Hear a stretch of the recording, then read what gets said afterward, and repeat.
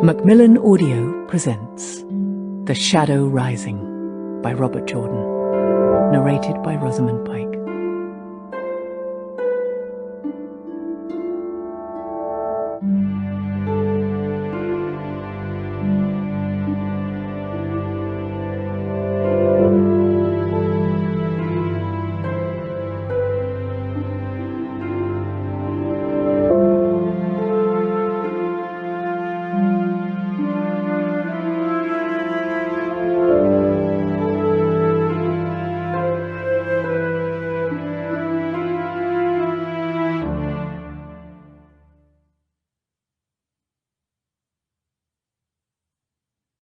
The shadow shall rise across the world and darken every land, even to the smallest corner, and there shall be neither light nor safety.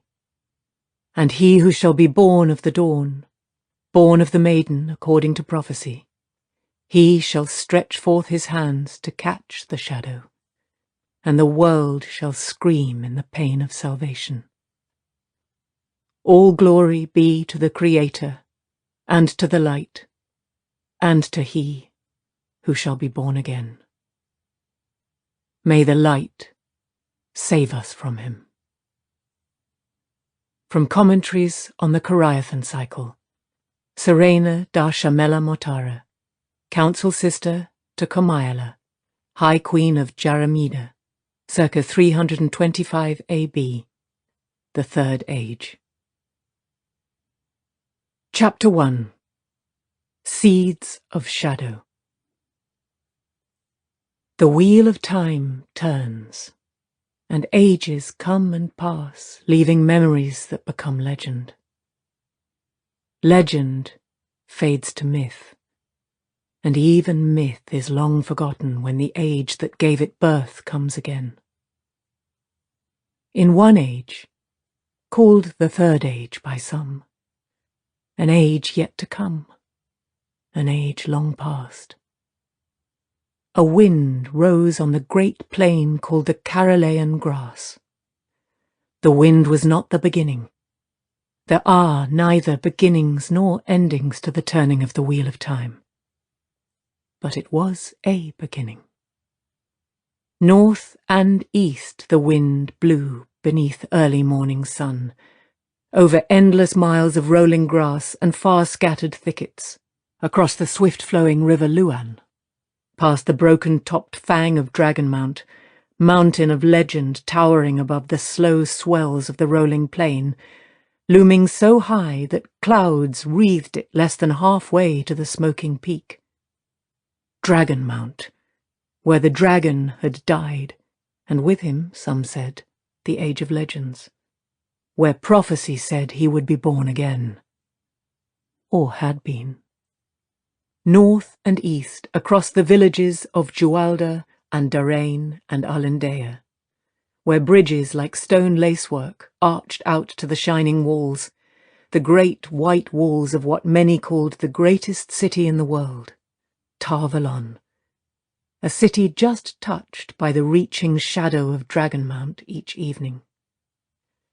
Within those walls, Ogier-made buildings well over 2,000 years old seemed to grow out of the ground rather than having been built, or to be the work of wind and water rather than that of even the fabled hands of Ogier stonemasons. Some suggested birds taking flight, or huge shells from distant seas. Soaring towers, flared or fluted or spiraled, stood connected by bridges hundreds of feet in the air, often without rails. Only those long in Tar Valon could avoid gaping like country folk who had never been off the farm. Greatest of those towers, the White Tower dominated the city, gleaming like polished bone in the sun. The wheel of time turns around Tar Valon, so people said in the city, and Tar Valon turns around the tower. The first sight travellers had of Tar Valon, before their horses came in view of the bridges, before their riverboat captains sighted the island, was the tower reflecting the sun like a beacon. Small wonder then that the great square surrounding the walled tower ground seemed smaller than it was under the massive tower's gaze, the people in it dwindling to insects. Yet the White Tower could have been the smallest in Tarvalon. The fact that it was the heart of Aes Sedai power would still have overawed the island city. Despite their numbers, the crowd did not come close to filling the square. Along the edges, people jostled each other in a milling mass, all going about their day's business, but closer to the tower grounds there were ever fewer people, until a band of bare paving stones at least 50 paces wide bordered the tall white walls. Aes Sedai were respected and more in Tarvalon, of course, and the Amelin seat ruled the city as she ruled the Aes Sedai, but few wanted to be closer to Aes Sedai power than they had to. There was a difference between being proud of a grand fireplace in your hall and walking into the flames. A very few did go closer, to the broad stairs that led up to the tower itself, to the intricately carved doors wide enough for a dozen people abreast. Those doors stood open, welcoming. There were always some people in need of aid or an answer they thought only Aes Sedai could give, and they came from far as often as near, from Arafel and Gaelden, from Saldeia and Ilion. Many would find help or guidance inside, though often not what they had expected or hoped for. Min kept the wide hood of her cloak pulled up, shadowing her face in its depths. In spite of the warmth of the day, the garment was light enough not to attract comment, not on a woman so obviously shy. And a good many people were shy when they went to the tower. There was nothing about her to attract notice. Her dark hair was longer than when she was last in the tower, though still not quite to her shoulders, and her dress, plain blue except for narrow bands of white Jericruz lace at neck and wrists, would have suited the daughter of a well-to-do farmer, wearing her feast-day best to the tower just like the other women approaching the wide stairs. Min hoped she looked the same, at least. She had to stop herself from staring at them to see if they walked or held themselves differently. "I can do it," she told herself. She had certainly not come all this way to turn back now. The dress was a good disguise. Those who remembered her in the tower remembered a young woman with close-cropped hair, always in a boy's coat and breeches, never in a dress. It had to be a good disguise. She had no choice about what she was doing. Not really. Her stomach fluttered the closer she came to the tower, and she tightened her grip on the bundle clutched to her breast. Her usual clothes were in there, and her good boots, and all her possessions except the horse she had left at an inn not far from the square.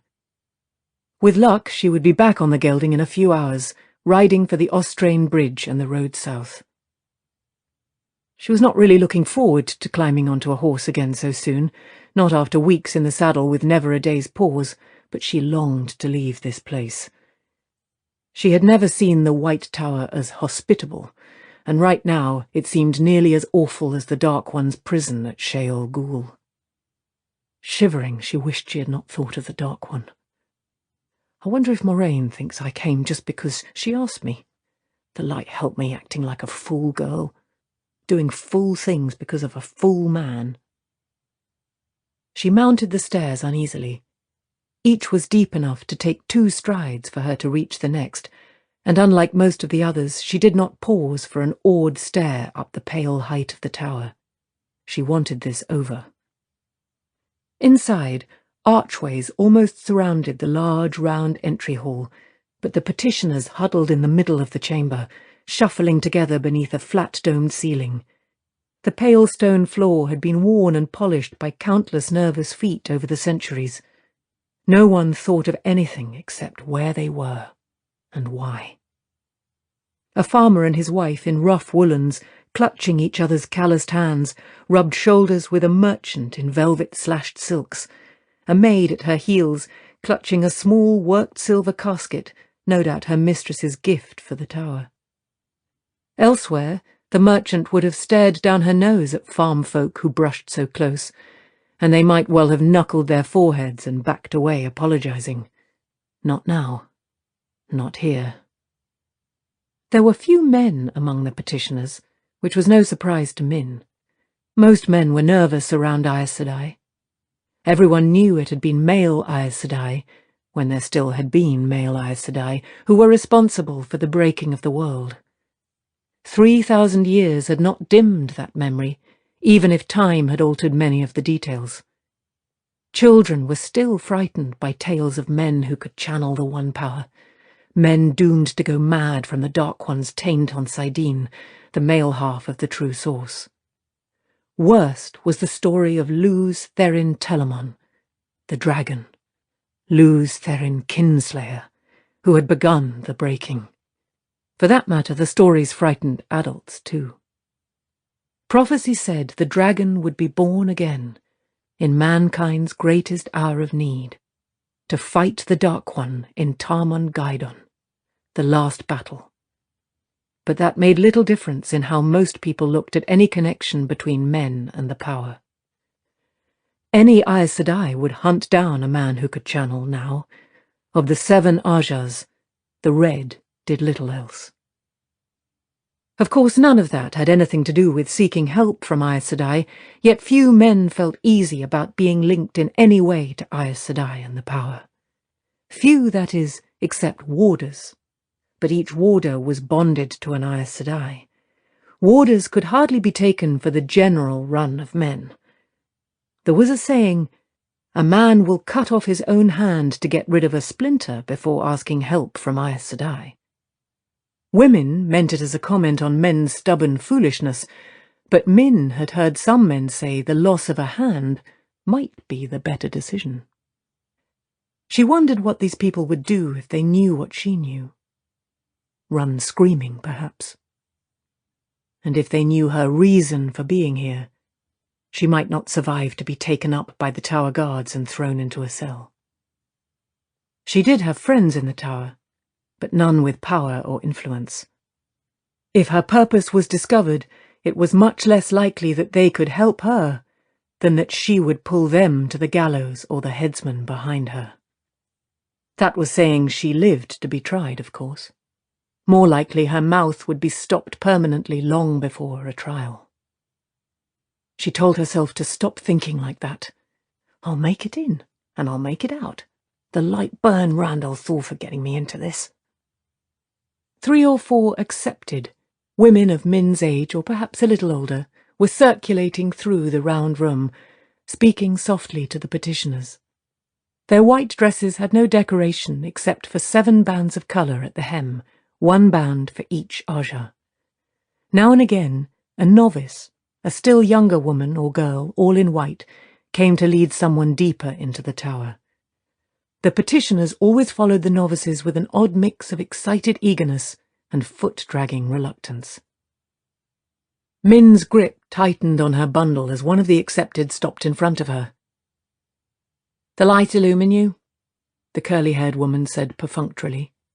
"I am called Phaelane. How may the tower help you?"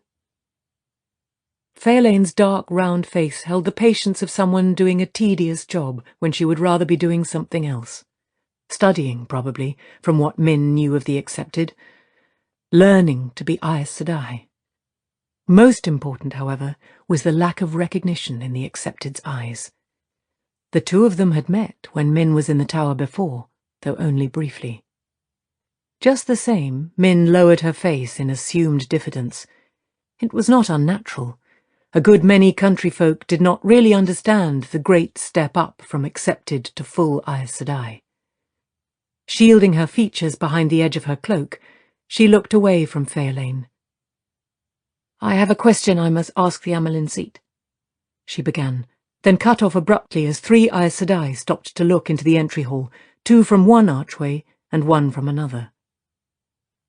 Accepted and novices curtsied when their rounds took them close to one of the Aes Sedai, but otherwise went on about their tasks, perhaps a trifle more briskly.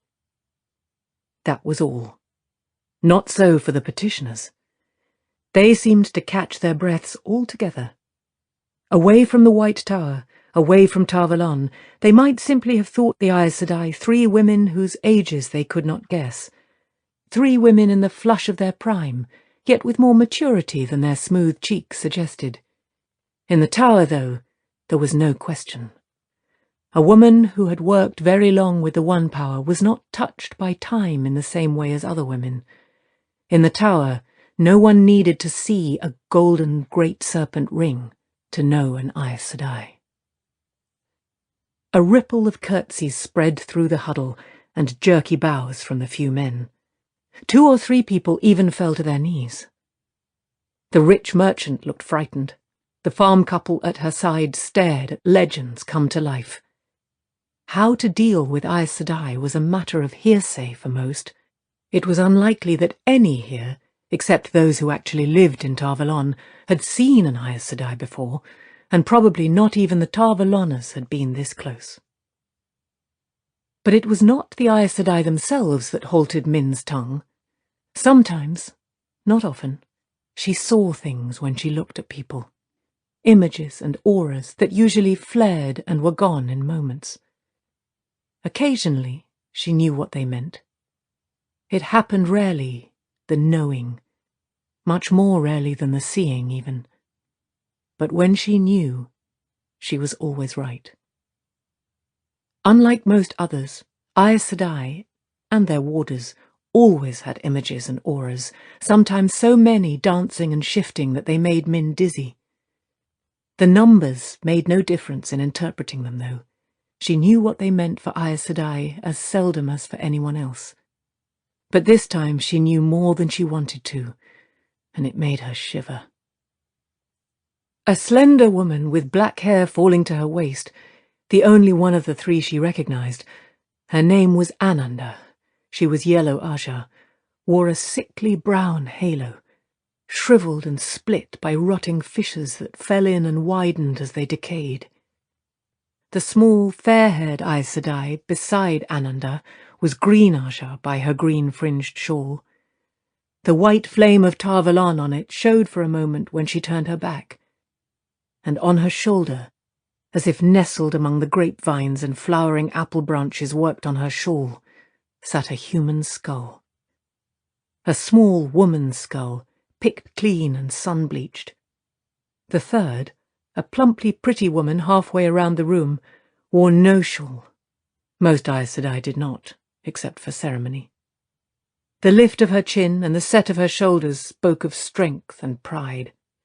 She seemed to be casting cool blue eyes on the petitioners through a tattered curtain of blood, crimson streamers running down her face. Blood and skull and halo faded away in the dance of images around the 3, came and faded again. The petitioners stared in awe, seeing only 3 women who could touch the true source and channel the One Power. No one but Min saw the rest. No one but Min knew those 3 women were going to die. All on the same day. "The Amelin cannot see everyone," Faelain said with poorly hidden impatience. "Her next public audience is not for 10 days. Tell me what you want, and I will arrange for you to see the sister who can best help you." Min's eye flew to the bundle in her arms and stayed there, partly so she would not have to see again what she had already seen. All 3 of them, light. What chance was there that 3 Aes Sedai would die on the same day? But she knew. She knew. "I have the right to speak to the Amelin seat. In person." It was a right seldom demanded. Who would dare? But it existed. "Any woman has that right, and I ask it." "Do you think the Amelin seat herself can see everyone who comes to the White Tower? Surely another Aes Sedai can help you." Faelain gave heavy weight to the titles as if to overpower Min. "Now tell me what your question is about, and give me your name, so the novice will know who to come for." "My name is Elmindrada." Min winced in spite of herself. She had always hated the name, but the Amelin was one of the few people living who had ever heard it. If only she remembered. "I have the right to speak to the Amelin, and my question is for her alone. I have the right." The accepted arched an eyebrow. "Elmindrada?" Her mouth twitched toward an amused smile, And you claim your rights. Very well. I will send word to the Keeper of the Chronicles that you wish to see the Amelin seat personally. Elmindrida. Min wanted to slap the woman for the way she emphasized Elmindrida, but instead she forced out a murmured, "Thank you." "Do not thank me yet. No doubt it will be hours before the Keeper finds time to reply, and it will certainly be that you can ask your question at the mother's next public audience. Wait with patience, Elmindrida." She gave Min a tight smile, almost a smirk, as she turned away. Grinding her teeth, Min took her bundle to stand against the wall between two of the archways, where she tried to blend into the pale stonework. "Trust no one and avoid notice until you reach the Amelin," Moraine had told her. Moraine was one Aes Sedai she did trust. Most of the time. It was good advice in any case. All she had to do was reach the Amelin, and it would be over. She could don her own clothes again, see her friends, and leave. No more need for hiding. She was relieved to see that the Aes Sedai had gone. 3 Aes Sedai dying on one day. It was impossible. That was the only word. Yet it was going to happen. Nothing she said or did could change it. When she knew what an image meant, it happened. But she had to tell the Amelin about this. It might even be as important as the news she brought from Moraine, though that was hard to believe. Another accepted came to replace one already there, and to Min's eyes bars floated in front of her apple-cheeked face like a cage. Shiriam, the mistress of novices, looked into the hall. After one glance, Min kept her gaze on the stone under her feet. Shiriam knew her all too well, and the red-haired Aes Sedai's face seemed battered and bruised. It was only the viewing, of course, but Min still had to bite her lip to stifle a gasp. Shiriam, with her calm authority and sureness, was as indestructible as the tower. Surely nothing could harm Shiriam. But something was going to. An Aes Sedai unknown to Min, wearing the shawl of the Brown Aja, accompanied a stout woman in finely woven red wool to the doors. The stout woman walked as lightly as a girl, face shining, almost laughing with pleasure. The brown sister was smiling too, but her aura faded like a guttering candle flame. Death. Wounds, captivity, and death. To Min, it might as well have been printed on a page. She set her eyes on her feet. She did not want to see any more. Let her remember, she thought. She had not felt desperation at any time on her long ride from the Mountains of Mist, not even on the 2 occasions when someone tried to steal her horse, but she felt it now. Light let her remember that bloody name. "Mistress Elmindrida!" Min gave a start. The black-haired novice who stood before her was barely old enough to be away from home, perhaps 15 or 16, though she made a great effort at dignity. "Yes, I am. That is my name." "I am Sara. If you will come with me." Sara's piping voice took on a note of wonder. "The Amelin seat will see you in her study now." Min gave a sigh of relief and followed eagerly. Her cloak's deep hood still hid her face, but it did not stop her seeing, and the more she saw, the more she grew eager to reach the Amelin. Few people walked the broad corridors that spiraled upward with their brightly coloured floor tiles and their wall hangings and golden lampstands. The tower had been built to hold far greater numbers than it did now. But nearly everyone she saw as she climbed higher wore an image or aura that spoke to her of violence and danger. Warders hurried by with barely a glance for the 2 women, men who moved like hunting wolves, their swords only an afterthought to their deadliness. But they seemed to have bloody faces or gaping wounds. Swords and spears danced about their heads, threatening. Their auras flashed wildly, flickered on the knife edge of death. She saw dead men walking, knew they would die on the same day as the Aes Sedai in the entry hall, or at most a day later. Even some of the servants, men and women with the flame of Tar Valon on their breasts, hurrying about their work, bore signs of violence. An Aes Sedai glimpsed down a side hallway appeared to have chains in the air around her, and another, crossing the corridor ahead of Min and her guide, seemed for most of those few strides to wear a silver collar around her neck. Min's breath caught at that. She wanted to scream. "It can all be overwhelming to someone who's never seen it before," Sarah said, trying and failing to sound as if the tower were as ordinary to her now as her home village. "But you are safe here. The Amelin seat will make things right." Her voice squeaked when she mentioned the Amelin. Light. Let her do just that, Min muttered. The novice gave her a smile that was meant to be soothing.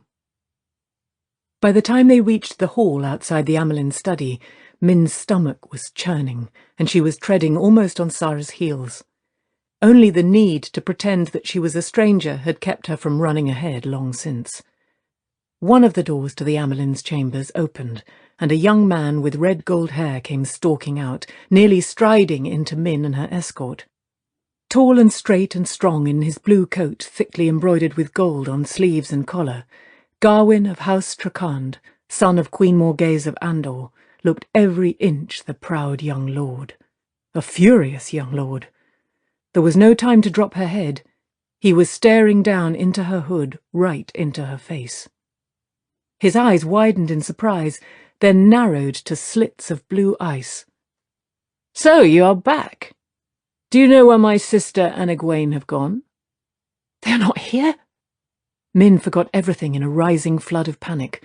Before she knew what she was doing, she had seized his sleeves, peering up at him urgently, and forced him back a step. "Garwin, they started for the tower months ago. Elaine and Egwene and Nynaeve too. With Verin Sedai and... Garwin, I... Calm yourself, he said, gently undoing her grip on his coat. Light, I didn't mean to frighten you so. They arrived safely, and would not say a word of where they had been or why, not to me. I suppose there's scant hope you will. She thought she kept her face straight, but he took one look and said, I thought not. This place has more secrets than... They vanished again. And Nynaeve too. Nynaeve was almost an offhand addition. She might be one of Min's friends, but she meant nothing to him. His voice began to roughen once more, growing tighter by the second. Again, without a word. Not a word. Supposedly, they're on a farm somewhere as penance for running away, but I cannot find out where. The Amelin won't give me a straight answer. Min flinched. For a moment, streaks of dried blood had made his face a grim mask. It was like a double hammer blow. Her friends were gone. It had eased her coming to the tower knowing they were here, and Garwin was going to be wounded on the day the Aes Sedai died. Despite all she had seen since entering the tower, despite her fear, none of it had really touched her personally until now. Disaster striking the tower would spread far from Tar Valon, yet she was not of the tower, and never could be. But Garwin was someone she knew, someone she liked, and he was going to be hurt more than the blood told, hurt somehow deeper than wounds to his flesh. It hit her that if catastrophe seized the tower, not only distant Aes Sedai would be harmed, women she could never feel close to, but her friends as well. They were of the tower. In a way, she was glad Egwene and the others were not there, glad she could not look at them and perhaps see signs of death. Yet she wanted to look, to be sure, to look at her friends and see nothing, or see that they would live. Where in the light were they? Why had they gone? Knowing those three, she thought it possible that if Garwin did not know where they were, it was because they did not want him to know. It could be that. Suddenly she remembered where she was and why, and that she was not alone with Garwin. Sarah seemed to have forgotten she was taking Min to the Amelin. She seemed to have forgotten everything but the young lord, making calf eyes that he was not noticing. Even so, there was no use pretending any longer to be a stranger to the tower. She was at the Amelin's door. Nothing could stop her now. "Gawain, I don't know where they are, but if they are doing penance on a farm, they're probably all sweat and mud to their hips, and you are the last one they will want to see them." She was not much easier about their absence than Gawain was, in truth. Too much had happened. Too much was happening. Too much with ties to them and to her. But it was not impossible they had been sent off for punishment.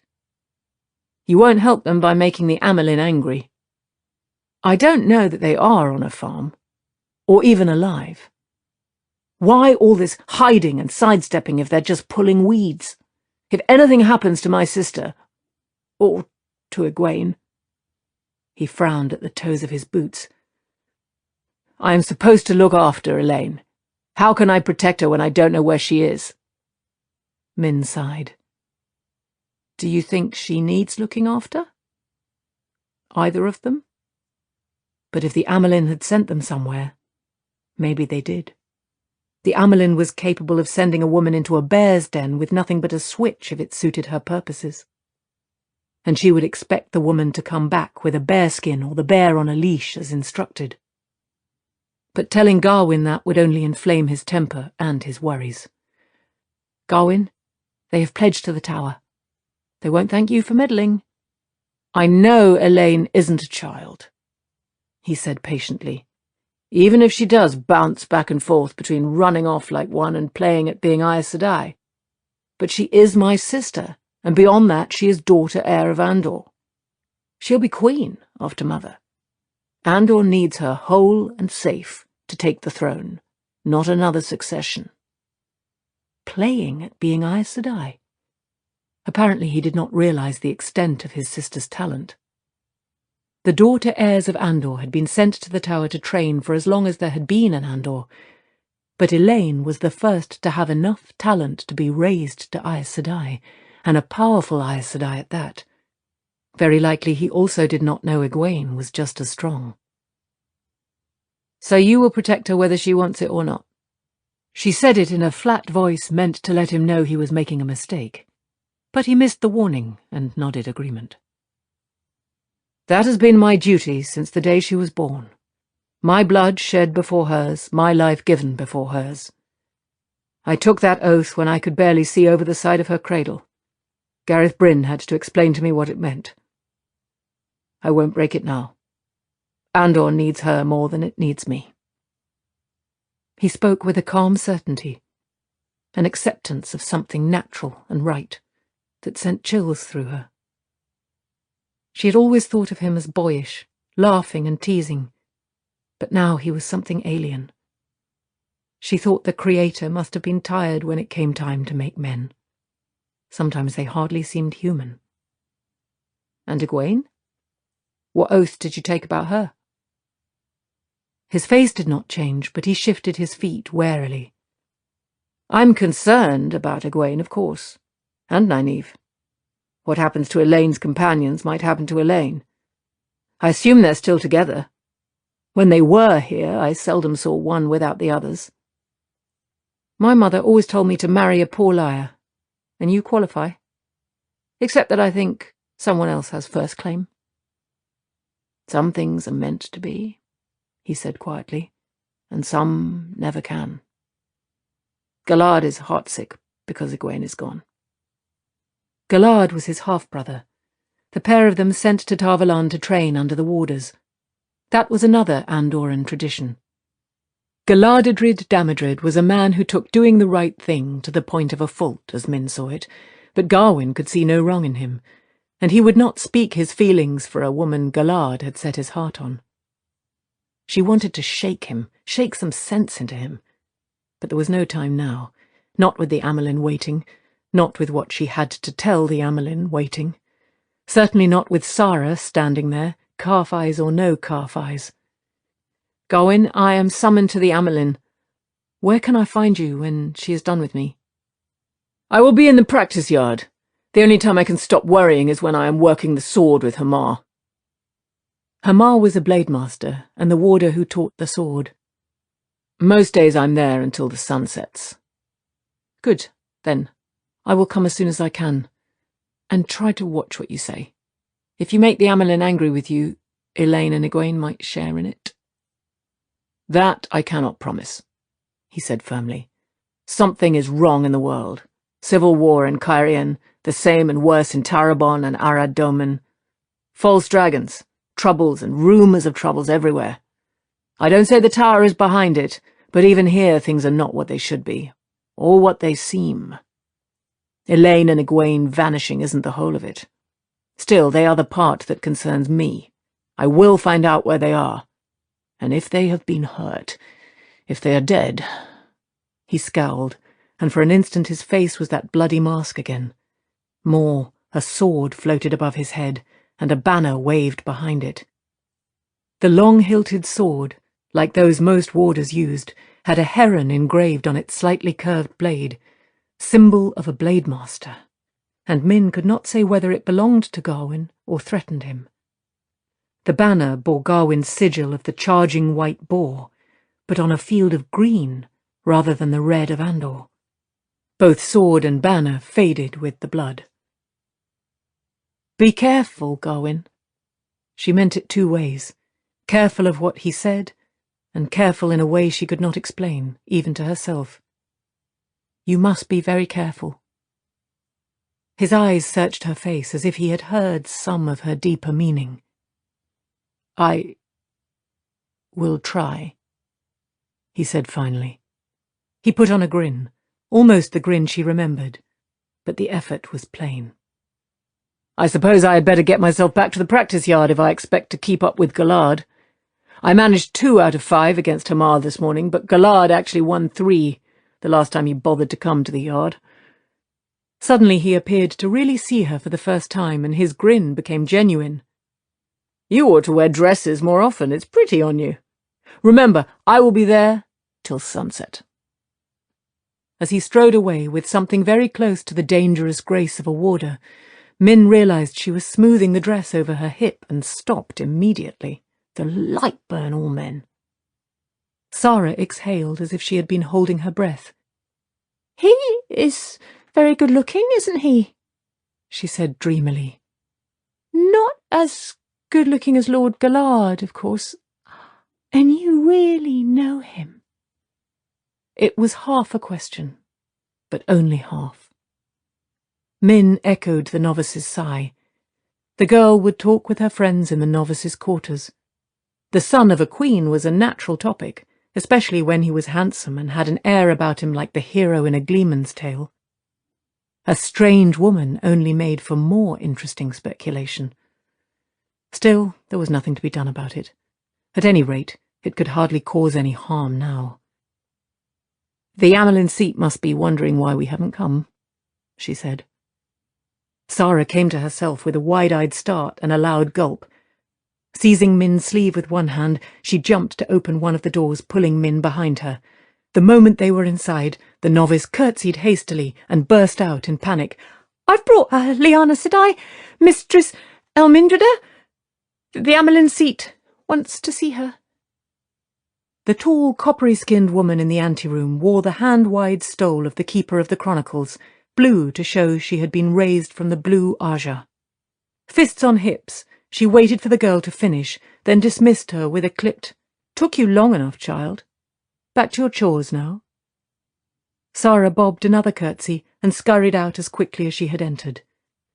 Min stood with her eyes on the floor, her hood still pulled up around her face. Blundering in front of Sarah had been bad enough, though at least the novice did not know her name, but Lyanna knew her better than anyone in the tower except the Amelin. Min was sure it could make no difference now, but after what had happened in the hallway she meant to hold to Moraine's instructions until she was alone with the Amelin. This time her precautions did no good. Lyanna took 2 steps, pushed back the hood, and grunted as if she had been poked in the stomach. Min raised her head and stared back defiantly, trying to pretend she had not been attempting to sneak past. Straight dark hair, only a little longer than her own, framed the keeper's face. The Aes Sedai's expression was a blend of surprise and displeasure at being surprised. "So you are Elmindreda, are you?" Lyanna said briskly. She was always brisk. "I must say you look it more in that dress than in your usual garb." Just Min, Liana Sedai, if you please. Min managed to keep her face straight, but it was difficult not to glare. The keeper's voice had held too much amusement. If her mother had had to name her after someone in a story, why did it have to be a woman who seemed to spend most of her time sighing at men when she was not inspiring them to compose songs about her eyes or her smile? Very well, Min. I'll not ask where you've been, nor why you've come back in a dress, apparently wanting to ask a question of the Amelin. Not now, at least. Her face said she meant to ask later, though, and get answers. I suppose the mother knows who Elmindrida is? Of course, I should have known that when she said to send you straight in, and alone. The light alone knows why she puts up with you. She broke off with a concerned frown. What is the matter, girl? Are you ill? Min carefully blanked her face. No? No, I'm all right. For a moment, the keeper had been looking through a transparent mask of her own face. A screaming mask. May I go in now, Liana Sedai? Liana studied her a moment longer, then jerked her head toward the inner chamber. In with you. Min's leap to obey would have satisfied the hardest taskmistress. The Amelin Seat's study had been occupied by many grand and powerful women over the centuries, and reminders of the fact filled the room, from the tall fireplace, all of golden marble from Candor, cold now, to the panelled walls of pale, oddly striped wood, iron-hard yet carved in wondrous beasts and wildly feathered birds. Those panels had been brought from the mysterious lands beyond the Aiel Waste well over 1,000 years ago, and the fireplace was more than twice as old. The polished redstone of the floor had come from the mountains of mist. High arched windows let onto a balcony. The iridescent stone framing the windows shone like pearls and had been salvaged from the remains of a city sunk into the sea of storms by the breaking of the world. No one had ever seen its like. The current occupant, Suan Sanche, had been born a fisherman's daughter in Tyr, though, and the furnishings she had chosen were simple, if well-made and well-polished. She sat in a stout chair behind a large table plain enough to have served a farmhouse. The only other chair in the room, just as plain and usually set off to one side, now stood in front of the table atop a small Tyran rug, simple in blue and brown and gold. 6 books rested open on tall reading stands about the floor. That was all of it. A drawing hung above the fireplace. Tiny fishing boats working among reeds in the fingers of the dragon, just as her father's boat had. At first glance, despite her smooth Aes Sedai features, Suan Sanche herself looked as simple as her furnishings. She herself was sturdy and handsome rather than beautiful, and the only bit of ostentation in her clothing was the broad stole of the Amelin Seat she wore, with one coloured stripe for each of the 7 Ajas. Her age was indeterminate, as with any Aes Sedai. Not even a hint of grey showed in her dark hair, but her sharp blue eyes brooked no nonsense, and her firm jaw spoke of the determination of the youngest woman ever to be chosen Amelin Seat. For over 10 years, Suan Sanche had been able to summon rulers and the powerful, and they had come, even if they hated the White Tower and feared Aes Sedai. As the Amelin strode around in front of the table, Min set down her bundle and began an awkward curtsy, muttering irritably under her breath at having to do so. Not that she wanted to be disrespectful, that did not even occur to one facing a woman like Suan Sanche, but the bow she usually would have made seemed foolish in a dress, and she had only a rough idea of how to curtsy. Halfway down, with her skirts already spread, she froze like a crouching toad. Suan Sanche was standing there as regal as any queen, and for a moment she was also lying on the floor, naked. Aside from her being in only her skin, there was something odd about the image, but it vanished before Min could say what. It was as strong a viewing as she had ever seen, and she had no idea what it meant. "Seeing things again, are you?" the Amelin said. Well, I can certainly make use of that ability of yours. I could have used it all the months you were gone. But we'll not talk of that. What's done is done. The wheel weaves as the wheel wills. She smiled a tight smile. But if you do it again, I'll have your hide for gloves. Stand up, girl. Lyanna forces enough ceremony on me in a month to last any sensible woman a year. I don't have time for it, not these days. Now, what did you just see? Min straightened slowly. It was a relief to be back with someone who knew of her talent, even if it was the Amelin seat herself. She did not have to hide what she saw from the Amelin. Far from it. You weren't wearing any clothes. I don't know what it means, Mother. Siuan barked a short, mirthless laugh. No doubt that I'll take a lover. But I have no time for that, either. There's no time for winking at the men when you're busy bailing the boat. Maybe, Min said slowly. It could have meant that, though she doubted it. I just do not know. But, Mother, I've been seeing things ever since I walked into the tower. Something bad is going to happen. Something terrible. She started with the Aes Sedai in the entry hall and told everything she had seen, as well as what everything meant, when she was sure. She held back what Garwin had said, though, or most of it. It was no use telling him not to anger the Amelin if she did it for him. The rest she laid out as starkly as she had seen it. Some of her fear came out as she dredged it all up, seeing it all again. Her voice shook before she was done. The Amelin's expression never changed. So you spoke with young Garwin, she said when Min finished. Well, I think I can convince him to keep quiet. And if I remember Sarah correctly, the girl could do with some time working in the country. She'll spread no gossip, hoeing a vegetable patch.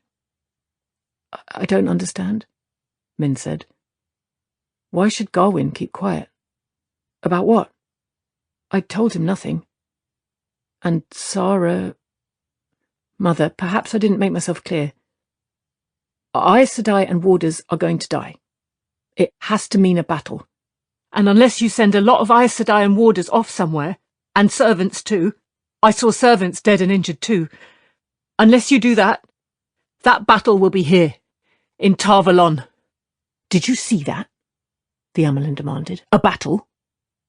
Do you know, with your talent, or are you guessing? What else could it be? At least 4 Aes Sedai are as good as dead, Mother. I've only laid eyes on 9 of you since coming back, and 4 are going to die. And the warders. What else could it be? More things than I like to think of, Siuan said grimly. When? How long before this thing occurs? Min shook her head. I do not know. Most of it will happen in the space of a day, maybe 2. But that could be tomorrow, or a year from now. Or 10. Let us pray for 10. If it comes tomorrow, there isn't much I can do to stop it. Min grimaced. Only 2 Aes Sedai besides Siuan Sanche knew of what she could do. Moraine and Verin Mathwin, who had tried to study her talent. None of them knew how it worked any more than she did, except that it had nothing to do with the power. Perhaps that was why only Moraine seemed able to accept the fact that when she knew what a viewing meant, it happened. Maybe it's the White Cloaks, Mother. They were everywhere in Alandea when I crossed the bridge. She did not believe the Children of the Light had anything to do with what was coming, but she was reluctant to say what she believed. Believed, not knew. Yet that was bad enough. But the Amelin had begun shaking her head before she finished. They would try something if they could, I've no doubt. They would love to strike at the tower. But Aemon Valder won't move openly without orders from the Lord Captain Commander, and Pedron Nile will not strike unless he thinks we're injured. He knows our strength too well to be foolish. For 1,000 years the White Cloaks have been like that, silver Pike in the reeds, waiting for a hint of Aes Sedai blood in the water. But we've shown them none yet, nor will we if I can help it. Yet if Valder... did try something on his own, Suan cut her off. He has no more than 500 men close to Tarvalon, girl. He sent the rest away weeks ago to cause trouble elsewhere. The Shining Walls held off the Aiel, and Arta Hawkwing too. Valda will never break into Tarvalon unless the city is already falling apart from the inside. Her voice did not change as she went on. You very much want me to believe the trouble will come from the White Cloaks. Why? There was no gentleness in her eyes. Because I want to believe it, Min muttered. She licked her lips and spoke the words she did not want to say. The silver collar I saw on that one Aes Sedai. Mother, it looked like one of the collars that the Seanchan used to control women who can channel. Her voice dwindled as Suan's mouth twisted with distaste. Filthy things, the Amelin growled. As well, most people don't believe a quarter of what they hear about the Seanchan. But there's more chance of it being the White Cloaks. If the Seanchan land again, anywhere, I will know it in days by pigeon, and it is a long way from the sea to Tarvalon. If they do reappear, I will have plenty of warning. No. I fear what you see is something far worse than the Seanchan. I fear it can only be the Black Aja. Only a handful of us know about them, and I don't relish what will happen when the knowledge becomes common. But they are the greatest immediate threat to the tower. Min realized she was clutching her skirt so hard that her hands hurt. Her mouth was dry as dust. The White Tower had always coldly denied the existence of a hidden Aja, dedicated to the Dark One. The surest way to anger an Aes Sedai was merely to mention such a thing. For the Amelin seat herself to give the Black Aja reality so casually made Min's spine turn to ice. As if she had said nothing out of the ordinary, the Amelin went on. But you didn't come all this way just to do your viewings. What word from Moraine? I know everything from Arad Doman to Tarabon is in chaos, to say the least. That was saying the least, indeed. Men supporting the Dragon Reborn were fighting those opposing him, and had turned both countries to civil war while they still fought each other for control of Almouth Plain. Suan's tone dismissed all that as a detail. But I've heard nothing of Rand al'Thor for months. He is the focus of everything. Where is he? What does Moraine have him doing? Sit, girl, sit. She gestured to the chair in front of the table. Min approached the chair on wobbly legs and half fell into it. The Black Aja, oh, light. Aes Sedai was supposed to stand for the light. Even if she did not really trust them, there was always that. Aes Sedai and all the power of the Aes Sedai stood for the light and against the shadow. Only now it was not true any longer. She hardly heard herself say, He's on his way to Tyr. Tyr? It's Callandor, then. Moraine means him to take the sword that cannot be touched out of the stone of Tyr. I swear I'll hang her in the sun to dry. I will make her wish she were a novice again. He cannot be ready for that yet. It was not... Min stopped to clear her throat. It was not Moraine's doing. Rand left in the middle of the night by himself. The others followed, and Moraine sent me to tell you. They could be in Tyr by now. For all I know, he could have Callandor by now. Burn him, Suan barked. By now, he could be dead. I wish he had never heard a word of the prophecies of the dragon. If I could keep him from hearing another, I would. But doesn't he have to fulfill the prophecies? I don't understand. The Amelin leaned back against her table wearily, as though anyone even understands most of them. The prophecies aren't what makes him the Dragon Reborn. All that takes is for him to admit it, and he must have if he's going for Callandor. The prophecies are meant to announce to the world who he is, to prepare him for what is coming. to prepare the world for it. If Moraine can keep some control over him, she will guide him to the prophecies we can be sure of, when he is ready to face them. And for the rest, we trust that what he does is enough. We hope. For all I know, he has already fulfilled prophecies none of us understands. The light send, it's enough. So you do mean to control him? He said you'd try to use him, but this is the first I've heard you admit it. Min felt cold inside, angry. She added, "You haven't done such a good job of it so far. You and Moraine." Siouan's tiredness seemed to slide from her shoulders. She straightened and stood looking down at Min. "You had best hope we can. Did you think we could just let him run about, loose, headstrong and stubborn, untrained, unprepared, maybe going mad already? Do you think we could trust to the pattern, to his destiny to keep him alive like some story? This isn't a story. He isn't some invincible hero. And if his thread is snipped out of the pattern, the wheel of time won't notice his going, and the Creator will produce no miracles to save us. If Moraine cannot reef his sails, he very well may get himself killed. And where are we then? Where is the world? The Dark One's prison is failing. He will touch the world again. It is only a matter of time. If Randall Thor is not there to face him in the last battle, if the headstrong young fool gets himself killed first, the world is doomed. The War of the Power all over again, with no Lews Therin and his 100 companions. Then fire and shadow forever." She stopped suddenly, peering at Min's face.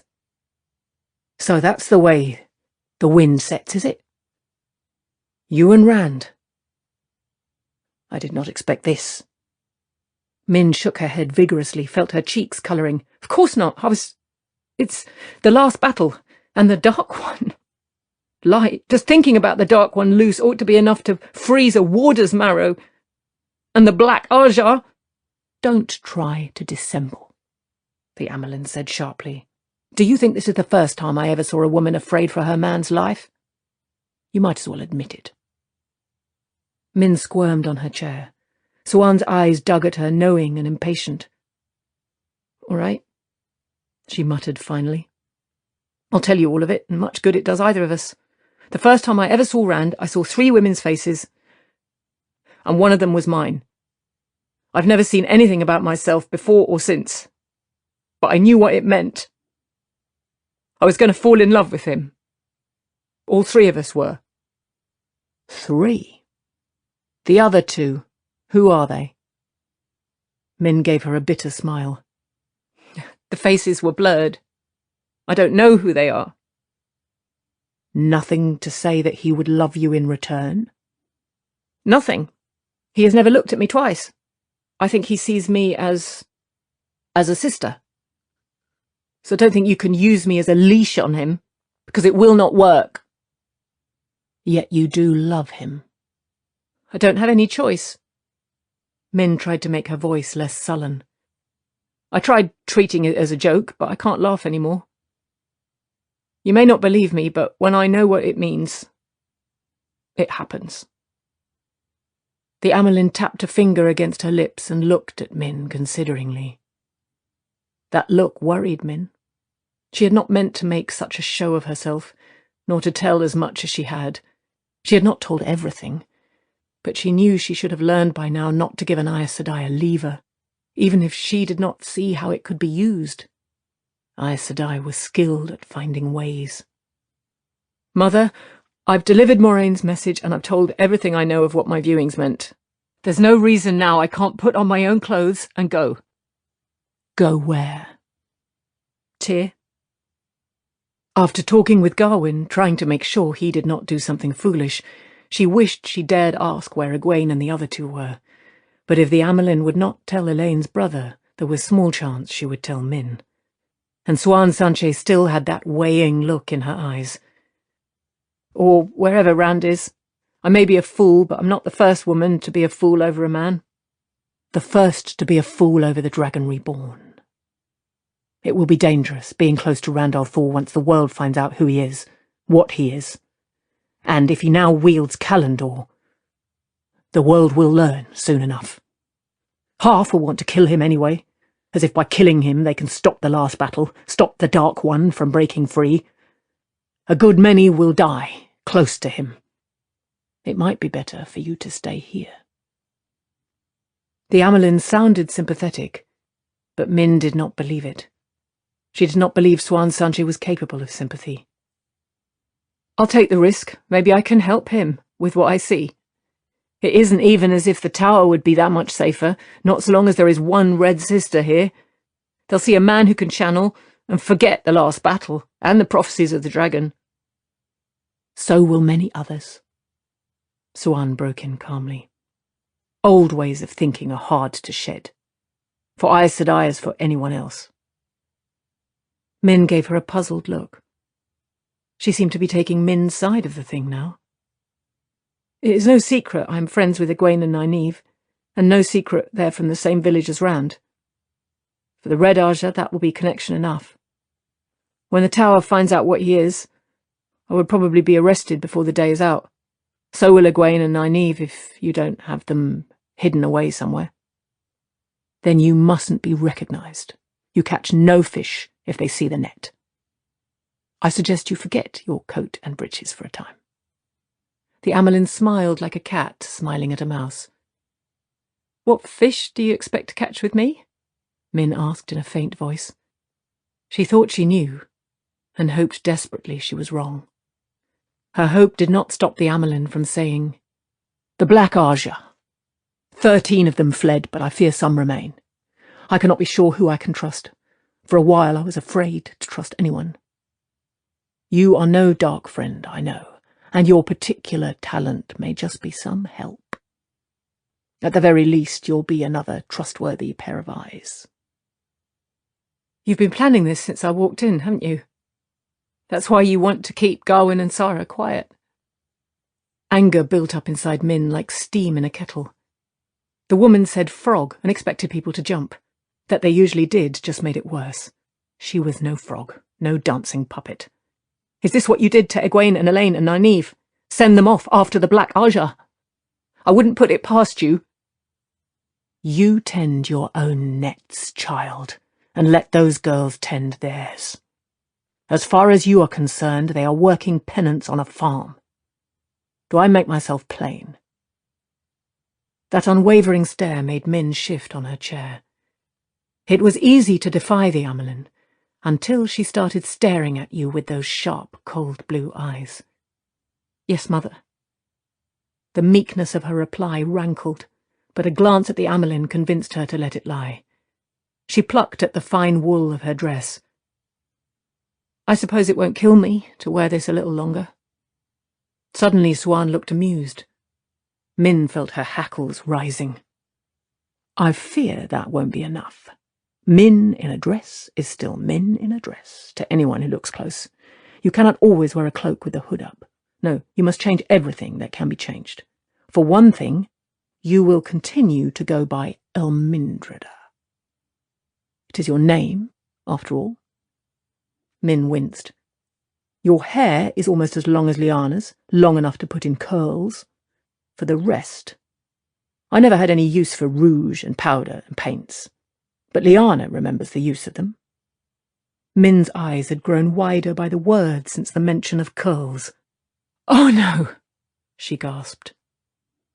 No one will take you for Min who wears breeches once Lyanna makes you into a perfect Elmindreda. Oh, no. As to why you are staying in the tower, a reason suitable for a fluttery young woman who looks and acts nothing at all like Min. The Amelin frowned thoughtfully, ignoring Min's efforts to break in. Yes, I will let it be put about that Mistress Elmindreda managed to encourage 2 suitors to the point that she has to take shelter from them in the tower until she can decide between them. A few women still claim sanctuary each year, and sometimes for reasons as silly. Her face hardened and her eyes sharpened. If you're still thinking of Tyr, think again. Consider whether you can be of more help to Rand there or here. If the Black Aja brings the tower down, or worse, gains control, he loses even the little help I can give. So, are you a woman or a lovesick girl? Trapped. Min could see it as plainly as a shackle on her leg. Do you always get your way with people, Mother? The Amellin's smile was even colder this time. Usually, child. Usually. Shifting her red-fringed shawl, Elida stared thoughtfully at the door to the Amellin's study, through which the two young women had just vanished. The novice came back out almost immediately, took one look at Elida's face, and bleated like a frightened sheep. Elida thought she recognized her, though she could not bring the girl's name to mind. She had more important uses for her time than teaching wretched children. Your name? Sarah, Elida Sedai. The girl's reply was a breathless squeak. Elida might have no interest in novices, but the novices knew her, and her reputation. She remembered the girl now, a daydreamer with moderate ability who would never be of any real power. It was doubtful she knew anything more than Elida had already seen and heard, or remembered much more than Gawain's smile, for that matter. A fool. Elida flicked a dismissive hand. The girl dropped a curtsy so deep her face almost touched the floor tiles, then fled at a dead run. Elida did not see her go. The Red Sister had turned away, already forgetting the novice. As she swept down the corridor, not a line marred her smooth features, but her thoughts boiled furiously. She did not even notice the servants, the novices and accepted, who scrambled out of her way, curtsying as she passed. Once she almost walked over a brown sister with her nose in a sheaf of notes. The plump brown jumped back with a startled squawk that Elida did not hear. Dress or no dress, she knew the young woman who had gone in to see the Amelin. Min, who had spent so much time with the Amelin on her first visit to the tower, though for no reason anyone knew.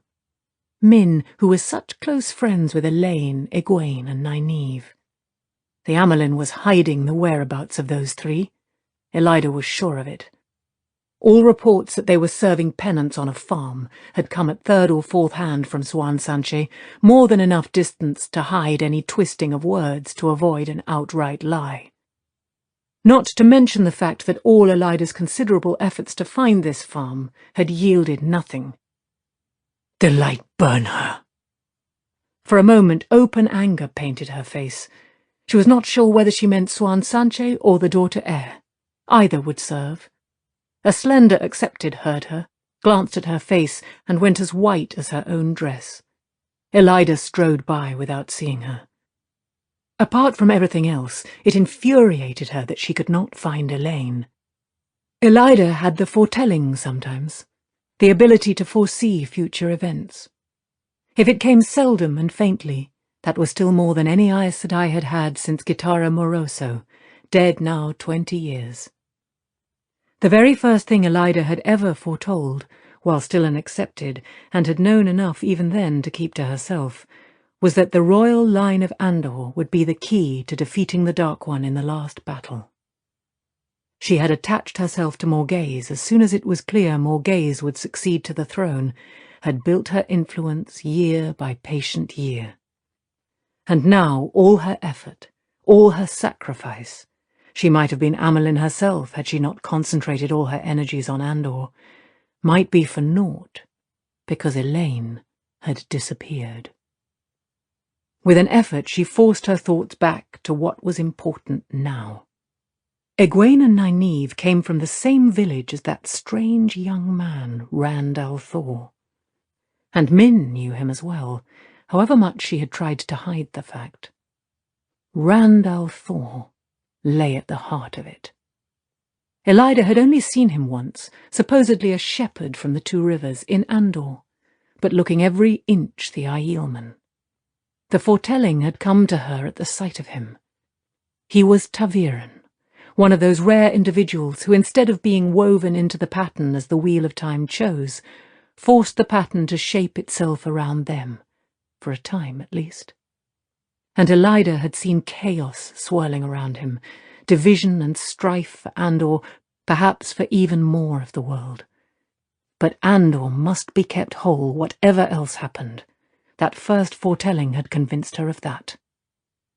There were more threads, enough to snare Siuan in her own web. If the rumours were to be believed, there were 3 ta'veren, not just one. All 3 from the same village, this Emond's Field. And all 3 near the same age, odd enough to occasion a good deal of talk in the tower. And on Siuan's journey to Shinar, near a year ago now, she had seen them, even talked with them. Rand al'Thor, Perrin Bara, Matrim Cawthon. It was said to be mere happenstance, just fortuitous chance. So it was said. Those who said it did not know what Elida knew. When Elida saw the young al'Thor man, it had been Moiraine who spirited him away. Moiraine who had accompanied him and the other 2 ta'veren in Shinar. Moiraine Damodred, who had been Siuan Sanche's closest friend when they were novices together. Had Elida been one to make wagers, she would have wagered that no one else in the tower remembered that friendship. On the day they were raised Aes Sedai, at the end of the Aiel War, Siuan and Moiraine had walked away from one another and afterward behaved almost like strangers. But Elida had been one of the accepted over those 2 novices, had taught their lessons and chastised them for slacking at chores, and she remembered. She could hardly believe that their plot could stretch back so far. al'Thor could not have been born much before that, yet it was the last link to tie them all together. For her, it was enough. Whatever Siuan was up to, she had to be stopped. Turmoil and chaos multiplied on every side. The Dark One was sure to break free. The very thought made Elida shiver and wrap her shawl around her more tightly, and the tower had to be aloof from mundane struggles to face that. The tower had to be free to pull the strings to make the nation stand together, free of the troubles Rand al'Thor would bring. Somehow, he had to be stopped from destroying Andor. She had told no one what she knew of al'Thor. She meant to deal with him quietly, if possible. The hall of the tower already spoke of watching, even guiding these ta'veren. They would never agree to dispose of them, of the one in particular, as he must be disposed of. For the good of the tower, for the good of the world. She made a sound in her throat, close to a growl. Siuan had always been headstrong, even as a novice, had always thought much of herself for a poor fisherman's daughter, but how could she be fool enough to mix the tower in this without telling the hall? She knew what was coming as well as anyone.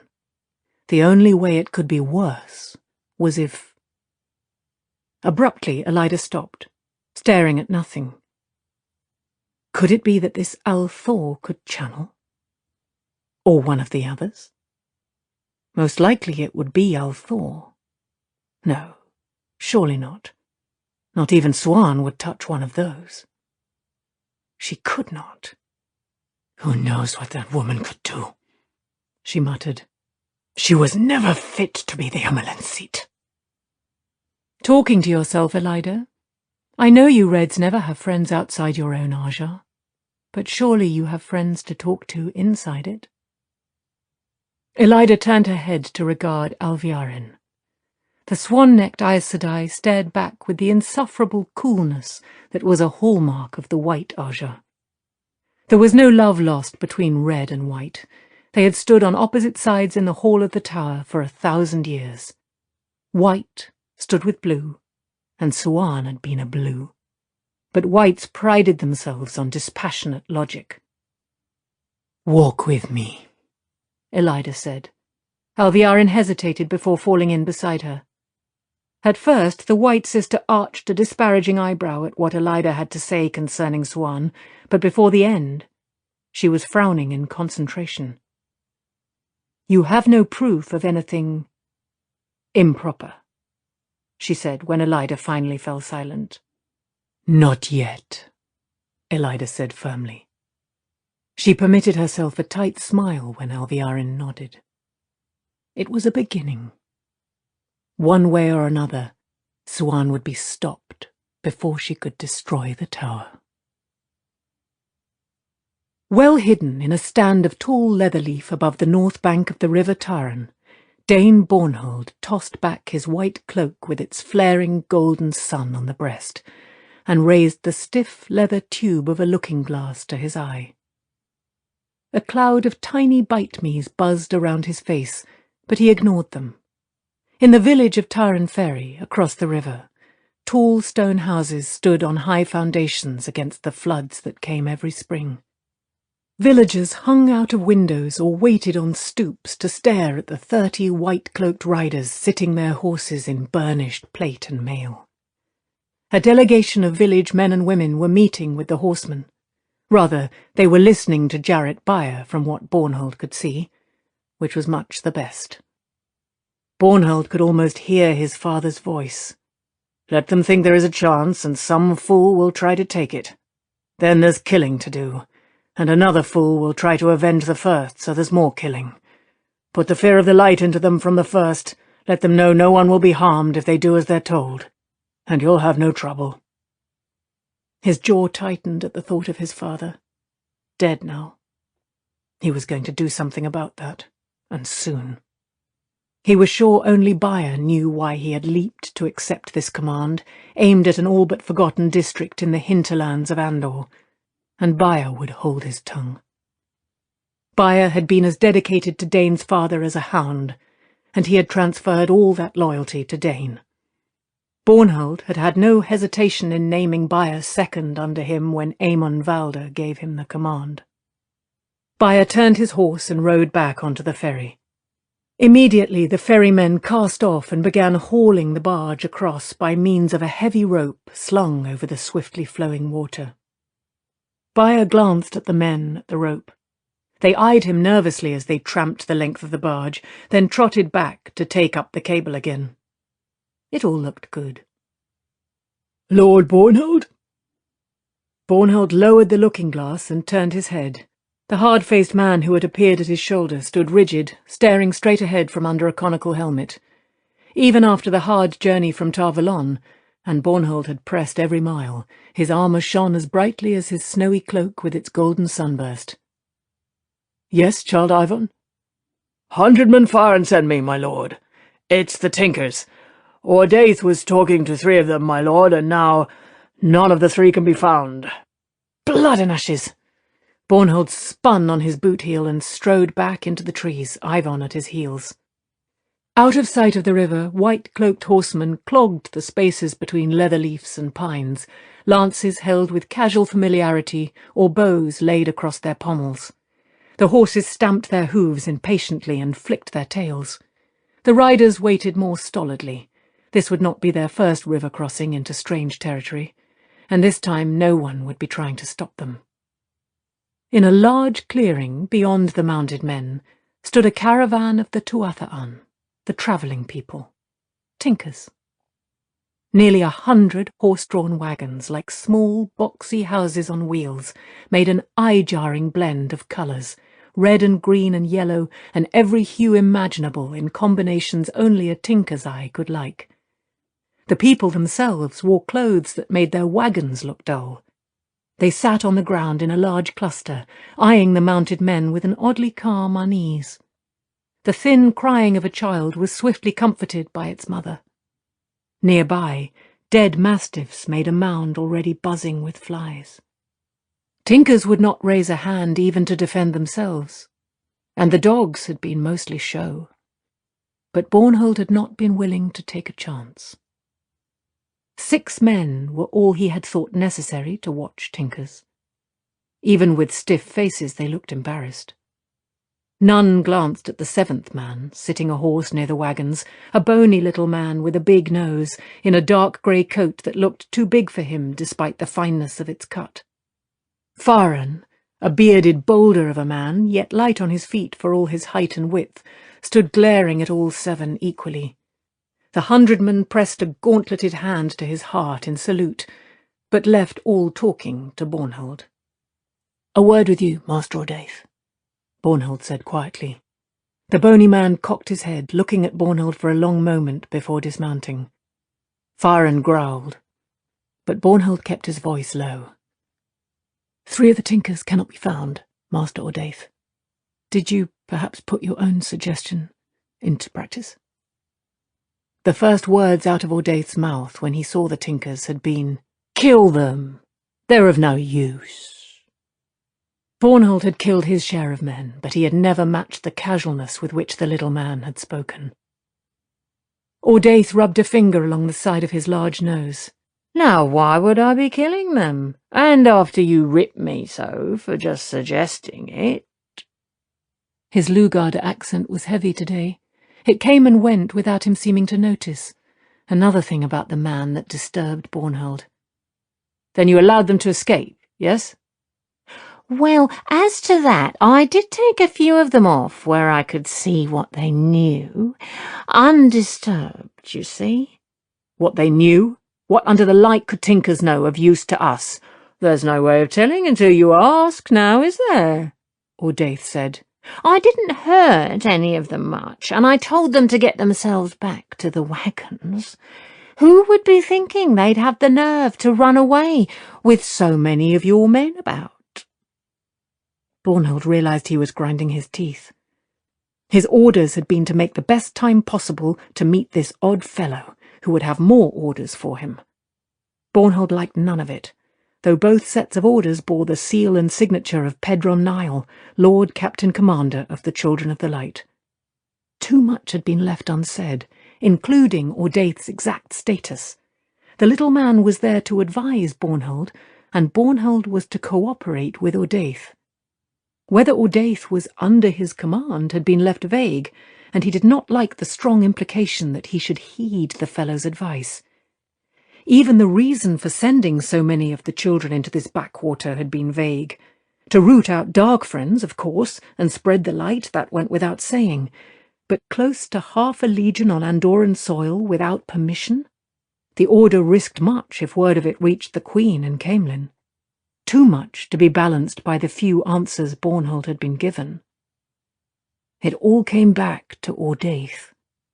Bornhold did not understand how the Lord Captain Commander could trust this man, with his sly grins and his black moods and his haughty stares, so you could never be sure what kind of man you were talking to, not to mention his accent changing in the middle of a sentence.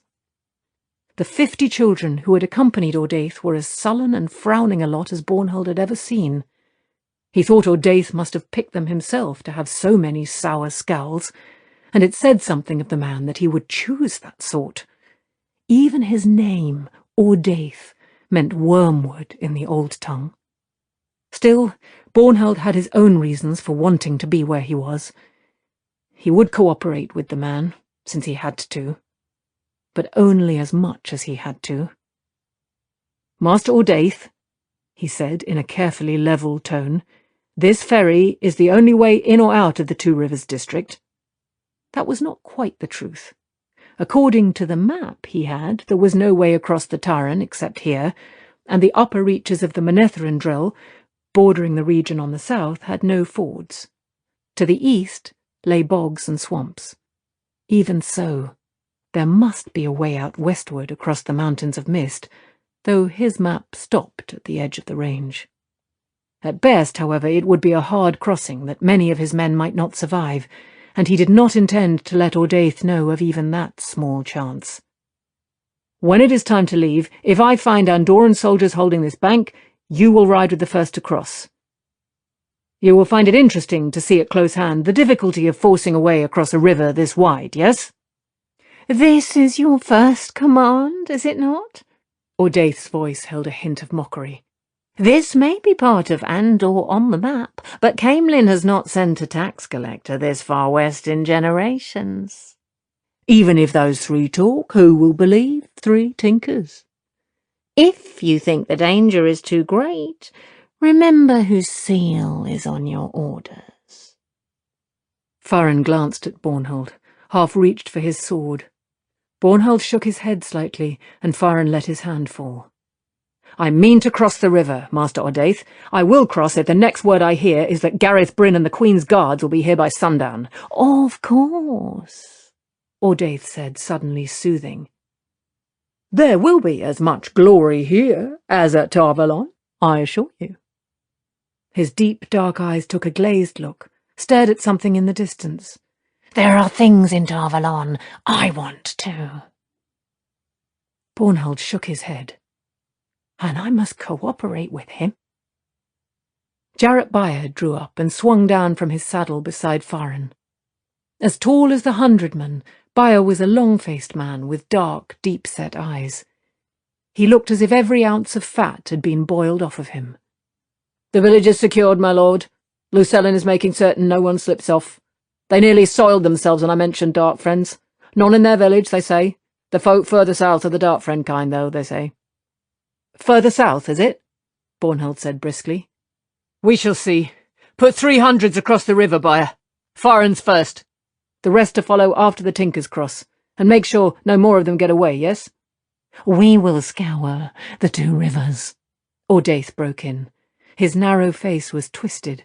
Saliva bubbled at his lips. "We will flog them and flay them and sear their souls. I promised him. He'll come to me now. He will come." Bornhold nodded for Byer and Farin to carry out his commands.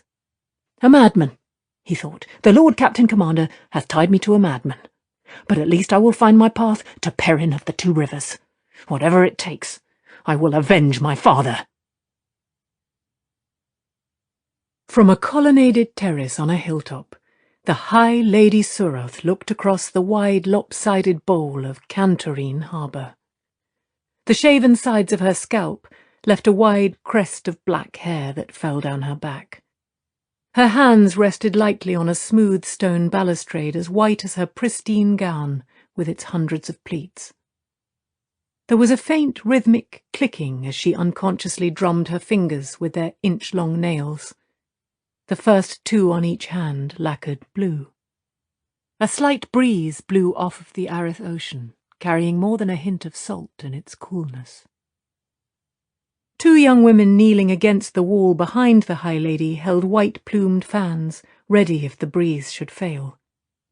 2 more women and 4 young men completed the line of crouching figures waiting to serve.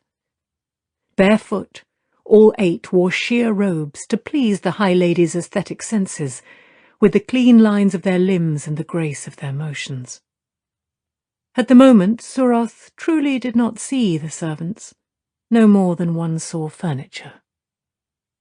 She saw the 6 Deathwatch guards at either end of the colonnade, though, stiff as statues with their black tasselled spears and black lacquered shields. They symbolized her triumph and her danger. The Deathwatch guards served only the Empress and her chosen representatives, and they would kill or die with equal fervour, whichever was necessary. There was a saying, "On the heights, the paths are paved with daggers." Her fingernails clicked on the stone balustrade. How thin was the razor's edge she walked. Vessels of the Atha'an Mier, the seafolk, filled the inner harbour behind the seawall, even the largest looking too narrow for their length. Cut rigging made their yards and booms slant at crazy angles. Their decks were empty, their crews ashore and under guard, as were any in these islands who had the skill to sail the open sea. Great bluff-bowed Shawnshan ships by the score lay in the outer harbour and anchored off the harbour mouth. One, its ribbed sails bellied with wind, escorted a swarm of small fishing boats back toward the island port. If the smaller craft scattered, some of them might escape, but the Shawnshan ship carried a damane, and one demonstration of a damane's power had quelled any such thoughts. The charred, shattered hulk of the seafolk ship still lay on a mudflat near the harbour mouth. How long she would manage to keep seafolk elsewhere, and the accursed mainlanders, from learning that she held these islands, Suroth did not know. "It will be long enough," she told herself. It must be long enough. She had worked something of a miracle in rallying most of the Shanshan forces after the debacle the High Lord Turak had led them to. All but a handful of the vessels that had escaped from farm lay under her control, and no one questioned her right to command the Helene, the Forerunners. If her miracle held, no one on the mainland suspected they were here, waiting to take back the lands the Empress had sent them to reclaim, waiting to achieve the Corina, the return. Her agents already scouted the way. There would be no need to return to the Court of the Nine Moons and apologize to the Empress for a failure not even hers. The thought of having to apologize to the Empress sent a tremor through her. Such an apology was always humiliating and usually painful, but what made her shiver was the chance of being denied death at the end, of being forced to continue as if nothing had occurred while everyone, common as well as the blood, knew her degradation. A handsome young serving man sprang to her side, bearing a pale green robe worked in brilliantly plumaged birds of delight. She held her arms out for the garment and noticed him no more than a clod of dirt beside her velvet slipper. To escape that apology, she must retake what had been lost 1,000 years ago. And to do that, she must deal with this man, who, her mainland agents told her, claimed to be the Dragon Reborn. If I cannot find a way to deal with him, the displeasure of the Empress will be the least of my worries. Turning smoothly, she entered the long room fronting the terrace, its outer wall all doors and tall windows to catch the breezes.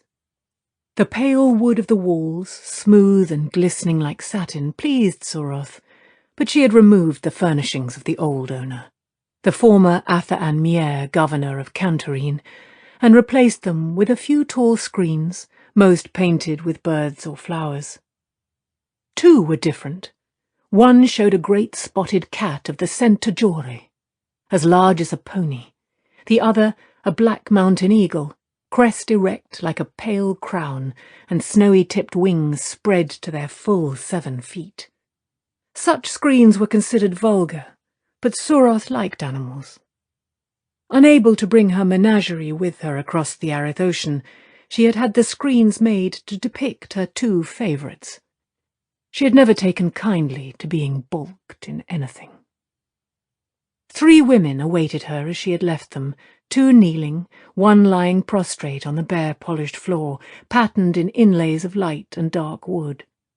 The kneeling women wore the dark blue dresses of Suldam, red panels embroidered with forked silver lightning on the breast and on the sides of their skirts. One of the 2, Alwyn, a sharp-faced, blue-eyed woman with a perpetual glower, had the left side of her head shaved. The rest of her hair hung to her shoulder in a light brown braid. Soroth's mouth tightened momentarily at the sight of Alwyn. No Suldam had ever before been raised to the Sojin, the hereditary upper servants of the blood, much less to a voice of the blood. Yet there had been reasons in Alwyn's case.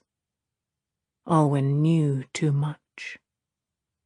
Still, it was to the woman lying face down, all in plain dark grey, that Soroth directed her attention.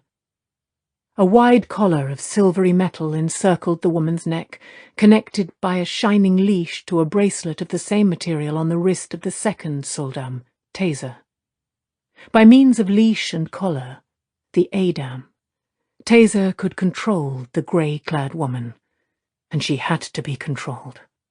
She was Damane, a woman who could channel, and thus too dangerous to be allowed to run loose. Memories of the armies of the night were still strong in Shanshan, 1,000 years after their destruction. Soroth's eyes flickered uneasily to the 2 Suldam. She no longer trusted any Suldam, and yet she had no choice but to trust them. No one else could control the Damane, and without the Damane, the very concept was unthinkable. The power of Shanshan, the very power of the Crystal Throne, was built on controlled Damane. There were too many things about which Soroth had no choice to suit her. such as Alwyn, who watched as if she had been Sojin all of her life. No, as if she were of the blood itself, and knelt because she chose to. Pura. The Damane had had another name when she was one of the hated Aes Sedai before falling into Seanchan hands, but Soroth neither knew what it had been nor cared. The grey-clad woman tensed, but did not raise her head. Her training had been particularly harsh. I will ask again, Pura. How does the White Tower control this man who calls himself the Dragon Reborn? The Damane moved her head a fraction, enough to shoot a frightened look at Taser. If her answer was displeasing, the Suldam could make her feel pain without raising a finger, by means of the Adam. The tower would not try to control a false dragon, High Lady, Pura said breathily. They would capture him and gentle him. Taser looked an indignant question at the High Lady. The answer had avoided Soroth's query, had perhaps even implied that one of the blood had spoken untruth. Soroth gave a slight shake of her head, the merest sideways motion. She had no wish to wait while the Damane recovered from punishment, and Taser bowed her head in acquiescence. Once again, Pura, what do you know of Aes Sedai? Soroth's mouth twisted at being defiled with that name. Alwyn gave a grunt of distaste. Aes Sedai aiding this man. I warn you, our soldiers fought women of the tower, women channeling the power at farm, so do not attempt to deny it. Pura does not know, High Lady. There was urgency in the Damane's voice, and uncertainty. She darted another wide-eyed glance at Taser. It was clear that she wanted desperately to be believed.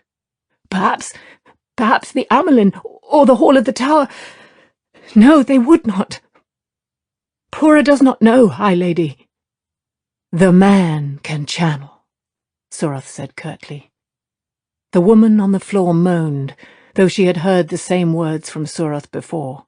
Saying it again made Soroth's stomach knot, but she allowed nothing to show on her face. Little of what had happened at Falm had been the work of women channeling. Damane could sense that, and the Suldam wearing the bracelet always knew what her Damane felt. That meant it had to have been the work of the man. It also meant he was incredibly powerful. So powerful that Soroth had once or twice found herself wondering, growing queasy, whether he might really be the Dragon Reborn. That cannot be, she told herself firmly. In any case, it made no difference to her plans. It is impossible to believe that even the White Tower would allow such a man to walk free. How do they control him? The Damane lay there silently, face to the floor, shoulders shaking, weeping. Answer the High Lady, Taser said sharply. Taser did not move, but Pura gasped, flinching as if struck across the hips, a blow delivered through the Adam. Pura does not know. The Damane stretched out a hesitant hand as though to touch Soroth's foot. Please, Pura has learned to obey. Pura speaks only the truth. Please do not punish Pura. Soroth stepped back smoothly, letting none of her irritation show. That she should be forced to move by a Damane. That she could almost be touched by one who could channel. She felt a need to bathe, as if the touch had actually landed. Taser's dark eyes bulged in outrage at the Damane's effrontery. Her cheeks were scarlet with shame that this should happen while she wore the woman's bracelet. She seemed torn between prostrating herself beside the Damane to beg forgiveness and punishing the woman then and there. Alwyn stared, a thin-lipped contempt, every line of her face saying that such things did not happen when she wore a bracelet. Soroth raised one finger a fraction, making a small gesture every Sojin knew from childhood. A simple dismissal. Alwyn hesitated before interpreting it, then tried to cover her slip by rounding harshly on Taser.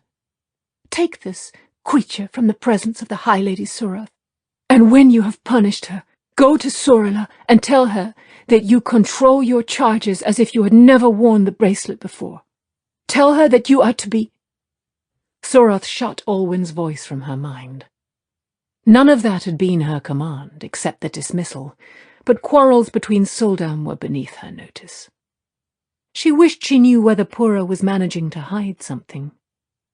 Her agents reported claims that the women of the White Tower could not lie.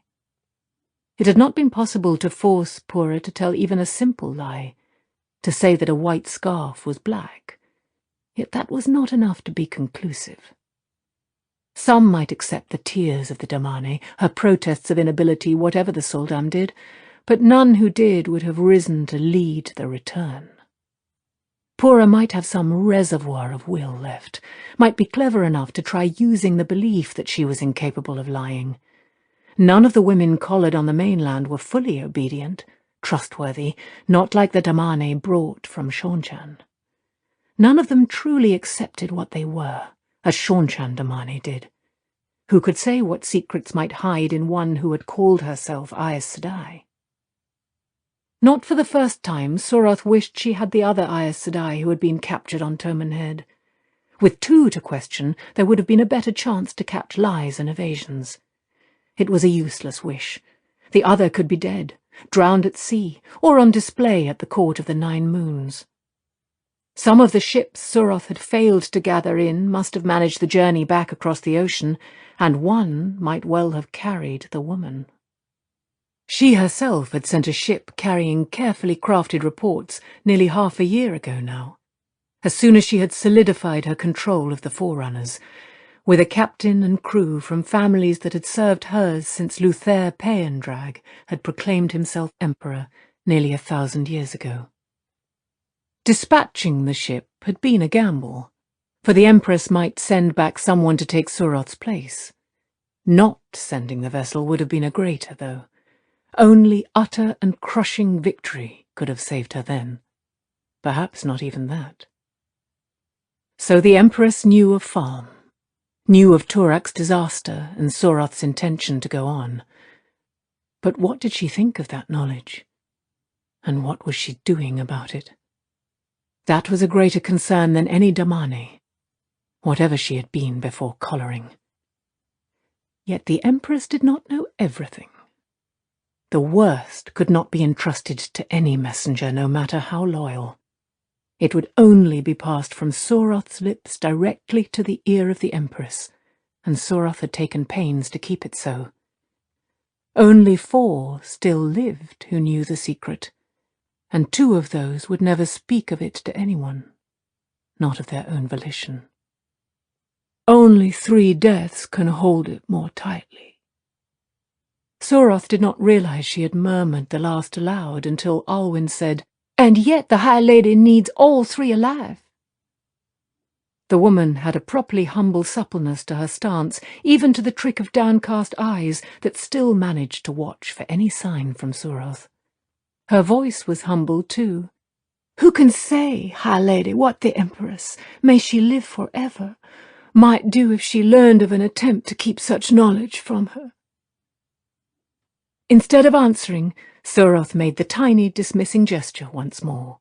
Again Alwyn hesitated. This time it had to be simple reluctance to leave. The woman rose above herself, before bowing deeply and backing out of Surath's presence. With an effort, Surath found calmness. The Suldam and the other 2 were a problem she could not solve now. But patience was a necessity for the blood. Those who lacked it were likely to end in the Tower of Ravens. On the terrace, kneeling servants leaned forward a hair in readiness as she appeared again. The soldiers maintained their watch to see she was undisturbed. Surath took up her place before the balustrade, this time staring out to sea, toward the mainland hundreds of miles to the east. To be the one who successfully led the Forerunners, who began the return, would bring much honor. perhaps even adoption into the family of the Empress, though that was an honour not without complications. To also be the one who captured this dragon, whether false or real, along with the means of controlling his incredible power. But if, when I take him, do I give him to the Empress? That is the question. Her long nails began to click again on the wide stone rail. Chapter 2. Whirlpools in the Pattern. Inland, the hot night wind blew north across the vast delta called the Fingers of the Dragon, a winding maze of waterways, broad and narrow, some choked with knife grass. Vast plains of reeds separated clusters of low islands, forested with spider-rooted trees seen nowhere else. Eventually, the delta gave way to its source, the River Erenin, the river's great width spotted with the lights of small boats, lantern fishing. Boats and lights bobbed wildly, sudden and unexpected, and some older men muttered of evil things passing in the night. Young men laughed, but they hauled the nets more vigorously too, eager to be home and out of the dark. The stories said evil could not cross your threshold unless you invited it in. That was what the stories said.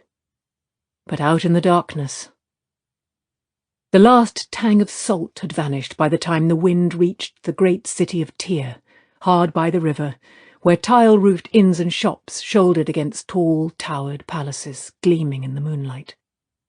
Yet no place was half so tall as the massive bulk, almost a mountain, that stretched from city's heart to water's edge. The Stone of Tyr, fortress of legend, the oldest stronghold of mankind, erected in the last days of the breaking of the world.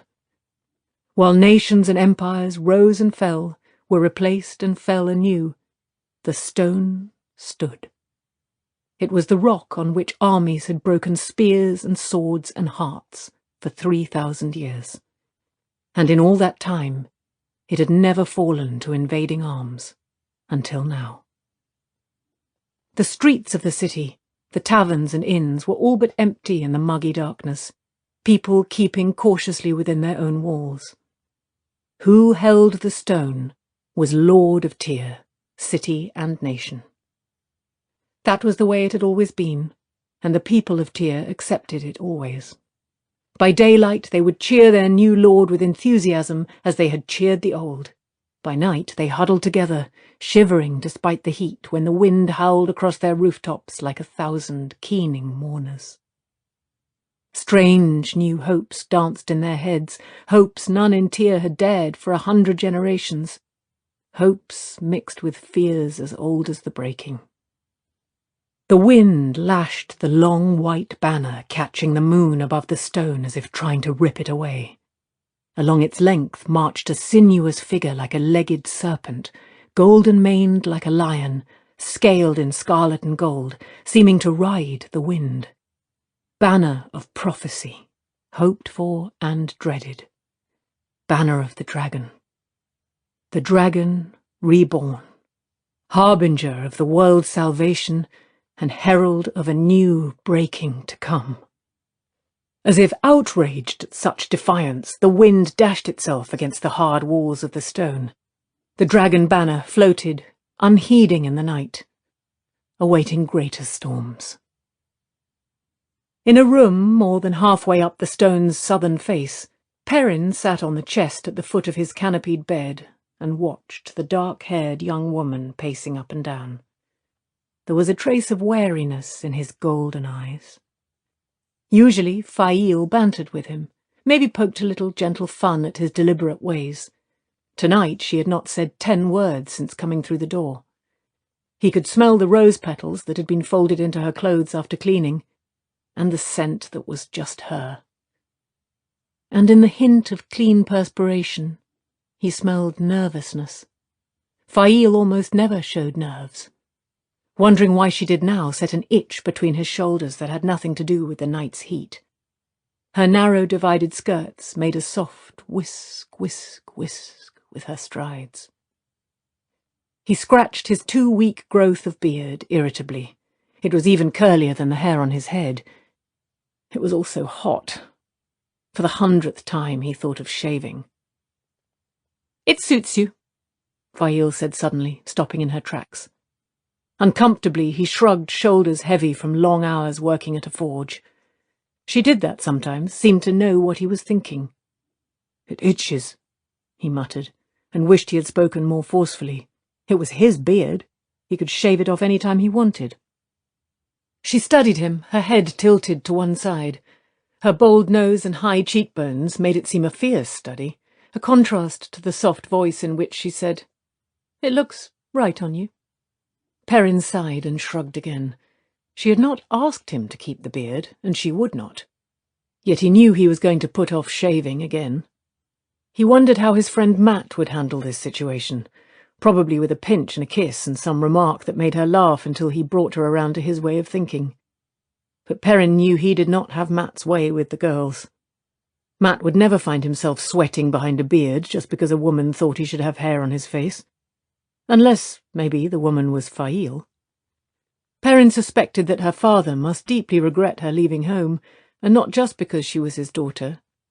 He was the biggest fur trader in Saldaea, so she claimed, and Perrin could see her getting the price she wanted every time. "Something is troubling you, Fail, and it isn't my beard. What is it?" Her expression became guarded.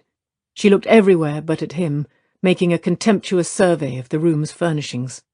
Carvings of leopards and lions, stooping hawks, and hunting scenes decorated everything from the tall wardrobe and bedposts as thick as his leg to the padded bench in front of the cold marble fireplace. Some of the animals had garnet eyes. He had tried to convince the Magier that he wanted a simple room, but she did not seem to understand. Not that she was stupid or slow. The Magier commanded an army of servants greater in numbers than the defenders of the stone. Whoever commanded the stone, whoever held its walls, she saw to the day-to-day matters that let everything function. But she looked at the world through Tyran eyes. Despite his clothes, he must be more than the young countryman he seemed, because commoners were never housed in the stone, save for defenders and servants, of course. Beyond that, he was one of Rand's party, a friend or a follower, or in any case close to the dragon reborn in some way. To the Magier, that set him on a level with a lord of the land at the very least, if not a high lord. She had been scandalized enough at putting him in here without even a sitting room. He thought she might have fainted if he had insisted on an even plainer chamber, if there were such things, short of the servants' quarters or the defenders. At least nothing here was gilded except the candlesticks. Fail's opinions, though, were not his. "You should have better than this. You deserve it. You can wager your last copper that Matt has better."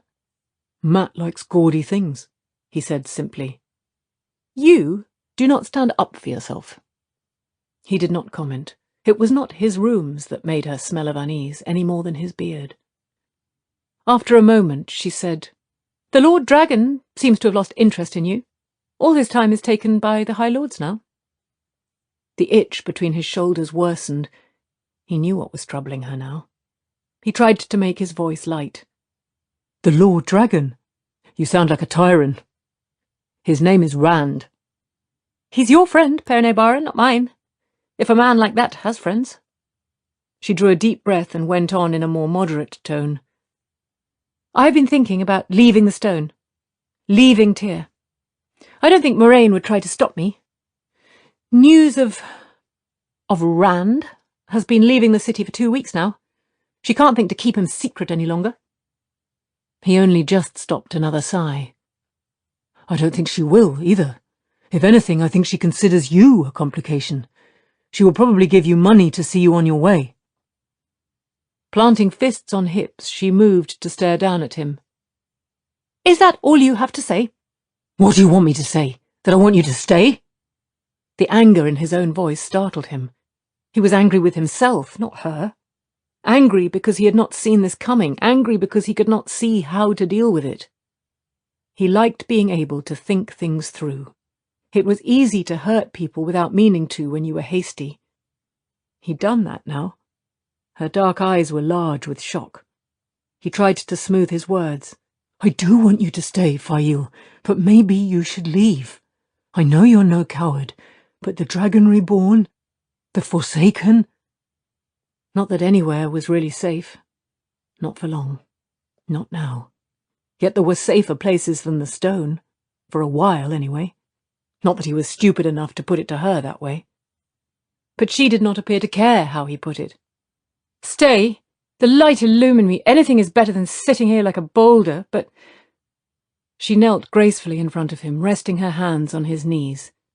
Perrin, I do not like wondering when one of the Forsaken is going to walk around the corner in front of me, and I do not like wondering when the Dragon Reborn is going to kill us all. He did it back in the breaking, after all. Killed everyone close to him. Rand isn't Lews Therin Kinslayer, Perrin protested. I mean, he is the Dragon Reborn, but he isn't... He wouldn't... He trailed off, not knowing how to finish. Rand was Lews Therin Telamon Reborn. That was what being the Dragon Reborn meant. But did it mean Rand was doomed to Lews Therin's fate? Not just going mad. Any man who channeled had that fate in front of him, and then a rotting death. But killing everyone who cared for him? I have been talking to Bane and Chiad, Perrin. That was no surprise. She spent considerable time with the Aiel women. The friendship made some trouble for her, but she seemed to like the Aiel women as much as she despised the Stone's Tyran noblewomen. But he saw no connection to what they were talking about, and he said so. They say Moraine sometimes asks where you are? Or Mat? Don't you see? She would not have to do that if she could watch you with the power. Watch me with the power? He said faintly. He had never even considered that. She cannot. Come with me, Perrin. We can be 20 miles across the river before she misses us. I can't, he said miserably. He tried diverting her with a kiss, but she leaped to her feet and backed away so fast he nearly fell on his face. There was no point going after her. She had her arms crossed beneath her breasts like a barrier. Don't tell me you are that afraid of her. I know she is Aes Sedai, and she has all of you dancing when she twitches the strings. Perhaps she has the... Rand. So tied he cannot get loose, and the light knows Egwene and Elaine. And even Nynaeve don't want to, but you can break her cords if you try. It has nothing to do with Moraine. It's what I have to do. She cut him short.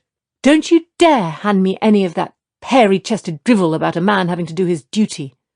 I know duty as well as you, and you have no duty here. You may be Taviran, even if I don't see it, but he is the Dragon Reborn, not you. Will you listen? He shouted, glaring, and she jumped. He had never shouted at her before, not like that. She raised her chin and shifted her shoulders, but she did not say anything. He went on. I think I am part of Rand's destiny, somehow. Mat, too. I think he can't do what he has to unless we do our part as well. That is the duty. How can I walk away if it might mean Rand will fail? Might? There was a hint of demand in her voice, but only a hint. He wondered if he could make himself shout at her more often. Did Moraine tell you this, Perrin? You should know by now to listen closely to what an Aes Sedai says. I worked it out for myself. I think Taviran are pulled toward each other. Or maybe Rand pulls us, Mat and me both. He's supposed to be the strongest Taviran since Arthur Hawkwing, maybe since the breaking. Mat won't even admit he's Taviran, but however he tries to get away, he always ends up drawn back to Rand. Loyal says he has never heard of 3 Taviran, all the same age and all from the same place. Fail sniffed loudly. Loyal does not know everything. He isn't very old for an Ogier. He's past 90, Perrin said defensively, and she gave him a tight smile. For an Ogier, 90 years was not much older than Perrin. Or maybe younger. He did not know much about Ogier. In any case, Loyal had read more books than Perrin had ever seen or even heard of. Sometimes he thought Loyal had read every book ever printed. And he knows more than you or I do. He believes maybe I have the right of it. And so does Moraine. No, I haven't asked her, but why else does she keep a watch on me? Did you think she wanted me to make her a kitchen knife?" She was silent for a moment, and when she spoke it was in sympathetic tones. "Poor Perrin. I left Saldeia to find adventure, and now that I am in the heart of one, the greatest since the breaking, all I want is to go somewhere else. You just want to be a blacksmith, and you're going to end up in the stories whether you want it or not." He looked away, though the scent of her still filled his head. He did not think he was likely to have any stories told about him, not unless his secret spread a long way beyond the few who knew already. Fail thought she knew everything about him, but she was wrong. An axe and a hammer leaned against the wall opposite him, each plain and functional, with a haft as long as his forearm. The axe was a wicked half-moon blade balanced by a thick spike, meant for violence. With the hammer, he could make things, had made things at a forge. The hammerhead weighed more than twice as much as the axe blade, but it was the axe that felt heavier by far every time he picked it up. With the axe He scowled, not wanting to think about that. She was right. All he wanted was to be a blacksmith, to go home and see his family again, and work at the smithy. But it was not to be. He knew that. He got to his feet long enough to pick up the hammer, then sat back down. There was something comforting in holding it. "Master Luhan always says you can't walk away from what has to be done." He hurried on, realizing that was a little too close to what she had called hairy-chested drivel. "He's the blacksmith back home, the man I was apprenticed to. I've told you about him." To his surprise, she did not take the opportunity to point out his near echo. In fact, she said nothing, only looked at him, waiting for something. After a moment, it came to him. "Are you leaving, then?" he asked. She stood up, brushing her skirt. For a long moment she kept silent, as if deciding on her answer. "I do not know," she said finally. "This is a fine mess you've put me in." "Me? What did I do?" "Well, if you don't know, I'm certainly not going to tell you." Scratching his beard again, he stared at the hammer in his other hand. Matt would probably know exactly what she meant, or even old Tom Merrilin. The white-haired gleeman claimed no one understood women, but when he came out of his tiny room in the belly of the stone, he soon had half a dozen girls young enough to be his granddaughters, sighing and listening to him play the harp and tell of grand adventure and romance. Fail was the only woman Perrin wanted, but sometimes he felt like a fish trying to understand a bird. He knew she wanted him to ask, he knew that much. She might or might not tell him, but he was supposed to ask. Stubbornly, he kept his mouth shut. This time, he meant to wait her out. Outside in the darkness, a cock crowed. Fail shivered and hugged herself. "My nurse used to say that meant a death coming. Not that I believe it, of course." He opened his mouth to agree it was foolishness, though he shivered too, but his head whipped around at a grating sound and a thump. The axe had toppled to the floor. He only had time to frown, wondering what could have made it fall, when it shifted again, untouched, then leaped straight for him. He swung the hammer without thought. Metal ringing on metal drowned Fail's scream. The axe flew across the room, bounced off the far wall, and darted back at him, blade first. He thought every hair on his body was trying to stand on end. As the axe sped by her, Fail lunged forward and grabbed the haft with both hands. It twisted in her grip, slashing toward her wide-eyed face. Barely in time, Perrin leaped up, dropping the hammer to seize the axe, just keeping the half-moon blade from her flesh. He thought he would die if the axe, his axe, harmed her. He jerked it away from her so hard that the heavy spike nearly stabbed him in the chest. It would have been a fair trade to stop the axe from hurting her, but with a sinking feeling, he began to think it might not be possible. The weapon thrashed like a thing alive, a thing with a malevolent will. It wanted Perrin. He knew that as if it had shouted at him, but it fought with cunning. When he pulled the axe away from Fail, it used its own movement to hack at him. When he forced it from himself, it tried to reach her, as if it knew that would make him stop pushing. No matter how hard he held the haft, it spun in his hands, threatening with spike or curved blade. Already his hands ached from the effort, and his thick arms strained, muscles tight. Sweat rolled down his face. He was not sure how much longer it would be before the axe fought free of his grip. This was all madness. Pure madness, with no time to think. "Get out," he muttered through gritted teeth. "Get out of the room, Fail."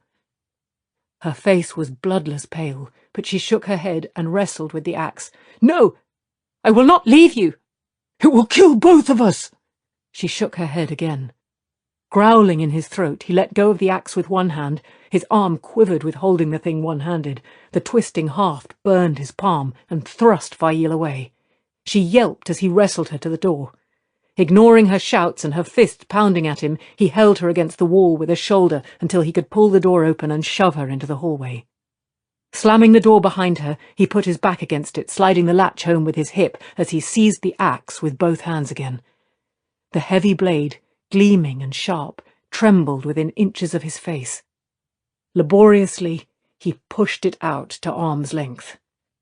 Fail's muted shouts penetrated the thick door, and he could feel her beating on it, but he was barely conscious of her. His yellow eyes seemed to shine as if they reflected every scrap of light in the room. "Just you and me now," he snarled at the axe. "Blood and ashes, how I hate you!" Inside, a part of him came close to hysterical laughter. "Rand is the one who's supposed to go mad, and here I am, talking to an axe. Rand, burn him!" Teeth bared with effort, he forced the axe back a full step from the door. The weapon vibrated, fighting to reach flesh. He could almost taste its thirst for his blood. With a roar, he suddenly pulled the curved blade toward him, threw himself back.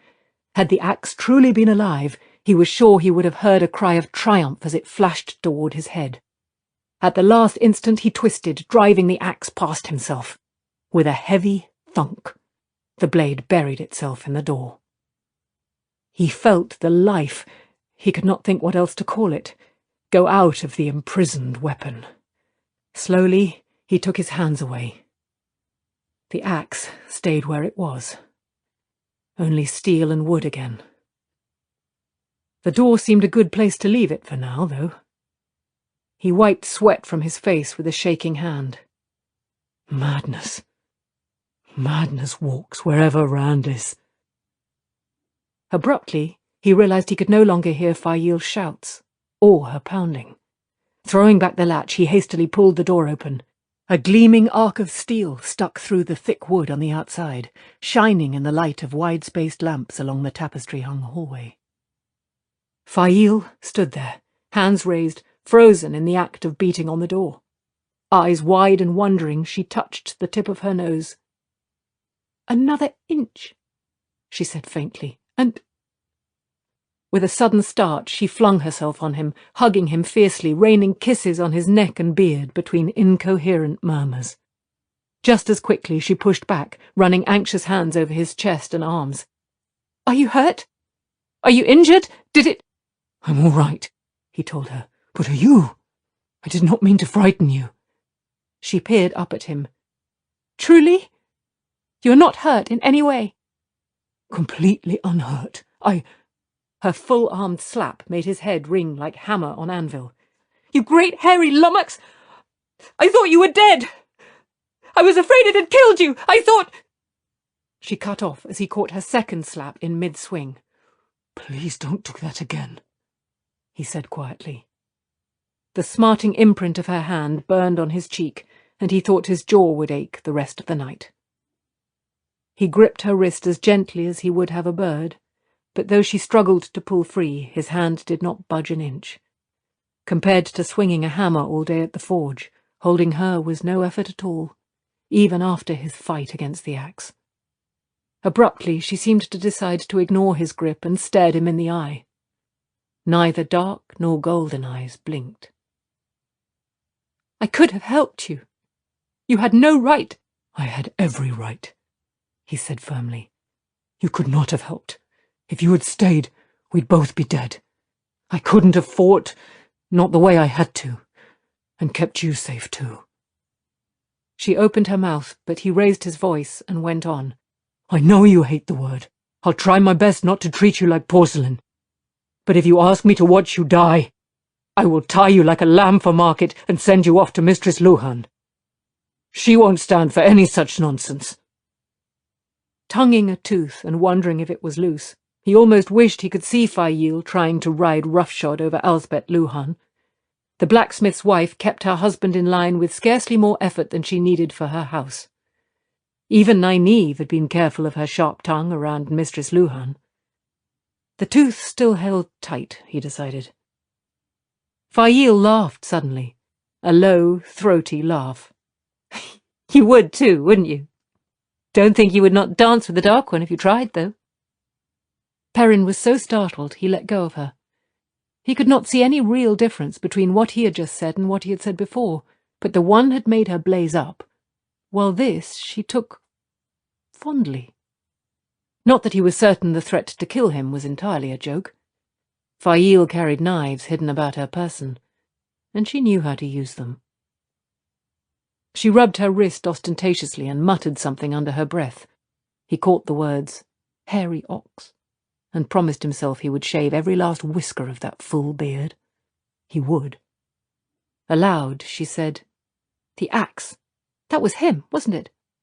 The dragon reborn. Trying to kill us." "It must have been Rand." He emphasized the name. He did not like thinking of Rand the other way. He preferred remembering the Rand he had grown up with in Emond's Field. "Not trying to kill us, though. Not him." She gave him a wry smile, more a grimace. "If he was not trying, I hope he never does." "I don't know what he was doing, but I mean to tell him to stop it, and right now." "I don't know why I care for a man who worries so about his own safety," she murmured.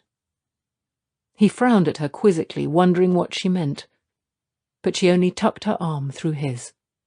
He was still wondering as they started off through the stone. The axe he left where it was. Stuck in the door, it would not harm anyone. Teeth clamped on a long-stemmed pipe, Matt opened his coat a bit more and tried to concentrate on the cards lying face down in front of him, and on the coins spilled in the middle of the table. He had had the bright red coat made to an Andorran pattern of the best wool, with golden embroidery scrolling around the cuffs and long collar. But day by day he was reminded how much further south Tyr lay than Andor. Sweat ran down his face and plastered the shirt to his back. None of his companions around the table appeared to notice the heat at all, despite coats that looked even heavier than his, with fat, swollen sleeves, all padded silks and brocades and satin stripes. 2 men in red and gold livery kept the gamblers' silver cups full of wine and proffered shining silver trays of olives and cheeses and nuts. The heat did not seem to affect the servants either, though now and again one of them yawned behind his hand when he thought no one was looking. The night was not young. Matt refrained from lifting his cards to check them again. They would not have changed. 3 rulers. The highest cards in 3 of the 5 suits were already good enough to win most hands. He would have been more comfortable dicing. There was seldom a deck of cards to be found in the places he usually gambled, where silver changed hands in 50 different dice games, but these young Tyran lordlings would rather wear rags than play at dice. Peasants tossed dice, though they were careful not to say so in his hearing. It was not his temper they feared, but who they thought his friends were. This game called Chop was what they played, hour after hour, night after night, using cards hand-painted and lacquered by a man in the city who had been made well-to-do by these fellows and others like them. Only women or horses could draw them away, but neither for long. Still, he had picked up the game quickly enough, and if his luck was not as good as it was with dice, it would do. A fat purse lay beside his cards, and another even fatter rested in his pocket. A fortune, he would have thought once, back in Emond's Field, enough to live the rest of his life in luxury. His ideas of luxury had changed since leaving the 2 Rivers. The young lords kept their coin in careless, shining piles, but some old habits he had no intention of changing. In the taverns and inns it was sometimes necessary to depart quickly, especially if his luck was really with him. When he had enough to keep himself as he wanted, he would leave the stone just as quickly. Before Moraine knew what he was thinking. He would have been days gone by now if he had had his way. It was just that there was gold to be had here. One night at this table could earn him more than a week of dicing in taverns. If only his luck would catch. He put on a small frown and puffed worriedly at his pipe, to look unsure whether his cards were good enough to go on with. 2 of the young lords had pipes in their teeth too, but silver worked, with amber bits. In the hot, still air their perfumed tobacco smelled like a fire in a lady's dressing-chamber. Not that Matt had ever been in a lady's dressing-chamber. An illness that nearly killed him had left his memory as full of holes as the best lace, yet he was sure he would have remembered that. Not even the dark one would be mean enough to make me forget that. "Sea folks ship docked today," Raymond muttered around his pipe. The broad-shouldered young lord's beard was oiled and trimmed to a neat point. That was the latest fashion among the younger lords, and Raymond chased the latest fashion as assiduously as he chased women, which was only a little less diligently than he gambled. He tossed a silver crown onto the pile in the middle of the table for another card. "A raker. Fastest ships there are, rakers, so they say. Outrun the wind, they say. I would like to see that. Burn my soul, but I would." He did not bother to look at the card he was dealt. He never did until he had a full 5. The plump, pink-cheeked man between Raymond and Matt gave an amused chuckle. "You want to see the ship, Raymond? You mean the girls, do you not? The women? Exotic sea folk beauties with their rings and baubles and swaying walks, eh?" He put in a crown and took his card, grimacing when he peeked at it. That meant nothing. Going by his face, Adorian's cards were always low and mismatched. He won more than he lost, though. "Well, perhaps my luck will be better with the sea folk girls." The dealer, tall and slender on Matt's other side, with a pointed beard even more darkly luxuriant than Raymond's, laid a finger alongside his nose. "You think to be lucky with those, Adorian? The way they keep to themselves, you'll be lucky to catch a whiff of their perfume." He made a wafting gesture, inhaling deeply with a sigh, and the other lordlings laughed, even Adorian. A plain-faced youth named Estienne laughed loudest of all, scrubbing a hand through lank hair that kept falling over his forehead. Replace his fine yellow coat with drab wool, and he could have passed for a farmer, instead of the son of a high lord with the richest estates in Tyr, and in his own right the wealthiest man at the table. He had also drunk much more wine than any of the others. Swaying across the man next to him, a foppish fellow named Byron, who always seemed to be looking down his sharp nose, Estienne poked the dealer with a none-too-steady finger. Byron leaned back, twisting his mouth around his pipe stem as if he feared Estienne might throw up. "That's good, Carloman," Estienne gurgled. "You think so too, don't you, Byron? Adorian won't get a sniff. If he wants to try his luck, take a gamble. He ought to go after the Aiel wenches like Matt here. All those spears and knives. Burn my soul, like asking a lion to dance." Dead silence dropped around the table. Estienne laughed on alone, then blinked and scrubbed fingers through his hair again. "What's the matter? Did I say something?" Oh, yes. Them." Matt barely stopped to scowl. The fool had to bring up the Aiel. The only worse subject would have been Aes Sedai. They would almost rather have Aiel walking the corridors, staring down any Tyran who got in their way, than even one Aes Sedai, and these men thought they had 4, at least. He fingered an Andorran silver crown from his purse on the table and pushed it into the pot. Carloman dealt out the card slowly. Matt lifted it carefully with a thumbnail, and did not let himself so much as blink. The ruler of cups, a high lord of Tyr.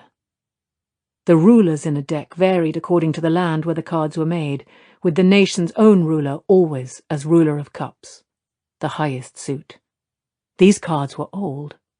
He had already seen new decks with Rand's face or something like it on the ruler of cups, complete with the dragon banner. Rand, the ruler of Tyr. That still seemed ludicrous enough to make him want to pinch himself. Rand was a shepherd, a good fellow to have fun with when he was not going all over serious and responsible. Rand, the dragon reborn, now. That told him he was a stone fool to be sitting there where Moraine could put her hand on him whenever she wanted, waiting to see what Rand would do next. Maybe Tom Merrilin would go with him. Or Perrin. Only Tom seemed to be settling into the stone as if he never meant to leave, and Perrin was not going anywhere unless Fail crooked a finger. Well, Mat was ready to travel alone, if need be. Yet there was silver in the middle of the table, and gold in front of the lordlings, and if he was dealt the fifth ruler, there was no hand in chop could beat him. Not that he really needed it. Suddenly, he could feel luck tickling his mind. Not tingling as it did with the dice, of course, but he was already certain no one was going to beat 4 rulers. The Tyrants had been betting wildly all night, the price of 10 farms crossing the table on the quickest hands. But Carloman was staring at the deck of cards in his hand instead of buying his 4th, and Baron was puffing his pipe furiously and stacking the coins in front of him as if ready to stuff them into his pockets. Raymond wore a scowl behind his beard, and Eddorian was frowning at his nails. Only Estienne appeared unaffected. He grinned uncertainly around the table, perhaps already forgetting what he had said. They usually managed to put some sort of good face on the situation if the Aiel came up, but the hour was late, and the wine had flowed freely. Mat scoured his mind for a way to keep them and their gold from walking away from his cards. One glance at their faces was enough to tell him that simply changing the subject would not be enough. But there was another way. If he made them laugh at the Aiel, is it worth making them laugh at me, too? Chewing his pipe stem, he tried to think of something else. Baron picked up a stack of gold in each hand and moved to stick them in his pockets. "I might just try these sea folk women," Mat said quickly, taking his pipe to gesture with. "Odd things happen when you chase Aiel girls. Very odd. Like the game they call Maiden's Kiss." He had their attention. But Baron had not put down the coins, and Carloman still showed no sign of buying a card. Estienne gave a drunken guffaw. "Kiss you with steel in your ribs, I suppose. Maidens of the spear, you see, steel, spear in your ribs. Burn my soul." No one else laughed, but they were listening. "Not quite," Mat managed to grin. "Burn me, I've told this much, I might as well tell the rest. Ruark said if I wanted to get along with the maidens, I should ask them how to play Maiden's Kiss. He said that was the best way to get to know them." It still sounded like one of the kissing games back home, like Kiss the Daisies. He had never considered the Aiel clan chief a man to play tricks. He would be warier the next time. He made an effort to improve the grin. "So, I went along to Bane and—" Raymond frowned impatiently. None of them knew any Aiel's name but Ruark, and none of them wanted to. Mat dropped the names and hurried on. "Went along, dumb as a bull-goose fool, and asked them to show me." He should have suspected something from the wide smiles that had bloomed on their faces, like cats who had been asked to dance by a mouse. "Before I knew what was happening, I had a fistful of spears around my neck like a collar. I could have shaved myself with one sneeze." The others around the table exploded in laughter, from Raymond's wheezing to Estienne's wine-soaked bray. Mat left them to it. He could almost feel the spear points again, pricking if he so much as twitched a finger. Bane, laughing all the while, had told him she had never heard of a man actually asking to play Maiden's Kiss. Carloman stroked his beard and spoke into Mat's hesitation. "You cannot stop there. Go on. When was this?" 2 nights ago, I'll wager, when you didn't come for the game and no one knew where you were." "I was playing stones with Tom Merrilin that night," Mat said quickly. "This was days ago." He was glad he could lie with a straight face. "They each took a kiss, that's all. If she thought it was a good kiss, they eased up with the spears. If not, they pushed a little harder, to encourage, you might say. That was all. I'll tell you this, I got nicked less than I do shaving." He stuck his pipe back between his teeth. If they wanted to know more, they could go ask to play the game themselves. He almost hoped some of them were fool enough. Bloody Aiel women and their bloody spears. He had not made it to his own bed until daybreak. "It would be more than enough for me," Carloman said dryly. "The light burn my soul if it would not." He tossed a silver crown into the centre of the table and dealt himself another card. "Maiden's kiss." He shook with mirth, and another ripple of laughter ran around the table. Baron bought his 5th card, and Estienne fumbled a coin from the heap scattered in front of him, peering at it to see what it was. They would not stop now. "Savages," Baron muttered around his pipe. "Ignorant savages, that is all they are, burn my soul. Live in caves, out in the waste, in caves. No one but a savage could live in the waste." Raymond nodded. "At least they serve the Lord Dragon. I would take 100 defenders and clean them out of the stone if not for that." Baron and Carloman growled fierce agreement. It was no effort for Matt to keep his face straight. He had heard much the same before. Boasting was easy when no one expected you to carry through. 100 defenders? Even if Rand stood aside for some reason, the few hundred Aiel holding the stone could probably keep it against any army Tyr could raise. Not that they seemed to want the stone, really. Matt suspected they were only there because Rand was. He did not think any of these lordlings had figured that out. They tried to ignore the Aiel as much as possible. But he doubted it would make them feel any better. "Matt!" Estienne fanned his cards out in one hand, rearranging them as if he could not decide what order they were meant to go in. "Matt, you will speak to the Lord Dragon, won't you?" "About what?" Matt asked cautiously. Too many of these tyrants knew he and Rand had grown up together to suit him, and they seemed to think he was arm in arm with Rand whenever he was out of their sight. None of them would have gone near his own brother if he could channel. He did not know why they thought him a bigger fool. "Didn't I say?" The plain-faced man squinted at his cards and scratched his head, then brightened. "Oh, yes, his proclamation, Matt, the Lord Dragon's, his last one, where he said, 'Commoners had the right to call lords before a magistrate.' Who ever heard of a lord being summoned to a magistrate? And for peasants?" Matt's hand tightened on his purse until the coins inside grated together.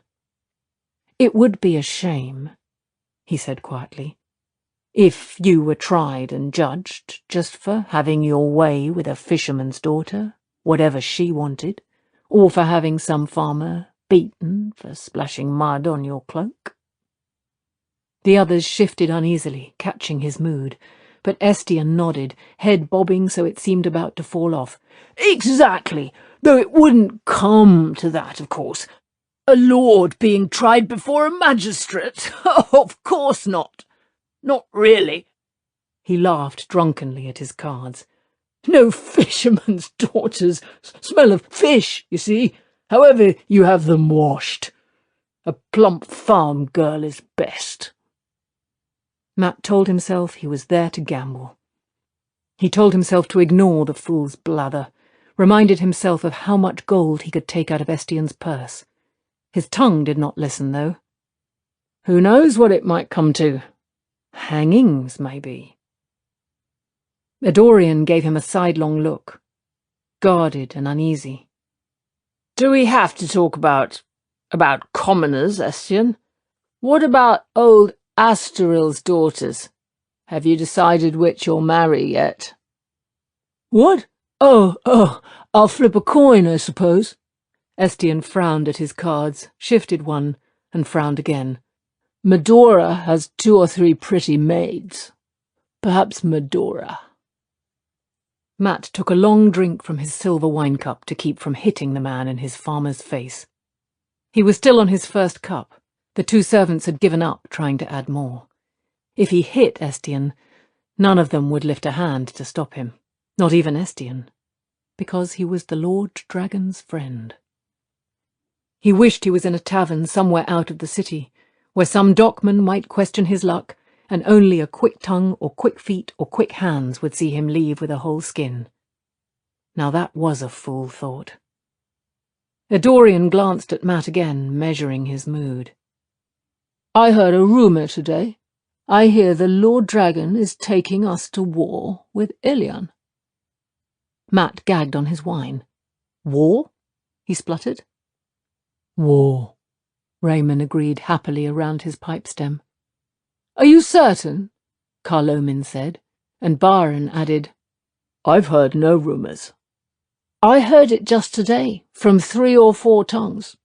Edorian seemed to be absorbed in his cards. Who can say how true it is? It must be true, Raymond said. With the Lord Dragon to lead us, holding Calendor, we'll not even have to fight. He will scatter their armies and we will march straight into Ilion. Too bad, in a way. Burn my soul if it isn't. I would like a chance to match swords with the Ilianers. You'll get no chance with the Lord Dragon leading, Baron said. They will fall on their knees as soon as they see the dragon banner. And if they do not, Carlomin added with a laugh, the Lord Dragon will blast them with lightning where they stand. Ilion first, Raymond said, and then, we'll conquer the world for the Lord Dragon. You tell him I said so, Matt. The whole world. Matt shook his head. A month gone, they would have been horrified by even the idea of a man who could channel, a man doomed to go mad and die horribly. Now they were ready to follow Rand into battle and trust his power to win for them. Trust the power, though it was not likely they would put it that way. Yet he supposed they had to find something to hang on to. The invincible stone was in the hands of the Aiel. The dragon reborn was in his chambers 100 feet above their heads, and Calendor was with him. 3,000 years of Tyran belief and history lay in ruins, and the world had been turned on its head. He wondered whether he had handled it any better. His own world had gone all askew in little more than a year. He rolled a gold Tyran crown across the backs of his fingers. However well he had done, he would not go back. When will we march, Matt? Baron asked. I don't know, he said slowly. I don't think Rand would start a war. Unless he had gone mad already. That hardly bore thinking about. The others looked as if he had assured them the sun would not come up tomorrow. We are all loyal to the Lord Dragon, of course. Edorian frowned at his cards. Out in the countryside, though, I hear that some of the High Lords, a few, have been trying to raise an army to take back the stone. Suddenly no one was looking at Matt, though Estienne still seemed to be trying to make out his cards. When the Lord Dragon takes us to war, of course, it will all melt away. In any case, we are loyal. Here in the stone.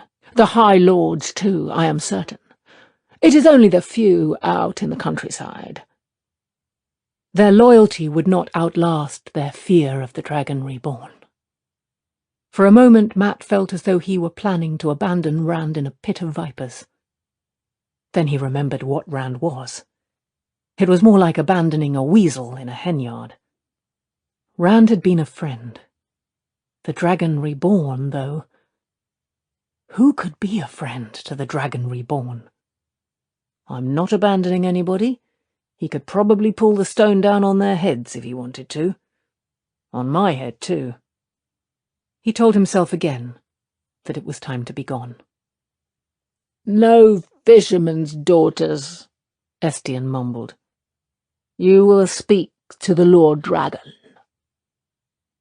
It is your turn, Matt, Carlomin said anxiously. He looked half afraid, though what he feared, that Estienne would anger Matt again or that the talk might go back to loyalty, was impossible to say. Will you buy the 5th card or stack? Matt realized he had not been paying attention. Everyone but himself and Carlomin had 5 cards, though Raymond had neatly stacked his face down beside the pot to show that he was out. Matt hesitated, pretending to think, then sighed and tossed another coin toward the pile. As the silver crown bounced end over end, he suddenly felt luck grow from trickles to a flood. Every ping of silver against wooden tabletop rang clear in his head. He could have called face or sigil and known how the coin would land on any bounce, just as he knew what his next card would be, before Carloman laid it in front of him. Sliding his cards together on the table, he fanned them in one hand. The ruler of flames stared at him alongside the other four, the Amelin's seat balancing a flame on her palm, though she looked nothing like Suan Sanche. However the Tyrans felt about Aes Sedai, they acknowledged the power of Tar-Valon, even if flames was the lowest suit. What were the odds of being dealt all 5? His luck was best with random things like dice, but perhaps a little more was beginning to rub off on cards. "The light burn my bones to ash if it is not so," he muttered, or that was what he meant to say. "There!" Estienne all but shouted. "You cannot deny it this time. That was the old tongue. Something about burning and bones." He grinned around the table.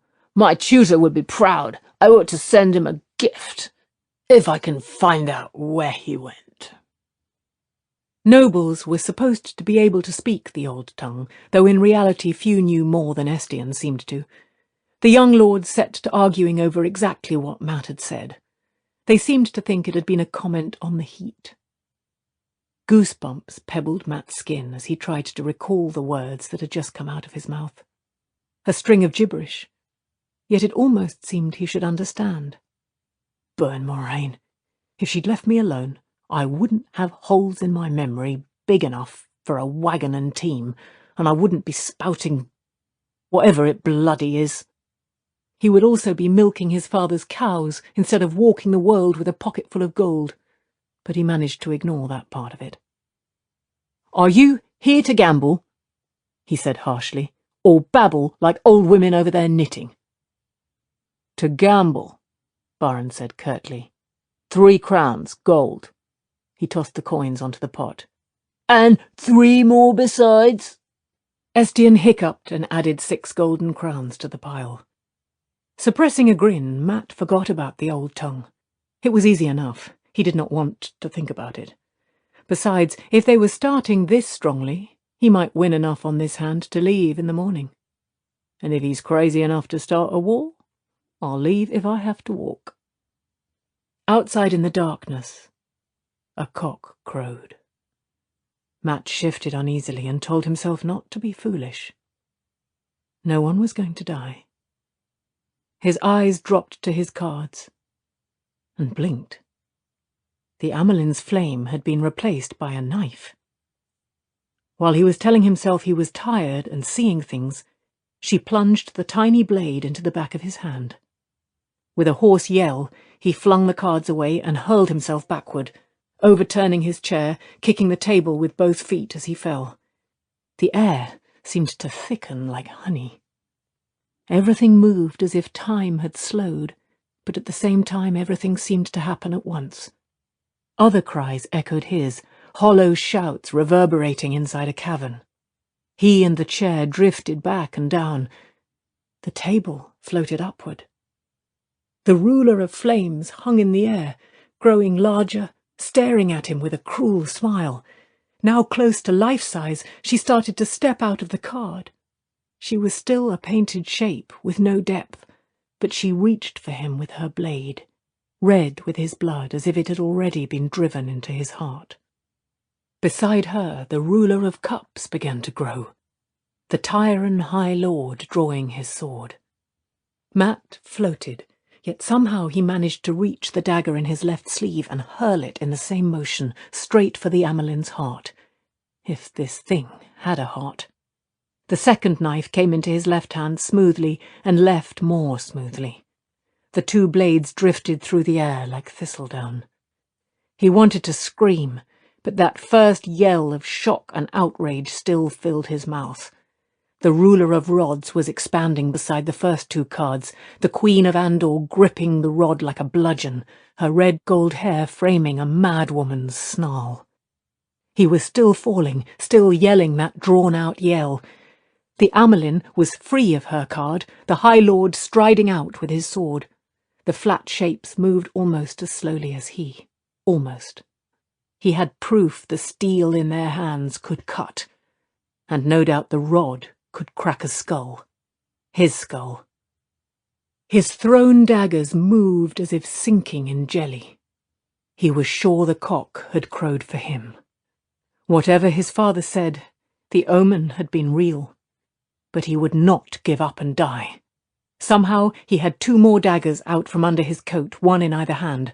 Struggling to twist in mid-air, to get his feet under him, he threw one knife at the golden-haired figure with the bludgeon. The other he held on to as he tried to turn himself, to land ready to face. The world lurched back into normal motion, and he landed awkwardly on his side, hard enough to drive the wind out of him. Desperately, he struggled to his feet, drawing another knife from under his coat. You could not carry too many, Tom claimed. Neither was needed. For a moment, he thought cards and figures had vanished. Or maybe he had imagined it all. Maybe he was the one going mad. Then he saw the cards, back to ordinary size, pinned to one of the dark wood panels by his still quivering knives. He took a deep, ragged breath. The table lay on its side, coins still spinning across the floor where lordlings and servants crouched among scattered cards. They gaped at Matt and his knives, those in his hands and those in the wall, with equally wide eyes. Estienne snatched a silver pitcher that had somehow escaped being overturned and began pouring wine down his throat, the excess spilling over his chin and down his chest. "Just because you do not have the cards to win," Edorian said hoarsely, "there is no need to—" He cut off with a shudder. "You saw it too."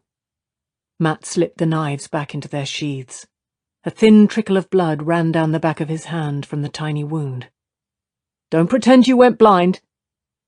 "I saw nothing," Raymond said woodenly. "Nothing." He began crawling across the floor, gathering up gold and silver, concentrating on the coins as if they were the most important thing in the world. The others were doing the same, except Estienne, who scrambled about checking the fallen pitchers for any that still held wine. One of the servants had his face hidden in his hands, the other, eyes closed, was apparently praying in a low, breathless whine. With a muttered oath, Matt strode to where his knives pinned the 3 cards to the panel. They were only playing cards again, just stiff paper with the clear lacquer cracked. But the figure of the Amelin still held a dagger instead of a flame. He tasted blood and realized he was sucking the cut in the back of his hand.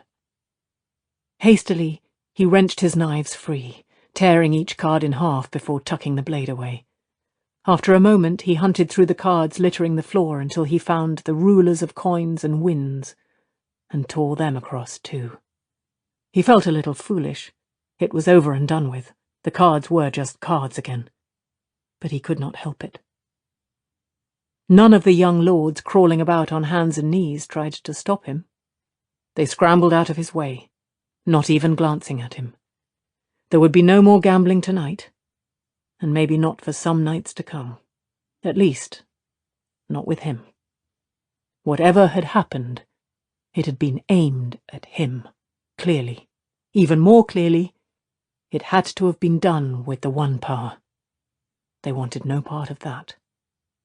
"Burn you, Rand," he muttered under his breath. "If you have to go mad, leave me out of it." His pipe lay in 2 pieces, the stem bitten through cleanly. Angrily, he grabbed his purse from the floor and stalked out of the room. In his darkened bedchamber, Rand tossed uneasily on a bed wide enough for 5 people. He was dreaming. Through a shadowy forest, Moraine was prodding him with a sharp stick toward where the Amelin seat waited, sitting on a stump, with a rope halter for his neck in her hands. Dim shapes moved half-seen through the trees, stalking, hunting him. Here, a dagger blade flashed in the failing light. Over there, he caught a glimpse of ropes, ready for binding. Slender and not as tall as his shoulder, Moraine wore an expression he had never seen on her face. Fear. Sweating, she prodded harder, trying to hurry him to the Amelin's halter. Dark friends and the Forsaken in the shadows, the White Tower's leash ahead, and Moraine behind. Dodging Moraine's stick, he fled. "It is too late for that," she called after him. But he had to get back. Back. Muttering, he thrashed on the bed, then was still, breathing more easily for a moment. He was in the waterwood back home, sunlight slanting through the trees to sparkle on the pond in front of him. There was green moss on the rocks at this end of the pond, and 30 paces away at the other end, a small arc of wild flowers. This was where, as a child, he had learned to swim. "You should have a swim now." He spun around with a start. Min stood there, grinning at him in her boy's coat and breeches, and next to her Elaine, with her red golden curls in a green silk gown fit for her mother's palace. It was Min who had spoken, but Elaine added, "The water looks inviting, Rand. No one will bother us here." "I don't know," he began slowly. Min cut him off by twining her fingers behind his neck and pulling herself up on tiptoe to kiss him. She repeated Elaine's words in a soft murmur. "No one will bother us here." She stepped back and doffed her coat, then attacked the laces of her shirt. Rand stared, the more so when he realized Elaine's gown was lying on the mossy ground. The door-to-air was bending, arms crossed, gathering up the hem of her shift. "What are you doing?" he demanded in a strangled voice. "Getting ready to go swimming with you," Min replied. Elaine flashed him a smile and hoisted the shift over her head. He turned his back hastily, though half wanting not to, and found himself staring at Egwene, her big dark eyes looking back at him sadly. Without a word she turned and vanished into the trees. "Wait!" he shouted after her. "I can explain!" He began to run. He had to find her. But as he reached the edge of the trees, Min's voice stopped him. "Don't go, Rand."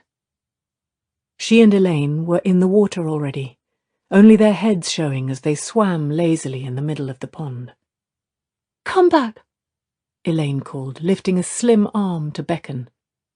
"Do you not deserve what you want for a change?" He shifted his feet, wanting to move, but unable to decide which way. What he wanted. The words sounded strange. What did he want? He raised a hand to his face to wipe away what felt like sweat. Festering flesh almost obliterated the heron branded on his palm. White bone showed through red-edged gaps. With a jerk he came awake, lying there shivering in the dark heat. Sweat soaked his small clothes and the linen sheets beneath his back. His side burned where an old wound had never healed properly. He traced the rough scar, a circle nearly an inch across, still tender after all this time.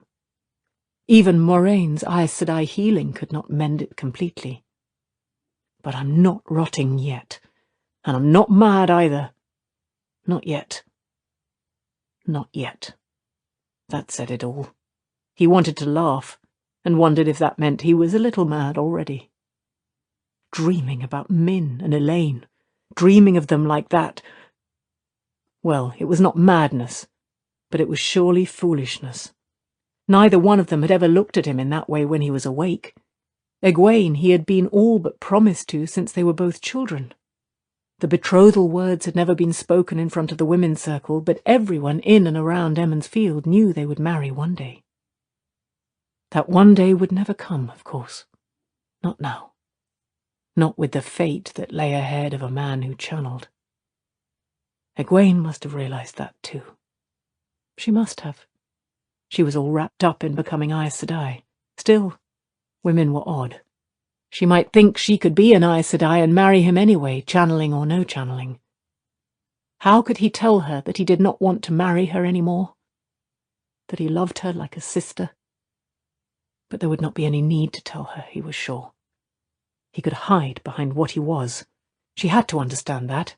What man could ask a woman to marry him when he knew he had only a few years, if he was lucky, before he went insane, before he began to rot alive?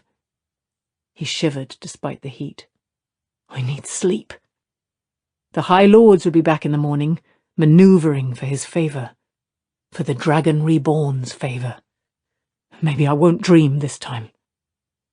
He started to roll over, searching for a dry place on the sheets, and froze, listening to small rustlings in the darkness. He was not alone. The sword that is not a sword lay across the room, beyond his reach, on a throne-like stand the High Lords had given him, no doubt in the hopes he would keep Callandor out of their sight. Someone wanting to steal Callandor. A second thought came. Or to kill the Dragon Reborn. He did not need Tom's whispered warnings to know that the High Lord's professions of undying loyalty were only words of necessity. He emptied himself of thought and emotions, assuming the void. That much came without effort. Floating in the cold emptiness within himself, thought and emotion outside, he reached for the true source. This time he touched it easily, which was not always the case. Saidin filled him like a torrent of white heat and light, exalting him with life, sickening him with the foulness of the Dark One's taint, like a skim of sewage floating on pure, sweet water. The torrent threatened to wash him away, burn him up, engulf him. Fighting the flood, he mastered it by bare effort of will and rolled from the bed, channeling the power as he landed on his feet in the stance to begin the sword form called Apple Blossoms in the Wind. His enemies could not be many, or they would have made more noise. The gently named form was meant for use against more than one opponent. As his feet hit the carpet, a sword was in his hands, with a long hilt and a slightly curved blade sharp on only one edge.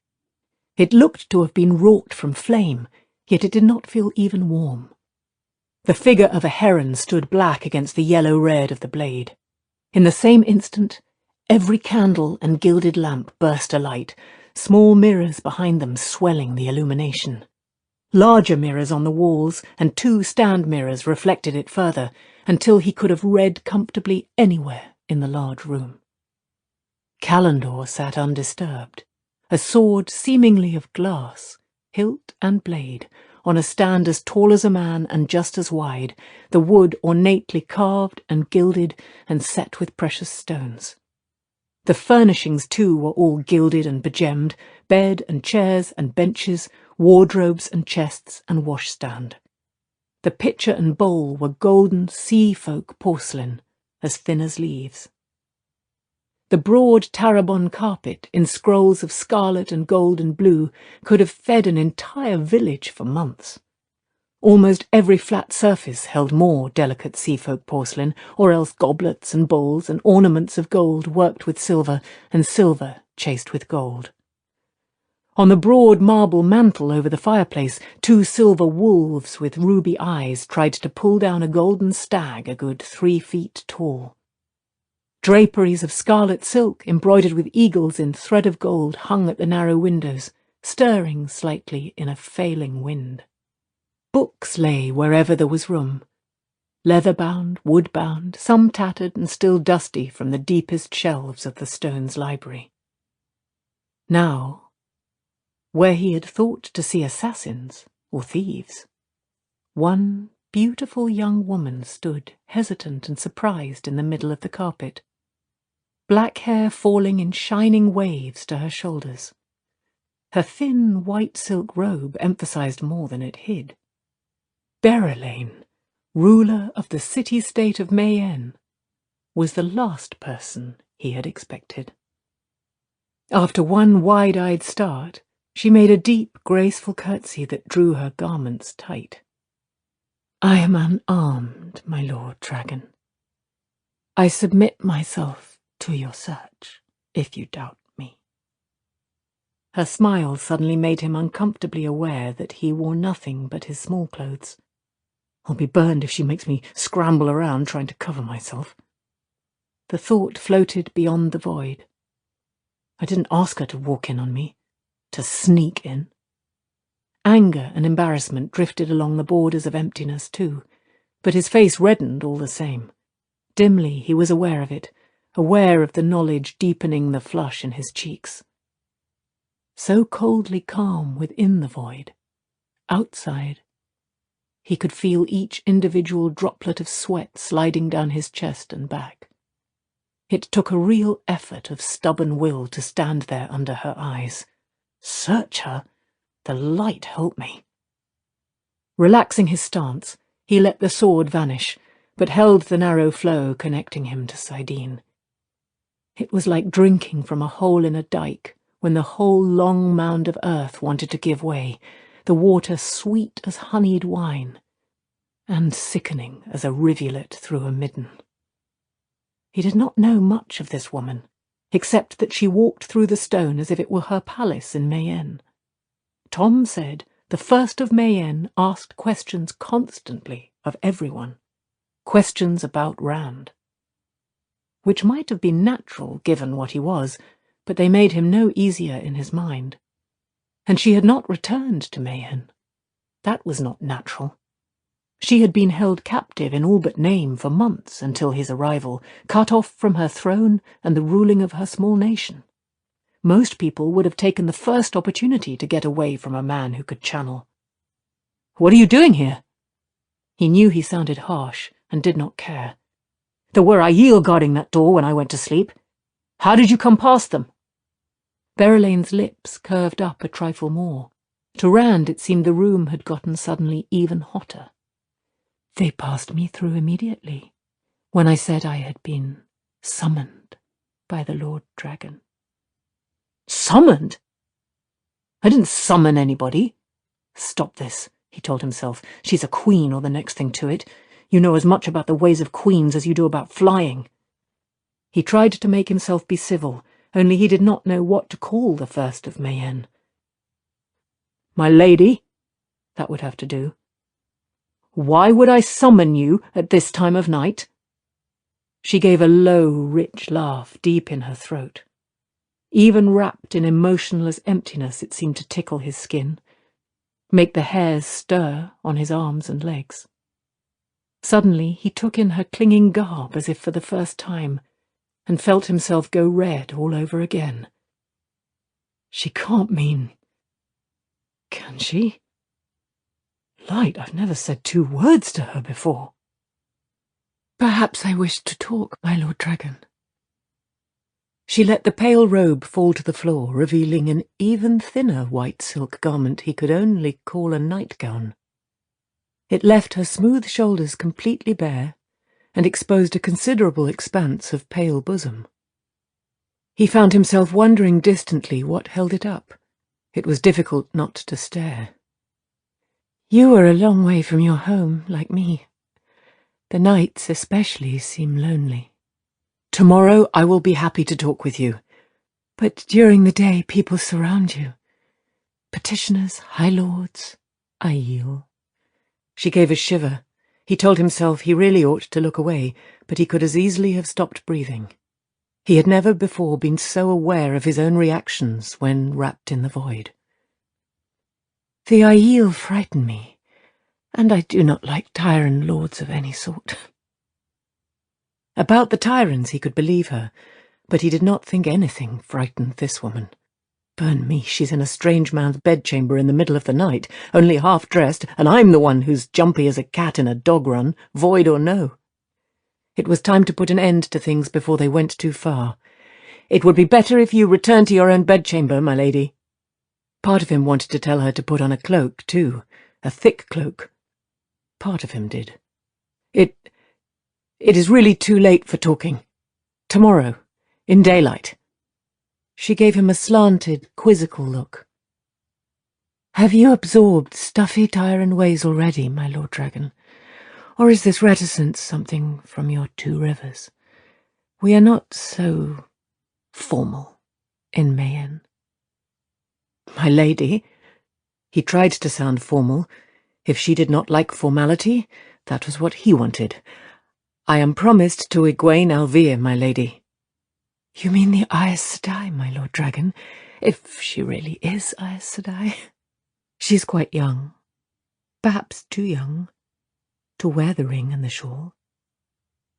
Berelain spoke as if Egwene were a child, though she herself could not be more than a year older than Rand, if that, and he had only a little over 2 years on Egwene. "My Lord Dragon, I do not mean to come between you. Marry her, if she is Green Asha. I would never aspire to wed the Dragon Reborn himself. Forgive me if I overstep myself, but I told you we are not so formal in Mayenne. May I call you Rand?" Rand surprised himself by sighing regretfully. There had been a glint in her eye, a slight shift of expression, gone quickly, when she mentioned marrying the Dragon Reborn. If she had not considered it before, she had now. The Dragon Reborn, not Randall Thor. The man of prophecy, not the shepherd from the 2 rivers. He was not shocked, exactly. Some girls back home mooned over whoever proved himself fastest or strongest in the games at Beltane and Sunday. And now and again a woman set her eyes on the man with the richest fields or the largest flocks. It would have been good to think she wanted Randall Thor. "It is time for you to go, my lady," he said quietly. She stepped closer. "I can feel your eyes on me, Rand." Her voice was smoky heat. "I am no village girl tied to her mother's apron. And I know you want—" "Do you think I'm made of stone, woman?" She jumped at his roar. But the next instant she was crossing the carpet, reaching for him, her eyes dark pools that could pull a man into their depths. "Your arms look as strong as stone. If you think you must be harsh with me, then be harsh, so long as you hold me." Her hands touched his face. Sparks seemed to leap from her fingers.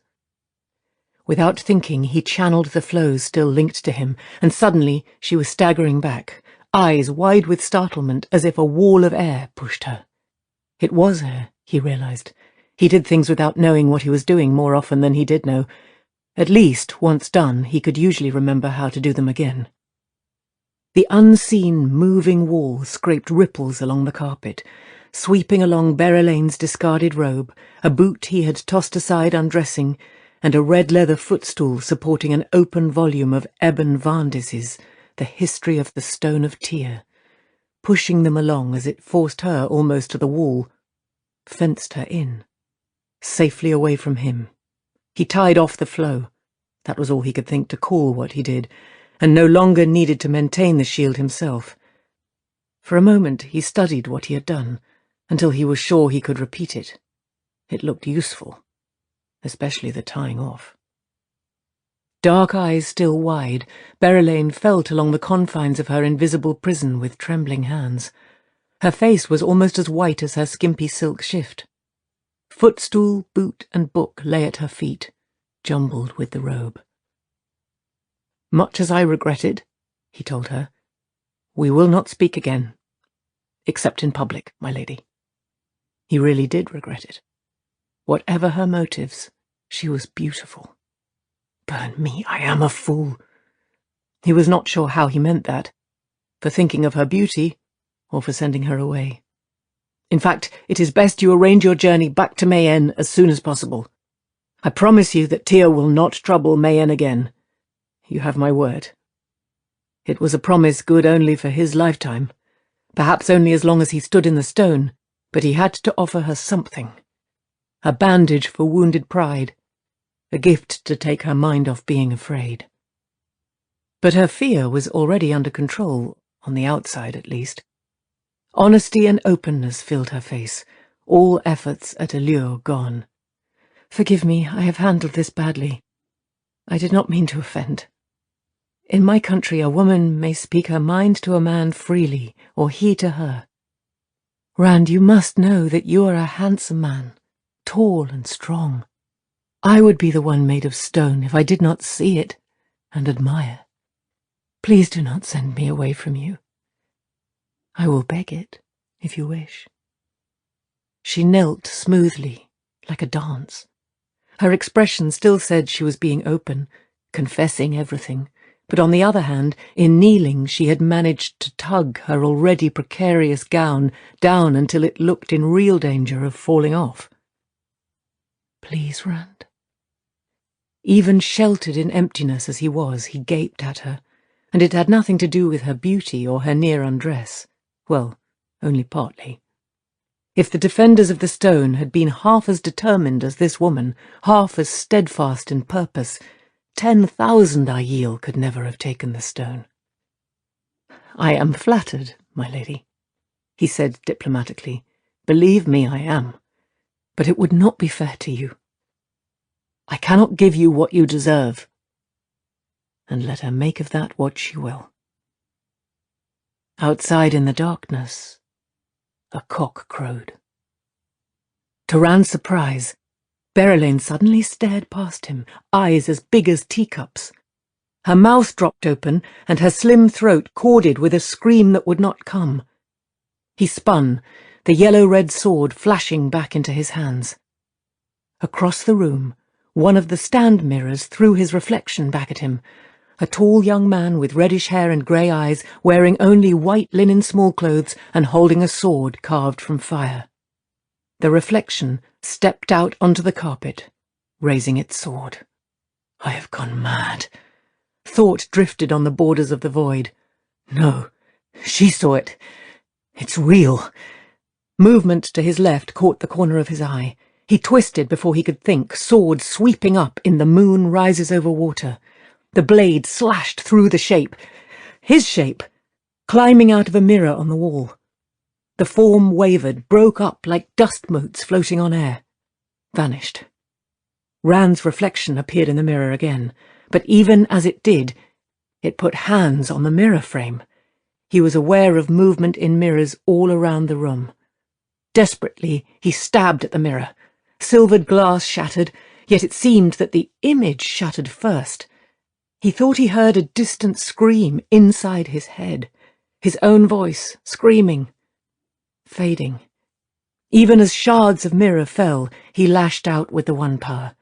Every mirror in the room exploded silently, fountaining glass across the carpet. The dying scream in his head echoed again and again, sending shivers down his back. It was his voice. He could hardly believe it was not himself who made the sounds. He spun back to face the one that had gotten out, just in time to meet its attack, unfolding the fan to counter stones falling down the mountain. The figure leaped back, and suddenly Rand realized it was not alone. As quickly as he had smashed the mirrors, 2 more reflections had escaped.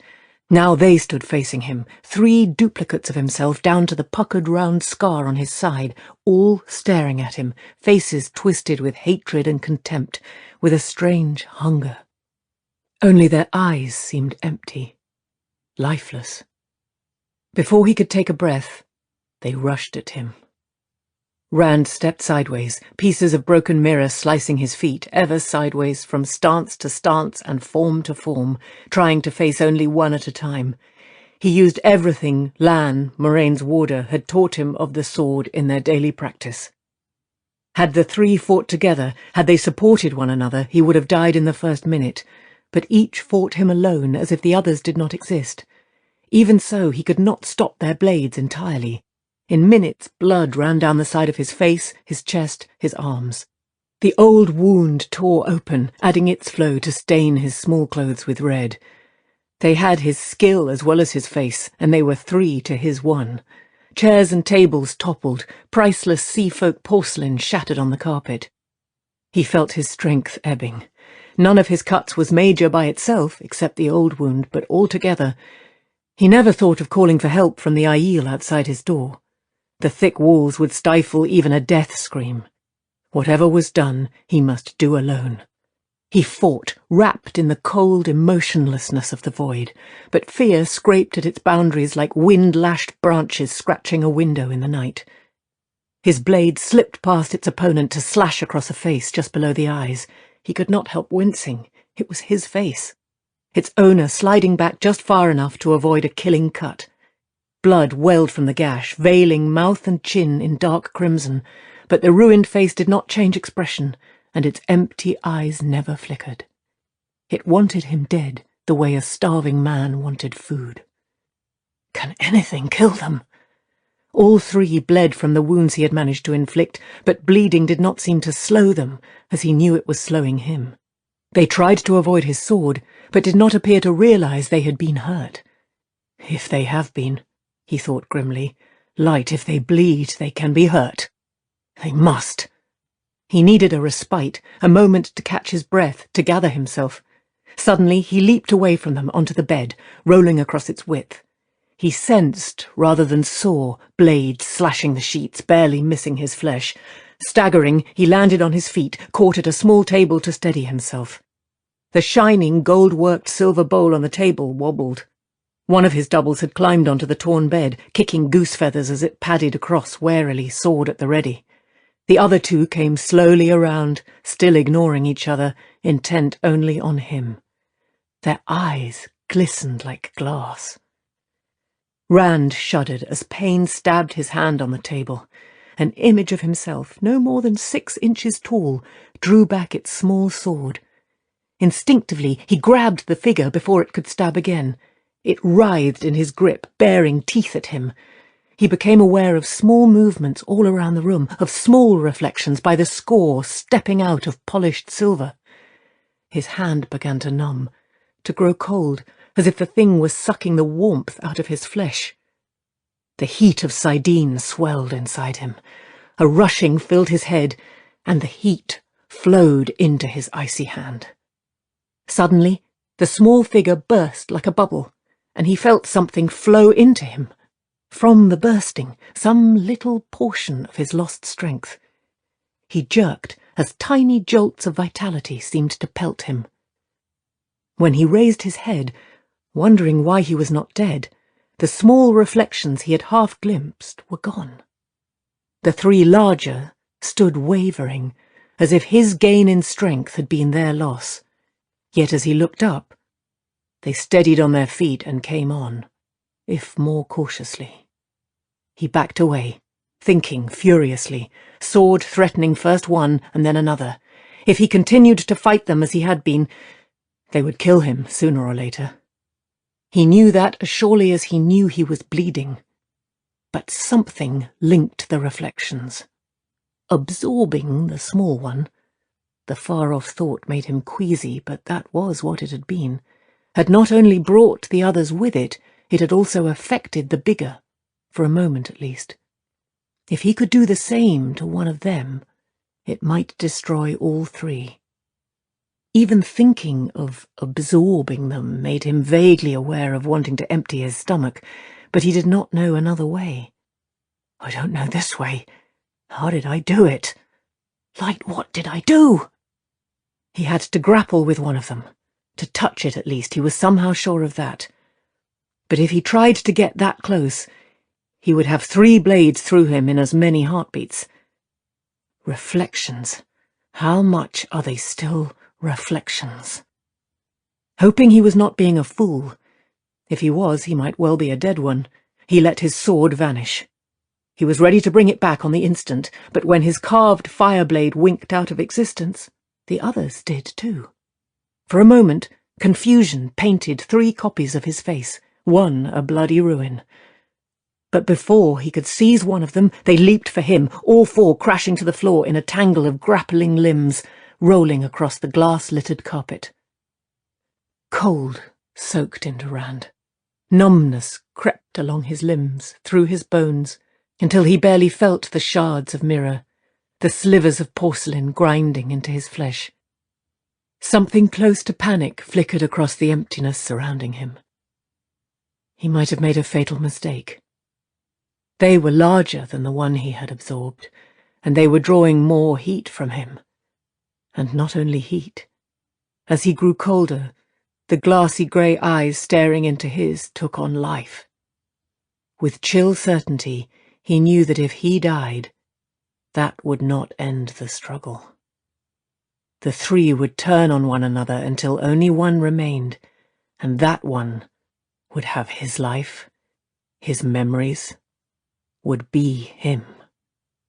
Stubbornly, he fought, struggling harder the weaker he became.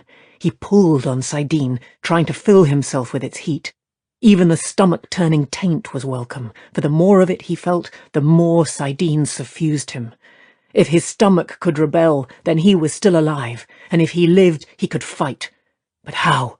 How? What did I do before? Saidin raged through him till it seemed that if he survived his attackers, he would only be consumed by the power. How did I do it? All he could do was pull at Saidin and try. Reach. Strain.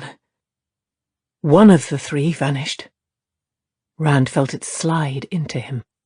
It was as if he had fallen from a height, flat onto stony ground. And then the other two together. The impact flung him onto his back, where he lay staring up at the work-plaster ceiling with its gilded bosses, lay luxuriating in the fact that he was still breathing.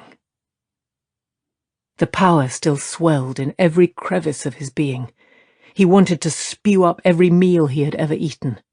He felt so alive that by comparison, life not soaked in Saidin was living a shadow. He could smell the beeswax of the candles and the oil in the lamps. He could feel every fibre of the carpet against his back. He could feel every gash in his flesh, every cut, every nick, every bruise. But he held on to Saidin. One of the Forsaken had tried to kill him. Or all of them had. It must have been that, unless the Dark One was free already, in which case he did not think he would have faced anything as easy or as simple as this. So he held his link to the true source. Unless I did it myself. Can I hate what I am enough to try to kill myself?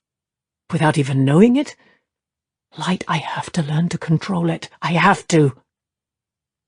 Painfully, he pushed himself up. Leaving bloody footprints on the carpet, he limped to the stand where Callandor rested.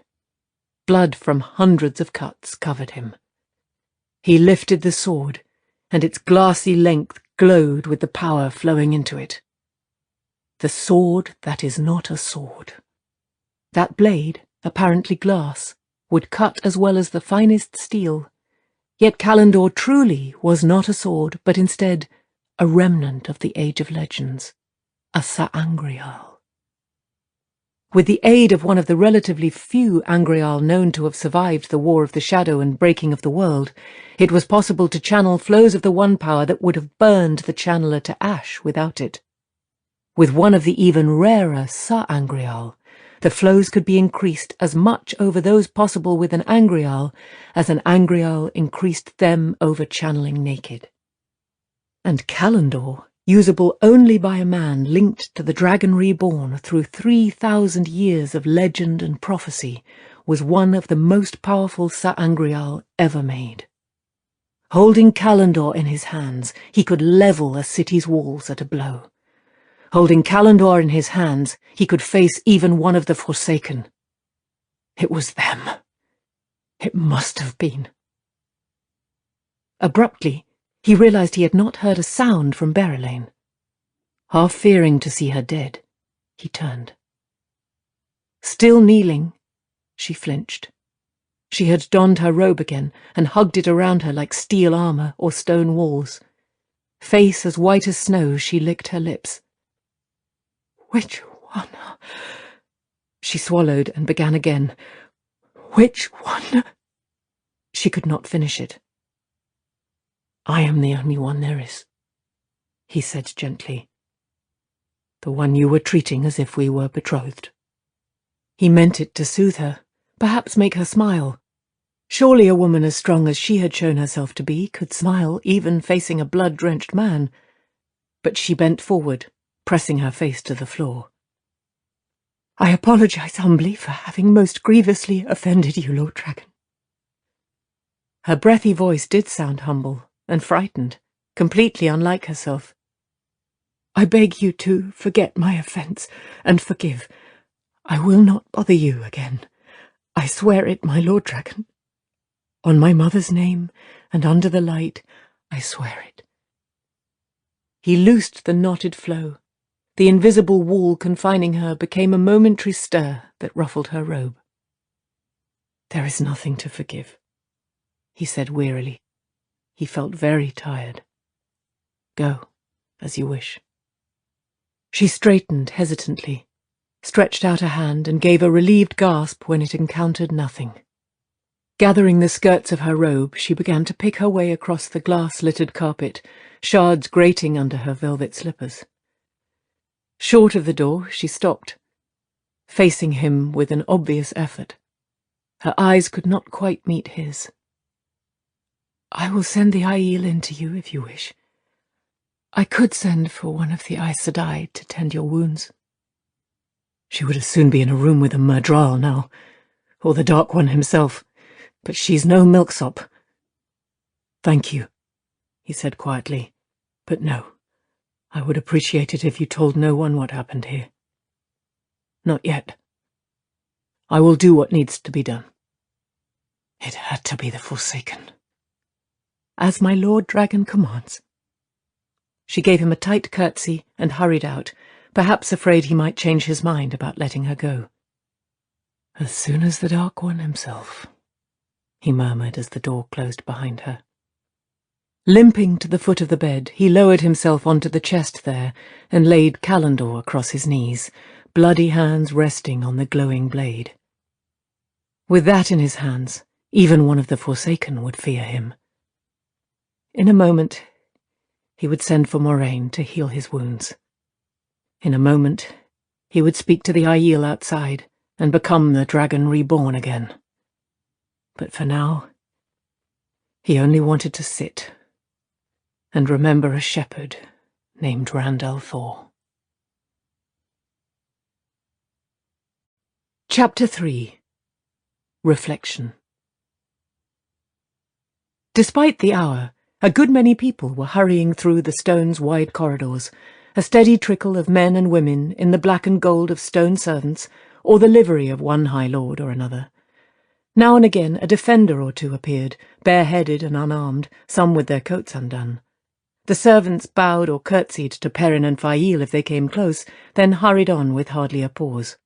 Most of the soldiers gave a start on seeing them.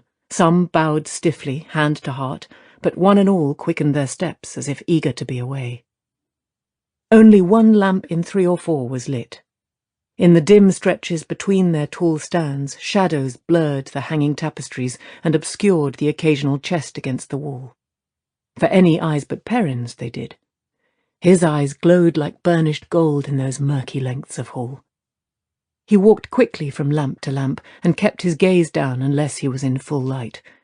Most people in the stone knew about his strangely coloured eyes, one way or another. None of them mentioned it, of course. Even Fail seemed to assume the colour was part of his association with an Aes Sedai, something that simply was, to be accepted but never explained.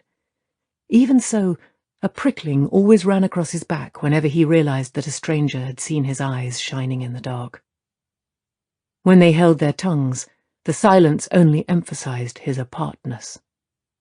I wish they wouldn't look at me like that, he muttered as a grizzled defender twice his age came close to running once he had passed.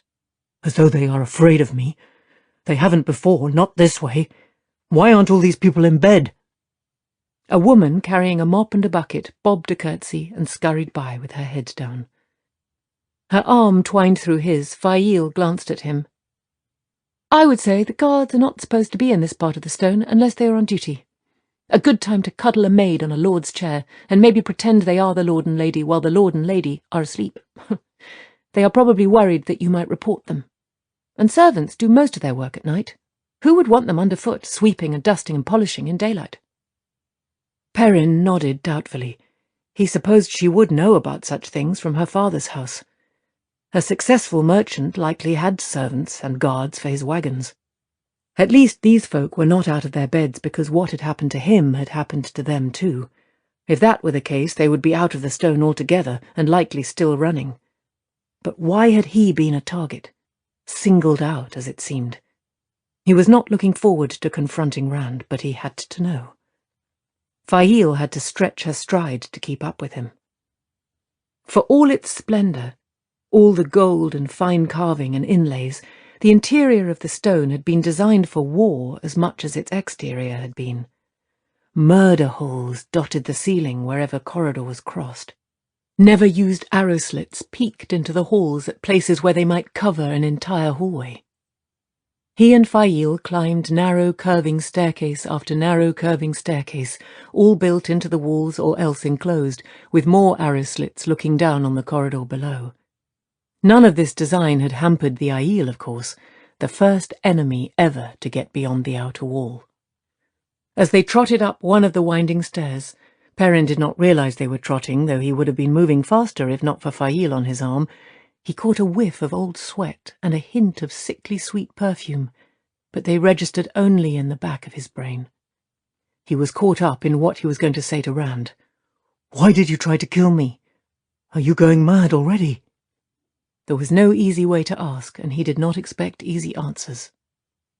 Stepping out into a shadowed corridor nearly at the top of the stone, he found himself staring at the backs of a High Lord and two of the nobleman's personal guards. Only the defenders were allowed to wear armour inside the stone, but these three had swords at their hips. That was not unusual, of course, but their presence here, on this floor, in the shadows, staring intently at the bright light at the far end of the hall, that was not usual at all. That light came from the anteroom in front of the chambers Rand had been given, or taken, or maybe been pushed into by Moraine. Perrin and Fail had made no effort to be quiet in climbing the stairs, but the three men were so intent in their watching that none of them noticed the new arrivals at first. Then one of the blue-coated bodyguards twisted his head as if working a cramp in his neck. His mouth dropped open when he saw them. Biting off an oath, the fellow whirled to face Perrin, bearing a good hand of his sword blade. The other was only a heartbeat slower. Both stood tensed, ready, but their eyes shifted uneasily, sliding off Perrin's. They gave off a sour smell of fear. So did the High Lord, though he had his fear tightly reined. The High Lord Torrian, white streaking his dark pointed beard, moved languidly, as if at a ball. Pulling a too sweetly scented handkerchief from his sleeve, he dabbed at a knobby nose that appeared not at all large when compared with his ears. A fine silk coat with red satin cuffs only exaggerated the plainness of his face. He eyed Perrin's shirt sleeves and dabbed his nose again before inclining his head slightly. "The light illumine you," he said politely. His glance touched Perrin's yellow stare and flinched away, though his expression did not change. "You are well, I trust." Perhaps too politely. Perrin did not really care for the man's tone, but the way Torrian looked Fail up and down with a sort of casual interest clenched his fists. He managed to keep his voice level, though. "The light illumine you, High Lord Torrian. I am glad to see you helping keep watch over the Lord Dragon. Some men in your place might resent him being here." Torrian's thin eyebrows twitched. "Prophecy has been fulfilled, and Tyr has fulfilled its place in that prophecy. Perhaps the Dragon Reborn will lead Tyr to a still greater destiny. What man could resent that? But it is late. A good night to you." He eyed Fail again, pursing his lips, and walked off down the hall just a bit too briskly, away from the anteroom's lights. His bodyguards heeled him like well-trained dogs. "There was no need for you to be uncivil," Fail said in a tight voice when the High Lord was out of hearing. "You sounded as if your tongue were frozen iron. If you do intend to remain here, you had better learn to get on with the lords." "He was looking at you as if he wanted to dandle you on his knee, and I do not mean like a father." She sniffed dismissively. "He is not the first man ever to look at me. If he found the nerve to try more, I could put him in his place with a frown and a glance. I do not need you to speak for me, Perrin Barra." Still, she did not sound entirely displeased. Scratching his beard, he peered after Torrian, watching the High Lord and his guards vanish around a distant corner. He wondered how the Tyran lords managed without sweating to death. "Did you notice, Fail? His heel-hounds did not take their hands off their swords until he was 10 paces clear of us." She frowned at him, then down the hall after the three, and nodded slowly. "You're right, but I do not understand. They do not bow and scrape the way they do for him. But everyone walks as warily around you and Matt as they do around the Aes Sedai." "Maybe being a friend of the Dragon Reborn isn't as much protection as it used to be." She did not suggest leaving again, not in words, but her eyes were full of it. He was more successful in ignoring the unspoken suggestion than he had been with the spoken. Before they reached the end of the hallway, Berelain came hurrying out of the bright lights of the anteroom, clutching a thin white robe tightly around her with both arms. If the First of Mayenne had been walking any faster, she would have been running. To show Fail he could be as civil as she could possibly wish, Perrin swept a bow that he wagered even Matt could not have bettered. By contrast, Fail's curtsy was the barest nod of her head, the merest bending of a knee. He hardly noticed. As Berelain rushed past them without a glance, the smell of fear, rank and raw as a festering wound, made his nostrils twitch. Beside this, Torrian's fear was nothing. This was mad panic tied with a frayed rope. He straightened slowly, staring after her. "Filling your eyes?" Fail asked softly. Intent on Berelain, wondering what had driven her so near the brink, he spoke without thinking. "She smelled of—" Far down the corridor, Torrian suddenly stepped out of a side hallway to seize Berelain's arm. He was talking a torrent, but Perrin could not make out more than a handful of scattered words, something about her overstepping herself in her pride, and something else that seemed to be Torrian offering her his protection. Her reply was short, sharp, and even more inaudible, delivered with lifted chin. Pulling herself free roughly, the First of Mayenne walked away, back straight and seemingly more in command of herself. On the point of following, Torrian saw Perrin watching. Dabbing at his nose with his handkerchief, the High Lord vanished back into the crossing corridor. "I do not care if she smelled of the essence of dawn," Fail said darkly. "That one is not interested in hunting a bear, however fine his hide would look, stretched on a wall. She hunts the sun." He frowned at her. "The sun? A bear? What are you talking about?" "You go on by yourself. I think I will go to my bed, after all." "If that's what you want," he said slowly. "But I thought you were as eager to find out what happened as I am." "I think not. I'll not pretend I am eager to meet the Rand, not after avoiding it until now. And now I am especially not eager. No doubt the two of you will have a fine talk without me, especially if there's wine." "You don't make any sense," he muttered, scrubbing a hand through his hair. "If you want to go to bed, then fine. But I wish you would say something I understand." For a long moment she studied his face, then suddenly bit her lip. He thought she was trying not to laugh. "Oh, Perrin, sometimes I believe it is your innocence I enjoy most of all." Sure enough, traces of laughter silvered her voice. "You go on to your friend, and tell me of it in the morning. As much as you want to." She pulled his head down to brush his lips with a kiss, and as quick as the kiss, ran back down the hallway. Shaking his head, he watched until she turned into the stairs with no sign of Torrian. Sometimes it was as if she spoke another language.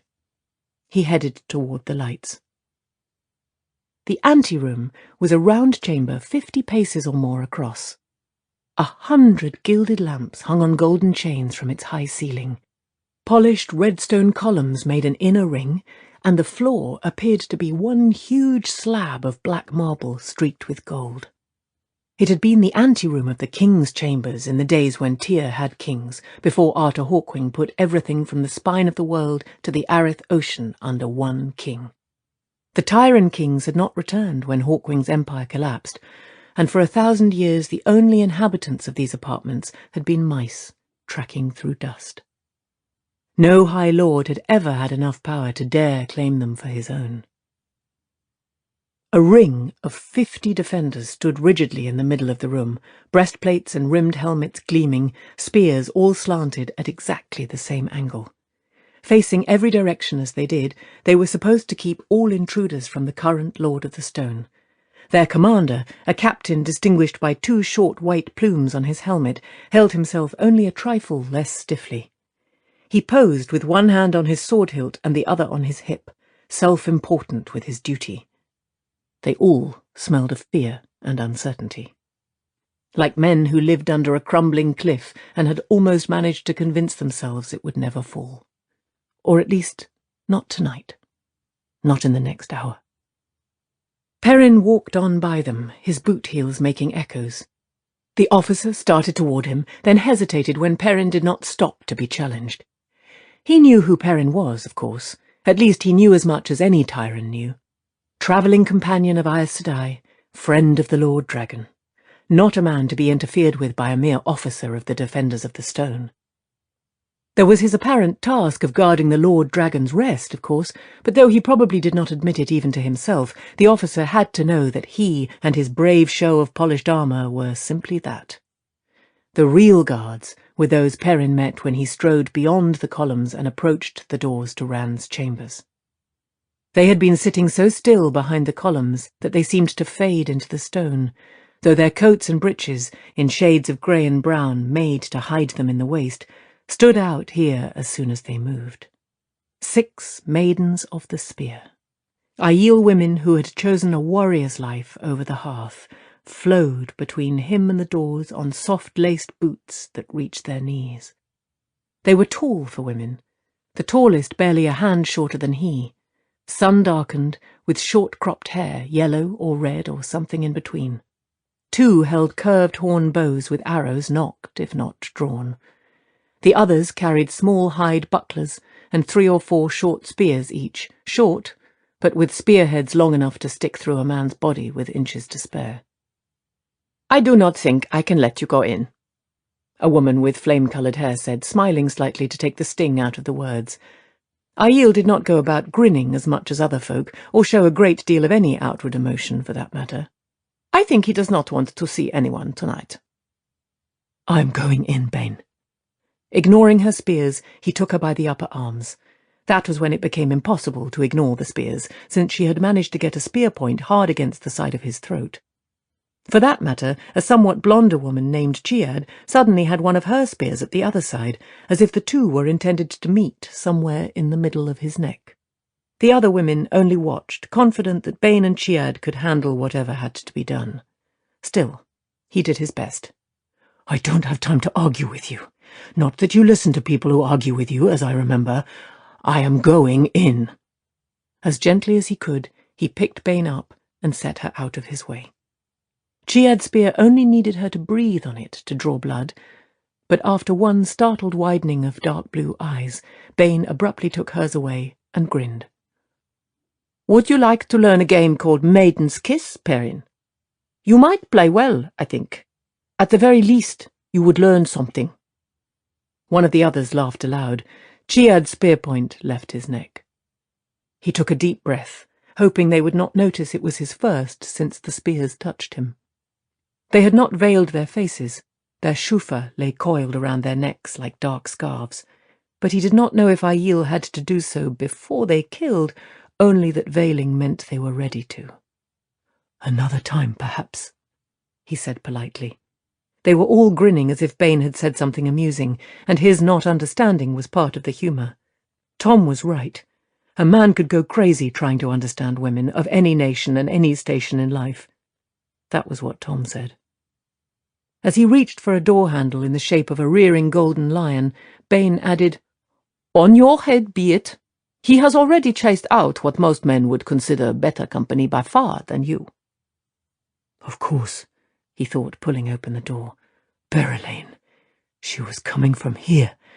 Tonight everything is revolving around... The first of Mayenne vanished from his thoughts as he got a look into the room.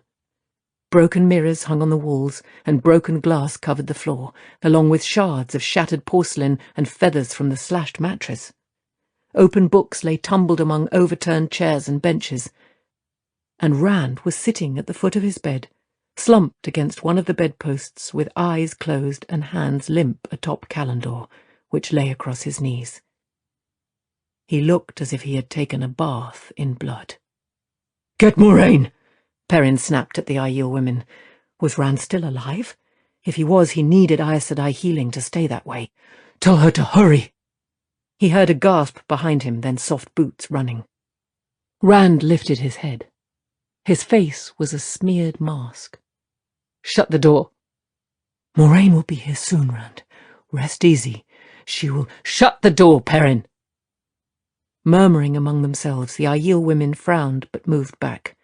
Perrin pulled the door to, cutting off a questioning shout from the white-plumed officer.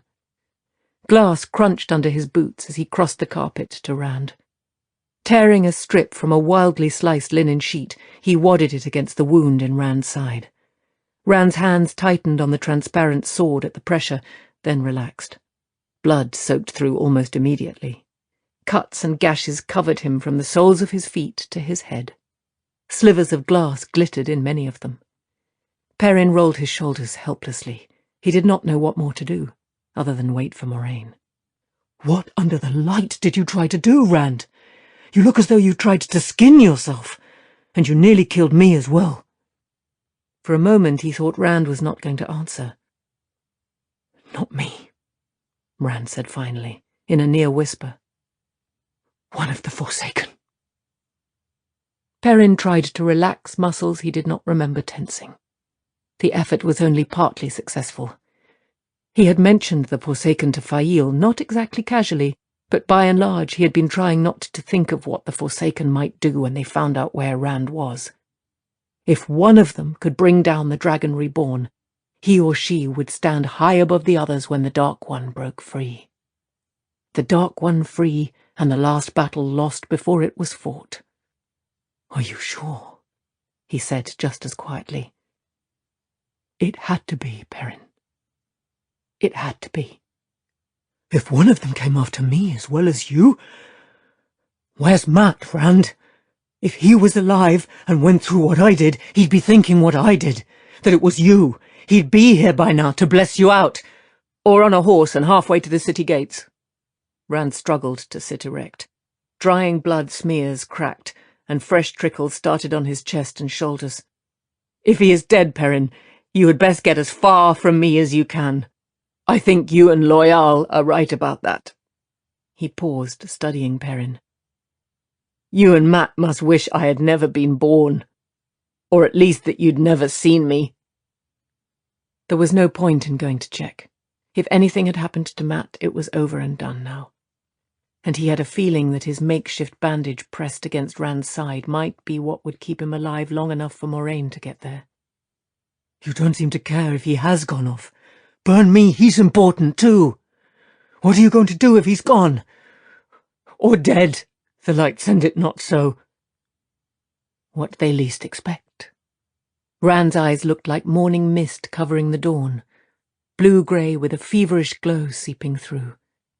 His voice had a knife edge. "That is what I have to do in any case. What everyone least expects." Perrin took a slow breath. Rand had a right to taut nerves. It was not a sign of incipient madness.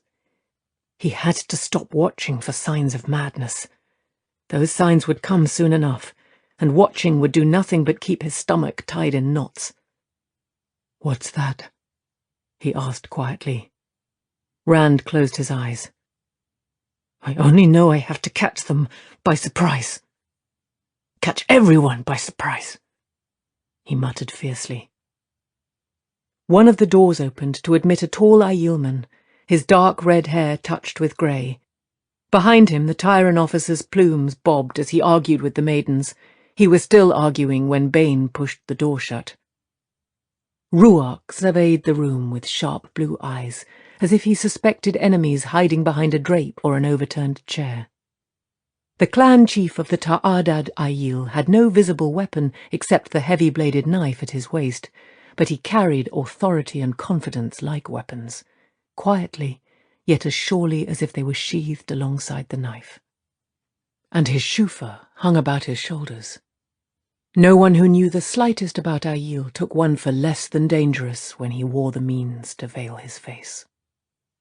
That tyrant fool outside sent word to his commander that something had happened in here, Ruark said, and rumors are already sprouting like corpse moss in a deep cave. Everything from the White Tower trying to kill you to the last battle fought here, in this room. Perrin opened his mouth. Ruark raised a forestalling hand. I happened to meet Berylane, looking as if she had been told the day she would die, and she told me the truth of it. And it does look to be the truth, though I doubted her. I sent for Moraine, Perrin said. Ruark nodded. Of course the maidens would have told him everything they knew. Rand gave a painful bark of a laugh. I told her to keep quiet. It seems the Lord Dragon doesn't rule Mayenne. He sounded more wryly amused than anything else. I have daughters older than that young woman, Ruark said. I do not believe she will tell anyone else. I think she would like to forget everything that happened tonight. And I would like to know what happened, Moraine said, gliding into the room. Slight and slender as she was, Ruark towered over her as much as the man who followed her in, Lan, her warder, but it was the Aes Sedai who dominated the room. She must have run to come so fast, but she was calm as a frozen lake now. It took a great deal to ruffle Moraine's serenity. Her blue silk gown had a high lace neck and sleeves slashed with darker velvet, but the heat and humidity did not appear to touch her. A small blue stone, suspended on her forehead from a fine golden chain in her dark hair, flashed in the light, emphasizing the absence of the slightest sheen of sweat. As always when they met, Lan's and Ruark's icy blue stares nearly struck sparks. A braided leather cord held Lan's dark hair, grey-streaked at the temples. His face looked to have been carved from rock, all hard planes and angles, and his sword rode his hip like part of his body. Perrin was not sure which of the two men was more deadly, but he thought a mouse could starve on the difference. The warder's eyes swung to Rand. I thought you were old enough to shave without someone to guide your hand. Ruark smiled, a slight smile, but the first Perrin had ever seen from him in Lan's presence. He is young yet. He will learn. Lan glanced back at the Aielman, then returned the smile, just as slightly. Moraine gave the two men a brief, withering look. She did not seem to pick her way as she crossed the carpet, but she stepped so lightly, holding her skirts up, that not one shard of glass crunched under her slippers. Her eyes swept around the room, taking in the smallest details, Perrin was sure. For a moment she studied him. He did not meet her gaze. She knew too much about him for comfort, but she bore down on Rand like a silent silken avalanche, icy and inexorable. Perrin dropped his hand and moved out of her way. The wadded cloth stayed against Rand's side, held by congealing blood. From head to foot the blood was beginning to dry in black streaks and smears. The slivers of glass in his skin glittered in the lamplight. Moraine touched the blood-caked cloth with her fingertips, then took her hand back as though changing her mind about looking underneath. Perrin wondered how the Aes Sedai could look at Rand without wincing, but her smooth face did not change. She smelled faintly of rose-scented soap. At least you are alive. Her voice was musical, a chill, angry music at the moment. What happened can wait. Try to touch the true source. Why? Rand asked in a wary voice. I cannot heal myself, even if I knew how to heal. No one can. I know that much. For the space of a breath, Moraine seemed on the point of an outburst, strange as that would have been, but in another breath she was once again layered in calm so deep that surely nothing could crack it. Only some of the strength for healing comes from the healer. The power can replace what comes from the healed. Without it, you will spend tomorrow flat on your back and perhaps the next day as well. Now, draw on the power if you can, but do nothing with it. Simply hold it. Use this if you must. She did not have to bend far to touch Callandor. Rand moved the sword from under her hand. Simply hold it, you say? He sounded about to laugh out loud. Very well. Nothing happened that Perrin could see. Not that he expected to. Rand sat there like the survivor of a lost battle, looking at Moraine. She hardly blinked. Twice she scrubbed her fingers against her palms as if unaware. After a time, Rand sighed. I cannot even reach the void. I can't seem to concentrate. A quick grin cracked the blood drying on his face.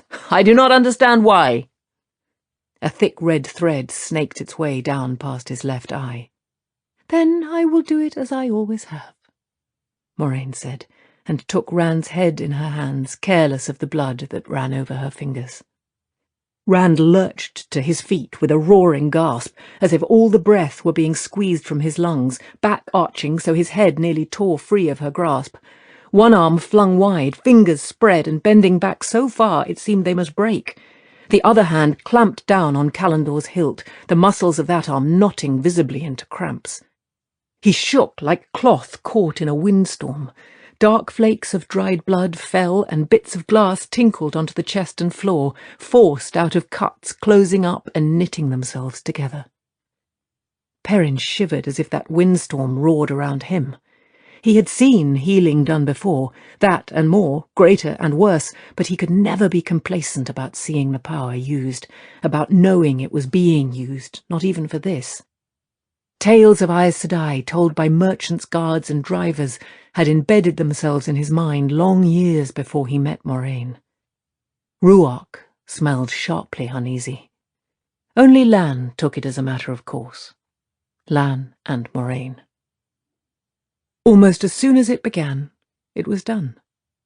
Moraine took her hands away, and Rand slumped, catching the bedpost to hold himself on his feet. It was difficult to say whether he clutched the bedpost or Callandor more tenaciously. When Moraine tried to take the sword to replace it on the ornate stand against the wall, he drew it away from her firmly, even roughly. Her mouth tightened momentarily, but she contented herself with pulling the wad of cloth from his side, using it to scrub away some of the surrounding smears. The old wound was a tender scar again. The other injuries were simply gone. The mostly dried blood that still covered him could have come from someone else. Moraine frowned.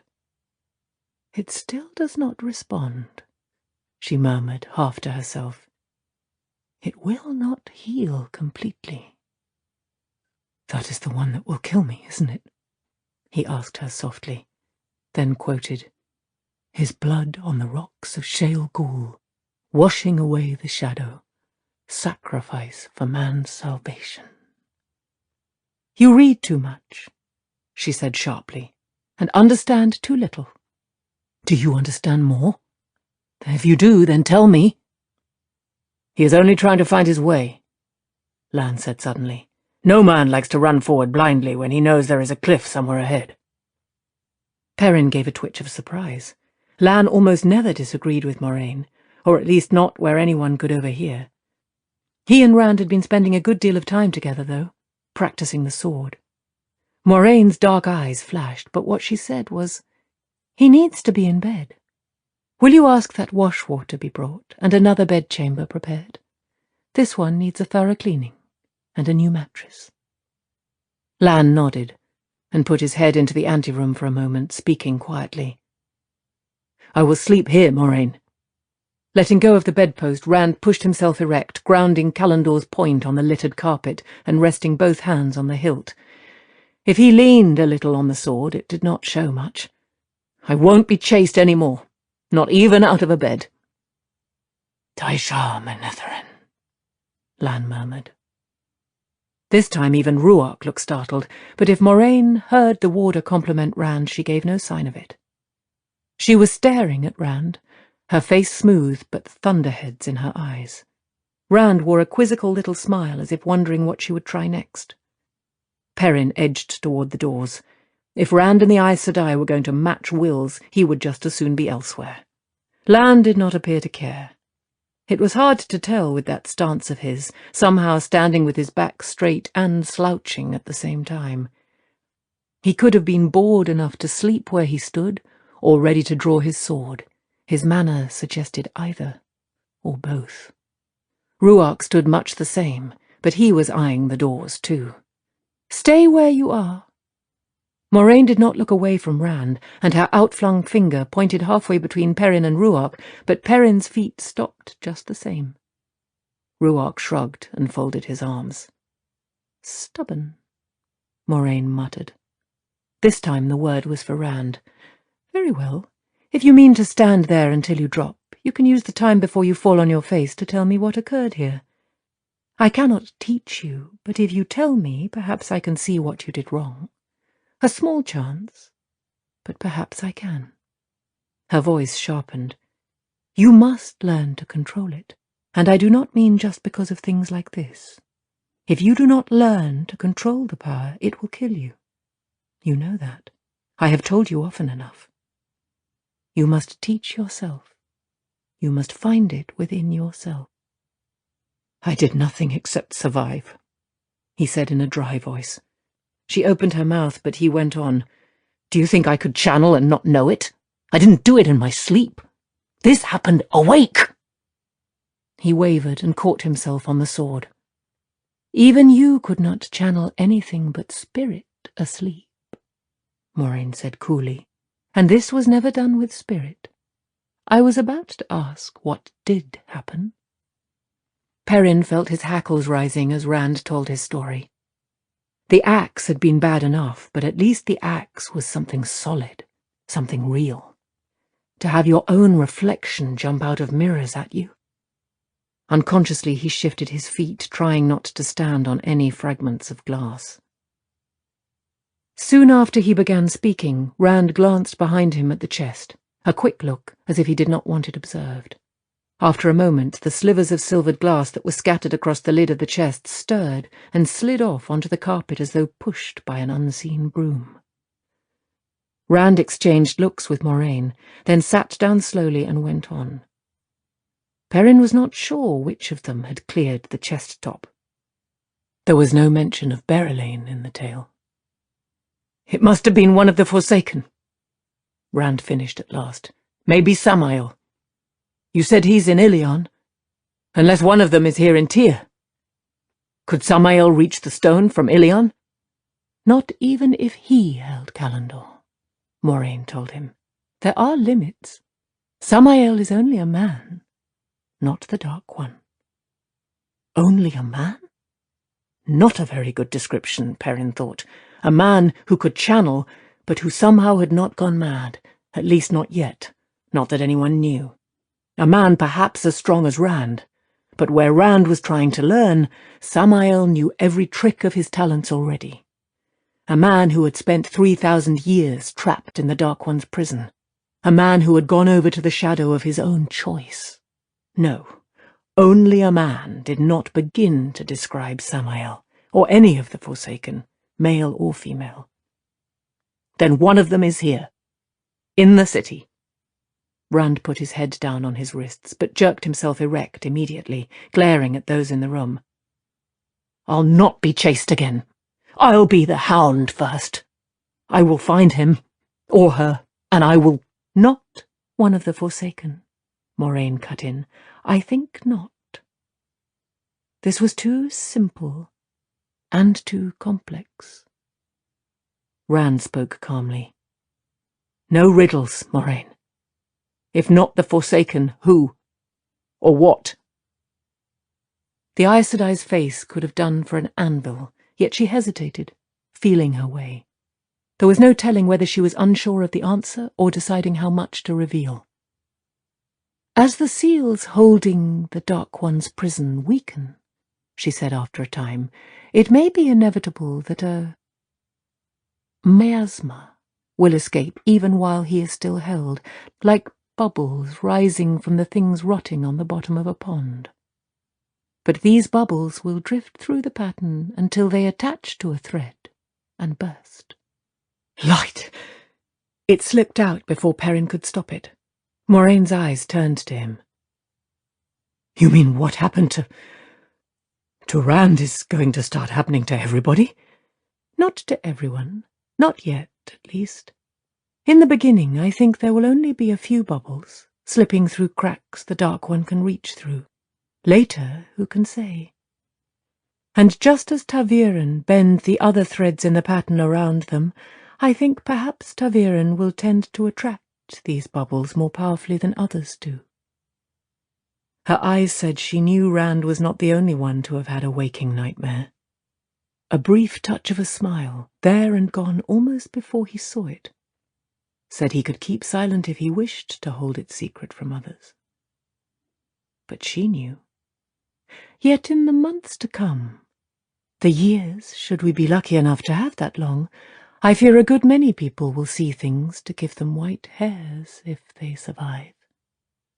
Matt, Rand said, do you know if is he... I will know soon enough, Moraine replied calmly. What is done cannot be undone, but we can hope. Whatever her tone, though, she smelled ill at ease until Ruark spoke. He is well. Or was. I saw him on my way here. Going where? Moraine said with an edge in her voice. He looked to be heading for the servants' quarters, the Aielman told her. He knew that the three were ta'veren, if not as much else as he thought he did, and he knew Mat well enough to add, Not the stables, Aes Sedai, the other way, toward the river. And there are no boats at the stone's docks. He did not stumble over words like boat and dock the way most of the Aiel did, although in the waste such things existed only in stories. She nodded as if she had expected nothing else.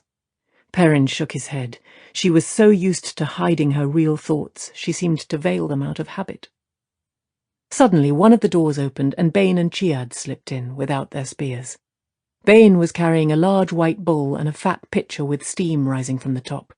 Chiad had towels folded under her arm. "Why are you bringing this?" Moraine demanded. Chiad shrugged. "She would not come in." Rand barked a laugh. "Even the servants know enough to stay clear of me. Put it anywhere." "Your time is running out, Rand," Moraine said. "The Tyrans are becoming used to you after a fashion, and no one fears what is familiar as much as what is strange. How many weeks or days before someone tries to put an arrow in your back or poison in your food? How long before one of the Forsaken strikes? Or another bubble comes sliding along the pattern? Don't try to harry me, Moraine." He was blood-filthy, half-naked, more than half leaning on Callandor to stay sitting up, but he managed to fill those words with quiet command. "I will not run for you either." "Choose your way soon," she said, "and this time, inform me what you mean to do. My knowledge cannot aid you if you refuse to accept my help." "Your help?" Rand said wearily. "I'll take your help, but I will decide, not you." He looked at Perrin as if trying to tell him something without words, something he did not want the others to hear. Perrin had not a clue what it was. After a moment, Rand sighed. His head sank a little. "I want to sleep. All of you go away. Please. We will talk tomorrow." His eyes flickered to Perrin again, underscoring the words for him. Moraine crossed the room to Bane and Chiad, and the two Aiel women leaned close so she could speak for their ears alone. Perrin heard only a buzz, and wondered if she was using the power to stop him eavesdropping. She knew the keenness of his hearing. He was sure of it when Bane whispered back, and he still could not make out anything. The Aes Sedai had done nothing about his sense of smell, though. The Aiel women looked at Rand as they listened, and they smelled wary. Not afraid, but as if Rand were a large animal that would be dangerous if they misstepped. The Aes Sedai turned back to Rand. "We will talk tomorrow. You cannot sit like a partridge waiting for a hunter's net." She was moving for the door before Rand could reply. Lan looked at Rand as if about to say something, but followed her without speaking. "Rand," Perrin said, "we do what we have to." Rand did not look up from the clear hilt between his hands. "We all do what we have to." He smelled afraid. Perrin nodded and followed Ruark out of the room. Moiraine and Lan were nowhere in sight. The Tyrant officer was staring at the doors from 10 paces off, trying to pretend the distance was his choice and had nothing to do with the 4 Aiel women watching him. The other 2 maidens were still in the bedchamber, Perrin realized. He heard voices from the room. "Go away," Rand said tiredly. "Just put that down and go away." "If you can stand up," Chiad said cheerfully. "We will. Only stand." There was the sound of water splashing into a bowl. "We have tended to wounded before," Bane said in soothing tones, "and I used to wash my brothers when they were little." Ruark pushed the door shut, cutting off the rest. "You do not treat him the way the Tyrants do," Perrin said quietly. "No bowing and scraping. I don't think I have heard one of you call him Lord Dragon." "The Dragon Reborn is a wetland of prophecy," Ruark said. "Ours is he who comes with the dawn." "I thought they were the same. Else why did you come to the stone? Burn me, Ruark. You Aiel are the people of the dragon, just as the prophecies say. You've as good as admitted it, even if you won't say it out loud." Ruark ignored the last part. "In your prophecies of the dragon, the fall of the stone, and the taking of Kalendor, proclaim that the dragon has been reborn. Our prophecy says only that the stone must fall before he who comes with the dawn appears to take us back to what was ours. They may be one man, but I doubt even the wise ones could say for sure. If Rand is the one, there are things he must do yet to prove it." "What?" Perrin demanded. "If he is the one, he will know and do them. If he does not, then our search still goes on." Something unreadable in the Aielman's voice pricked Perrin's ears. "And if he isn't the one you search for? What then, Ruark?" "Sleep well and safely, Perrin." Ruark's soft boots made no sound on the black marble as he walked away. The Tyrant officer was still staring past the maidens, smelling of fear, failing to mask the anger and hatred on his face. If the Aiel decided Rand was not he who comes with the dawn. Perrin studied the Tyrant officer's face and thought of the maidens not being there, of the stone empty of Aiel, and he shivered. He had to make sure Fael decided to leave. That was all there was for it. She had to decide to go, and without him. Chapter 4. Strings. Tom Merrilin sprinkled sand across what he had written to blot the ink, then carefully poured the sand back into its jar and flipped the lid shut. Riffling through the papers scattered in rough piles across the table, 6 tallow candles made fire a real danger, but he needed the light. He selected a crumpled sheet marred by an ink blot. Carefully he compared it with what he had written, then stroked a long white moustache with a thumb in satisfaction, and permitted himself a leathery-faced smile. The High Lord Carlion himself would have thought it was his own hand. "Be wary. Your husband suspects." Only those words, and no signature. Now, if he could arrange for the High Lord Tadosian to find it where his wife, the Lady Altama, might carelessly have left it. A knock sounded at the door, and he jumped. No one came to see him at this time of the night. "A moment!" he called, hastily stuffing pens and inkpots and selected papers into a battered writing chest. "A moment while I put on a shirt." Locking the chest, he shoved it under the table where it might escape casual notice, and ran an eye over his small windowless room to see if he had left anything out that should not be seen.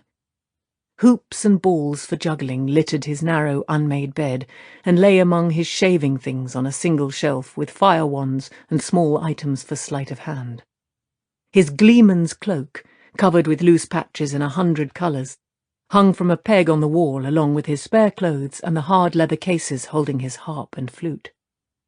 A woman's diaphanous red silk scarf was tied around the strap of the harp case, but it could have belonged to anyone. He was not sure he remembered who had tied it there. He tried to pay no more attention to one woman than any other, and all of it light-hearted and laughing. Make them laugh, even make them sigh, but avoid entanglements. That was his motto. He had no time for those. That was what he told himself. "I'm coming." He limped to the door irritably. Once he had drawn oohs and ahs from people who could hardly believe, even while they watched, that a raw-boned, white-haired old man could do backsprings and handstands and flips, limber and quick as a boy. The limp had put an end to that, and he hated it. The leg ached worse when he was tired. He jerked open the door, and blinked in surprise. "Well, come in, Matt. I thought you would be hard at work lightening lordlings' purses." "They didn't want to gamble any more tonight," Matt said sourly, dropping onto the three-legged stool that served as a second chair. His coat was undone and his hair dishevelled. His brown eyes darted around, never resting on one spot long, but their usual twinkle, suggesting that the lad saw something funny where no one else did, was missing tonight. Tom frowned at him, considering. Matt never stepped across this threshold without a quip about the shabby room. He accepted Tom's explanation that his sleeping beside the servants' quarters would help people forget that he had arrived in the shadow of Aes Sedai, but Matt seldom let a chance for a joke pass. If he realized that the room also assured that no one could think of Tom having any connection to the Dragon Reborn, Matt, being Matt, probably thought that a reasonable wish. It had taken Tom all of 2 sentences, delivered in haste during a rare moment when no one was looking, to make Rand see the real point. Everyone listened to a gleeman, everyone watched him, but no one really saw him or remembered who he talked to, as long as he was only a gleeman, with his hedgerow entertainments fit for country folk and servants, and perhaps to amuse the ladies. That was how Tyrone saw it. It was not as if he were a bard, after all. What was bothering the boy to bring him down here at this hour? Probably one or another of the young women, and some old enough to know better, who had let themselves be caught by Matt's mischievous grin. Still, he would pretend it was one of Matt's usual visits until the lad said otherwise. "I'll get the stones board. It is late, but we have time for one game." He could not resist adding, "Would you care for a wager on it?" He would not have tossed dice with Matt for a copper, but stones was another matter. He thought there was too much order and pattern in stones for Matt's strange luck. "What? Oh, no. It's too late for games. Tom, did anything happen down here?" Leaning the stones board against a table leg, Tom dug his tobacco pouch and long-stemmed pipe out of the litter remaining on the table. "Such as what?" he asked, thumbing the bowl full. He had time to stick a twist of paper in the flame of one of the candles, puff the pipe alight, and blow out the spill before Matt answered. "Such as Rand going insane, that's what. No, you'd not have had to ask if it had." A prickling made Tom shift his shoulders, but he blew a blue-grey streamer of smoke as calmly as he could and took his chair, stretching his gimpy leg out in front of him. "What happened?" Matt drew a deep breath, then let everything out in a rush. "The playing cards tried to kill me. The Amelin and the High Lord, I didn't dream it, Tom. That's why those puffed-up jackdaws don't want to gamble anymore. They're afraid it will happen again. Tom, I am thinking of leaving Tyr." The prickling felt as if he had black wasp nettles stuffed down his back. Why had he not left Tyr himself long since? Much the wisest thing. Hundreds of villages lay out there waiting for a gleeman to entertain and amaze them, and each with an inn or two full of wine to drown memories. But if he did, Rand would have no one except Moraine to keep the High Lords from manoeuvring him into corners and maybe cutting his throat. She could do it, of course, using different methods than his. He thought she could. She was Cairienin, which meant she had probably taken in the game of houses with her mother's milk, and she would tie another string to Rand for the White Tower while she was about it, mesh him in an Aes Sedai net so strong he would never escape. But if the boy was going mad already— Fool, Tom called himself, a pure fool to stay mixed in this because of something 15 years in the past. Staying would not change that. What was done was done. He had to see Rand face to face, no matter what he had told him about keeping clear. Perhaps no one would think it too odd if a gleeman asked to perform a song for the Lord Dragon, a song especially composed. He knew a deservedly obscure Kandori tune, praising some unnamed lord for his greatness and courage in grandiose terms that never quite managed to name deeds or places. It had probably been bought by some lord who had no deeds worth naming. Well, it would serve him now, unless Moraine decided it was strange. That would be as bad as the High Lords taking notice. Oh, I am a fool. I should be out of here tonight. He was roiling inside, his stomach churning acid, but he had spent long years learning to keep his face straight before ever he put on a gleeman's cloak. He puffed 3 smoke rings, one inside the other, and said, "You have been thinking of leaving Tyr since the day you walked into the stone." Perched on the edge of the stool, Mat shot him an angry look. "And I mean to, I do. Why not come with me, Tom? There are towns where they think the Dragon Reborn hasn't drawn a breath yet, where nobody's given a thought to the bloody prophecies of the bloody dragon in years, if ever. Places where they think the Dark One is a grandmother's tale, and Trollocs are travellers' wild stories, and Murdral ride shadows to scare children. You could play your harp and tell your stories, and I could find a game of dice. We could live like lords, travelling as we want, staying where we want, with no one trying to kill us." That hit too close for comfort. Well, he was a fool, and there it was. He just had to make the best of it. "If you really mean to go, why haven't you?" "Moraine watches me," Mat said bitterly, "and when she isn't, she has somebody else doing it. I know, I said I don't like to let someone go once they lay hands on them." It was more than that, he was sure. More than what was openly known, certainly. But Mat denied any such thing, and no one else who knew was talking either, if anyone besides Moraine did know. It hardly mattered. He liked Mat, he even owed him in a fashion.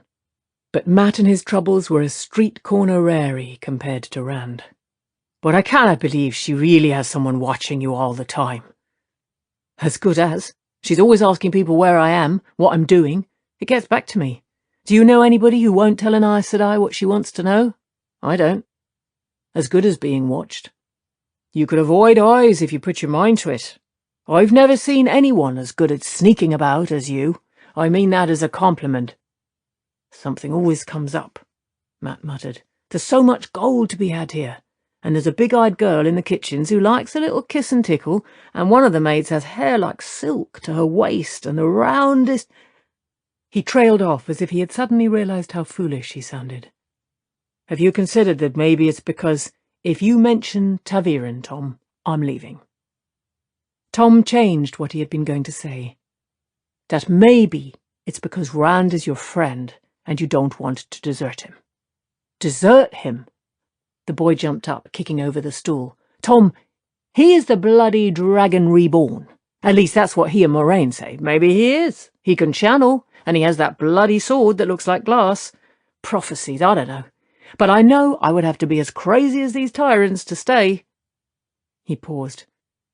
You don't think Moraine is keeping me here, do you, with the power?" "I do not believe she can," Tom said slowly. He knew a good bit about Aes Sedai, enough to have some idea how much he did not know, and he thought he was right on this. Mat raked his fingers through his hair. "Tom, I think about leaving all the time, but I get these strange feelings, almost as if something was going to happen. Something—" Momentous, that's the word. It's like knowing there'll be fireworks for Sunday. Only I don't know what it is I'm expecting. Whenever I think too much about leaving, it happens, and suddenly I found some reason to stay another day.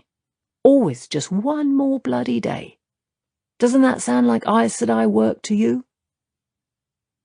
Tom swallowed the word Taviran and took his pipe from between his teeth to peer into the smouldering tobacco. He did not know much about Taviran, but then no one did except the Aes Sedai or maybe some of the Ogier. I was never much good at helping people with their problems. And worse with my own, he thought. With an Aes Sedai close to hand, I'd advise most people to ask her for help. Advice I'd not take myself.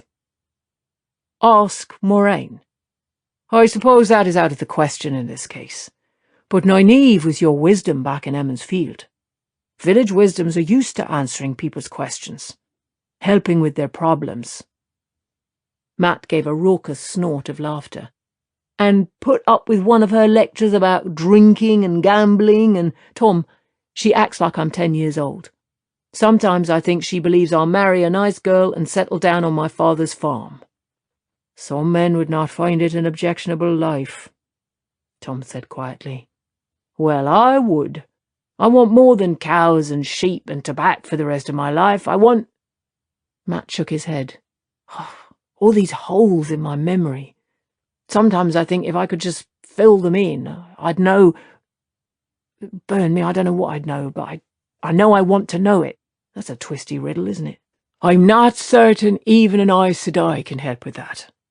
A Gleeman surely can't. I said no Aes Sedai. Tom sighed. Calm yourself, boy. I was not suggesting it. I am leaving, as soon as I can fetch my things and find a horse. Not a minute longer. In the middle of the night. The morning will do. He refrained from adding, if you really do leave. Sit down. Relax. We'll play a game of stones. I have a jar of wine here somewhere. Matt hesitated, glancing at the door. Finally, he jerked his coat straight. The morning will do. He sounded uncertain, but he picked up the overturned stool and set it beside the table. But no wine for me, he added as he sat down. Strange enough things happen when my head is clear. I want to know the difference. Tom was thoughtful as he put the board and the bags of stones on the table. Just that easily the lad was diverted. Pulled along by an even stronger Taviran named Rand al'Thor was how Tom saw it. It occurred to him to wonder if he was caught in the same way. His life had certainly not been headed toward the Stone of Tyr in this room when he first met Rand, but since then it had been twitched about like a kite string. If he decided to leave, say if Rand really had gone mad, would he find reasons to keep putting it off? What is this, Tom? Matt's boot had encountered the writing case under the table. Is it all right if I move it out of my way? Of course, go right ahead. He winced inside as Matt shoved the case aside roughly with his foot. He hoped he had corked all the ink bottles tightly. Choose, he said, holding out his fists. Matt tapped the left, and Tom opened it to reveal a smooth black stone, flat and round. The boy chortled at having the first go, and placed the stone on the cross-hatched board. No one seeing the eagerness in his eyes would have suspected that only moments before he had been twice as eager to go. A greatness he refused to recognize clinging to his back, and an Aes Sedai intent on keeping him for one of her pets. The lad was well and truly caught. If he was caught too, Tom decided, it would be worth it to help one man at least keep free of Aes Sedai. Worth it to make a payment on that 15-year-old debt. Suddenly, and strangely content, he set a white stone. Did I ever tell you, he said around his pipe stem, about the wager I once made with a Damani woman?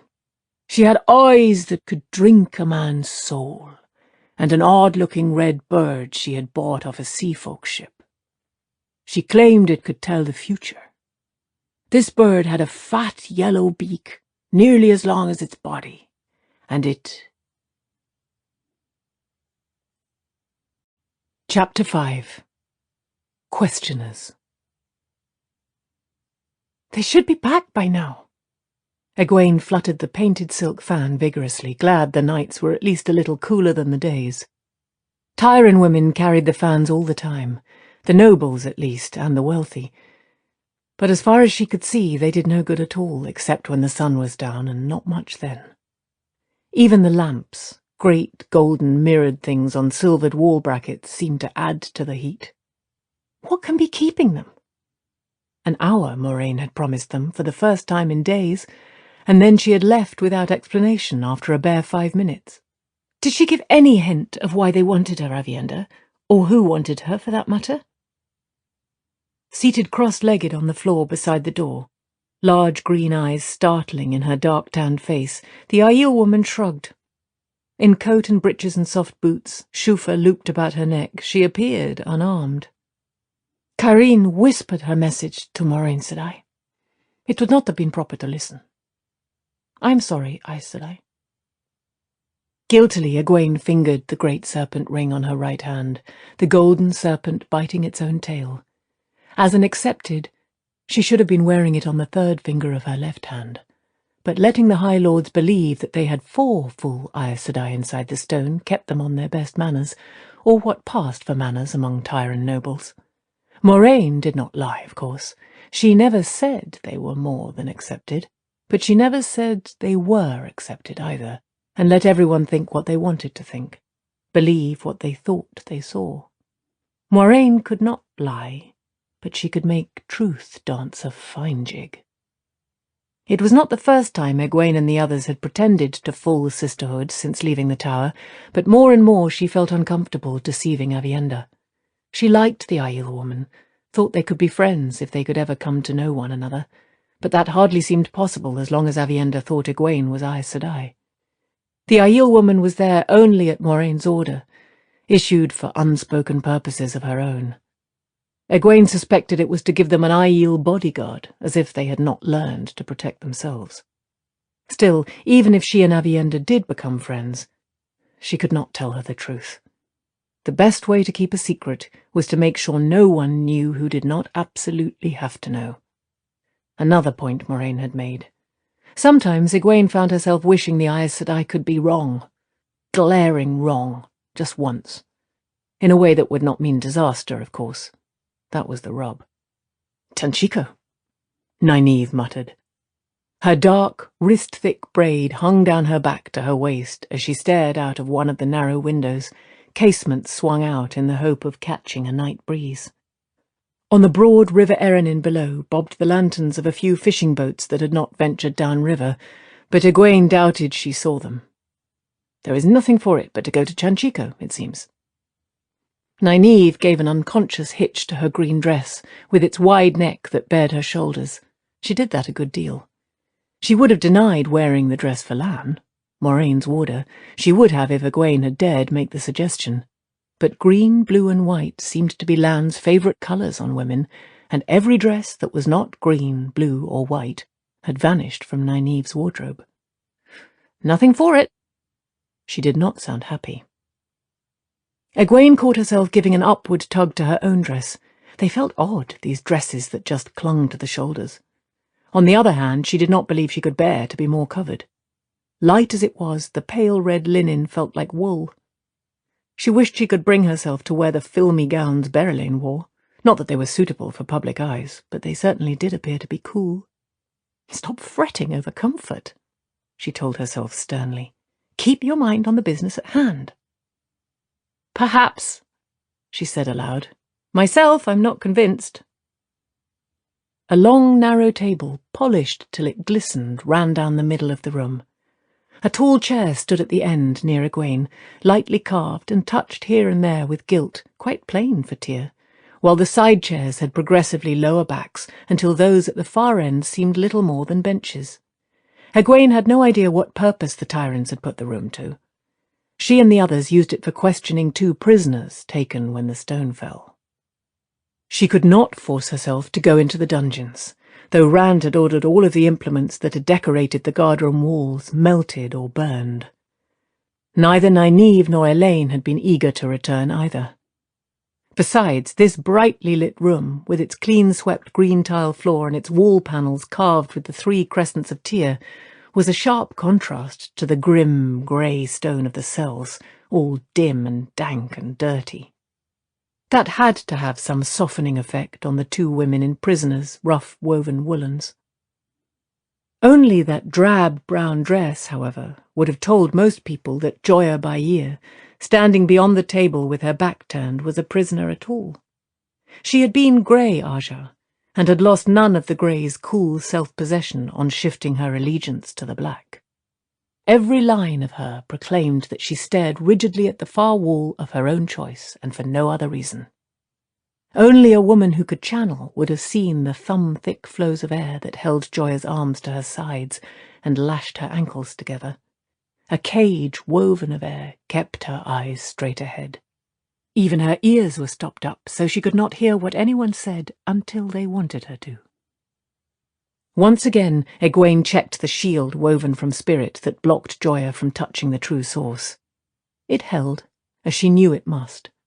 She herself had woven all the flows around Joya and tied them to maintain themselves, but she could not be easy in the same room with a dark friend who had the ability to channel even if it was blocked. Worse than just a dark friend. Black Aja. Murder was the least of Joya's crimes. She should have been bowed down under her weight of broken oaths, blasted lives, and blighted souls.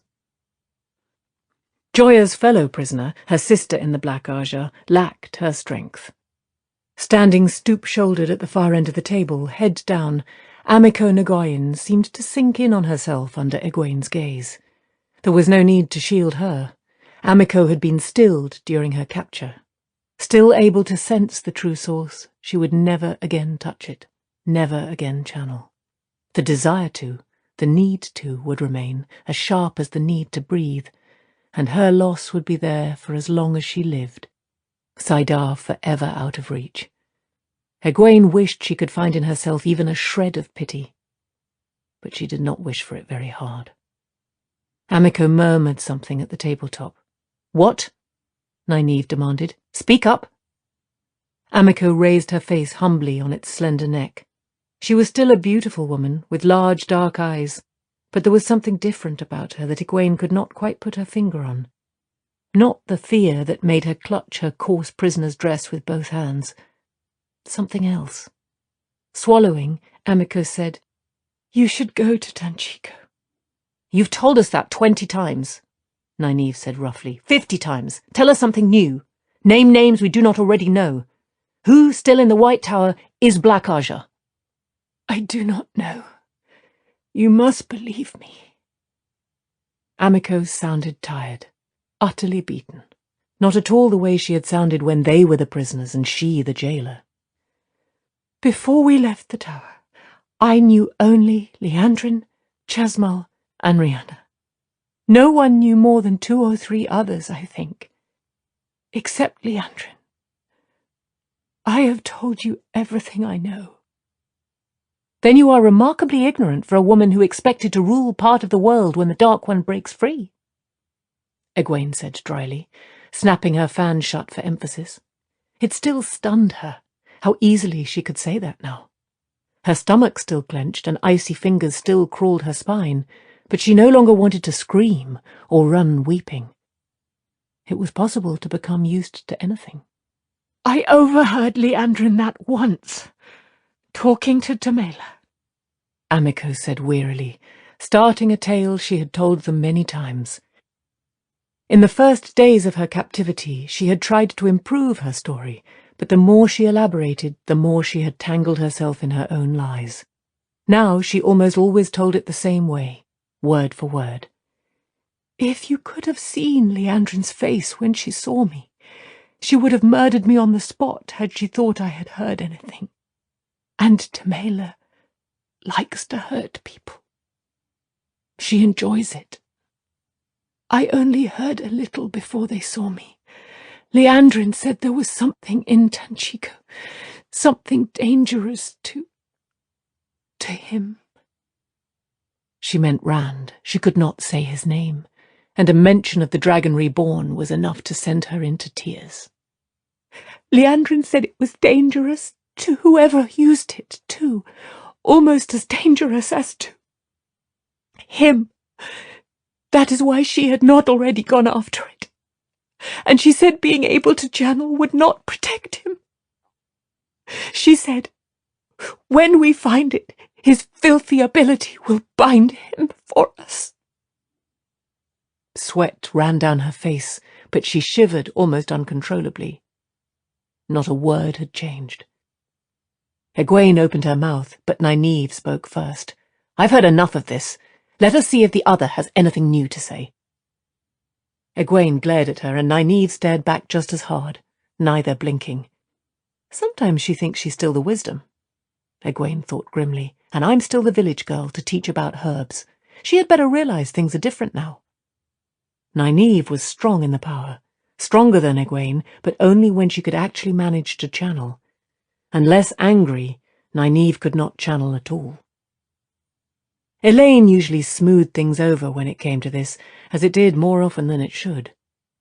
By the time Egwene thought of smoothing matters herself, she had almost always dug in her heels and flared back, and trying to be soothing then would only be backing down.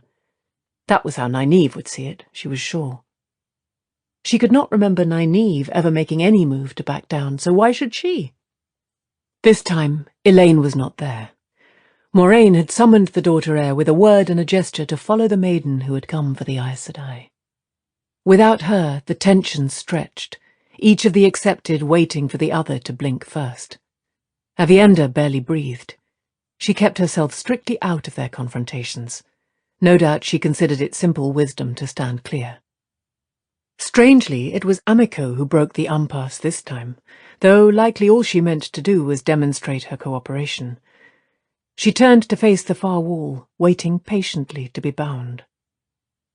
The foolishness of it struck Egwene suddenly. She was the only woman in the room who could channel, unless Nynaeve grew angry or Joya's shield failed.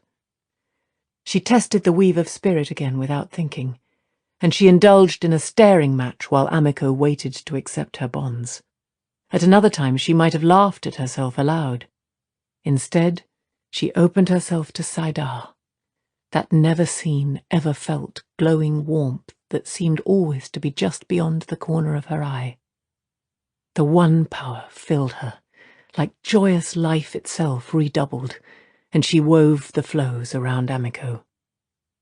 Nynaeve merely grunted.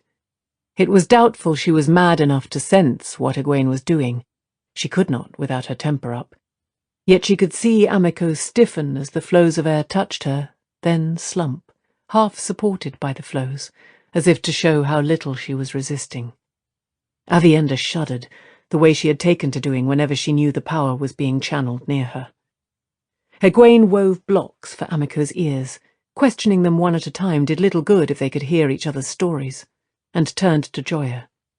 She shifted her fan from hand to hand so she could wipe them on her dress, and stopped with a grimace of distaste. Her sweaty palms had nothing to do with the temperature. "Her face," Aviendha said abruptly, and surprisingly. She almost never spoke unless addressed by Moraine or one of the others. "Amico's face. She does not have the look she did, as if the years had passed her by. Not as much as she did. Is that because she was stilled?" She finished in a breathless rush. She had picked up a few habits being so much around them. No woman of the tower could speak of stilling without a chill. Egwene moved down the table to where she could see Amico's face from the side and yet stay out of Joya's vision. Joya's eyes always turned her stomach to a lump of ice. Aviendha was right. That was the difference she herself had noticed and not understood. Amico looked young, perhaps younger than her years, but it was not quite the agelessness of Aes Sedai who had worked years with the One Power. "You have sharp eyes, Aviendha. But I don't know if this has anything to do with stilling. It must, though, I suppose. I don't know what else could cause it." She realized that did not sound very much like an Aes Sedai, who generally spoke as if they knew everything. When an Aes Sedai said she did not know, she usually managed to make her denial appear to cloak volumes of knowledge. While she was racking her brain for something properly portentous, Nynaeve came to her rescue. Relatively few Aes Sedai have ever been burned out, Avienda, and far fewer stilled. Burned out was what it was called when it happened by accident. Officially, stilling resulted from trial and sentence. Egwene could not see the point of it, really. It was like having two words for falling down the stairs, depending on whether you tripped or were pushed. For that, most Aes Sedai seemed to see it the same, except when teaching novices or accepted. Three words, actually. Men were gentled, must be gentled before they went mad.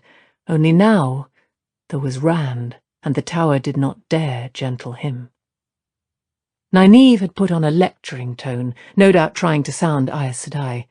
She was doing an imitation of Shiriam before a class, Egwene realized, hands clasped at her waist, smiling slightly as if it were all so simple when you applied yourself. Stilling is not a thing anyone would choose to study, you understand, Nynaeve continued. It is generally accepted to be irreversible. What makes a woman able to channel cannot be replaced once it is removed, any more than a hand that has been cut off can be healed back into existence. At least no one had ever been able to heal stilling. There had been attempts. What Nynaeve said was generally true, yet some sisters of the Brown Aja would study almost anything if given the chance, and some Yellow sisters, the best healers, would try to learn to heal anything. But even a hint of success at healing a woman who had been stilled was non-existent. Aside from that one hard fact, little is known. Women who are stilled seldom live more than a few years. They seem to stop wanting to live. They give up. As I said, it is an unpleasant subject. Avienda shifted uncomfortably. I only thought that might be it, she said in a low voice. Egwene thought it might be too. She resolved to ask Moraine, if she ever saw her without Avienda there as well. It seemed to her that their deceit got in the way almost as much as it helped. Let us see if Joya still tells the same tale too. Even so, she had to take herself in hand before she could unravel the flows of air woven around the dark friend. Joya must have been stiff from standing so still for so long, but she turned smoothly to face them. The sweat beading her forehead could not diminish her dignity and presence any more than her drab, rough dress lessened the sense of her being there by choice. She was a handsome woman with something motherly about her face despite its ageless smoothness, something comforting. But the dark eyes set in that face made a hawk's look kind. She smiled at them, a smile that never reached those eyes. The light illumine you. May the hand of the Creator shelter you. I will not hear that out of you. Nynaeve's voice was quiet and calm, but she tossed her braid over her shoulder and gripped the end in her fist, the way she did when angry or uneasy. Egwene did not think she was uneasy. Joya did not seem to make Nynaeve's skin crawl as she did Egwene's. I have repented my sins, Joya said smoothly. The dragon is reborn, and he holds Calendor. The prophecies are fulfilled. The Dark One must fail. I can see that now. My repentance is real. No one can walk so long in the shadow that she cannot come again to the light. Nynaeve's face had grown darker by the word. Egwene was sure she was furious enough to channel now, but if she did, it would probably be to strangle Joya. Egwene did not believe Joya's repentance any more than Nynaeve, of course, but the woman's information might be real. Joya was quite capable of a cold decision to go over to what she believed would be the winning side, or she might only be buying time, lying in hope of rescue. Lies should not have been possible for an Aes Sedai, even one who had lost all right to the name, not outright lies. The very first of the 3 oaths, taken with the oath rod in hand, should have seen to that. But whatever oaths to the Dark One were sworn on joining the Black Aja, they seemed to sever all 3 oaths. Well, the Amelin had sent them out to hunt the Black Aja, to hunt Liandrin and the other 12 who had done murder and fled the tower, and all they had to go on now was what these 2 could or would tell them. Give us your tale again, Egwene commanded. Use different words this time. I am tired of listening to memorized stories. If she was lying, there was more chance she would trip herself up telling it differently. We will hear you out. That was for Nynaeve's benefit. She gave a loud sniff, then a curt nod. Joya shrugged. As you wish. Let me see. Different words. The false dragon, Mazrim Taim, who was captured in Saldaea, can channel with incredible strength. Perhaps as much as Randall Thor, or nearly so, if the reports can be believed. Before he can be brought to Tar Valon and gentled, Liandrin means to break him free. He will be proclaimed as the Dragon Reborn, his name given as Randall Thor, and then he will be set to destruction on such a scale as the world has not seen since the War of the 100 Years. That is impossible. Nynaeve broke in. The pattern will not accept a false dragon, not now that Rand has proclaimed himself. Egwene sighed. They had had this out before, but Nynaeve always argued the point. She was not sure Nynaeve really believed that Rand was the Dragon Reborn, no matter what she said, no matter the prophecies and Calendor and the fall of the stone. Nynaeve was just enough older than he to have looked after him when he was a child, just as she had after Egwene. He was an Emond's Fielder, and Nynaeve still saw her first duty as protecting the people of Emond's Field. Is that what Moiraine told you? Joya asked with a touch of contempt. Moiraine has spent little time in the tower since she was raised, and not much more with her sisters anywhere. I suppose she knows the workings of village life, perhaps even something of the politics between nations, but she does claim certainty about matters learned only through study and discussion with those who know. Still, she might be correct. Mazrim Taim might well find it impossible to proclaim himself, but if others do it for him, is there a difference that matters? Egwene wished Moiraine would come back. The woman would not speak so confidently if Moiraine were there. Joya knew very well that she and Nynaeve were only accepted. It made a difference. Go on, Egwene said, almost as harshly as Nynaeve. And remember, different words. Of course, Joya replied, as though responding to a gracious invitation. But her eyes glittered like chips of black glass. You can see the obvious result. Randall Thor will be blamed for the depredations of Randall Thor. Even proof that they are not the same man may well be dismissed. After all, who can say what tricks the Dragon Reborn can play? Perhaps put himself in two places at once? Even the sort who have always rallied to a false dragon will hesitate in the face of the indiscriminate slaughter and worse laid at his feet.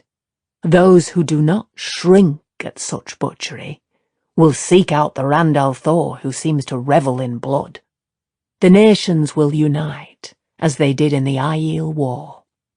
She gave Aviendha an apologetic smile, incongruous beneath those merciless eyes, but no doubt much more quickly. Even the Dragon Reborn cannot stand against that, not forever.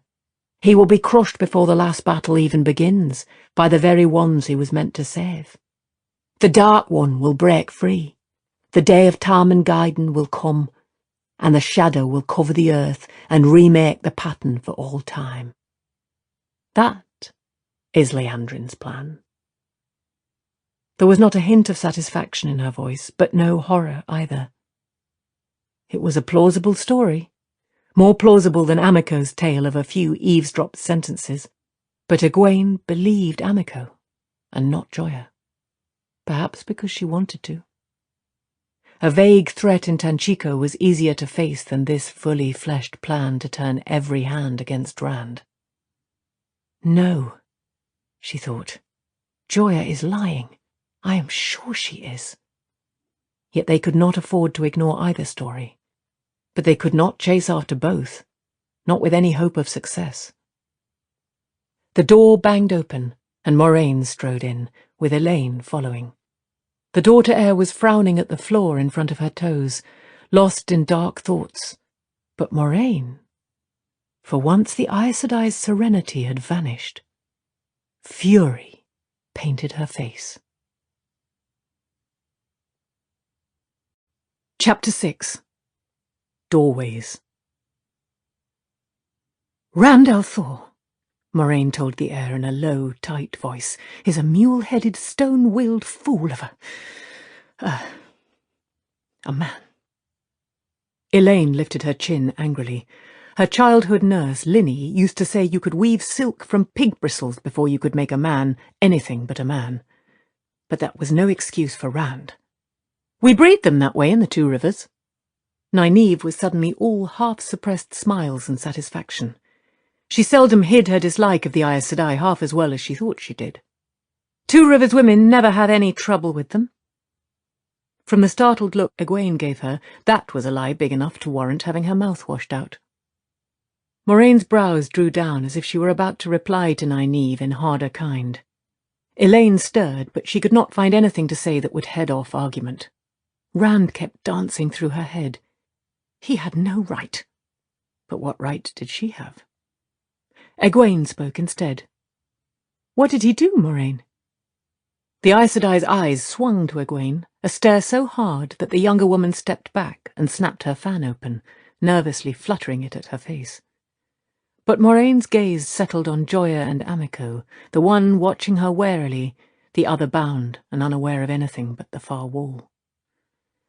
Elaine gave a small start at realizing Joya was not bound. Hastily she checked the shield blocking the woman from the true source. She hoped none of the others had noticed her jump. Joya frightened her nearly to death, but Egwene and Nynaeve were no more scared of the woman than Moraine was. Sometimes it was difficult being as brave as the daughter heir of Andor should be. She often found herself wishing she could manage as well as those two. The guards, Moraine muttered as if to herself. I saw them in the corridor still, and never thought. She smoothed her dress, composing herself with an obvious effort. Elaine did not believe she had ever seen Moraine so out of herself as tonight. But then the Aes Sedai had cause. No more than I do. Or do I?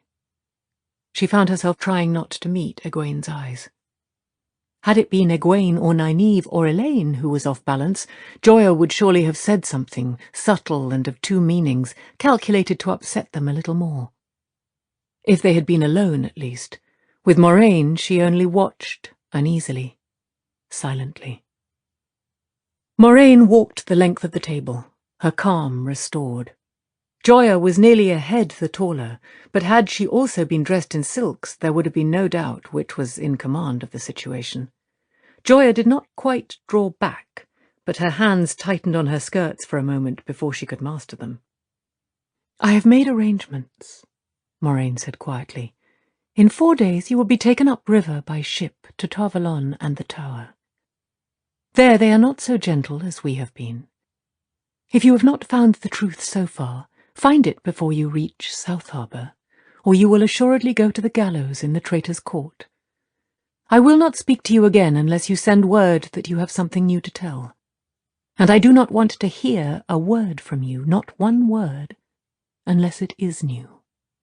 Believe me, it will save you pain in Tarvalon.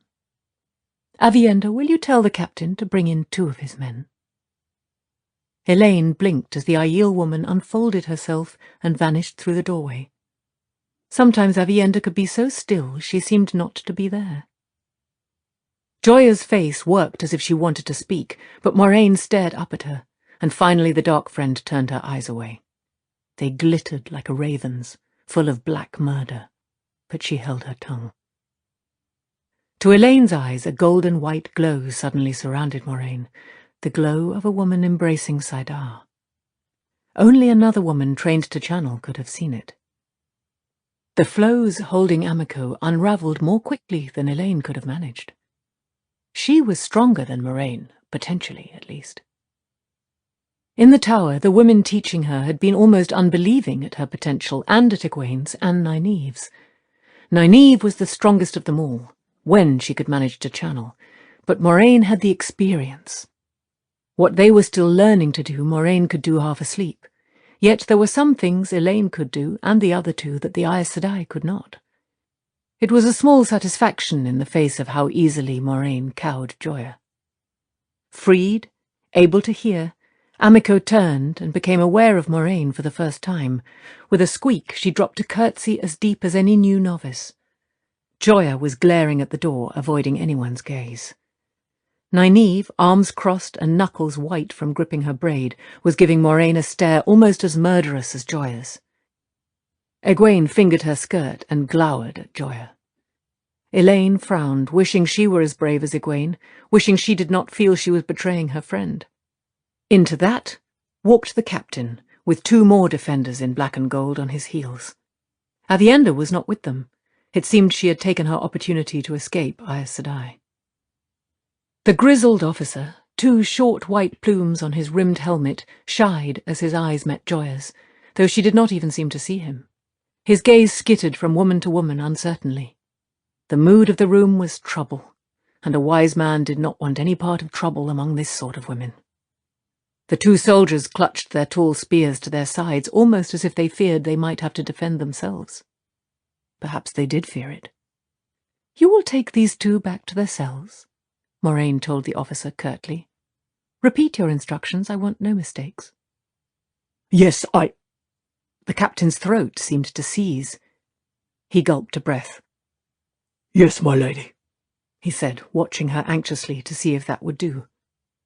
When she only continued to look at him, waiting, he gave an audible sigh of relief. "The prisoners are to talk to no one except myself, not even each other. 20 men in the guardroom and 2 outside each cell at all times, 4 if a cell door has to be opened for any reason. I myself will watch their food prepared and take it to them. All as you have commanded, my lady." A hint of question tinged his voice. 100 rumours floated through the stone concerning the prisoners and why 2 women needed to be guarded so heavily. And there were whispered stories about the Aes Sedai, each darker than the last.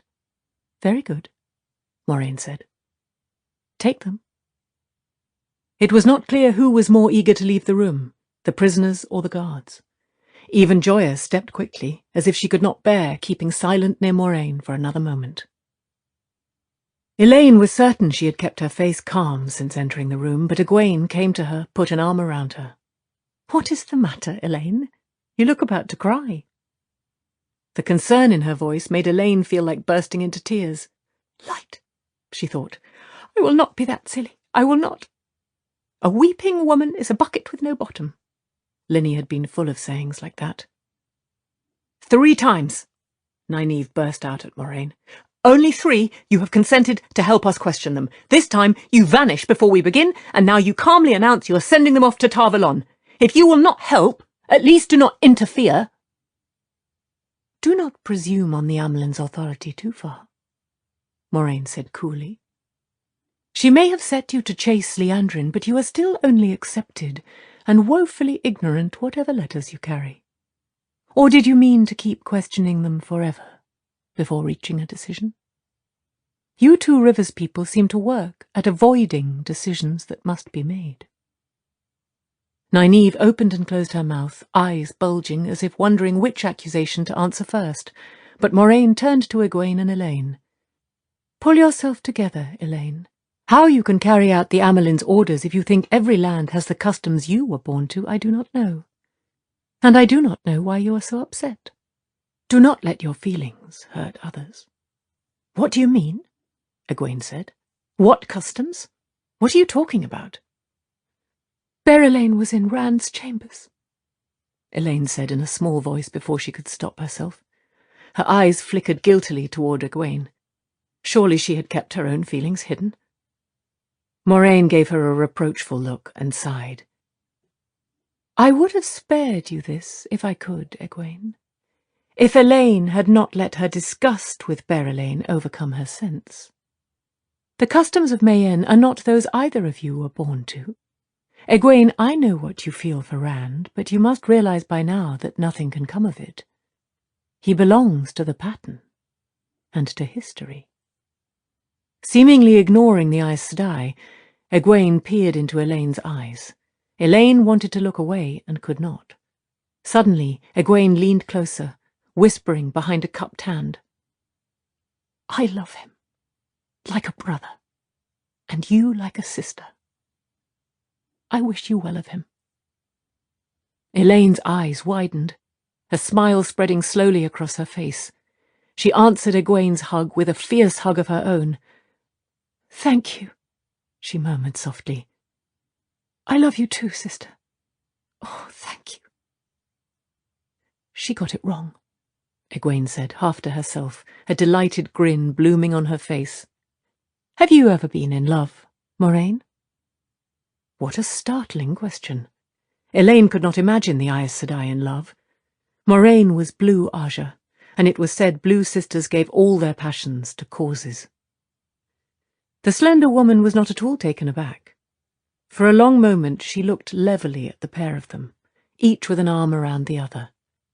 Finally she said, "I could wager I know the face of the man I will marry better than either of you knows that of your future husband." Egwene gaped in surprise. "Who?" Elaine gasped. The Aes Sedai appeared regretful of having spoken. "Perhaps I only meant we share an ignorance. Do not read too much into a few words." She looked at Nynaeve consideringly. "Should I ever choose a man, should, I say, it will not be Lan. That much I will say." That was a sop to Nynaeve, but Nynaeve did not seem to like hearing it. Nynaeve had what Linny would have called a hard patch to hoe, loving not just a warder, but a man who tried to deny returning her love. Fool man that he was, he talked of the war against the shadow he could not stop fighting and could never win, of refusing to dress Nynaeve in widow's clothes for her wedding feast. Silly things of that sort. Elaine did not see how Nynaeve put up with it. She was not a very patient woman. "If you have finished chatting about men," Nynaeve said acidly, as though to prove just that, "perhaps we can go back to what is important."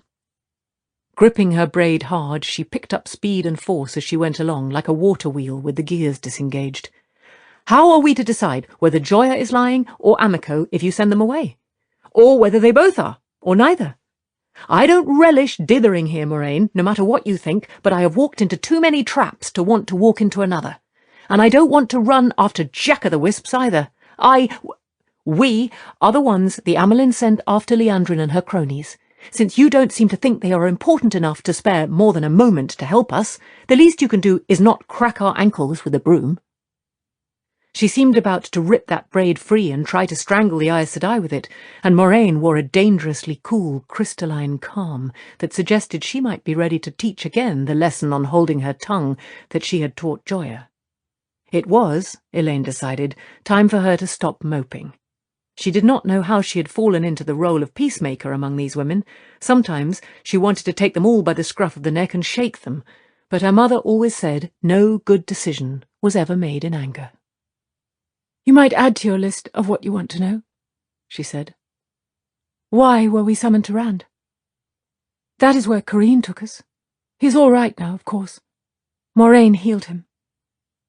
She could not repress a shudder, thinking of her brief glimpse inside his chamber, but the diversion worked a charm. "Healed?" Nynaeve gasped. "What happened to him?" "He almost died," the Aes Sedai said, as calmly as if she were saying he had a pot of tea. Elaine felt Egwene tremble as they listened to Moraine's dispassionate report, but perhaps some of the trembling was her own. Bubbles of evil drifting through the pattern, reflections leaping out of mirrors, random mass of blood and wounds. Almost as an afterthought, Moraine added that she was sure Perrin and Mat had experienced something of the same, but escaped unharmed. The woman must have ice instead of blood. "No, she was heated enough about Rand's stubbornness. And she wasn't cold when she spoke of marrying, however much she pretended to be." But now she could have been discussing whether a bolt of silk was the right colour for a dress. "And these things will keep on?" Egwene said when Moraine finished. "Is there nothing you can do to stop it? Or that Rand can do?" The small blue stone dangling from Moraine's hair swung as she shook her head. "Not until he learns to control his abilities. Perhaps not then." I do not know if even he will be strong enough to push the miasma away from himself. At the least, though, he will be better able to defend himself. Can't you do something to help him? Nynaeve demanded. You are the one of us who is supposed to know everything, or pretends to. Can't you teach him? Some part of it, anyway? And don't quote proverbs about birds teaching fish to fly. You would know better, Moraine replied, if you had taken the advantage of your studies that you should have. You should know better. You want to know how to use the power, Nynaeve, but you do not care to learn about the power. saidin is not saidar. The flows are different, the ways of weaving are different. The bird has a better chance. This time Egwene took a turn at diffusing tension. What is Rand being stubborn about now? Nynaeve opened her mouth and she added, He can be stubborn as a stone sometimes. Nynaeve shut her mouth with a snap. They all knew how true that was. Moraine eyed them, considering. At times, Elaine was not sure how much the Aes Sedai trusted them. Or anyone. He must move, the Aes Sedai said at last. Instead, he sits here, and the Tyrants already begin to lose their fear of him. He sits here, and the longer he sits doing nothing, the more the Forsaken will see his inaction as a sign of weakness. The pattern moves and flows. Only the dead are still. He must act, or he will die. From a crossbow bolt in his back, or poison in his food, or the Forsaken banding together to rip his soul from his body. He must act, or die. Elaine winced at each danger on her list. That they were real only made it worse. And you know what he must do, don't you?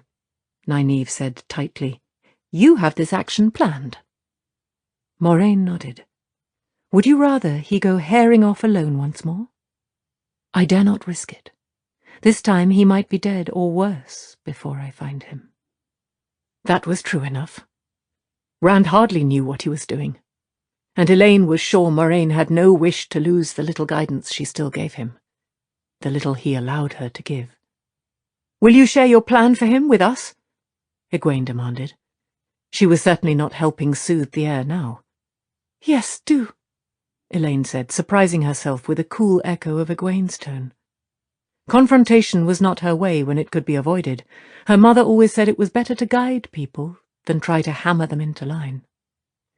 If their manner irritated Moraine, she gave no sign of it. As long as you understand that you must keep it to yourselves. A plan revealed is a plan doomed to fail. Yes, I see you do understand.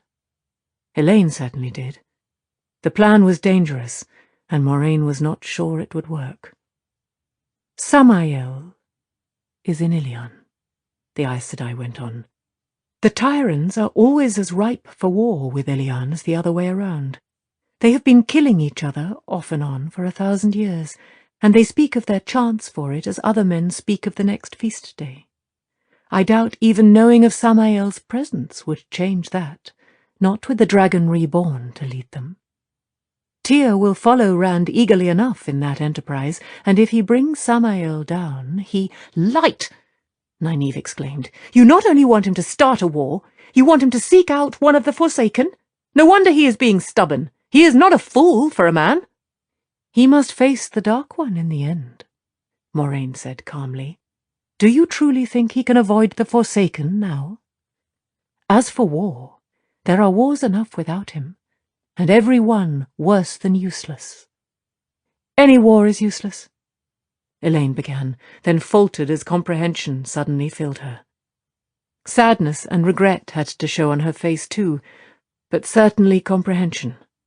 Her mother had lectured her often on how a nation was led as well as how it was governed, two very different things, but both necessary.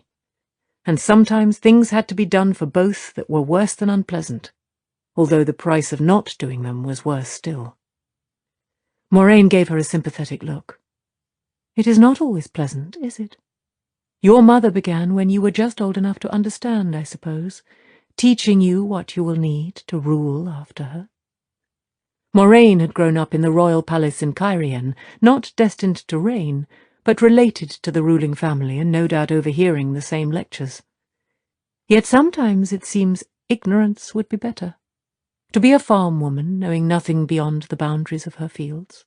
More riddles, Nynaeve said contemptuously. War used to be something I heard about from peddlers, something far away that I didn't really understand. I know what it is now. Men killing men. Men behaving like animals, reduced to animals. Villages burned, farms and fields burned, hunger, disease and death, for the innocent as the guilty. What makes this war of yours better, Moraine? What makes it cleaner? Elaine, Moraine said quietly. She shook her head. She did not want to be the one to explain this, but she was not sure even her mother, sitting on the lion throne, could have kept silent under Moraine's compelling, dark-eyed stare. War will come whether Rand begins it or not, she said reluctantly. Egwene stepped back a pace, staring at her in disbelief no sharper than that on Nynaeve's face. The incredulity faded from both women as she continued. The Forsaken will not stand idly and wait. Samael cannot be the only one to have seized a nation's reins, just the lone one we know. They will come after Rand eventually. In their own persons, perhaps, but certainly with whatever armies they command. And the nations that are free of the Forsaken? How many will cry glory to the dragon banner and follow him to Tom and Gaiden? And how many will convince themselves the fall of the stone is a lie, and Rand only another false dragon who must be put down? A false dragon perhaps strong enough to threaten them if they do not move against him first. One way or another, war will come. She cut off sharply. There was more to it. But she could not, would not tell them that part. Moraine was not so reticent. Very good, she said, nodding, yet incomplete. The look she gave Elaine said she knew Elaine had left out what she had on purpose. Hands folded calmly at her waist, she addressed Nynaeve and Egwene. Nothing makes this war better or cleaner, except that it will cement the Tyrans to him, and the Illianas will end up following him just as the Tyrans do now. How could they not, once the dragon banner flies over Illian? Just the news of his victory might decide the wars in Tarabon and Arad Doman in his favour. There are wars ended for you. In one stroke he will make himself so strong in terms of men and swords that only a coalition of every remaining nation from here to the Blight can defeat him. And with the same blow he shows the Forsaken that he is not a plump partridge on a limb for the netting. That will make them wary and buy him time to learn to use his strength. He must move first. Be the hammer, not the nail.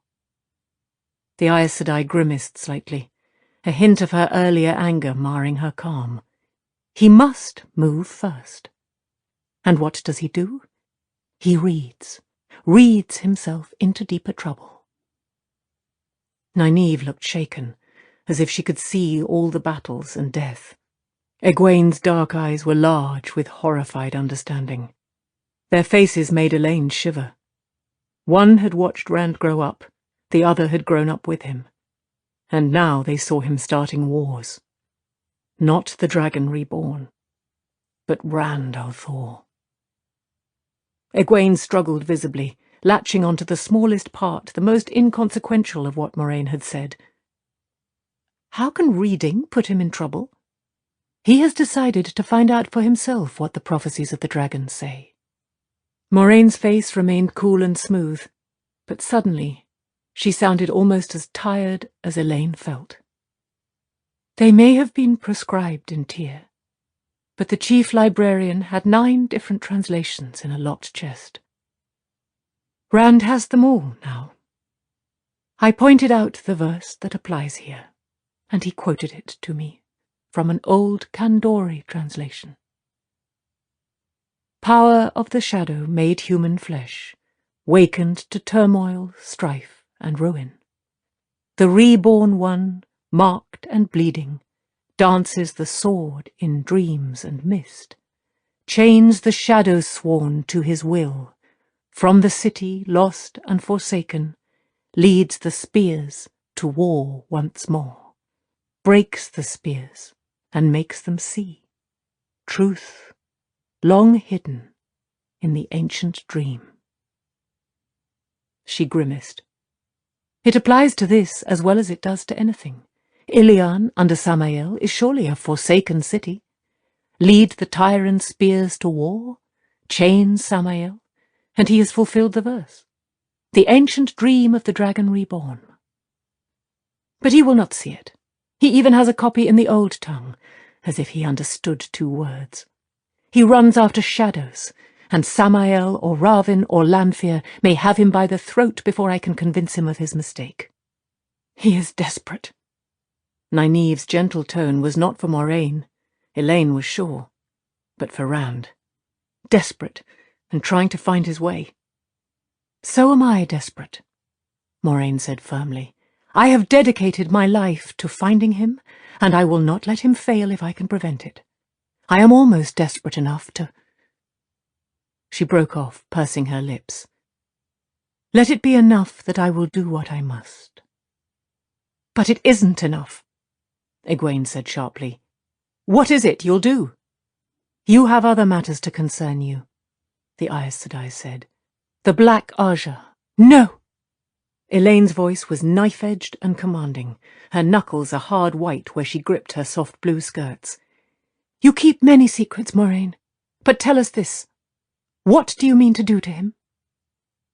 An image flashed in her mind of seizing Moraine and shaking the truth out of her, if need be. Do to him? Nothing. Oh, very well. There is no reason you should not know. You have seen what the Tyrants call the Great Holding? Oddly, for a people that feared the power so, the Tyrants held in the stone a collection of objects connected to the power, second only to that in the White Tower. Elaine, for one, thought it was because they had been forced to guard Callandor so long, whether they wanted to or not.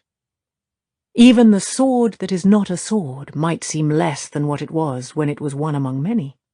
But the Tyrants had never been able to make themselves display their prizes. The Great Holding was kept in a filthy series of crowded rooms, buried even deeper than the dungeons. When Elaine had first seen them, the locks on the doors had long since rusted shut, where the doors had not simply collapsed from dry rot. We spent an entire day down there, Nynaeve said, to see if Liandrin and her friends took anything. I don't think they did. Everything was buried in dust and mould. It will take 10 riverboats to transport all of it to the tower. Perhaps they can make some sense of it there. I surely could not. The temptation to prod Moraine was apparently too great to avoid, for she added, You would know all this if you had given us a little more of your time. Moraine took no notice. She seemed to be looking inward, examining her own thoughts, and she spoke almost to herself. There is one particular Ter Angreal in the holding. A thing like a red stone doorframe, subtly twisted to the eye. If I cannot make him reach some decision, I may have to step through. The small blue stone on her forehead trembled, sparkling. Apparently she was not eager to take that step. At the mention of Ter Angreal, Egwene instinctively touched the bodice of her dress. She had sewn a small pocket there herself, to hide the stone ring it now held. That ring was a Ter Angreal, powerful in its way if small, and Elaine was one of only 3 women who knew she had it. Moraine was not one of the 3. They were strange things, Ter Angreal, fragments of the Age of Legends, like Angreal and Sa-Angreal, if more numerous. Ter Angreal used the one power instead of magnifying it. Each had apparently been made to do one thing and one thing alone, but though some were used now, no one was sure if those uses were anything like what they had been made for. The oath rod, on which a woman took the 3 oaths on being raised to Aes Sedai, was a Ter Angreal that made those oaths a part of her flesh and bone.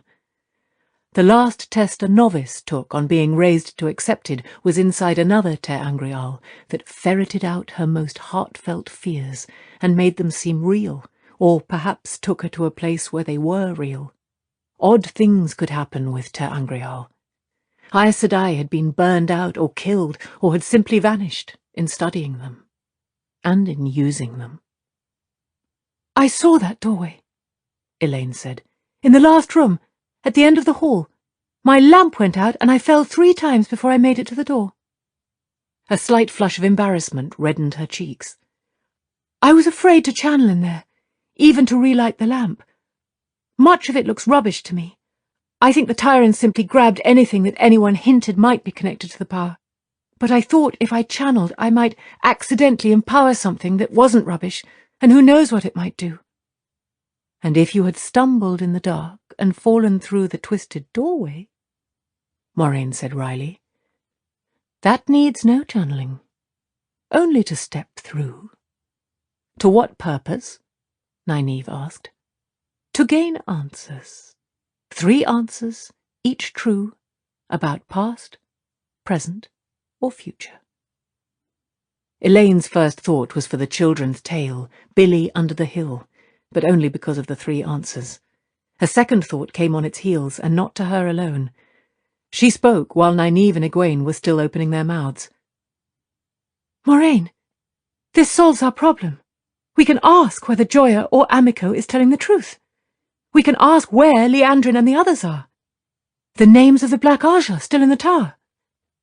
We can ask what this thing is that is dangerous to Rand, Egwene put in, and Nynaeve added, Why haven't you told us of this before? Why have you let us go on listening to the same tales day after day, when we could have settled it all by now? The Aes Sedai winced and threw up her hands. You 3 rush in blindly where Lan and 100 warders would tread warily. Why do you think I have not stepped through? Days ago I could have asked what Rand must do to survive and triumph, how he can defeat the Forsaken and the Dark One, how he can learn to control the power and hold off madness long enough to do what he must. She waited, hands on hips, while it sank in. None of them spoke. There are rules, she went on, and dangers. No one may step through more than once, only once. You may ask 3 questions, but you must ask all 3 and hear the answers before you may leave. Frivolous questions are punished, it seems, but it also seems what may be serious for one can be frivolous coming from another. Most importantly, questions touching the shadow have dire consequences. If you asked about the Black Ajah, you might be returned dead, or come out a gibbering madwoman if you came out at all. As for Rand, I am not certain it is possible to ask a question about the Dragon Reborn that does not touch the shadow in some way. You see, sometimes there are reasons for caution. How do you know all this? Nynaeve demanded. Planting fists on hips, she confronted the Aes Sedai. The High Lords surely never let Aes Sedai study anything in the holding. From the filth down there, none of it has seen sunlight in 100 years or more. More, I should think, Moraine told her calmly. They ceased their collecting nearly 300 years gone. It was just before they stopped completely that they acquired this Ter Angreal. Up until then it was the possession of the Firsts of Mayenne, who used its answers to help keep Mayenne out of Tyr's grasp. And they allowed Aes Sedai to study it. In secret, of course. Mayenne has never dared anger Tyr too openly. If it was so important to Mayenne, Nynaeve said suspiciously, why is it here, in the stone? Because Firsts have made bad decisions as well as good in trying to keep Mayenne free of Tyr. 300 years ago, the High Lords were planning to build a fleet to follow Mayenna ships and find the oilfish shoals. Halvar, the then First, raised the price of Mayenna lamp oil well above that of oil from Tyr's olives, and to further convince the High Lords that Mayenne would always put its own interests behind those of Tyr, made them a gift of the Ter Angreal. He had already used it, so it was no further good to him, and he was almost as young as Berelain is now, apparently with a long reign ahead of him and many years of needing Tyran goodwill. He was a fool, Elaine muttered. My mother would never make such a mistake. Perhaps not, Moraine said, but then Andor is not a small nation cornered by a much larger and stronger. Halvar was a fool, as it turned out. The High Lords had him assassinated the very next year, but his foolishness does present me with an opportunity, if I need it. A dangerous one, yet better than none. Nynaeve muttered to herself, perhaps disappointed that the Aes Sedai had not tripped herself up. It leaves the rest of us right where we were, Egwene sighed. not knowing who is lying or whether they both are. Question them again, if you wish, Moraine said. You have until they are put on the ship, though I very much doubt either will change her tale now. My advice is to concentrate on Tanchico. If Joya speaks truly, it will take Aes Sedai and warders to guard Mazrim Taim, not just the three of you. I sent a warning to the Amelin by pigeon when I first heard Joya's story. In fact, I sent 3 pigeons, to make sure one reaches the tower. So kind of you to keep us informed, Elaine murmured coolly. The woman did go her own way. Just because they were only pretending to be full Aes Sedai was no reason for Moraine to keep them in the dark. The Amelin had sent them out to hunt the Black Ajah. Moraine inclined her head briefly, as if accepting the thanks for real. You are welcome. Remember that you are the hounds the Amelin set after the Black Ajah. Her slight smile at Elaine's start said she knew exactly what Elaine had been thinking. The decision on where to course must be yours. You have pointed that out to me as well, she added dryly. I trust it will prove an easier decision than mine. And I trust you will sleep well, what sleep is left before daybreak. A good night to you. That woman, Elaine muttered when the door had closed behind the Aes Sedai. Sometimes I could almost strangle her. She dropped into one of the chairs at the table and sat frowning at her hands in her lap. Nynaeve gave a grunt that might have been agreement as she went to a narrow table against the wall where silver goblets and spice jars stood next to 2 pitchers. One pitcher, full of wine, rested in a gleaming bowl of now mostly melted ice, brought all the way from the spine of the world, packed in chests of sawdust. Ice in the summer to chill the High Lord's drink. Elaine could barely imagine such a thing. A cool drink before bed will do us all good, Nynaeve said, busying herself with wine and water and spices. Elaine lifted her head as Egwene took a seat next to her. Did you mean what you said, Egwene? About Rand? Egwene nodded, and Elaine sighed. Do you remember what Min used to say? All her jokes about sharing him. I sometimes wondered if that was a viewing she did not tell us about. I thought she meant we both loved him and she knew it. But you had the right to him, and I didn't know what to do. I still don't. Egwene, he loves you. He will just have to be put straight, Egwene said firmly. When I marry, it will be because I want to, not just because a man expects me to love him. I will be gentle with him, Elaine, but before I am done, he will know he is free, whether he wants to be or not. My mother says men are different from us. She says we want to be in love, but only with the one we want.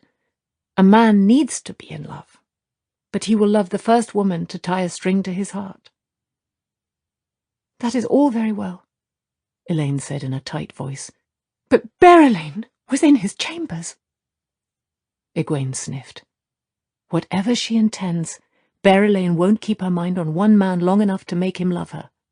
2 days ago she was casting eyes at Ruark. In 2 more she'll be smiling at someone else. She is like Else Grinwell, you remember her? The novice who spent all her time out at the practice yards fluttering her eyelashes at the warders. She was not just fluttering her eyelashes in his bedchamber at this hour. She was wearing even less than usual, if that is possible. Do you mean to let her have him, then? No! Elaine said it very fiercely, and she meant it. But in the next breath she was full of despair. Oh, Egwene, I do not know what to do. I love him. I want to marry him. Light, what will Mother say? I would rather spend a night in Joya's cell than listen to the lectures Mother will give me. Andoran nobles, even in royal families, married commoners often enough that it hardly occasioned comment. in Andor at least, but Rand was not exactly the usual run of commoner. Her mother was quite capable of actually sending Linny to drag her home by her ear. "Morghese can hardly say much if Mat is to be believed," Egwene said comfortingly, "or even half believed. This Lord Gabriel your mother is mooning after hardly sounds the choice of a woman thinking with her head." "I am sure Mat exaggerated," Elaine replied primly. Her mother was too shrewd to make herself a fool over any man. If Lord Gabriel, she had never even heard of him before Mat spoke his name, if this fellow dreamed he could gain power through Morghese, she would give him a rude awakening. Nynaeve brought 3 goblets of spiced wine to the table, beads of condensation running down their shining sides, and small green and gold woven straw mats to put them on so the damp would not mar the table's polish. "So," she said, taking a chair, "you've discovered you are in love with Rand, Elaine, and Egwene has discovered she isn't." The 2 younger women gaped at her, one dark, the other fair, yet a near mirror image of astonishment. "I have eyes," Nynaeve said complacently, "and ears, when you don't take the trouble to whisper." She sipped at her wine, and her voice grew cold when she continued. "What do you mean to do about it? If that chit Berelain has her claws into him, it will not be easy to pry them loose. Are you sure you want to go to the effort? You know what he is. You know what lies ahead of him, even setting the prophecies aside. Madness? Death? How long does he have? A year? 2? Or will it begin before summer's end? He is a man who can channel." She bit off each word in tones of iron. "Remember what you were taught. Remember what he is." Elaine held her head high and met Nynaeve stare for stare. "It does not matter. Perhaps it should, but it doesn't. Perhaps I am being foolish. I do not care. I cannot change my heart to order, Nynaeve." Suddenly Nynaeve smiled. "I had to be sure," she said warmly. "You must be sure. It isn't easy loving any man. But loving this man will be harder yet." Her smile faded as she went on. "My first question still has to be answered. What do you mean to do about it? Berelain may look soft, she certainly makes men see her so, but I do not think she is. She will fight for what she wants, and she's the kind to hold hard to something she doesn't particularly want just because someone else does want it." "I would like to stuff her in a barrel," Egwene said, gripping her goblet as if it were the first's throat, "and ship her back to Mayenne, in the bottom of the hold." Nynaeve's braids swung as she shook her head. "All very well, but try to offer advice that helps. If you cannot, keep silent and let her decide what she must do." Egwene stared at her, and she added, "Rand is Elaine's to deal with now, not yours. You have stepped aside, remember?" The remark should have made Elaine smile, but it did not. "This was all supposed to be different." She sighed.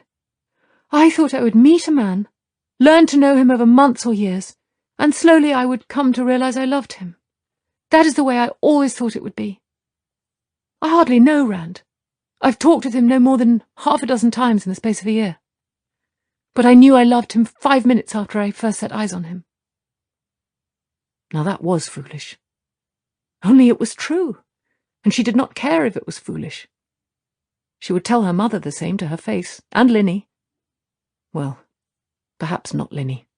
Linny had drastic ways of dealing with foolishness, and she seemed to think Elaine had not aged beyond 10. "As matters stand, though, I don't even have the right to be angry with him.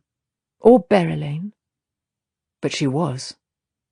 "I would like to slap his face till his ears ring for a year. I'd like to switch her all the way to the ship that takes her back to Mayenne." Only she did not have the right, and that made it all the worse. Infuriatingly, a plaintive tone touched her voice. "What can I do? He has never looked at me twice."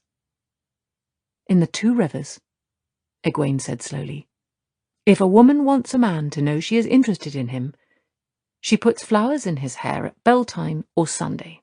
Or she might embroider a feast-day shirt for him any time, or make a point of asking him to dance and no one else."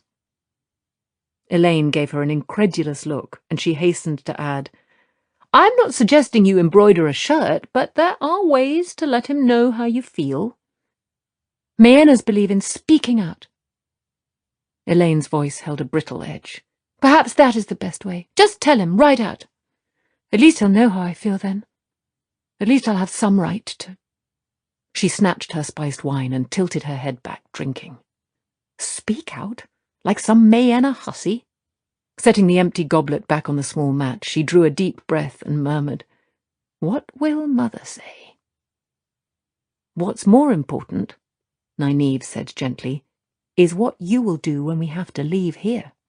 Whether it's Tanchico, or the Tower, or somewhere else, we will have to go. What will you do when you've just told him you love him, and you must leave him behind? If he asks you to stay with him? If you want to?" "I will go." There was no hesitation in Elaine's reply, but a touch of asperity. The other woman should not have had to ask. "If I must accept him being the Dragon Reborn, he must accept that I am what I am, that I have duties. I want to be Aes Sedai, Nynaeve. It isn't some idle amusement. Neither is the work we three have to do. Could you really think I would abandon you and Egwene?" Egwene hurried to assure her that the thought had never crossed her mind. Nynaeve did the same, but slowly enough to give herself the lie. Elaine looked from one to the other of them. "In truth, I feared you might tell me I was foolish, fretting over a thing like this when we have the Black Ajah to worry about." A slight flicker of Egwene's eyes said the thought had occurred to her, but Nynaeve said, "Rand is not the only one who might die next year, or next month. We might too. Times are not what they were, and we cannot be either. If you sit and wish for what you want, you may not see it this side of the grave." It was a chilling sort of reassurance, but Elaine nodded. She was not being silly. If only the Black Ajah could be settled so easily. She pressed her empty silver goblet to her forehead for the coolness. What were they to do?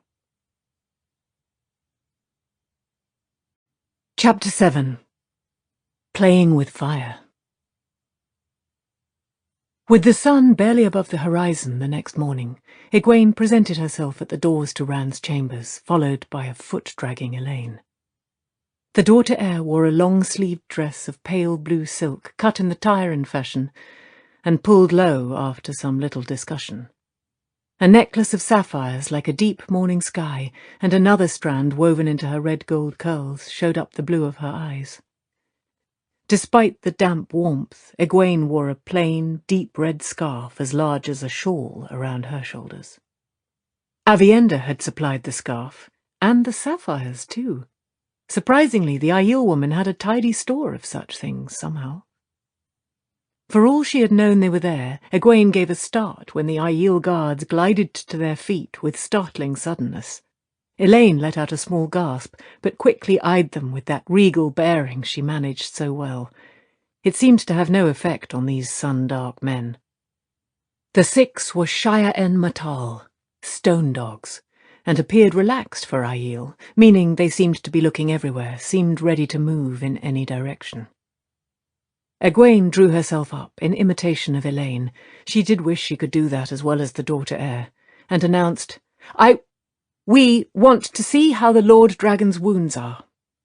Her remark was plainly foolish if they knew much about healing, but that likelihood was small. Few people did, and Aiel probably less than most. She had not intended to give any reason for being there. It was enough that they thought her Aes Sedai. But when the Aiel appeared almost to spring out of the black marble floor, it suddenly seemed a good idea.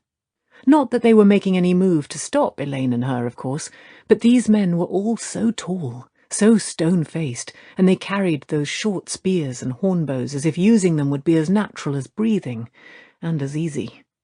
With those light-coloured eyes regarding her so intently, it was all too easy to remember stories of black-veiled Aiel, without mercy or pity, of the Aiel War and the men like these who had destroyed every army sent against them until the last, who had only turned back to the waste after fighting the allied nations to a standstill during 3 blood-soaked days and nights before Tarvalon itself. She very nearly embraced Saidar. Gaul, the Stone Dog's leader, nodded, looking down at Elaine and her with a touch of respect. He was a handsome man in a rugged way, a little older than Nynaeve, with eyes as green and clear as polished gems, and long eyelashes so dark they seemed to outline his eyes in black. "They may be troubling him. He is in a foul mood this morning." Gaul grinned, just a quick flash of white teeth in understanding of a temper when wounded. "He has chased off a group of these high lords already, and threw one of them out himself. What was his name?" Dorian. Another, even taller man replied.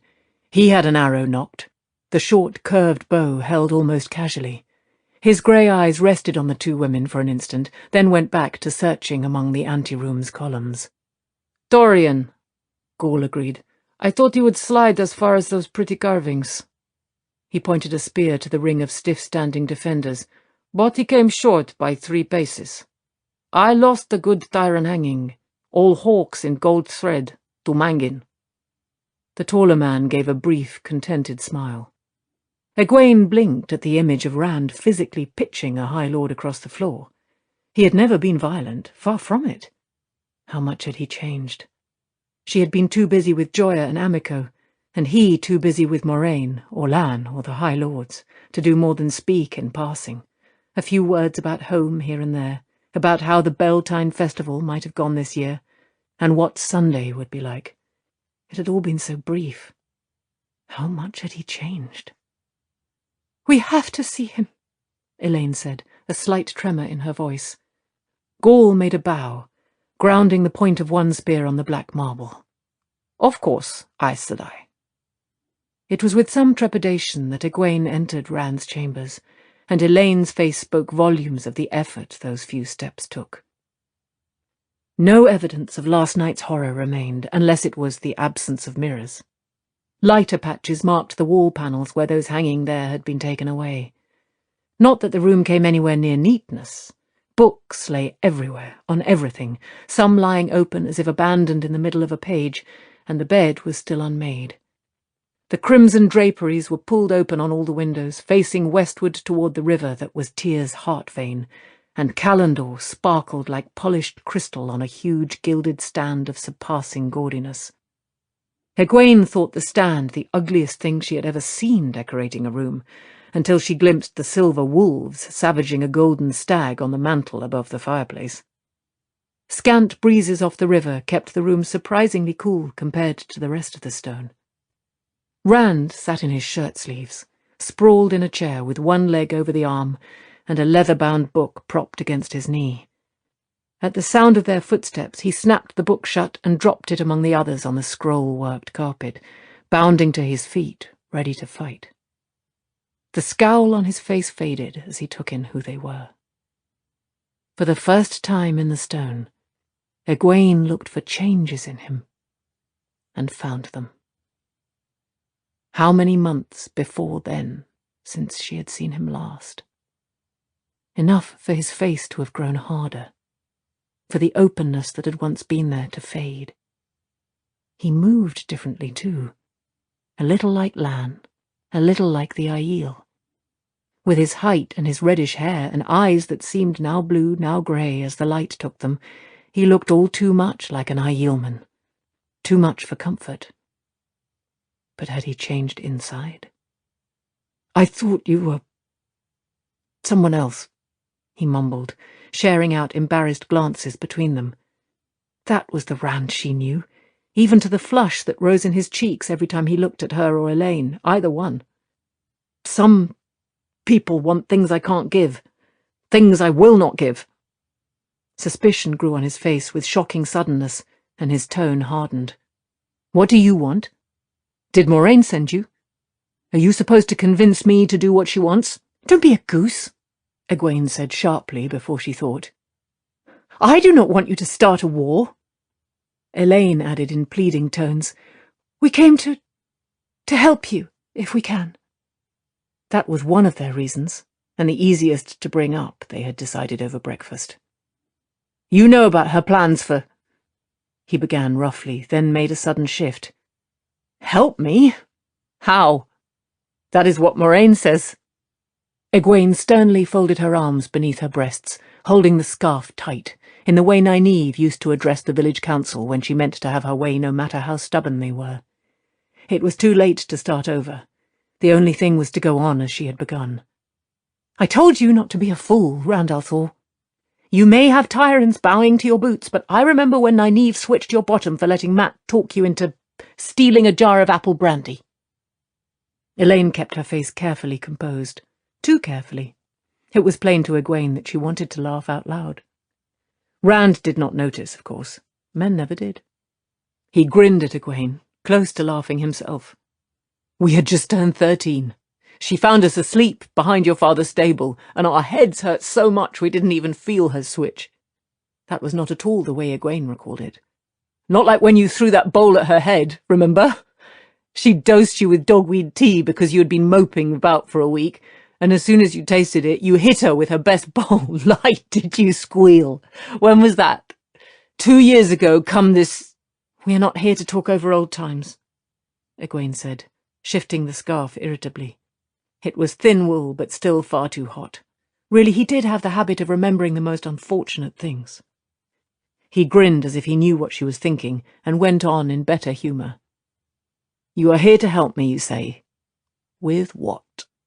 I don't suppose you know how to make a High Lord keep his word when I'm not staring over his shoulder, or how to stop unwanted dreams. I could surely use help with—" Eyes darting to Elaine and back to her, he made another abrupt shift. "What about the old tongue? Did you learn any of that in the White Tower?" Without waiting for an answer, he began rooting through the volumes scattered across the carpet. There were more on the chairs, among the tumbled bedclothes. "I have a copy here, somewhere, of— Rand?" Egwene raised her voice. "Rand, I cannot read the old tongue." She shot a look at Elaine, warning her not to admit to any such knowledge. They had not come to translate the prophecies of the dragon for him.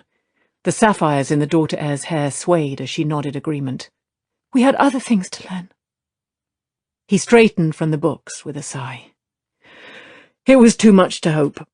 For a moment he seemed on the point of saying more, but stared at his boots. Egwene wondered how he managed to deal with the High Lords in all their arrogance if she and Elaine put him so out of countenance. "We came to help you with channeling," she told him, "with the power." What Moraine claimed was supposed to be true. A woman could not teach a man to channel any more than she could teach him how to bear a child. Egwene was not so sure. She had felt something woven from Sidene once, or rather, she had felt nothing, something blocking her own flows as surely as stone dammed water. But she had learned as much outside the tower as within. Surely in her knowledge there was something she could teach him, some guidance she could offer. "If we can," Elaine added. Suspicion flashed across his face again. It was unnerving how his mood changed so quickly. "I have more chance of reading the old tongue than you do of—" "Are you sure this isn't Moraine's doing? Did she send you here? Thinks she can convince me by some roundabout way, does she? Some twisty Aes Sedai plot I'll not see the point of until I am mired in it." He grunted sourly and pulled a dark green coat from the floor behind one of the chairs, shrugging into it hastily. "I agreed to meet some more of the High Lords this morning. If I don't keep an eye on them, they just find ways to get around what I want. They'll learn sooner or later. I rule Tyr now. Me. The dragon reborn. I will teach them. You will have to excuse me." Egwene wanted to shake him. He ruled Tyr. Well, perhaps he did, if it came to that, but she remembered a boy with a lamb nestled inside his coat, proud as a rooster because he had driven off the wolf that tried to take it. He was a shepherd, not a king, and even if he had called to give himself heirs, it was no good to him that he did. She was about to tell him as much, but before she could, Elaine spoke up fiercely. "No one sent us. No one. We came because we care for you. Perhaps it will not work, but you can try. If we care enough to try, you can try too. Is it so unimportant to you that you cannot spare us an hour? For your life?" He stopped buttoning up his coat, staring at the daughter-heir so intently that for a moment Egwene thought he had forgotten she was there. With a shiver, he pulled his eyes away.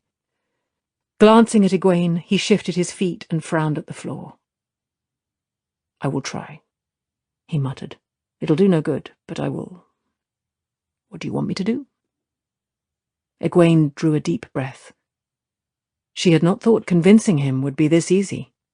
He had always been like a boulder buried in mud when he decided to dig his heels in, which he did far too often. "Look at me," she said, embracing Saidar. She let the power fill her as completely as it ever had, more completely, accepting every drop she could hold. It was as if light suffused every particle of her, as if the light itself filled every cranny. Life seemed to burst inside her like fireworks. She had never before let this much in. It was a shock to realize she was not quivering. Surely she could not bear this glorious sweetness. She wanted to revel in it, to dance and sing, to simply lie back and let it roll through her, over her. She made herself speak. "What do you see? What do you feel? Look at me, Rand!" He lifted his head slowly, still frowning. "I see you. What am I supposed to see? Are you touching the source? Egwene Moraine has channeled around me 100 times, and I never saw anything. Except what she did. It doesn't work that way, even I know that much." "I am stronger than Moraine," she told him firmly. "She would be whimpering on the floor or insensible if she tried to hold as much as I hold now." It was true, though she had never before rated the Aes Sedai's abilities so closely. It cried out to be used, this power pulsing through her stronger than heart blood. With this much she could do things Moraine could not dream of doing. The wound in Rand's side that Moraine could never heal completely. She did not know healing. It was considerably more complex than anything she had ever done, but she had watched Nynaeve heal, and perhaps, with this great pool of the power filling her, she could see something of how that could be healed. Not to do it, of course. Only to see. Carefully she spun out hair-fine flows of air and water and spirit, the powers used for healing, and felt for his old injury. One touch and she recoiled, shivering, snatching back her weaving. Her stomach churned as if every meal she had ever eaten wanted to come up. It seemed that all the darkness in the world rested there in Rand's side. All the world's evil in a festering sore, only lightly covered by tender scar tissue. A thing like that would soak up healing flows like drops of water on dry sand. How could he bear the pain? Why was he not weeping? From first thought to action had taken only a moment. Shaken and desperately hiding it, she went on without a pause. "You are as strong as I. I know it. You must be. Feel, Rand. What do you feel?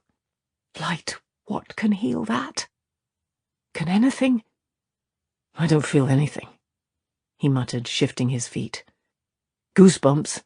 And no wonder. It's not that I don't trust you, Egwene, but I cannot help being nervous when a woman is channeling around me.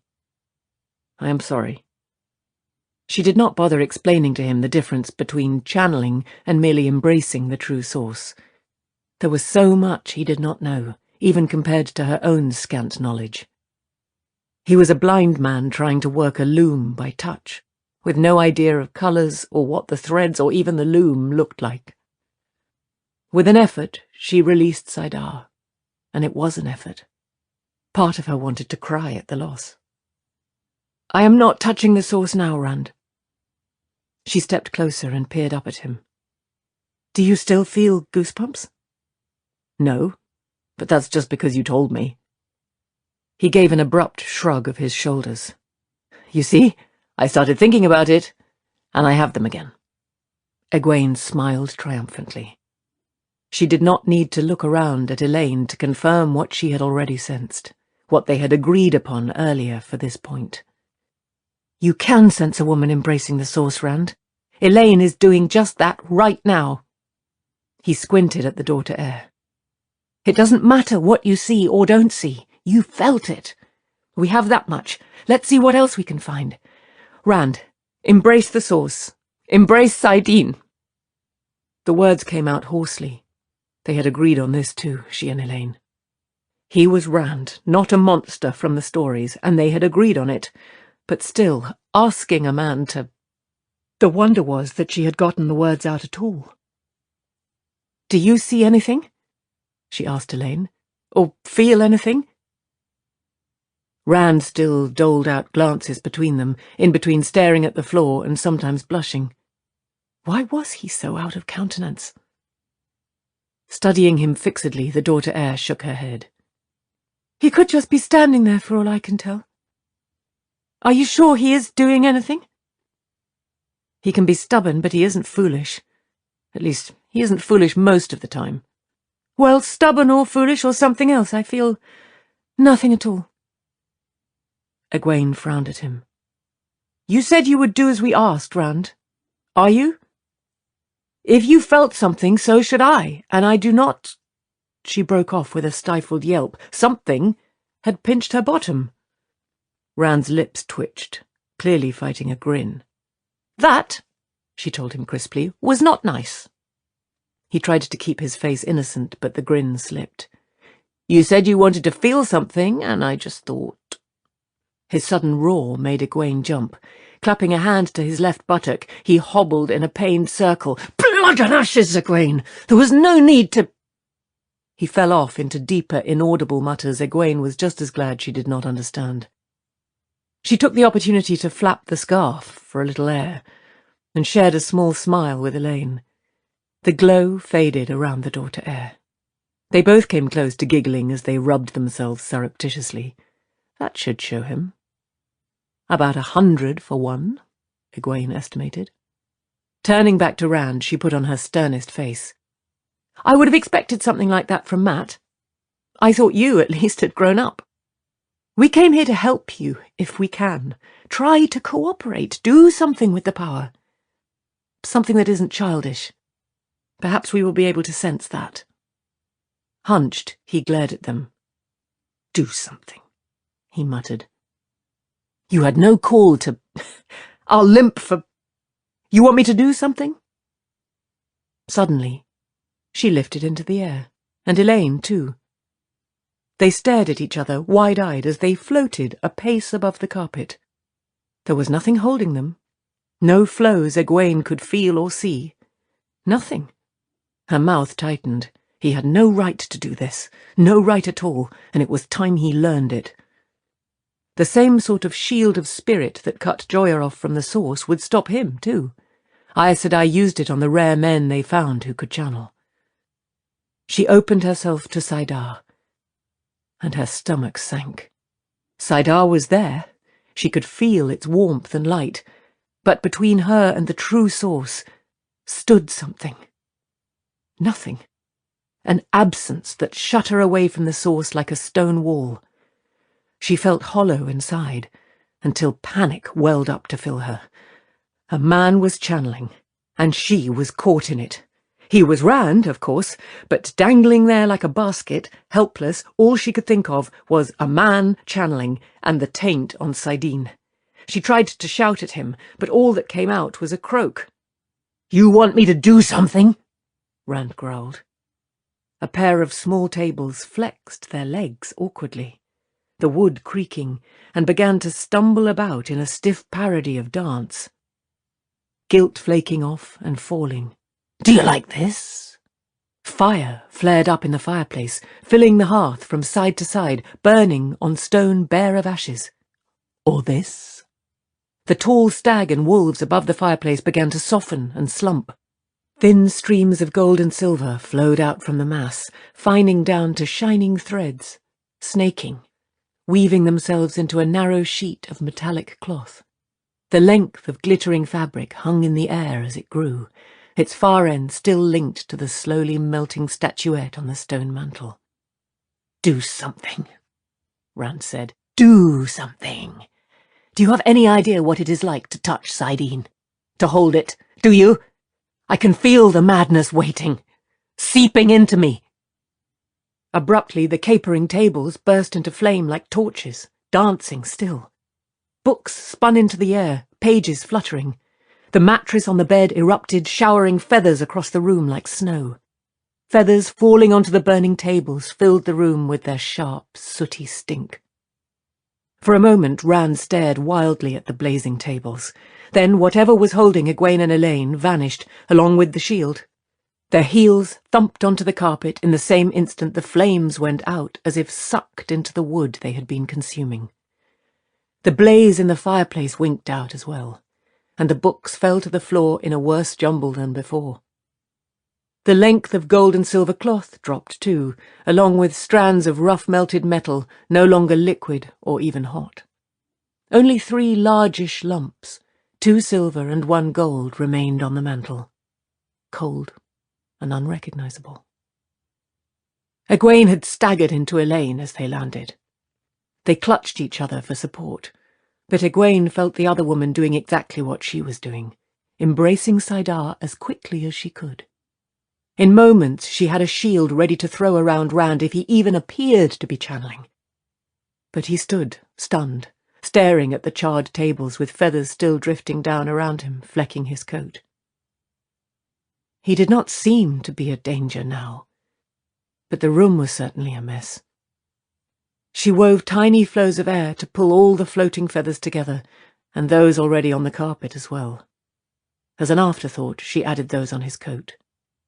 The rest of it he could have the Margier straighten, or see to himself. Rand flinched as the feathers floated past him, to alight on the tattered ruins of the mattress. It did nothing for the smell, burned feathers and burned wood, but at least the room was neater, and the open windows and faint breezes were already lessening the stench. "The Margier may not want to give me another," he said with a strained laugh. "A mattress a day is probably more than she is willing to." He avoided looking at her or Elaine. "I'm sorry, I did not mean to. Sometimes it runs wild. Sometimes there's nothing there when I reach for it, and sometimes it does things I don't. I'm sorry. Perhaps you had better go." "I seem to say that a lot." He blushed again and cleared his throat. "I am not touching the sauce, but maybe you had best go." "We are not done yet," Egwene said gently. More gently than she felt. She wanted to box his ears. The idea of picking her up like that, shielding her and Elaine. But he was on the ragged edge. Of what, she did not know.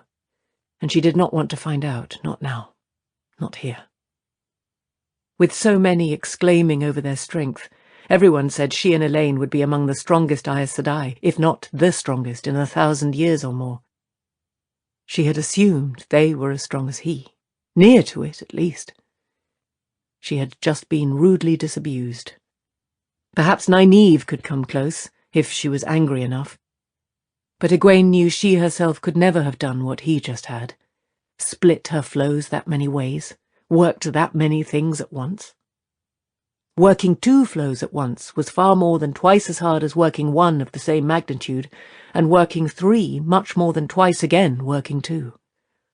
He had to have been weaving a dozen. He did not even look tired, yet exertion with the power took energy.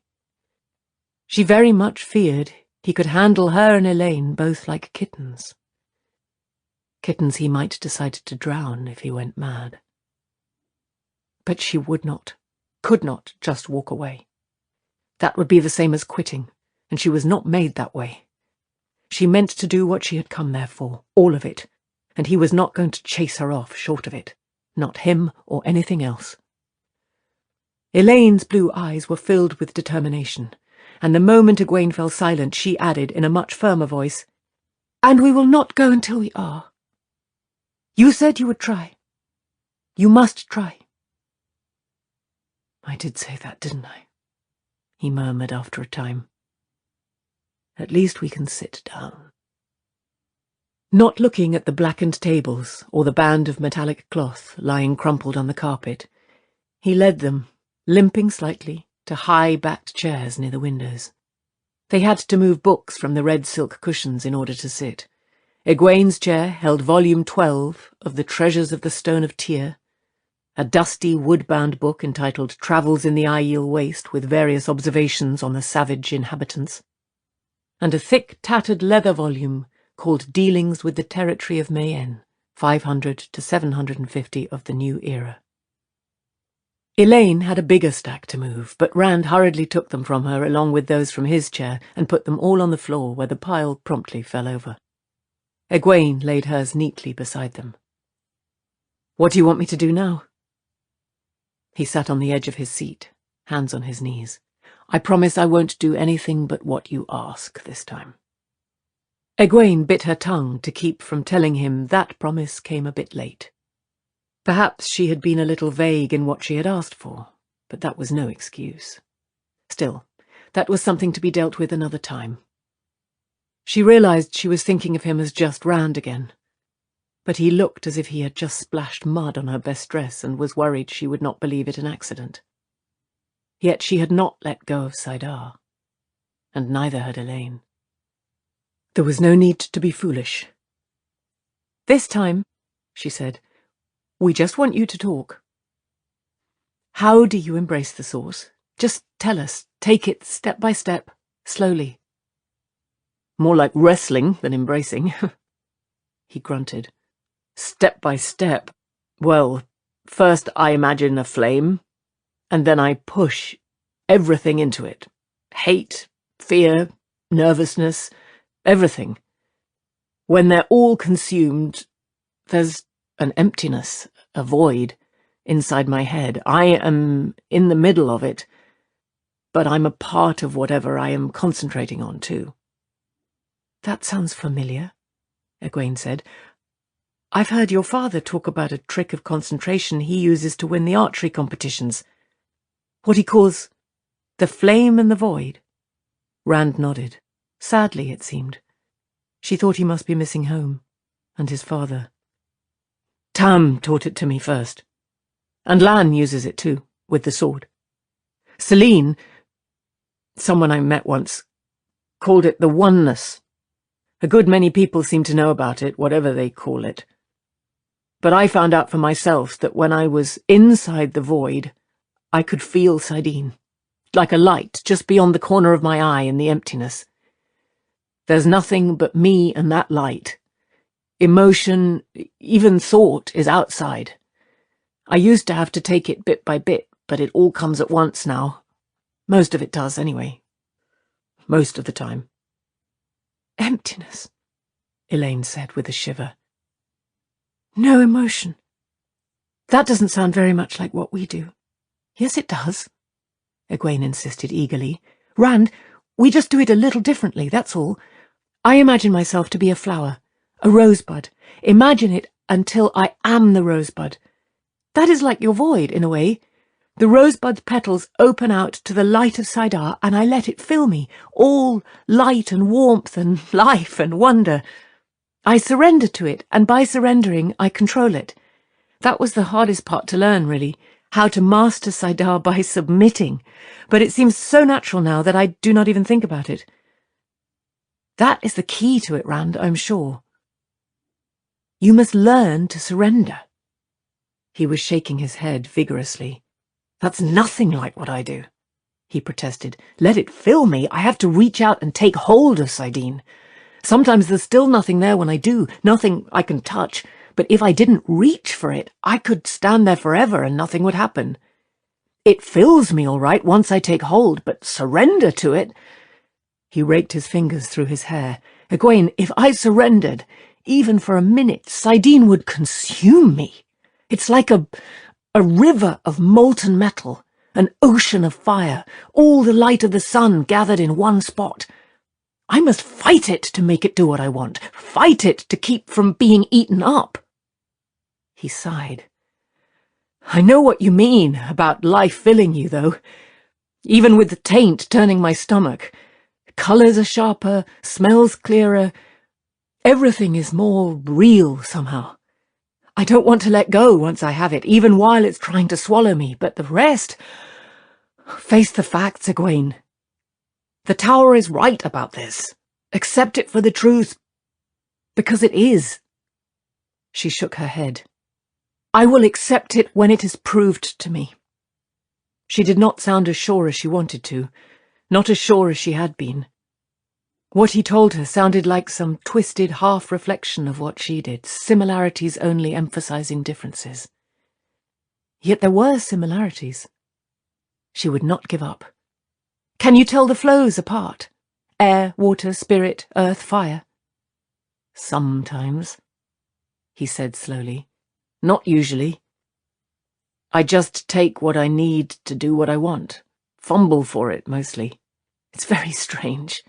Sometimes I need to do a thing, and I do it, but only afterward do I know what it was I did. Or how. It's almost like remembering something I've forgotten. But I can remember how to do it again. Most of the time. Yet you do remember how, she insisted. How did you set fire to those tables? She wanted to ask him how he had made them dance. She thought she saw a way, with air and water, but she wanted to start with something simple. Lighting a candle and putting it out were things a novice could do. Rand's face took on a pained expression. I don't know. He sounded embarrassed. When I want fire, for a lamp or a fireplace, I just make it, but I do not know how. I don't really need to think to do things with fire. That almost stood to reason. Of the 5 powers, fire and earth had been strongest in men in the Age of Legends, and air and water in women. Spirit had been shared equally. Egwene hardly had to think to use air or water, once she had learned to do a thing in the first place, but the thought did not further their purpose. This time it was Elaine who pressed him. Do you know how you extinguished them? You seemed to think before they went out. That I do remember, because I don't believe I have ever done it before. I took in the heat from the tables and spread it into the stone of the fireplace. The fireplace wouldn't even notice that much heat. Elaine gasped, unconsciously cradling her left arm for a moment, and Egwene winced in sympathy. She remembered when that arm had been a mass of blisters because the daughter heir had done what Rand had just described, and with just the lamp in her room. Shiriam had threatened to let the blisters heal by themselves. She had not done it, but she had threatened. It was one of the warnings novices were given. Never draw heat in.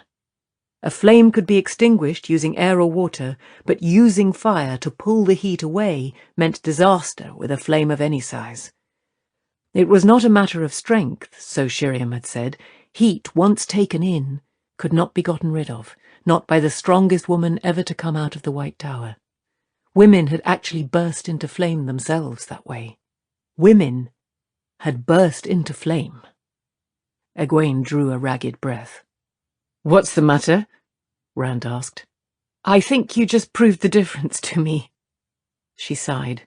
Oh, does that mean you're ready to give up? No. She tried to make her voice softer. She was not angry with him, exactly. She was not sure who she was angry with.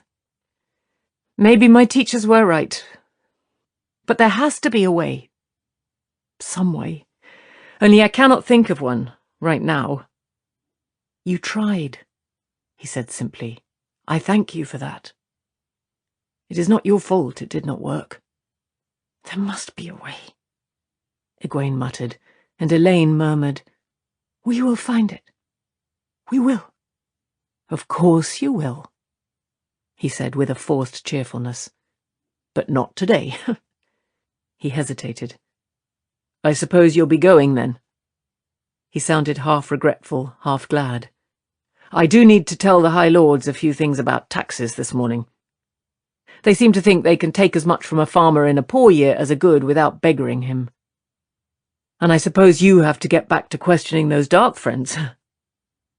He frowned.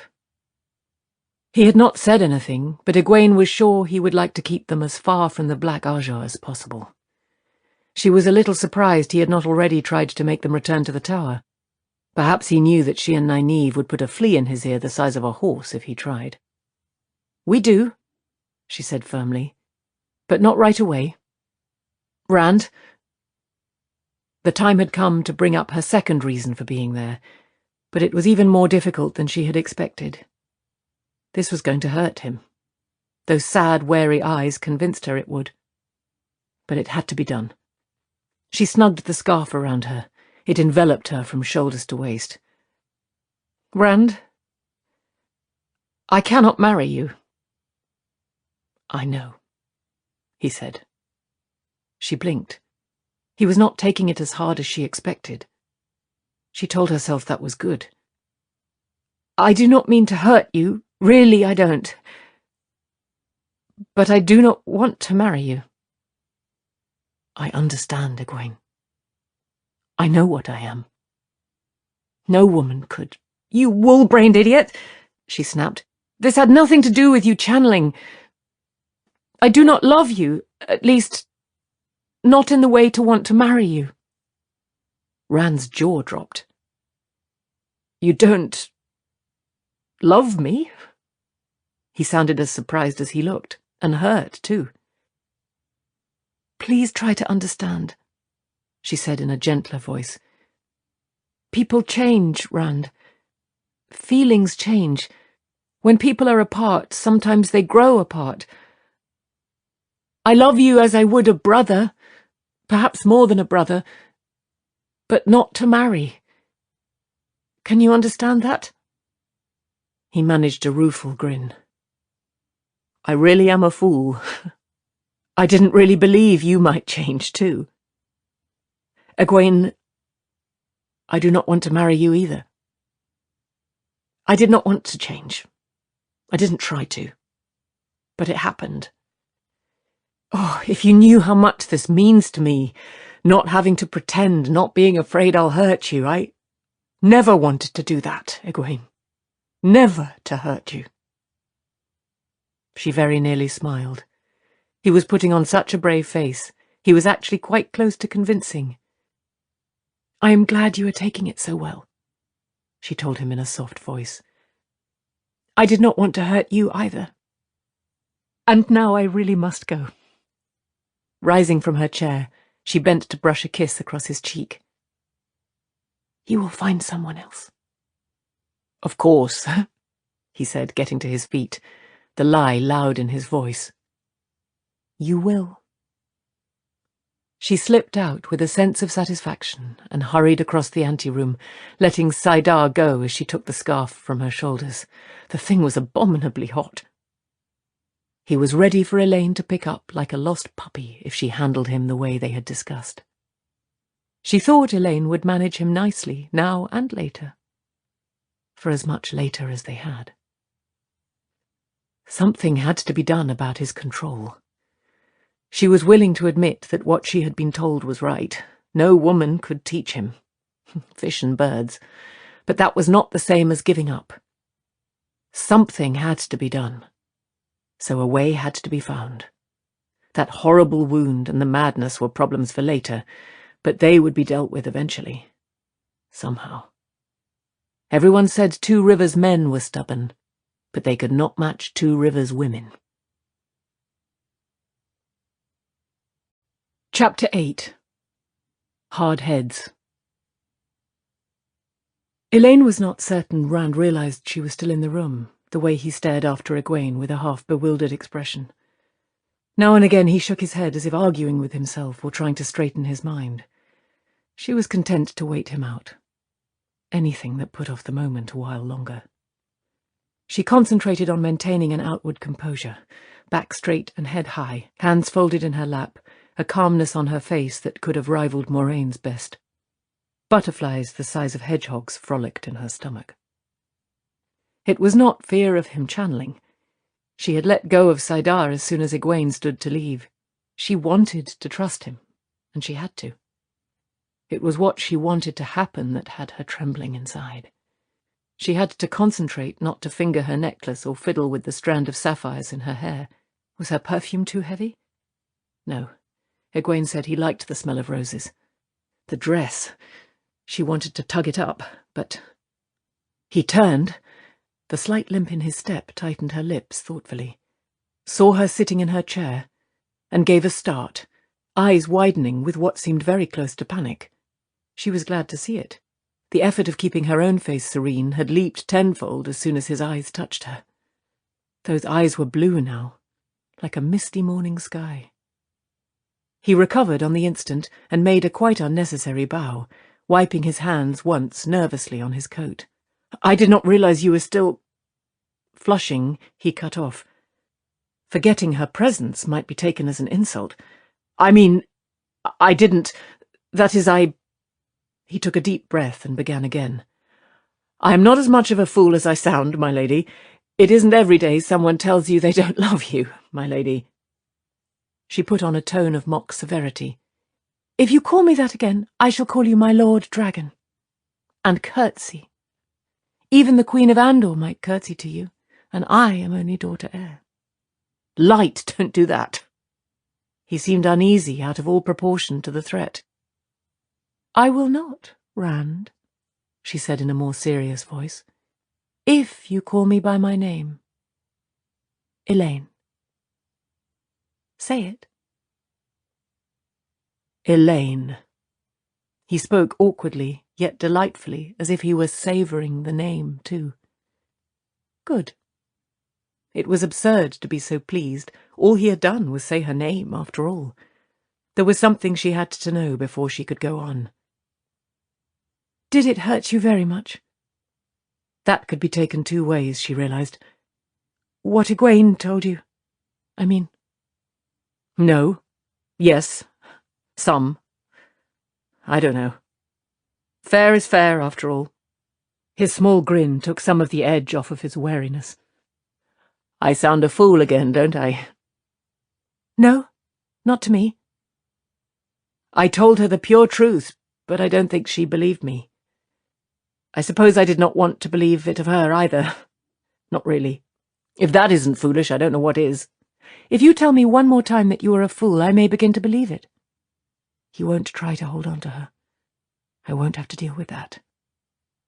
Her voice was calm, with a light enough tone to let him know she did not really mean what she said. "I saw a Kyrianan Lord's fool once. A man in a funny striped coat, too big for him and sewn with bells. You would look silly wearing bells." "I suppose I would," he said ruefully. "I will remember that." His slow grin was wider this time, warming his whole face. The butterfly's wings flogged her for haste, but she occupied herself with straightening her skirts. She had to go slowly, carefully. "If I don't, he'll think I'm just a foolish girl, and he will be right." The butterflies in her belly were beating kettle drums now. "Would you like a flower?" he asked suddenly, and she blinked in confusion. "A flower?" "Yes." Striding to the bed, he scooped up a double handful of feathers from the tattered mattress and held them out to her. "I made one for the Majir last night. You'd have thought I had given her the stone. But yours will be much prettier," he added hastily. "Much prettier, I promise." "Rand, I will be careful. It takes only a trickle of the power. Just a thread. And I will be very careful." Trust. She had to trust him. It was a small surprise to realize that she did. "I would like that, Rand." For long moments he stared at the fluffy mound in his hands, a slow frown on his face. Abruptly he let the feathers fall, dusting his hands. "Flowers," he said. "That's no fit gift for you." Her heart went out to him. Clearly he had tried to embrace Saidin and failed. Masking disappointment in action, he limped hurriedly to the metallic cloth and began gathering it over his arm. "Now this is a proper gift for the daughter heir of Andor. You could have a seamstress make—" He floundered over what a seamstress might make from a 4-pace length of gold and silver cloth, less than 2 feet wide. "I am sure a seamstress will have many ideas," she told him diplomatically. Pulling a handkerchief from her sleeve, she knelt for a moment to collect the feathers he had dropped into the square of pale blue silk. "The maids will take care of that," he said as she tucked the small bundle securely into her belt pouch. "Well, this bit is done." How could he understand that she would keep the feathers because he had wanted them to be a flower? He shifted his feet, holding the glittering folds as if he did not know what to do with them. "The Majir must have seamstresses," she told him. I will give that to one of them. He brightened, smiling. She saw no reason to tell him she meant it as a gift. Those thundering butterflies would not let her hold back any longer. Rand, do you like me? Like you? He frowned. Of course I like you. I like you very much. Did he have to look as if he did not understand at all? I am fond of you, Rand. She was startled that she said it so calmly. Her stomach seemed to be trying to writhe up into her throat, and her hands and feet felt like ice. More than fond. That was enough. She was not going to make a fool of herself. He has to say more than like first. She almost giggled hysterically. I will keep control of myself. I will not let him see me behave like a moon-eyed girl. I will not. I am fond of you, he said slowly. I am not usually so forward. No, that might make him think of Berylane. There was red in his cheeks. He was thinking of Berylane. Burn him. Her voice came as smooth as silk. Soon I will have to go, Rand. To leave Tyr. I may not see you again for months. Or ever, a tiny voice cried in her head. She refused to listen. I could not go without letting you know how I feel. And I am very fond of you. Elaine, I am fond of you. I feel... I want... The scarlet spots on his cheeks grew. Elaine, I don't know what to say. How to... Suddenly it was her face that was flaming. He must think she was trying to force him into saying more. Aren't you? The small voice mocked, which only made her cheeks hotter. Rand, I am not asking for... Light how to say it. I only wanted you to know how I feel. That is all. Berylane would not have let it go at that. Berylane would have been wrapped around him by now. Telling herself she would not let that half-dressed snip better her, she moved closer to him, took the glittering cloth from his arm and dropped it on the carpet. For some reason he seemed taller than he ever had before. Rand, I want you to kiss me. There. It was out. Kiss you? He said as if he had never heard of kissing before. Elaine, I don't want to promise more than... I mean, it isn't as if we were betrothed. Not that I'm suggesting we should be. It's just that... I am fond of you, Elaine. More than fond. I just do not want you to think I... She had to laugh at him, with all his confused earnestness. I do not know how things are done in the Two Rivers, but in Camelin, you don't wait until you're betrothed before kissing a girl. And it does not mean you must become betrothed either. But perhaps you do not know how... His arms went around her almost roughly, and his lips came down on hers. Her head spun. Her toes tried to curl up in her slippers. Some time later, she was not certain how long, she realized she was leaning against his chest, knees trembling, trying to gulp air. Forgive me for interrupting you, he said. She was glad to hear a touch of breathlessness in his voice. I am just a backwoods shepherd from the Two Rivers. You are uncouth, she murmured against his shirt. And you did not shave this morning, but I would not say you were backward. Elaine, She put a hand over his mouth. I do not want to hear anything from you that you do not mean with your whole heart, she said firmly. Not now, or ever. He nodded, not as if he understood why, but at least as if he understood that she meant what she said. Straightening her hair, the strand of sapphires was tangled beyond mending without a mirror.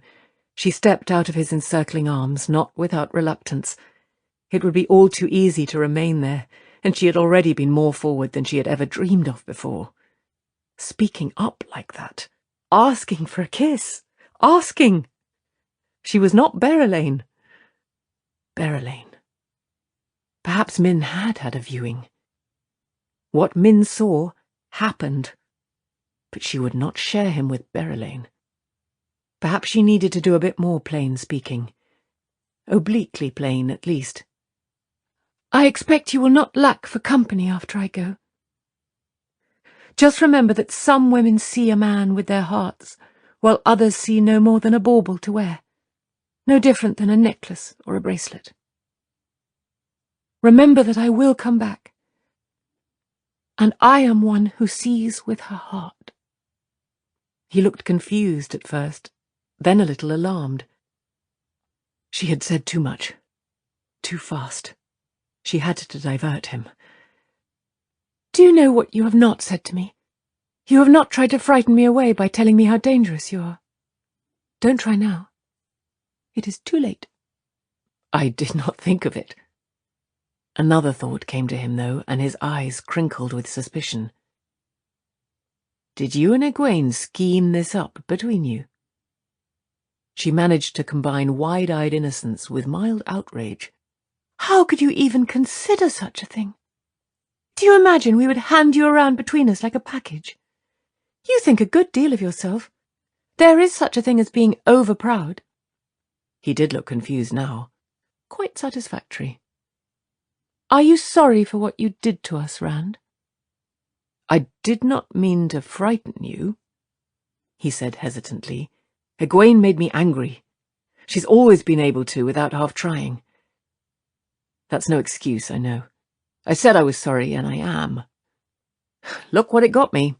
Burned tables and another mattress ruined. And for the pinch? His face reddened again, but he faced her firmly, even so. No. No. I am not sorry for that. The two of you talking over my head as if I were a lump of wood with no ears. You deserved as much. Both of you. And I won't say different. For a moment she considered him. He rubbed his arms through his coat sleeves as she momentarily embraced Saidar. She did not know healing to any degree, but she had learned bits and pieces on the edge of it. Channeling, she soothed away the hurt she had given him for the pinch. His eyes widened in surprise, and he shifted on his feet as if testing the absence of pain. For being honest, she told him simply. There was a rap at the door, and Gaul looked in. At first the Aielman had his head down, but after a quick glance at them he raised it. Colour flooded Elaine's face as she realized he had suspected that he might be interrupting something he should not see. She very nearly embraced Saidar again and taught him a lesson. "The tyrants are here," Gaul said. "The High Lords you were expecting." "I will go then," she told Rand. "You must tell them about taxes, was it not? Think on what I have said." She did not say, "Think of me," but she was sure the effect would be the same. He reached out as if to stop her, but she slipped away from him. She had no intention of putting on a display in front of Gaul. The man was Aiel, but what must he think of her wearing perfume and sapphires at that hour of the morning? It required real effort not to pull the neckline of her dress up higher. The High Lords entered as she reached the door, a cluster of greying men in pointed beards and colourful ornate coats with puffy sleeves. They crowded out of her way with reluctant bows, their bland faces and polite murmurs not hiding their relief that she was leaving. She glanced back once from the doorway. A tall, broad-shouldered young man in a plain green coat, among the High Lords in their silks and satin stripes. Rand looked like a stork among peacocks, yet there was something about him, a presence, that said he commanded there by right. The Tyrans recognized it, bending their stiff necks reluctantly. He thought probably they bowed just because he was the dragon reborn, and perhaps they thought so too. But she had seen men, like Gareth Bryn, the captain commander of her mother's guards, who could have dominated a room in rags, with no title and no one knowing their name. Rand might not know it, but he was such a man. He had not been when she first saw him, but he was now. She pulled the door shut behind her. The Aiel around the entrance glanced at her, and the captain commanding the ring of defenders in the middle of the anteroom stared uneasily, but she barely noticed them. It was done. Or at least, it was begun. 4 days she had before Joya and Amico were put on that ship. 4 days at most to twine herself so firmly into Rand's thoughts that he had no room for Berylane. Or if not that, firmly enough that she stayed inside his head until she had the chance to do more.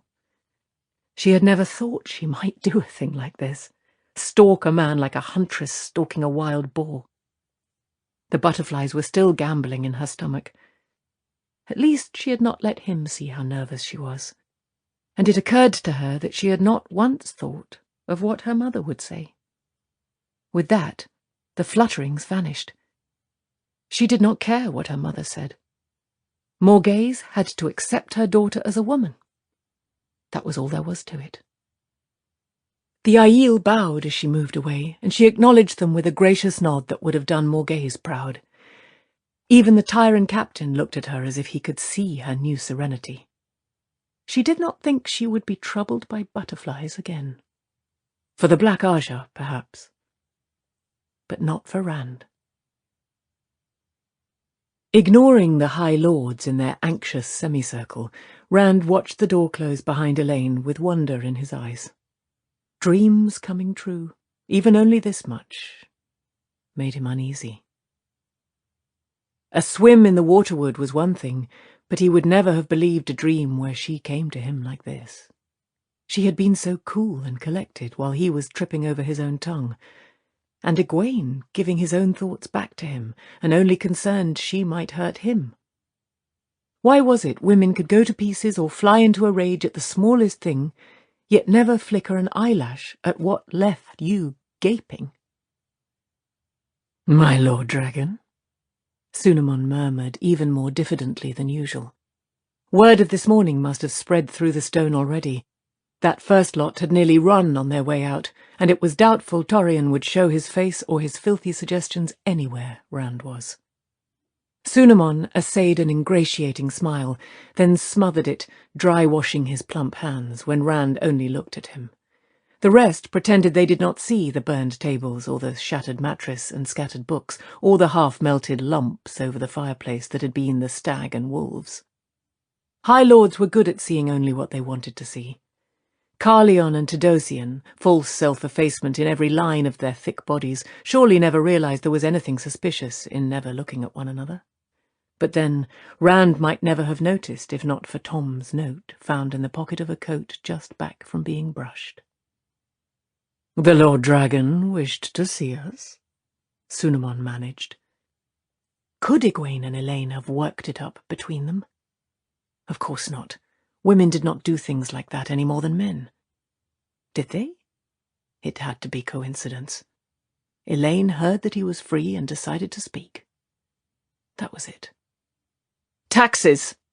he barked. The Tyrans did not move, but they gave the impression of stepping back. How he hated dealing with these men.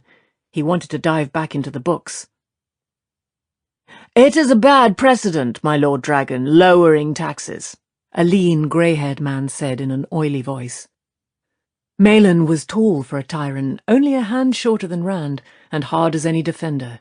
He held himself in a stoop in Rand's presence. His dark eyes showed how he hated it. But he had hated it when Rand told them to stop crouching around him too. None of them straightened, but Malin especially had not liked being reminded of what he did. "The peasants have always paid easily. But if we lower their taxes, when the day comes that we raise them back to where they now are, the fools will complain as bitterly as if we had doubled the present levy. There might well be riots when that day comes, my Lord Dragon." Rand strode across the room to stand before Callandor. The crystal sword glittered, outshining the gilt and gemstones surrounding it, a reminder of who he was, of the power he could wield. Egwene! It was foolish to feel hurt because she said she no longer loved him. Why should he expect her to have feelings for him that he did not have for her? Yet it did hurt. A relief, but not a pleasant one. "You will have riots if you drive men off their farms." 3 books stood in a stack almost by Malin's feet. The Treasures of the Stone of Tyr, Travels in the Waste, and Dealings with the Territory of Mayenne. The keys lay in those, and in the various translations of the Coriathan cycle, if he could only find them and fit them to the proper locks. He pushed his mind back to the High Lords. "Do you think they will watch their families starve and do nothing?" "The defenders of the stone have put down riots before, my Lord Dragon," Sunamon said soothingly. "Our own guards can keep peace in the countryside. The peasants will not disturb you, I give you my assurance." "There are too many farmers as it is." Carlion flinched at Rand's glare. "It is the civil war in Cairhien, my Lord Dragon," he explained hurriedly. "The Cairhienan can buy no grain, and the granaries are bursting. This year's harvest will go to waste as it is, and next year— burn my soul, my Lord Dragon, but what we need is for some of those peasants to stop their eternal digging and planting." He seemed to realize he had said too much, though he clearly did not understand why. Rand wondered whether he had any idea how food got to his table. Did he see anything but gold and power? "What will you do when Cairhien is buying grain again?" Rand said coolly. "For that matter, is Cairhien the only land that needs grain?"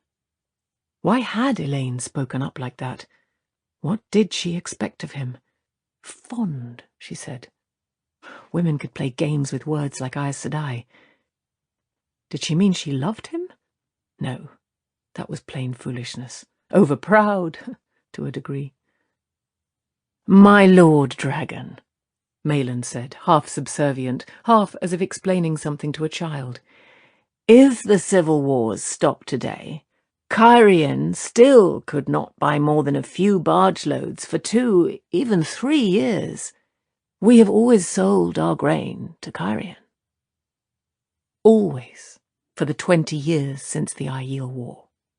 They were so bound up in what they had always done that they could not see what was so simple, or would not see it. When the cabbages sprouted like weeds around Emmons Field, it was a near certainty that bad rain or white worm had struck Devon Ride or Watch Hill. When Watch Hill had too many turnips, Emmons Field would have a shortage, or Devon Ride. "Offer it in Ilion," he told them. What did Elaine expect? Or Altara. He did like her, but he liked Min as much, or thought he did. It was impossible to sort out his feelings for either of them. "You have ships for the sea as well as riverboats and barges, and if you don't have enough, hire them from Mayenne." He liked both women, but beyond that, he had spent very nearly his whole life mooning after Egwene. He was not about to dive into that again until he was sure. Sure of something. Sure. If dealings with the territory of Mayenne was to be believed— oh, stop this. He told himself, keep your mind on these weasels or they'll find cracks to slip through and bite you on the way. Pay with grain.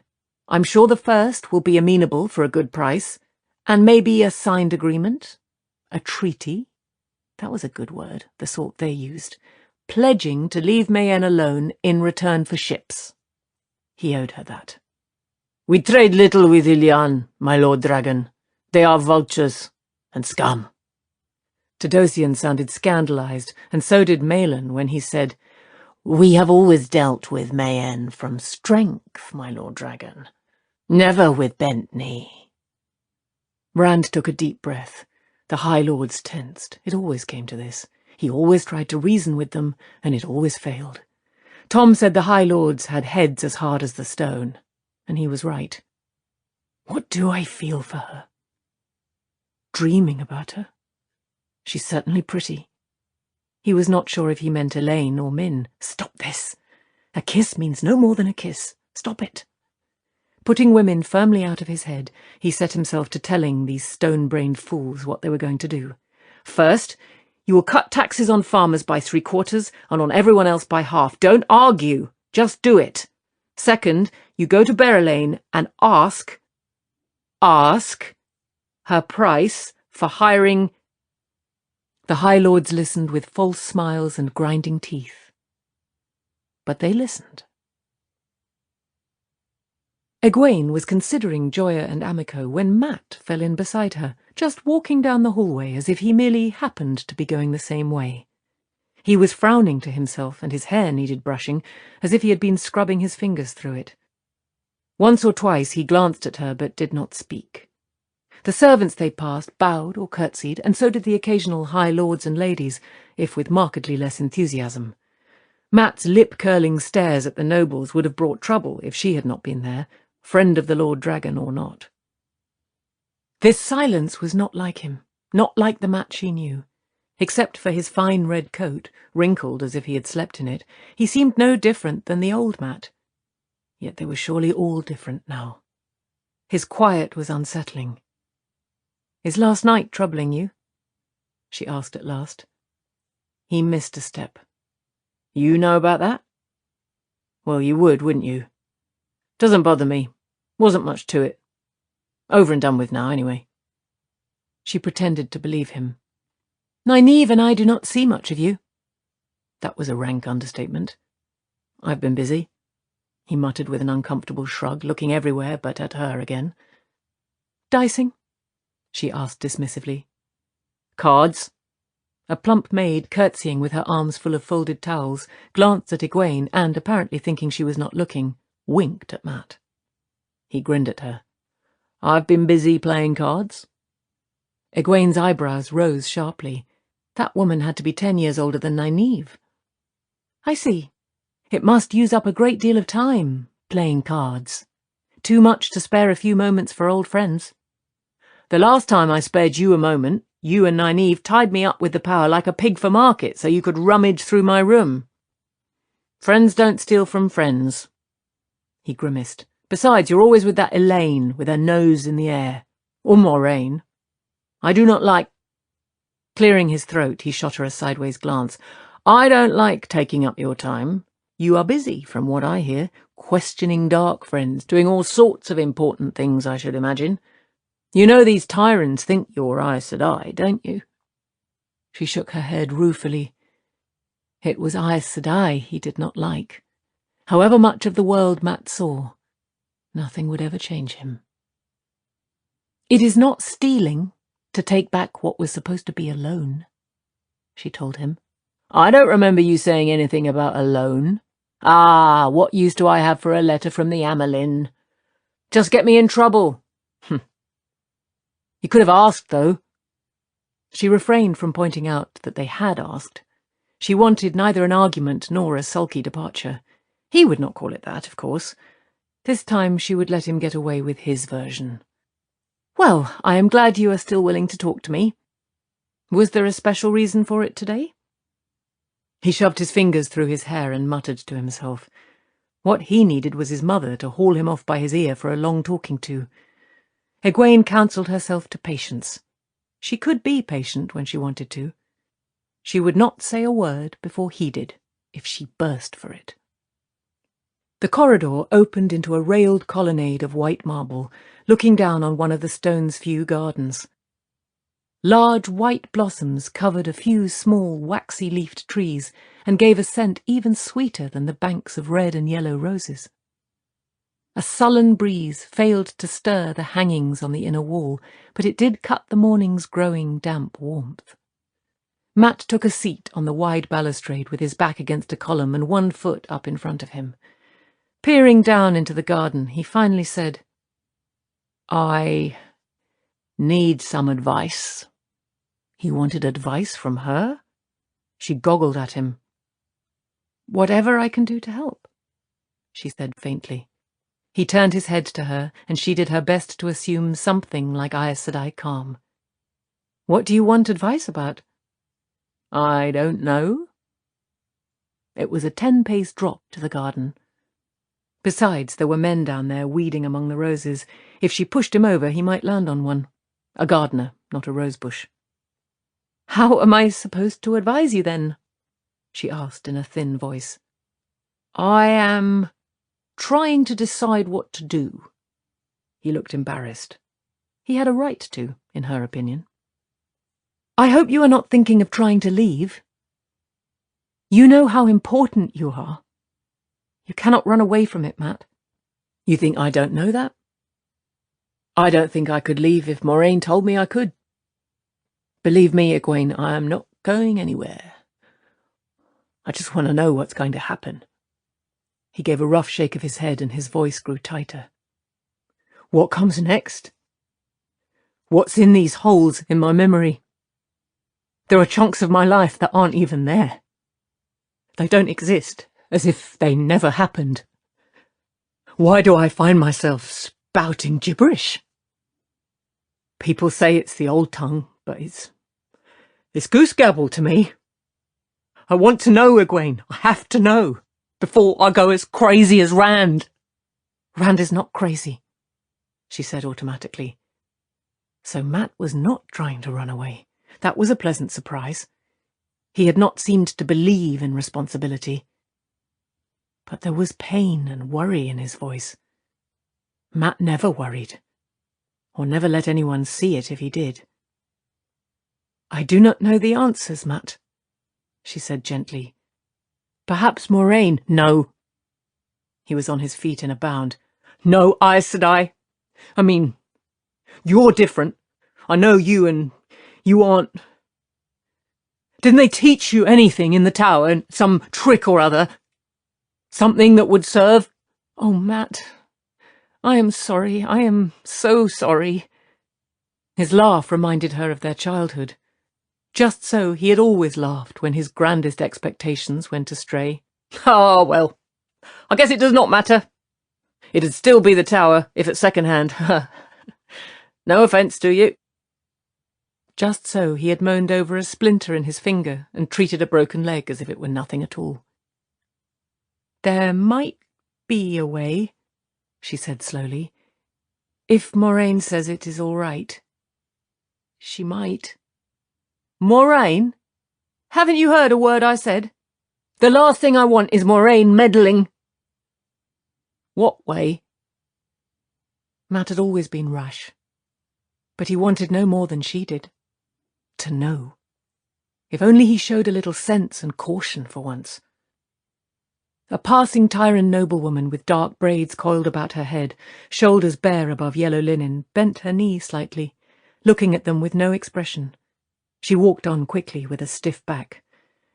Egwene watched her until she was well beyond earshot, and they were alone, unless the gardeners 30 feet below counted. Matt was staring at her expectantly. In the end, she told him of the Ter Angrial, the twisted doorway that held answers on its other side. It was the dangers she emphasized, the consequences of foolish questions, or those touching the shadow, the dangers even Aes Sedai might not know. She was more than flattered that he had come to her, but he had to show a little sense.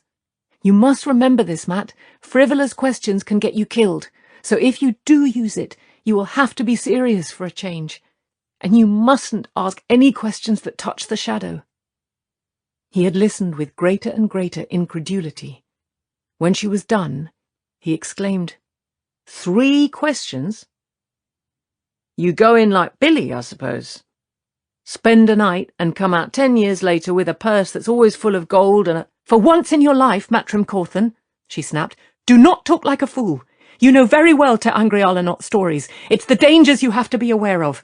Maybe the answers you seek are inside this one, but you must not try it before Moraine says you can. You must promise me that, or I promise you I will take you to her like a trout on a string. You know I can.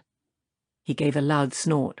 I'd be a fool if I did try it, no matter what Moraine says. Walk into a bloody Ter Angrial? It's less I want to do with the bloody power, not more. You can blot it right out of your mind. It's the only chance I know, Matt. Not for me, it isn't, he said firmly. No chance at all is better than that. Despite his tone, she wanted to put an arm around him. Only he would likely make some joke at her expense and try to goose her. He had been incorrigible from the day he was born, but he had come to her for help. I'm sorry, Matt. What will you do? Oh, play cards, I suppose. If anyone will play with me. Play stones with Tom, dice in the taverns. I can still go as far as the city, at least. His gaze strayed toward a passing maidservant, a slender, dark-eyed girl near his own age. I'll find something to take up time. Her hand itched to slap him, but instead she said cautiously, Matt, you really aren't thinking of leaving, are you? Would you tell Moraine if I was? He put up his hands to forestall her. Well, there's no need. I told you I wouldn't. I'll not pretend I'd not like to. But I won't. Is that good enough for you? A pensive frown crept onto his face. Egwene, do you ever wish you were back home? That none of this had ever happened? It was a startling question coming from him, but she knew her answer. No. Even with everything. No. Do you? I would be a fool then, wouldn't I? He laughed. It's cities I like, and this one will do for now. This one will do. Egwene, you won't tell Moraine about this, will you? About me asking for advice and all? Why shouldn't I? She asked suspiciously. He was Matt, after all. He gave an embarrassed hitch of his shoulders. I've been keeping wider of her than I have of... Anyway, I've been staying clear, especially when she wants to root around in my head. She might think I'm weakening. You won't tell her, will you? I won't, she said. If you promise me you will not go near that Ta'angreal without asking her permission. I shouldn't even have told you about it. I promise, he grinned. I won't go near that thing unless my life depends on it. I swear. He finished with mock solemnity. Egwene shook her head. However much everything else changed, Matt just never would. Chapter 9. Decisions. 3 days passed, with heat and damp that seemed to sap even the tyrant's strength. The city slowed to a lethargic walk, the stone to a crawl. Servants worked nearly in their sleep. The Majeure tore her coiled braids in frustration, but even she could not find the energy to rap knuckles or flick ears with a hard finger. Defenders of the stone slumped at their posts like half-melted candles, and the officers showed more interest in chilled wine than in making their rounds. The High Lords kept largely to their apartments, sleeping through the hottest part of the day, and a few left the stone entirely for the relative cool of estates far to the east, on the slopes of the spine of the world. Oddly, only the outlanders, who felt the heat worst of all, pushed on with their lives as hard as ever, if not harder. For them, the heavy heat did not weigh nearly as much as did the hours rushing by. Matt quickly discovered that he had been right about the young lords who saw the playing cards try to kill him. Not only did they avoid him, they spread the word among their friends, often garbled. No one in the stone who had 2 pieces of silver in hand would say more than hasty excuses while backing away. The rumours spread beyond the lordlings. More than one serving woman who had enjoyed a cuddle now declined too, and 2 said uneasily that they had heard it was dangerous to be alone with him. Perrin appeared all wrapped up in his own worries, and Tom seemed to vanish by sleight of hand. Matt had no idea what occupied the Gleeman, but he was seldom to be found day or night. Moraine, the one person Matt wished would ignore him, instead seemed to be there whenever he turned around.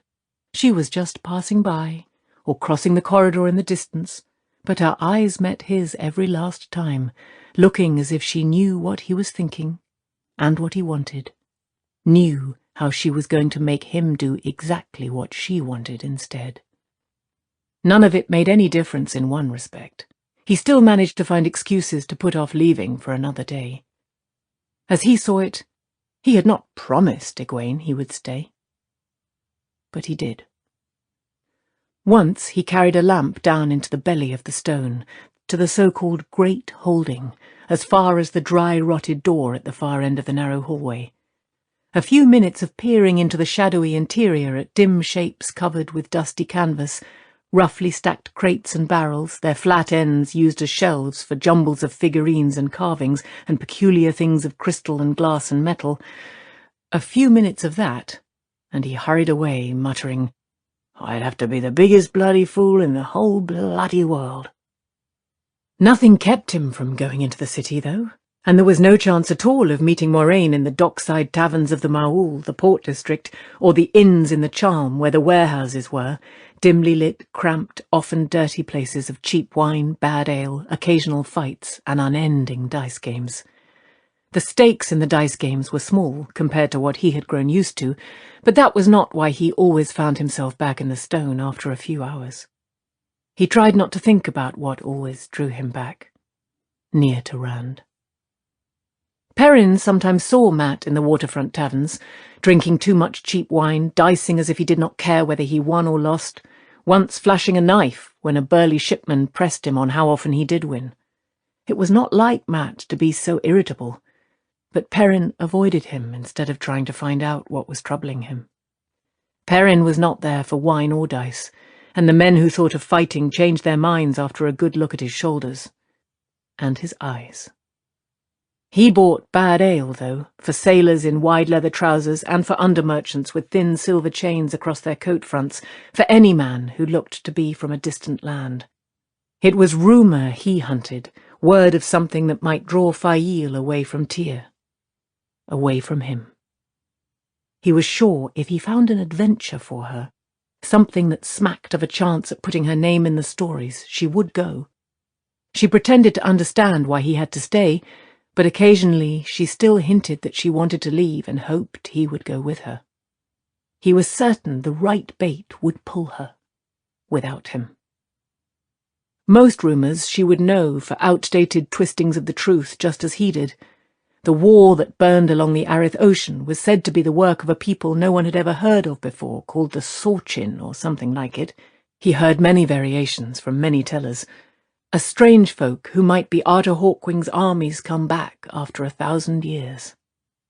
One fellow, a tarabonner in a round red hat and a moustache as thick as a bull's horns, solemnly informed him that Hawkwing himself led these people, his legendary sword Justice in hand. There were rumours that the fabled Horn of Valir, meant to call dead heroes from the grave to fight in the last battle, had been found. In Gaelden, riots had broken out all over the country. Ilion was suffering from outbreaks of mass madness. In Cairhien, famine was slowing the killing. Someplace in the borderlands, Trolloc raids were on the increase. Perrin could not send Fail into any of that, not even to get her away from Tyr. Reports of trouble in Saldaea seemed promising. Her own home must be attractive to her, and he had heard that Mazrim Taim, the false dragon, was safely in Aes Sedai hands, but no one knew what sort of trouble. Making something up would do no good. Whatever he found, she would surely ask her own questions before chasing after it. Besides, any turmoil in Saldaea might easily be as bad as the other things he heard. He could not tell her where he was spending his time either, because she would inevitably ask why. She knew he was not Mat to enjoy lolling about taverns. He had never been good at lying, so he put her off as best he could, and she began to give him long, silent, slanted looks. All he could do was redouble his efforts to find a tale to lure her away. He had to send her away from him before he got her killed. He had to. Egwene and Nynaeve spent more hours with Joya and Amico, to no avail. Their stories never wavered. Over Nynaeve's protests, Egwene even tried telling each of them what the other had said to see if anything joggled loose. Amico stared at them, whining that she had never heard any such plan. But it might be true, she added. It might. She sweated with eagerness to please. Joya coolly told them to go to Tanchico if they wished. "It is an uncomfortable city now, I hear," she said smoothly, raven eyes glittering. "The king holds little more than the city itself, and I understand the Panarch has ceased keeping civil order. Strong arms and quick knives rule Tanchico, but go, if it pleases you." No word came from Tarvalon, nothing to say if the Amelin was dealing with the possible threat to free Mazrim Taim. There had been plenty of time for a message to come, by quick riverboat or a man changing horses, since Moraine had sent the pigeons, provided she had sent them. Egwene and Nynaeve argued about that. Nynaeve admitted the Aes Sedai could not lie, but she tried to find some twist in Moraine's words. Moraine did not seem to fret over the lack of response from the Amelin, though it was hard to tell through her crystal calm. Egwene did fret over it, and over whether Tanchico was a false trail or a real one, or a trap. The Stone's library held books about Tarabon and Tanchico, but though she read until her eyes ached, she found no clue to anything dangerous to Rand. Heat and worry did nothing for her temper. She was sometimes as snappish as Nynaeve. Some things were going well, of course. Mat was still in the Stone. Obviously, he really was growing up and learning about responsibility. She regretted failing him, but she was not certain any woman in the tower could have done more. She understood his thirst to know, because she thirsted too, although for other knowledge, for the things she could only learn in the tower, the things she might discover that no one else had known how to do before, the lost things she might relearn. Avienda began to visit with Egwene, apparently of her own choice. If the woman was wary at first, well, she was Aiel after all, and she did think Egwene was full Aes Sedai. Still, her company was enjoyable, although Egwene sometimes thought she saw unasked questions in her eyes. If Avienda kept her reserve, it soon became apparent that she had a quick wit and a sense of humour akin to Egwene's. They sometimes ended up giggling together like girls. Aiel ways were nothing Egwene was used to, though, such as Avienda's discomfort at sitting in a chair, and her shock at finding Egwene in her bath, a silver-plated tub the Margier had brought up. Not shock at walking in on her naked. In fact, when she saw that Egwene was uncomfortable, she peeled off her own clothes and sat down on the floor to talk. But at seeing Egwene sitting chest-deep in water. It was dirtying so much water that made her eyes pop. For another thing, Avienda refused to understand why she and Elaine had not done something drastic to Berelain since they wanted her out of the way. It was all but forbidden for a warrior to kill a woman not wed to the spear, but since neither Elaine nor Berelain were maidens of the spear, it was apparently quite all right, in Avienda's view, for Elaine to challenge the First of Mayenne to fight with knives, or failing that, with fists and feet. Knives were best, as she saw it. Berelain looked the sort of woman who could be beaten several times without giving up, best simply to challenge and kill her. Or Egwene could do it for her, as friend and near sister. Even with that, it was a pleasure to have someone to talk and laugh with. Elaine was occupied most of the time, of course, and Nynaeve, seeming to feel the rush of time as keenly as Egwene, gave her free moments over to moonlit walks on the battlements with Lan, and to preparing foods the warder liked with her own hands, not to mention curses that sometimes drove the cooks from the kitchen. Nynaeve did not know very much about cooking. If not for Avienda, Egwene was not sure what she would have done in the muggy hours between questionings of the Dark Friends, sweated, undoubtedly, and worried that she might have to do something that gave her nightmares thinking of it. By agreement, Elaine was never present at those questionings. One more set of ears listening would make no difference. Instead, whenever Rand had a moment to spare, the daughter-heir just happened to be close by, to talk or simply walk holding his arm, even if it was only from a meeting with some high lords to a room where others waited, or to a lightning inspection of the defenders' quarters. She became quite good at finding secluded corners where the two of them could pause alone. Of course, he always had Aiel trailing after him, but she soon cared as little for what they thought as for what her mother would. She even entered a sort of conspiracy with the Maidens of the Spear. They seemed to know every hidden nook in the stone, and they let her know whenever Rand was alone. They seemed to think the game great sport. The surprise was that he asked her about the governing of nations, and listened to what she said. That she wished her mother could see. More than once Morghese had laughed half despairingly and told her she had to learn to concentrate. Which crafts to protect and how, and which not and why might be dry decisions, but as important as how to care for the sick.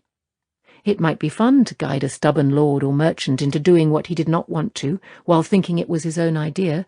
It might be warming to feed the hungry, but if the hungry were to be fed, it was necessary to decide how many clerks and drivers and wagons were needed. Others might arrange it, but then you would never know until it was too late whether they had made a mistake. He listened to her, and often took her advice. She thought she could have loved him for those two things alone. Therelane was not setting foot outside her chambers. Rand had begun smiling as soon as he saw her. Nothing could be finer about the world. Unless the days could stop passing. 3 short days slipping away like water through her fingers. Joya and Amico would be sent north, and the reason for staying in Tyr would vanish. It would be time for her and Egwene and Nynaeve to leave too. She would go when that time came. She had never considered not. Knowing that made her proud of behaving like a woman, not a girl. Knowing it made her want to cry. And Rand? He met with High Lords in his chambers and issued orders. He startled them by appearing at secret gatherings of 3 or 4 that Tom had ferreted out, just to reiterate some point from his last commands. They smiled and bowed and sweated and wondered how much he knew. A use had to be found for their energy before one of them decided that if Rand could not be manipulated, he must be killed. Whatever it took to divert them, he would not start a war. If he had to confront Samael, so be it, but he would not start a war. Forming his plan of action occupied most of his time not given over to hounding the High Lords. Bits and pieces came from the books he had the librarians bring to his rooms by armloads, and from his talks with Elaine. Her advice was certainly useful with the High Lords. He could see them hastily reassessing him when he displayed knowledge of things they themselves only half knew. She stopped him when he wanted to give her the credit. "A wise ruler takes advice," she told him, smiling, "but should never be seen to take it. Let them think you know more than you do. It will not harm them, and it will help you." She seemed pleased he had suggested it, though. He was not entirely sure that he was not still putting off some decision, at least, because of her. 3 days of planning, of trying to puzzle out what was still missing. Something was. He could not react to the Forsaken. He had to make them react to him. 3 days, and on the 4th she would go, back to Tar Valon, he hoped. But once he moved, he suspected even their brief moments together would end. 3 days of stolen kisses when he could forget he was anything but a man with his arms around a woman. He knew it for a foolish reason, if true. He was relieved she did not seem to want more than his company, but in those moments alone he could forget decisions, forget the fate awaiting the dragon reborn. More than once he considered asking her to stay, but it would not be fair to raise her expectations when he had no idea what he wanted from her beyond her presence. If she had any expectations, of course. Much better just to think of them as a man and a young woman walking out together on a feast day evening. That became easier. Sometimes he forgot she was the daughter heir and he a shepherd. But he wished she were not going. 3 days. He had to decide. He had to move. In a direction no one expected. The sun slid slowly toward the horizon on the evening of the 3rd day. The half-drawn draperies of Rand's bedchamber lessened the reddish-yellow glare. Calendor glittered on its ornate stand like the purest crystal. Rand stared at Malin and Sunamon, then tossed the thick bundle of large vellum sheets at them. A treaty, all neatly scribed, lacking only signatures and seals. It hit Malin in the chest, and he caught it by reflex. He bowed as if honoured, but his tight smile revealed clenched teeth. Sunamon shifted from foot to foot, dry-washing his hands. "All is as you said, my Lord Dragon," he said anxiously. "Grain for ships." "And 2,000 Tyran levies," Rand cut him off, "to see to proper distribution of the grain and protect Tyran interests." His voice was like ice, but his stomach seemed to be boiling. He nearly shook with a desire to pound at these fools with his fists. 2,000 men, under the command of Torian. "The High Lord Torian has an interest in affairs with Mayenne, my Lord Dragon," Malin said smoothly. He has an interest in forcing his attentions on a woman who won't look at him, Rand shouted. Grain for ships, I said. No soldiers, and certainly no bloody Turian. Have you even spoken to Berelain? They blinked at him as if they did not understand the words. It was too much. He snatched at Saidin.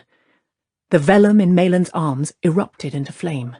With a yell, Maelon hurled the fiery bundle into the bare fireplace and hurriedly brushed at sparks and scorch marks on his red silk coat.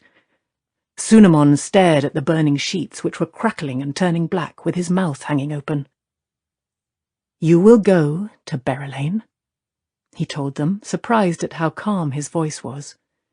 By tomorrow midday, you will have offered her the treaty I want, or by sunset tomorrow I'll hang both of you. If I have to hang High Lords every day, 2 by 2, I will. I will send every last one of you to the gallows if you won't obey me. Now get out of my sight. The quiet tone seemed to affect them more than his shouting had. Even Maelon looked uneasy as they backed away, bowing at every other step, murmuring protestations of undying loyalty and everlasting obedience. They sickened him. "Get out!" he roared, and they abandoned dignity, almost fighting with one another to pull the doors open. They ran. One of the Aiel guards put his head in for a moment to see that Rand was all right, before drawing the door shut. Rand trembled openly. They disgusted him almost as much as he disgusted himself. Threatening to hang men because they did not do as he told them. Worse, meaning it. He could remember when he did not have a temper, or at least when he rarely had, and had managed to keep it on a short rein. He crossed the room to where Callandor sparkled with the light streaming in between the draperies. The blade looked like the finest glass, absolutely clear. It felt like steel to his fingers, sharp as a razor. He had come close to reaching for it to deal with Maelon and Sunamon. Whether to use it as a sword or for its real purpose, he did not know. Either possibility horrified him. I am not mad yet. Only angry. Light so angry. Tomorrow. The Dark Friends would be put on a ship tomorrow. Elaine would be leaving. And Egwene and Nynaeve, of course. Back to Tar Valon, he prayed. Black Aja or no Black Aja, the White Tower had to be as safe a place as there was now. Tomorrow. No more excuses to put off what he had to do. Not after tomorrow. He turned his hands over, looking at the heron branded into each palm. He had examined them so often that he could have sketched every line perfectly from memory. The prophecies foretold them. Twice and twice shall he be marked, twice to live and twice to die. Once the heron to set his path, twice the heron to name him true.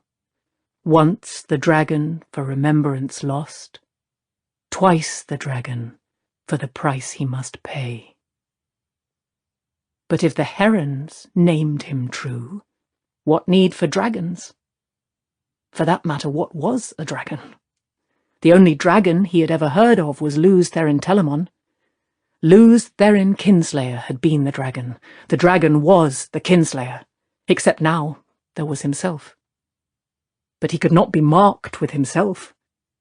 Perhaps the figure on the banner was a dragon. Not even Aes Sedai seemed to know what that creature was. You are changed from when I last saw you. Stronger. Harder. He spun, gaping at the young woman standing by the door, fair of skin and dark of hair and eye. Tall, dressed all in white and silver, she arched an eyebrow at the half-melted lumps of gold and silver over the fireplace. He had left them there to remind him what could happen when he acted without thinking, when he lost control. Much good it had done. Selene, he gasped, hurrying to her. Where did you come from? How did you get here? I thought you must still be in Cairhien, or... Looking down at her, he did not want to say he feared she might be dead, or a starving refugee. A woven silver belt glittered around her narrow waist. Silver combs worked with stars and crescent moons shone in hair that fell to her shoulders like waterfalls of night. She was still the most beautiful woman he had ever seen. Elaine and Egwene were only pretty beside her. For some reason, though, she did not affect him the way she had. Perhaps it was the long months since he had last seen her, in a Cairhien not yet racked by civil war. "I go where I wish to be." She frowned at his face. "You have been marked. But no matter. You were mine, and you are mine. Any other is no more than a caretaker whose time has passed. I will lay claim to what is mine openly now." He stared at her. Marked? Did she mean his hands? And what did she mean he was hers? "Selene," he said gently, "we had pleasant days together, and hard days. I'll never forget your courage or your help. But there was never more between us than companionship. We travelled together, but that was the end of it. You will stay here in the stone in the best apartments, and when peace returns to Cairhien, I will see that your estates there are returned to you if I can." "You have been marked," she smiled wryly. "Estates in Cairhien. I may have had estates in those lands once. The land has changed so much that nothing is as it was. Selene is only a name I sometimes use, Lews Therin. The name I made my own is Lanfear." Rand barked a shallow laugh. "A poor joke, Selene. I'd as soon make jests about the Dark One as one of the Forsaken. And my name is Rand." "We call ourselves the Chosen," she said calmly. "Chosen to rule the world forever. We will live forever. You can also." He frowned at her worriedly. She actually thought she was... Her travails in reaching Tyr must have unhinged her. But she did not look mad. She was calm, cool, certain. Without thinking, he found himself reaching for Saidin.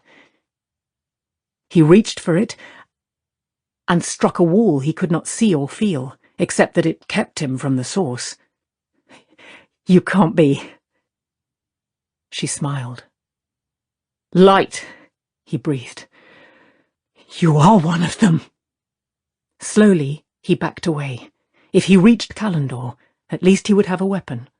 Perhaps it could not work as a Sa'angreal, but it would do for a sword. Could he use a sword against a woman? Against Selene? No! Against Lanfear. Against one of the Forsaken. His back came up hard against something, and he looked around to see what it was. There was nothing there. A wall of nothing, with his back pressed against it. Callandor glittered not 3 paces away, on the other side. He thumped a fist against the barrier in frustration. It was as unyielding as rock. "I cannot trust you fully, Lews Therin. Not yet." She came closer, and he considered simply seizing her. He was bigger and stronger by far, and blocked as he was, she could wrap him up with the power like a kitten tangled in a ball of string. "Not with that, certainly," she added, grimacing at Callandor. "There are only 2 more powerful that a man can use. One, at least, I know still exists. No, Lews Therin, I will not trust you yet with that." "Stop calling me that," he growled. "My name is Rand. Rand al'Thor." "You are Lews Therin Telamon. Oh, physically, nothing is the same except your height, but I would know who is behind those eyes even if I'd found you in your cradle." She laughed suddenly. "How much easier everything would be if I had found you then. If I had been free to." Laughter faded into an angry stare. "Do you wish to see my true appearance? You can't remember that either, can you?" He tried to say no, but his tongue would not work. Once he had seen 2 of the Forsaken together, Aginor and Balthamel, the first 2 loosed after 3,000 years trapped just beneath the seal on the Dark One's prison. The one had been more withered than anything could be and still live. The other hid his face behind a mask, hid every bit of his flesh as though he could not bear to see it or have it seen. The air rippled around Lanfear, and she changed. She was older than he, certainly, but older was not the right word. More mature, riper, even more beautiful, if that was possible. A lush blossom in a full flower compared to a bud. Even knowing what she was, she made his mouth go dry, his throat tighten. Her dark eyes examined his face, full of confidence yet with a hint of questioning, as if wondering what he saw. Whatever she perceived seemed to satisfy her. She smiled again. I was buried deeply in a dreamless sleep where time did not flow. The turnings of the wheel passed me by. Now you see me as I am, and I have you in my hands. She drew a fingernail along his jaw, hard enough to make him flinch. The time for games and subterfuges past, Luz Therin. Long past. His stomach lurched. Do you mean to kill me, then? The light burn you, Kill you? She spat incredulously. Kill you? I mean to have you. Forever. You were mine long before that pale-haired milksop stole you. Before she ever saw you. You loved me. And you loved power. For a moment he felt dazed. The words sounded true. He knew they were true. But where had they come from? Celine, Lanfear, seemed as startled as he, but she recovered quickly. You've learned much. You have done much I'd not have believed you could, unaided. But you are still fumbling your way through a maze in the dark, and your ignorance may kill you. Some of the others fear you too much to wait. Samael, Ravin, Mogedion. Others perhaps, but those of a certainty. They will come after you. They will not try to turn your heart. They will come at you by stealth, destroy you while you sleep, because of their fear. But there are those who could teach you, show you what you once knew. None would dare oppose you then. Teach me? You want me to let one of the Forsaken teach me? One of the Forsaken, a male Forsaken, a man who had been Aes Sedai in the Age of Legends, who knew the ways of channeling, knew how to avoid the pitfalls, knew... As much had been offered him before. No, even if it was offered, I'd refuse. And why should it be? I oppose them. And you. I hate everything you've done. Everything you stand for. Fool, he thought. Trapped here, and I spout defiance like some idiot in a story who never suspects he might make his captor angry enough to do something about it.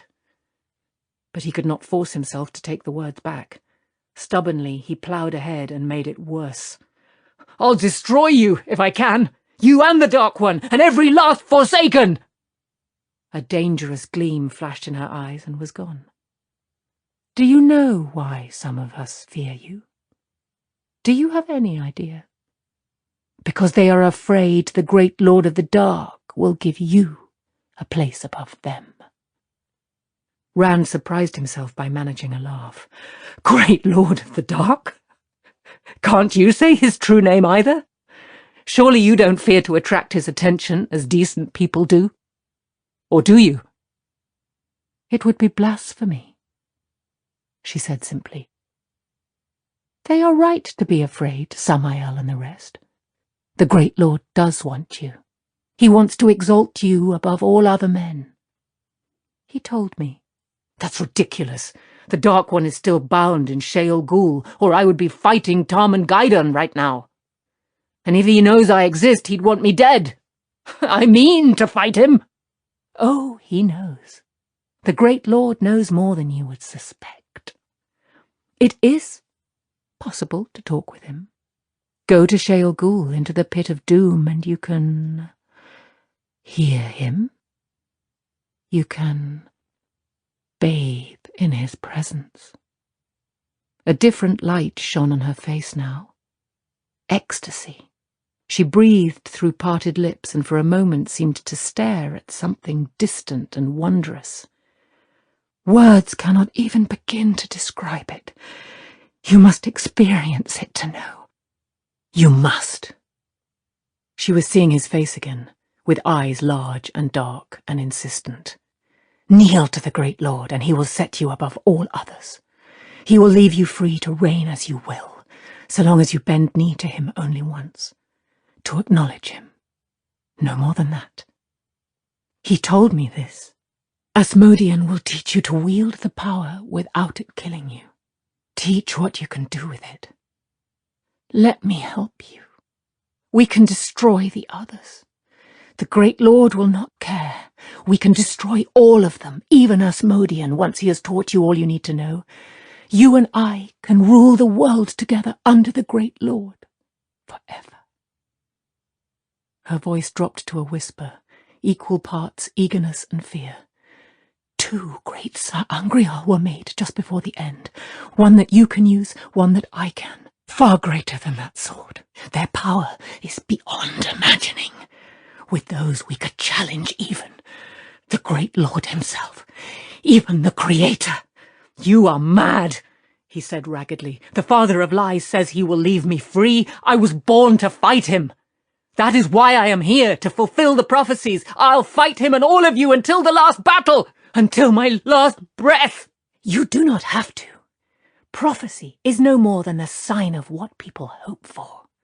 Fulfilling the prophecies will only bind you to a path leading to Tarmangeddon and your death. Moghedien or Samael can destroy your body.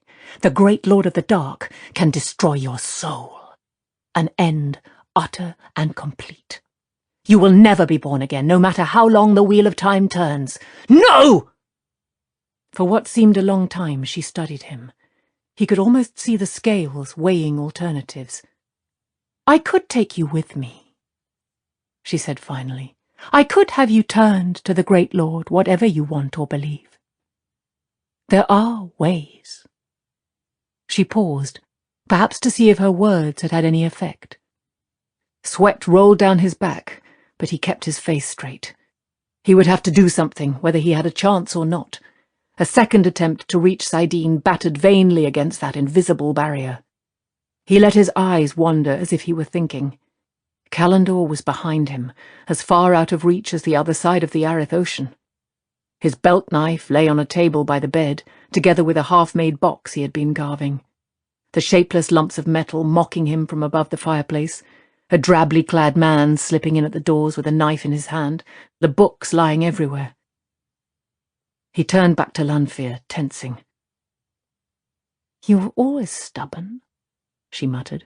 I won't take you this time. I want you to come to me of your own will, and I will have it. What is the matter? You're frowning. A man slipping in at the doors with a knife. His eyes had slid past the fellow almost without seeing.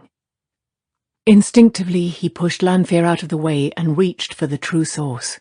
The shield blocking him vanished as he touched it, and his sword was in his hands like a red-gold flame. The man rushed at him, knife held low, and point up for a killing stroke.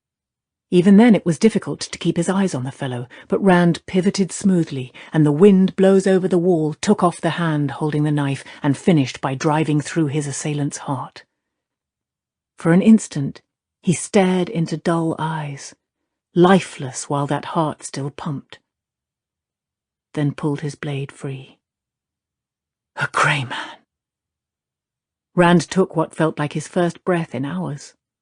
The corpse at his feet was messy, bleeding onto the scroll-worked carpet, but there was no difficulty in fixing an eye on him now.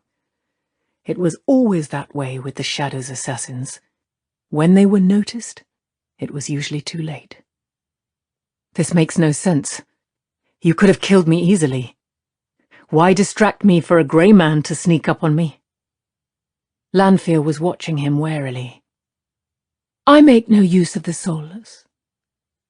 I told you there are differences among the chosen. It seems I was a day late in my judgment. But there is still time for you to come with me, to learn, to live.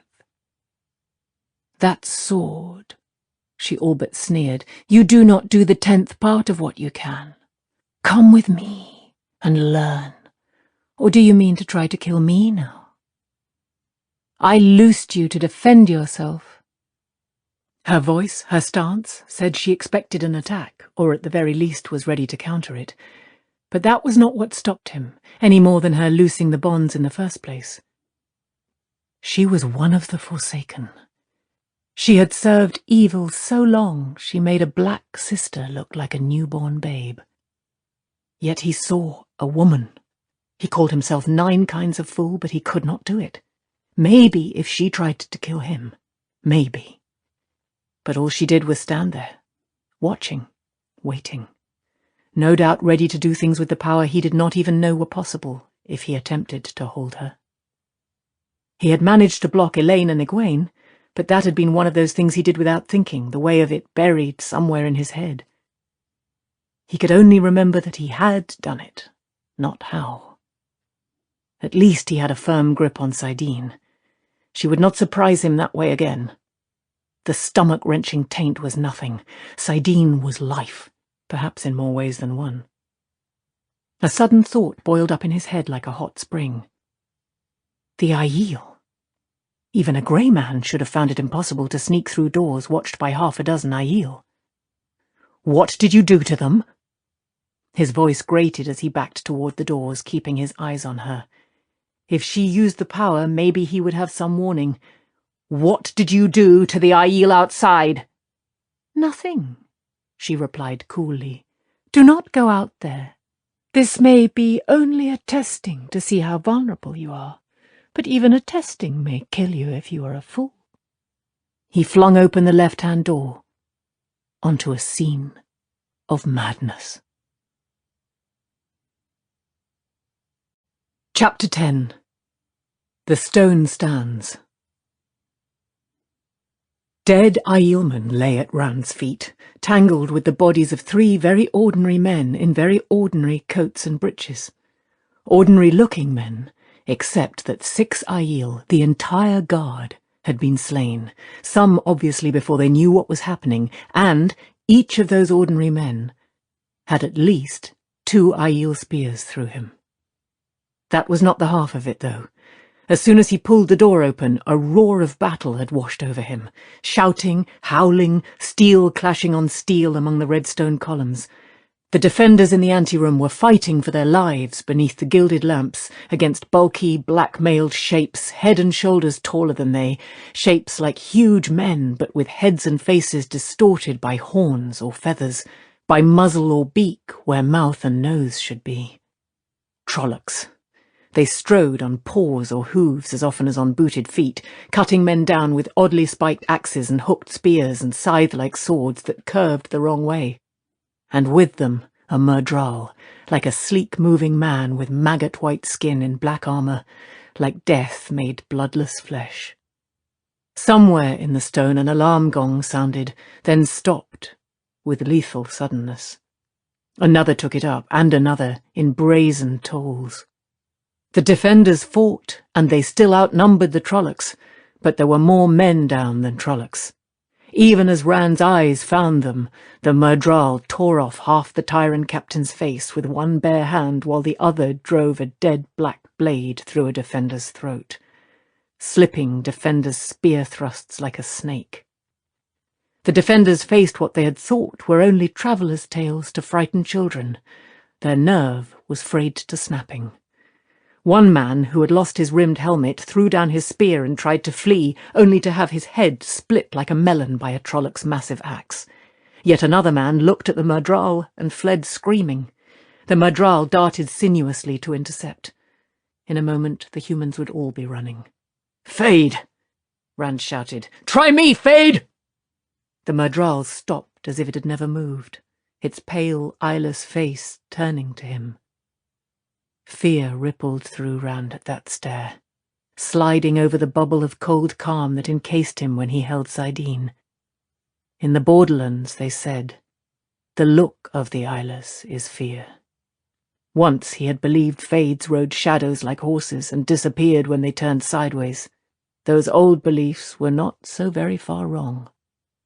The Myrddraal flowed toward him, and Rand leaped the dead men in front of the doorway to meet it, his boots skidding on bloody black marble as he landed. "Rally to the stone!" he shouted as he leaped. "The stone stands!" Those were the battle cries he had heard on the night the stone had not stood. He thought he heard a vexed shout of "Fool!" from the room he had left, but he had no time for Lanfear or what she might do. That skid very nearly cost him his life. His red-gold blade barely turned the Myrddraal's black one as he fought for balance. "Rally to the stone! The stone stands!" He had to keep the defenders together. All faced the Myrddraal and 20 Trollocs alone. "The stone stands!" he heard someone echo him, then another. "The stone stands!" The Fade moved as fluidly as a serpent, the snake-like illusion heightened by the overlapping plates of black armour down its chest. Yet not even a black lance ever struck so quickly. For a time it was all Rand could do to keep its blade from his own unarmoured flesh. That black metal could make wounds that festered almost as hard to heal as the one that ached in his side now. Each time dark steel forged in Thakandar below the slopes of Sheol Ghul met red-gold power-wrought blade, light flashed like sheet lightning in the room, a sharp bluish-white that hurt the eyes. "You will die this time," the Myrddraal rasped at him in a voice like the crumbling of dead leaves. "I will give your flesh to the Trollocs and take your women for my own." Rand fought as coldly as he ever had, and as desperately. The Fade knew the use of a sword. Then an instant came when he could strike a blow squarely at the sword itself, not merely divert it. With a hiss as of ice falling on molten metal, the red-gold blade sheared through the black. His next blow took that eyeless head from its shoulders. The shock of hacking through bone shivered up his arms. Inky blood fountained from the stump of its neck. The thing did not fall, though. Thrashing blindly with its broken sword, the headless figure stumbled about, striking randomly at the air. As the Fade's head fell to roll across the floor, the remaining Trollocs fell too, shrieking, kicking, tearing at their heads with coarse-haired hands. It was a weakness of Myrddraal and Trollocs. Even Myrddraal did not trust Trollocs, so they often linked with them in some way Rand did not understand. It apparently ensured the Trollocs' loyalty, but those linked to a Myrddraal did not survive its death long. The defenders, still standing, fewer than 24, did not wait. In 2s and 3s they stabbed each Trolloc repeatedly with their spears until it stopped moving. Some of them had the Myrddraal down, but it flailed wildly no matter how much they stabbed. As the Trollocs fell silent, a few surviving human wounded could be heard moaning, weeping. There were still more men littering the floor than shadow spawn. The black marble was slick with blood, almost invisible against the dark stone. "Leave it," Rand told the defenders trying to finish the Myrddraal. "It's dead already. Fades just don't want to admit they're dead." Lan had told him that, what seemed a long time ago. He had had proof of it before this. "See to the injured." Peering at the headless, thrashing shape, its torso a tatter of gaping wounds, they shivered and moved back, muttering about lurks. That was what they called Fades in Tyr, in tales meant for children. Some began to hunt among the downed humans for any still alive, pulling aside those who could not stand, helping those who could to their feet. All too many were left where they lay. Hasty bandages ripped from a man's own bloody shirt were the only comfort that could be offered now. They did not look so pretty as they had, these tyrants. Their no longer gleaming breast and backplates bore dents and scuffs. Blood-soaked slashes marred once fine black and gold coats and breeches. Some had no helmets, and more than one leaned on his spear as if it were the only thing holding him on his feet. Perhaps it was. They breathed heavily, wild expressions on their faces, that blend of stark terror and blind numbness that afflicts men in battle. They stared at Rand uncertainly. Fleeting, fearful stares, as if he might have called these creatures out of the blight himself. "Wipe those spear points," he told them. "A Fade's blood will etch steel like acid if it's left on long enough." Most moved slowly to obey, hesitantly using what was available, the coat sleeves of their own dead. The sounds of more fighting drifted through the corridors, distant shouts, the muted clash of metal. They had obeyed him twice. It was time to see if they would do more. Turning his back on them, he started across the anteroom toward the sounds of battle. "Follow me," he ordered. He raised his fire-wrought blade to remind them of who he was, hoping the reminder did not bring a spear in his back. It had to be risked. "The stone stands! For the stone!" For a moment his own hollow footsteps were the only sound in the columned chamber. Then boots began to follow. "For the stone!" a man shouted, and another. "For the stone and the Lord Dragon!" Others took it up. "For the stone and the Lord Dragon!" Quickening to a trot, Rand led his bloodied army of 23 deeper into the stone. Where was Lanfear, and what part had she played in this? He had little time for wondering. Dead men spotted the halls of the stone in pools of their own blood, one here, and farther on 2 or 3 more. Defenders, servants, Aiel. Women, too, linen-gowned noble and wool-clad servant alike, struck down as they fled. Trollocs did not care whom they killed. They took pleasure in it. Myrddraal were worse. Half-men gloried in pain and death. A little deeper in, the stone of Tyr boiled. Knots of Trollocs rampaged through the halls, sometimes with a Myrddraal leading, sometimes alone, battling Aiel or defenders, cutting down the unarmed, hunting for more to kill. Rand led his small force at any shadow spawn they found, his sword slicing coarse flesh and blackmail with equal ease. Only the Aiel faced a fade without flinching. The Aiel and Rand. He passed up Trollocs to reach fades. Sometimes the Myrddraal took a dozen or 2 Trollocs with it in dying, sometimes none. Some of his defenders fell and did not rise, but Aiel joined them, nearly doubling their number.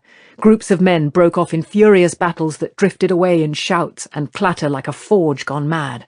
Other men fell in behind Rand, broke away, were replaced, till none of those who had started with him remained. Sometimes he fought alone, or ran down a hallway empty save for himself and the dead, following the sounds of distant combat.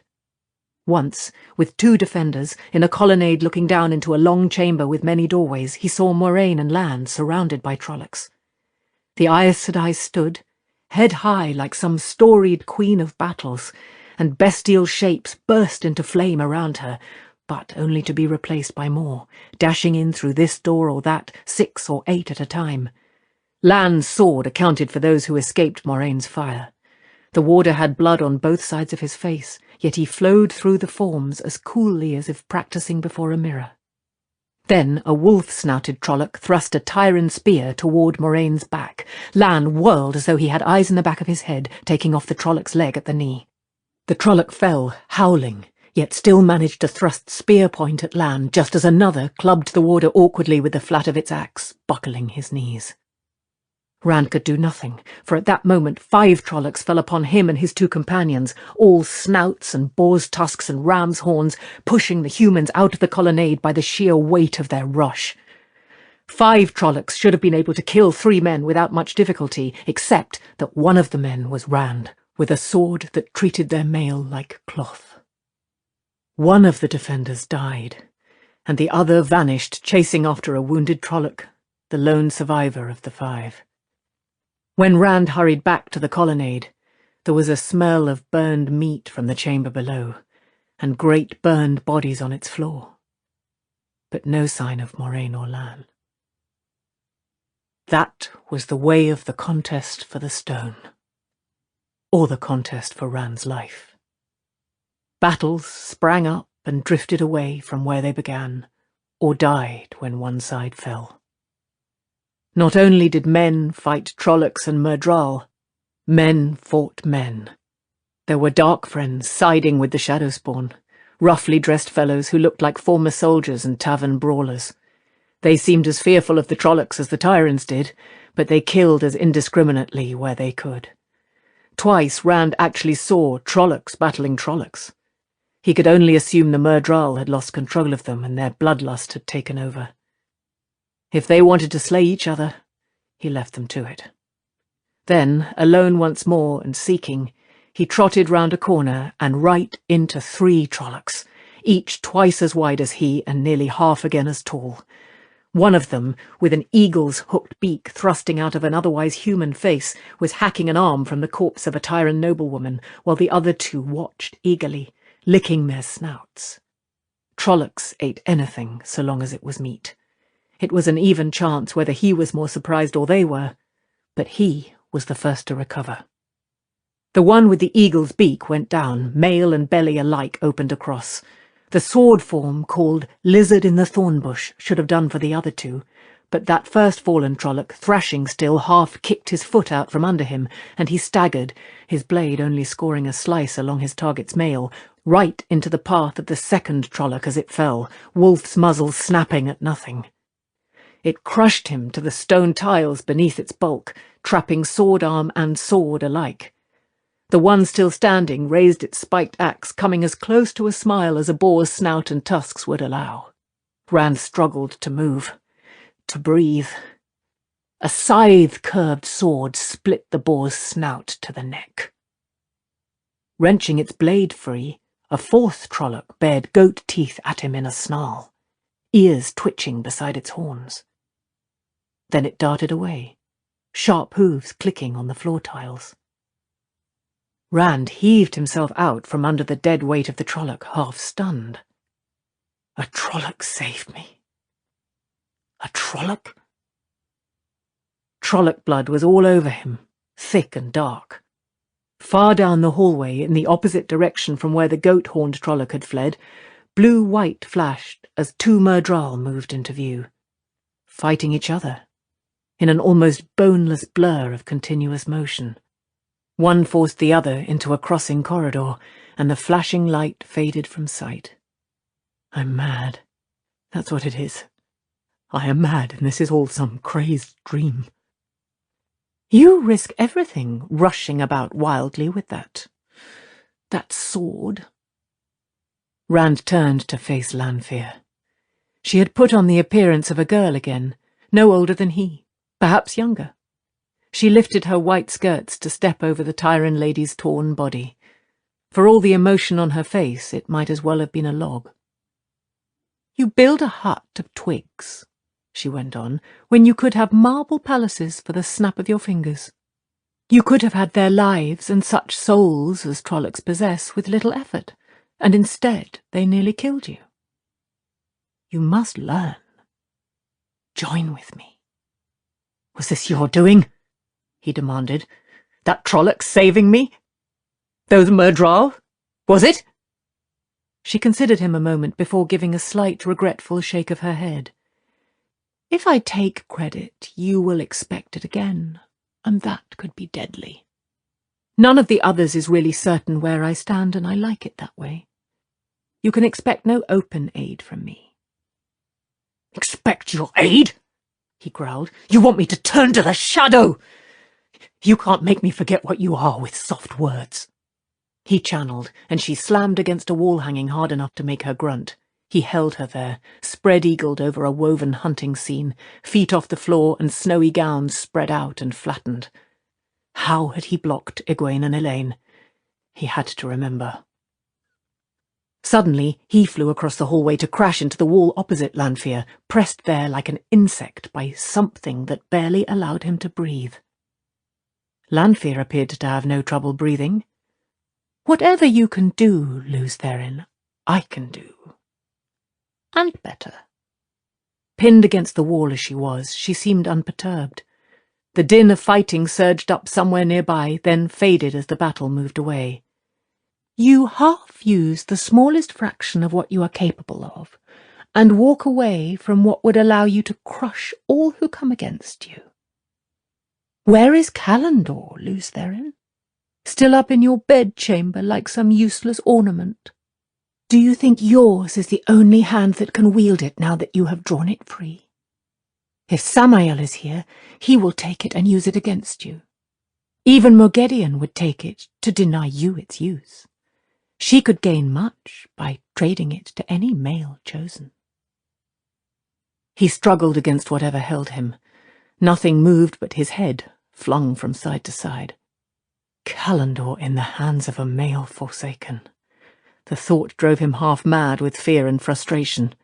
He channeled, tried to pry at what held him, but there might as well have been nothing to pry. And then abruptly, it was gone. He lurched away from the wall, still fighting before he realized he was free. And from nothing he had done. He looked at Lanfear. She still hung there, as complacently as if taking the air on a streamside.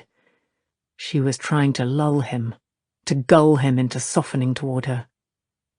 He hesitated over the floes holding her. If he tied them off and left her, she might tear half the stone down trying to get free, if a passing Trolloc did not kill her, thinking she was one of the stone's folk. That should not have troubled him.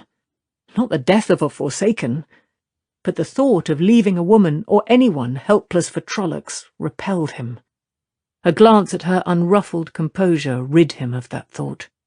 No one, nothing in the stone would harm her as long as she could channel. If he could find Moraine to block her. Once more Lanfear took the decision from him. The impact of severed flows jolted him, and she dropped lightly to the floor.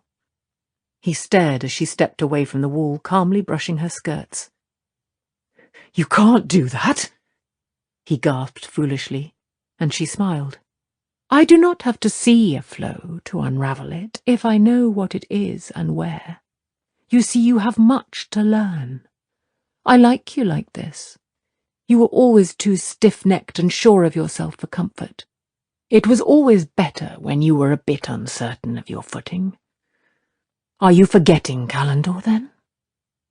Still he hesitated. One of the Forsaken stood there, and there was absolutely nothing he could do. Turning, he ran for Callandor. Her laughter seemed to follow him. This time he did not turn aside to fight Trollocs or Myrddraal, did not slow his wild climb through the stone unless they got in his way. Then his sword carved of fire sliced a way through for him. He saw Perrin and Fail, he with axe in hand, she guarding his back with her knives. The Trollocs seemed as reluctant to face Perrin's yellow-eyed stare as his axe-blade. Rand left them behind without a second look. If one of the Forsaken took Callandor, none of them would live to see the sunrise. Breathless, he scrambled through the columned anteroom, leaping the dead still lying there, defenders and Trollocs alike, in his haste to reach Callandor. He flung open both doors. The sword that is not a sword sat on its gilded and gem-set stand, shining with the light of the setting sun, waiting for him. Now that he had it in sight, safe, he was almost loath to touch it. Once he had used Callandor as it was truly meant to be used. Only once. He knew what awaited him when he took it up again, used it to draw on the true source far beyond what any human could hold unaided. Letting go the red-gold blade seemed more than he could do. When it vanished, he almost called it back. Feet dragging, he skirted the corpse of the grey man and put his hands slowly on Callandor's hilt. It was cold, like crystal long in the dark, but it did not feel so smooth that it would slip in the hand. Something made him look up. A Fade stood in the doorway, hesitating, its pale-faced, eyeless gaze on Callandor. Rand pulled at Saidin, through Callandor. The sword that is not a sword blazed in his hands as if he held noonday. The power filled him, hammering down like solid thunder. The taint rushed through him in a flood of blackness. Molten rock pulsed along his veins. The cold inside him could have frozen the sun. He had to use it, or burst like a rotted melon. The Myrddraal turned to flee, and suddenly black clothes and armour crumpled to the floor, leaving oily motes floating in the air. Rand was not even aware he had channeled until it was done. He could not have said what he had done if his life had depended upon it. But nothing could threaten his life while he held Callandor. The power throbbed in him like the heartbeat of the world. With Callandor in his hands, he could do anything. The power hammered at him, a hammer to crack mountains. A channeled thread whisked the Murdral's drifting remains out into the anteroom, and its clothes and armour too. A trickled flow incinerated both. He strode out to hunt those who had come hunting him. Some of them had come as far as the anteroom. Another fade, and a huddle of cowering Trollocs stood before the columns at the far side, staring at ash that sifted out of the air, the last fragments of the Murdral and all its garb. At the sight of Rand, with Callandor flaring in his hands, the Trollocs howled like beasts. The fade stood paralysed with shock. Rand gave them no chance to run. Maintaining his deliberate pace toward them, he channeled, and flames roared from the bare black marble beneath the shadow spawn, so hot that he flung up a hand against it. By the time he reached them, the flames were gone. Nothing remained but dull circles on the marble. Back down into the stone he went, and every Trolloc, every Murdral he saw died, wreathed in fire. He burned them, fighting Aiel or Tyrants, and killing servants trying to defend themselves with spears or swords snatched from the dead. He burned them as they ran, whether stalking more victims or fleeing him. He began to move faster, trotting, then running, past the wounded, often lying untended, past the dead.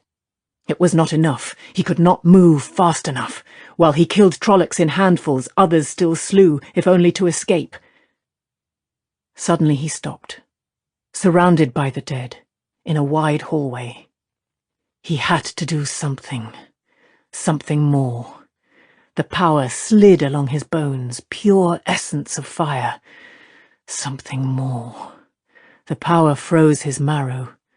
Something to kill them all of them at once. The taint on Sidene rolled over him, a mountain of rotting filth threatening to bury his soul. Raising Callandor, he drew on the source, drew on it till it seemed he must scream screams of frozen flame. He had to kill them all. Just beneath the ceiling, right above his head, air slowly began to revolve, spinning faster, milling in streaks of red and black and silver. It roiled and collapsed inward, boiling harder, whining as it whirled and grew smaller still. Sweat rolled down Rand's face as he stared up at it. He had no idea what it was, only that racing flows he could not begin to count connected him to the mass. It had mass, a weight growing greater while the thing fell inward on itself. Callandor flared brighter and brighter, too brilliant to look at. He closed his eyes, and the light seemed to burn through his eyelids. The power raced through him, a raging torrent that threatened to carry all that was him into the spinning. He had to let go. He had to. He forced his eyes open, and it was like looking at all the thunderstorms in the world compressed to the size of a Trolloc's head. He had to... Now! The thought floated like cackling laughter on the rim of his awareness. He severed the flows rushing out of him, leaving the thing still whirling, whining like a drill on bone. Now! And the lightnings came, flashing out along the ceiling left and right like silver streams. A Murdral stepped out of a side corridor, and before it could take a second step, 6 flaring streaks stabbed down, blasting it apart. The other streams flowed on, fanning down every branching of the corridor, replaced by more and more erupting every second. Rand had not a clue to what he had made or how it worked. He could only stand there, quivering with the power that filled him with the need to use it, even if it destroyed him. He could feel Trollocs and Murdral dying, feel the lightning strike and kill. He could kill them everywhere, everywhere in the world. He knew it. With Callandor, he could do anything. And he knew trying would kill him just as surely. The lightnings faded and died with the last shadow spawn. The spinning mass imploded with a loud clap of inrushing air. But Callandor still shone like the sun. He shook with the power. Moraine was there, 12 paces away, staring at him. Her dress was neat, every fold of blue silk in place, but wisps of her hair were disarrayed. She looked tired and shocked. How? What you have done, I would not have believed possible. Lan appeared, half trotting up the hall, sword in hand, face bloodied, coat torn. Without taking her eyes from Rand, Moraine flung out a hand, halting the warder short of her. Well short of Rand, as if he were too dangerous for even Lan to approach. Are you well, Rand? Rand pulled his gaze away from her, and it fell on the body of a dark-haired girl, little more than a child. She lay sprawled on her back, eyes wide and fixed on the ceiling, blood blackening the bosom of her dress.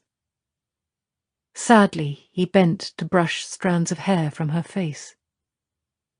Light, she is only a child. I was too late.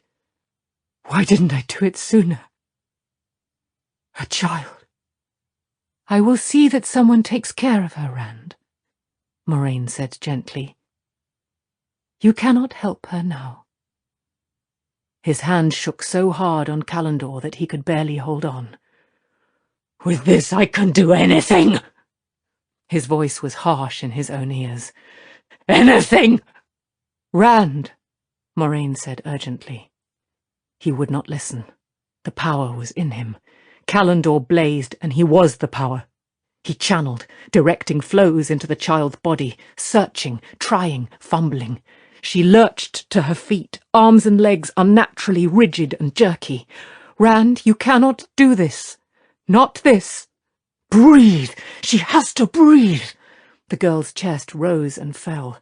Heart has to beat. Blood, already thick and dark, oozed from the wound in her chest. Live! Live! Burn you! I didn't mean to be too late! Her eyes stared at him, filmed, lifeless. Tears trickled unheeded down his cheeks. She has to live! Heal her, Moraine! I don't know how! Heal her! Death cannot be healed, Rand. You are not the creator. Staring into those dead eyes, Rand slowly withdrew the flows. The body fell stiffly. The body. He threw back his head and howled, as wild as any Trolloc. Braided fire sizzled into walls and ceiling as he lashed out in frustration and pain. Sagging, he released Saidin, pushed it away. It was like pushing away a boulder, like pushing away life. Strength drained out of him with the power. The taint remained, though, a stain weighing him down with darkness. He had to ground Callandor on the floor tiles and lean on it to stay on his feet. The others. It was hard to speak. His throat hurt. Elaine. Perrin. The rest. Was I too late for them too? You were not too late, Moraine said calmly. But she had come no closer, and Lan looked ready to dart between her and Rand. You must not. Are they still alive? Rand shouted. They are, she assured him. He nodded in weary relief. He tried not to look at the girl's body. 3 days waiting so he could enjoy a few stolen kisses. If he had moved 3 days ago. But he had learned things in those 3 days. Things he might be able to use if he could put them together. If. Not too late for his friends, at least. Not too late for them.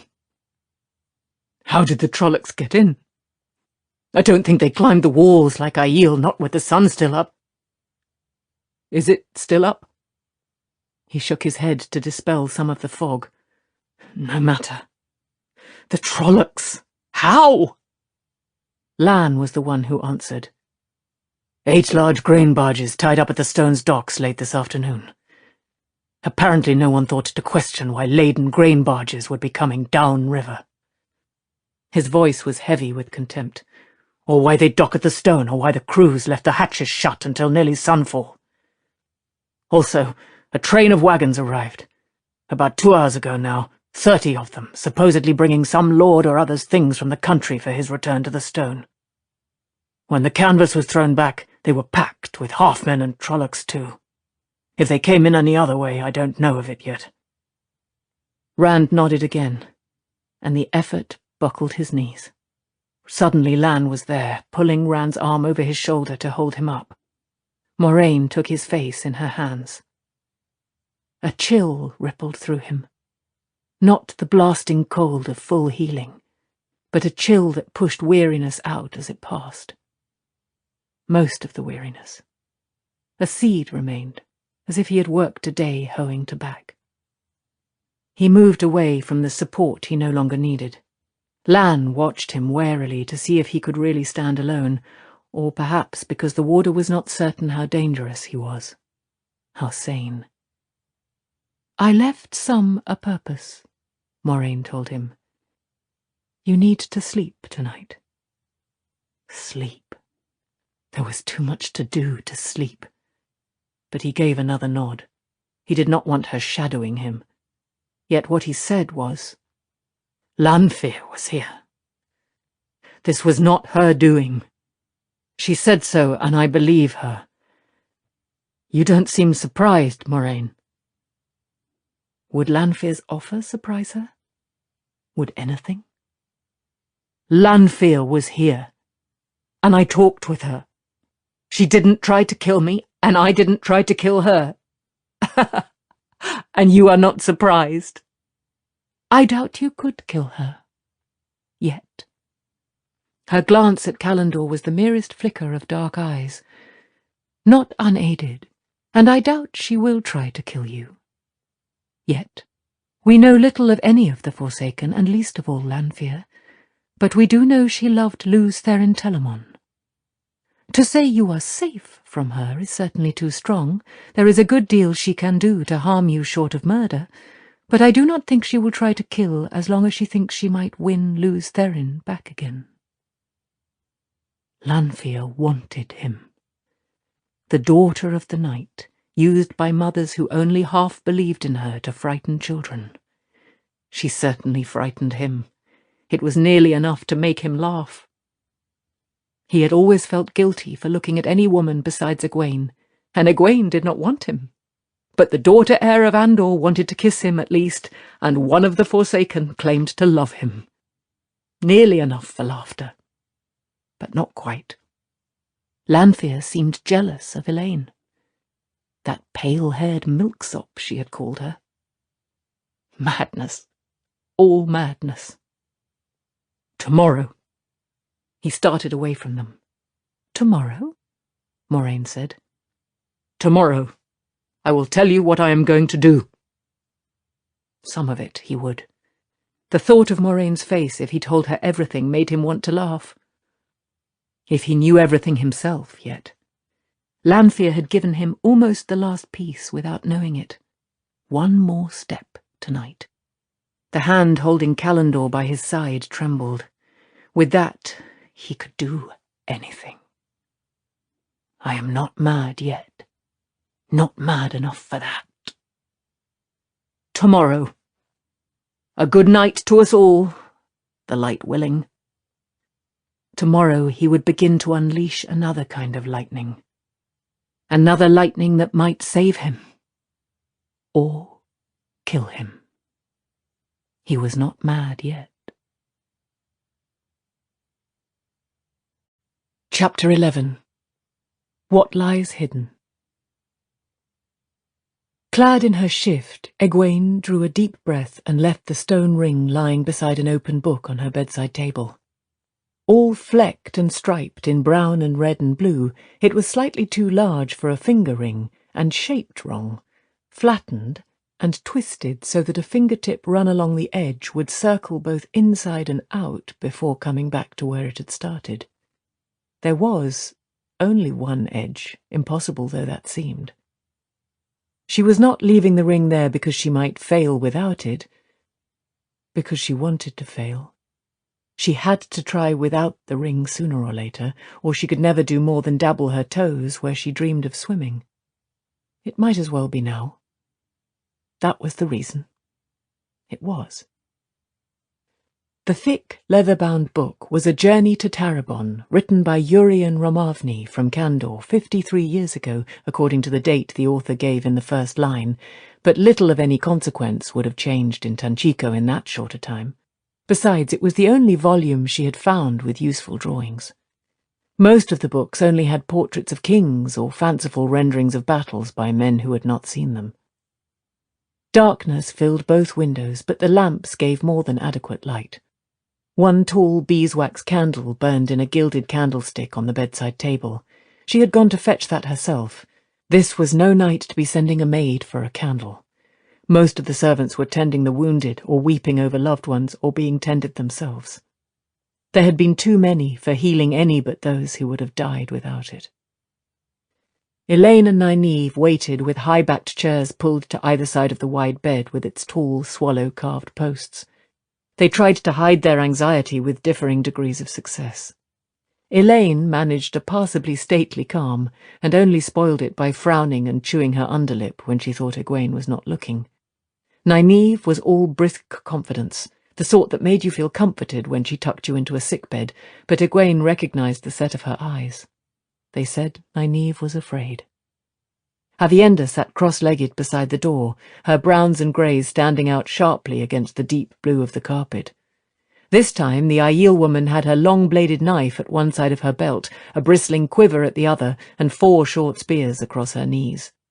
Her round hide buckler lay close at hand, atop a horn bow in a work-leather case with straps that could hold it on her back. After tonight, Egwene could not fault her for going armed. She still wanted to hold a lightning bolt ready to fling herself. Light, what was that Rand did? Burn him, he frightened me almost as badly as the Fades did, maybe worse. It isn't fair he can do something like that and I can't even see the flows. She climbed onto the bed and took the leather-bound book on her knees, frowning at an engraved map of Tanchico. Little of any use was marked, really. A dozen fortresses surrounding the harbour, guarding the city on its 3 hilly peninsulas, the Varana to the east, the Maceta in the centre, and the Calpena nearest the sea. Useless. Several large squares, some open areas that seemed to be parks, and a number of monuments to rulers long since dust. All useless. A few palaces, and things that seemed strange. The Great Circle, for instance, on the Calpena. On the map it was just a ring, but Master Romavny described it as a huge gathering place that could hold thousands to watch horse races or displays of fireworks by the illuminators. There was also a King's Circle on the Maceta, and larger than the Great Circle, and a Panarch Circle on the Varana, just a little smaller. The chapter house of the Guild of Illuminators was marked as well. They were all useless. The text certainly had nothing of use. "Are you certain you want to try this without the ring?" Nynaeve asked quietly. "Certain," Egwene replied as calmly as she could. Her stomach was leaping as badly as it had when she saw that first Trolloc tonight, holding that poor woman by the hair and slitting her throat like a rabbit's. The woman had screamed like a rabbit, too. Killing the Trolloc had done her no good. The woman was as dead as the Trolloc. Only her shrill scream would not go away. "If it doesn't work, I can always try again with the ring." She leaned over to mark the candle with a thumbnail. "Wake me when it burns down to there. Light, but I wish we had a clock." Elaine laughed at her, a light-hearted trill, and it very nearly sounded unforced. "A clock in a bedchamber? My mother has a dozen clocks, but I never heard of a clock in a bedchamber." "Well, my father has 1 clock," Egwene grumbled. "The only one in the whole village, and I wish I had it here. Do you think it will burn that far in an hour? I don't want to sleep longer than that. You must wake me as soon as the flame reaches that mark, as soon as—" "We will," Elaine said soothingly. "I promise it." "The stone ring," Avienda said suddenly. "Since you are not using it, Egwene, could not someone, one of us, use it to go with you?" "No," Egwene muttered. "Light, I wish they could all come with me." Thank you for the thought, though. Can only you use it, Egwene? The Aiel woman asked. Any of us might, Nynaeve replied. Even you, Avienda. A woman needn't be able to channel, only sleep with it touching her skin. A man might be able to, for all we know. But we do not know Teleran Riod as well as Egwene, or the rules of it. Avienda nodded. I see.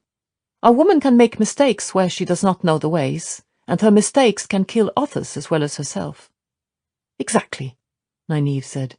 The world of dreams is a dangerous place, that much we do know. But Egwene will be careful, Elaine added, speaking to Avienda but obviously meaning it for Egwene's ears. She promised. She will look around, carefully, and no more. Egwene concentrated on the map. Careful. If she had not guarded her twisted stone ring so jealously, she thought of it as hers. The Hall of the Tower might not agree, but they did not know she had it. If she had been willing to let Elaine or Nynaeve use it more than once or twice, they might know enough to come with her now. Yet it was not regret that made her avoid looking at the other women. She did not want them to see the fear in her eyes.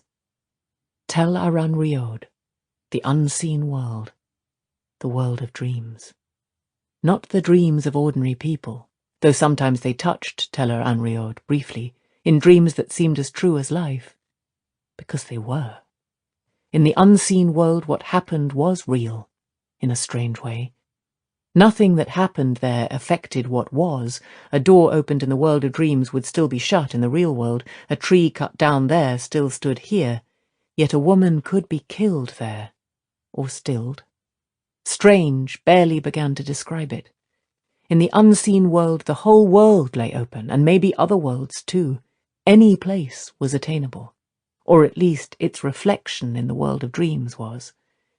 The weave of the pattern could be read there, past, present, and future, by one who knew how, by a dreamer.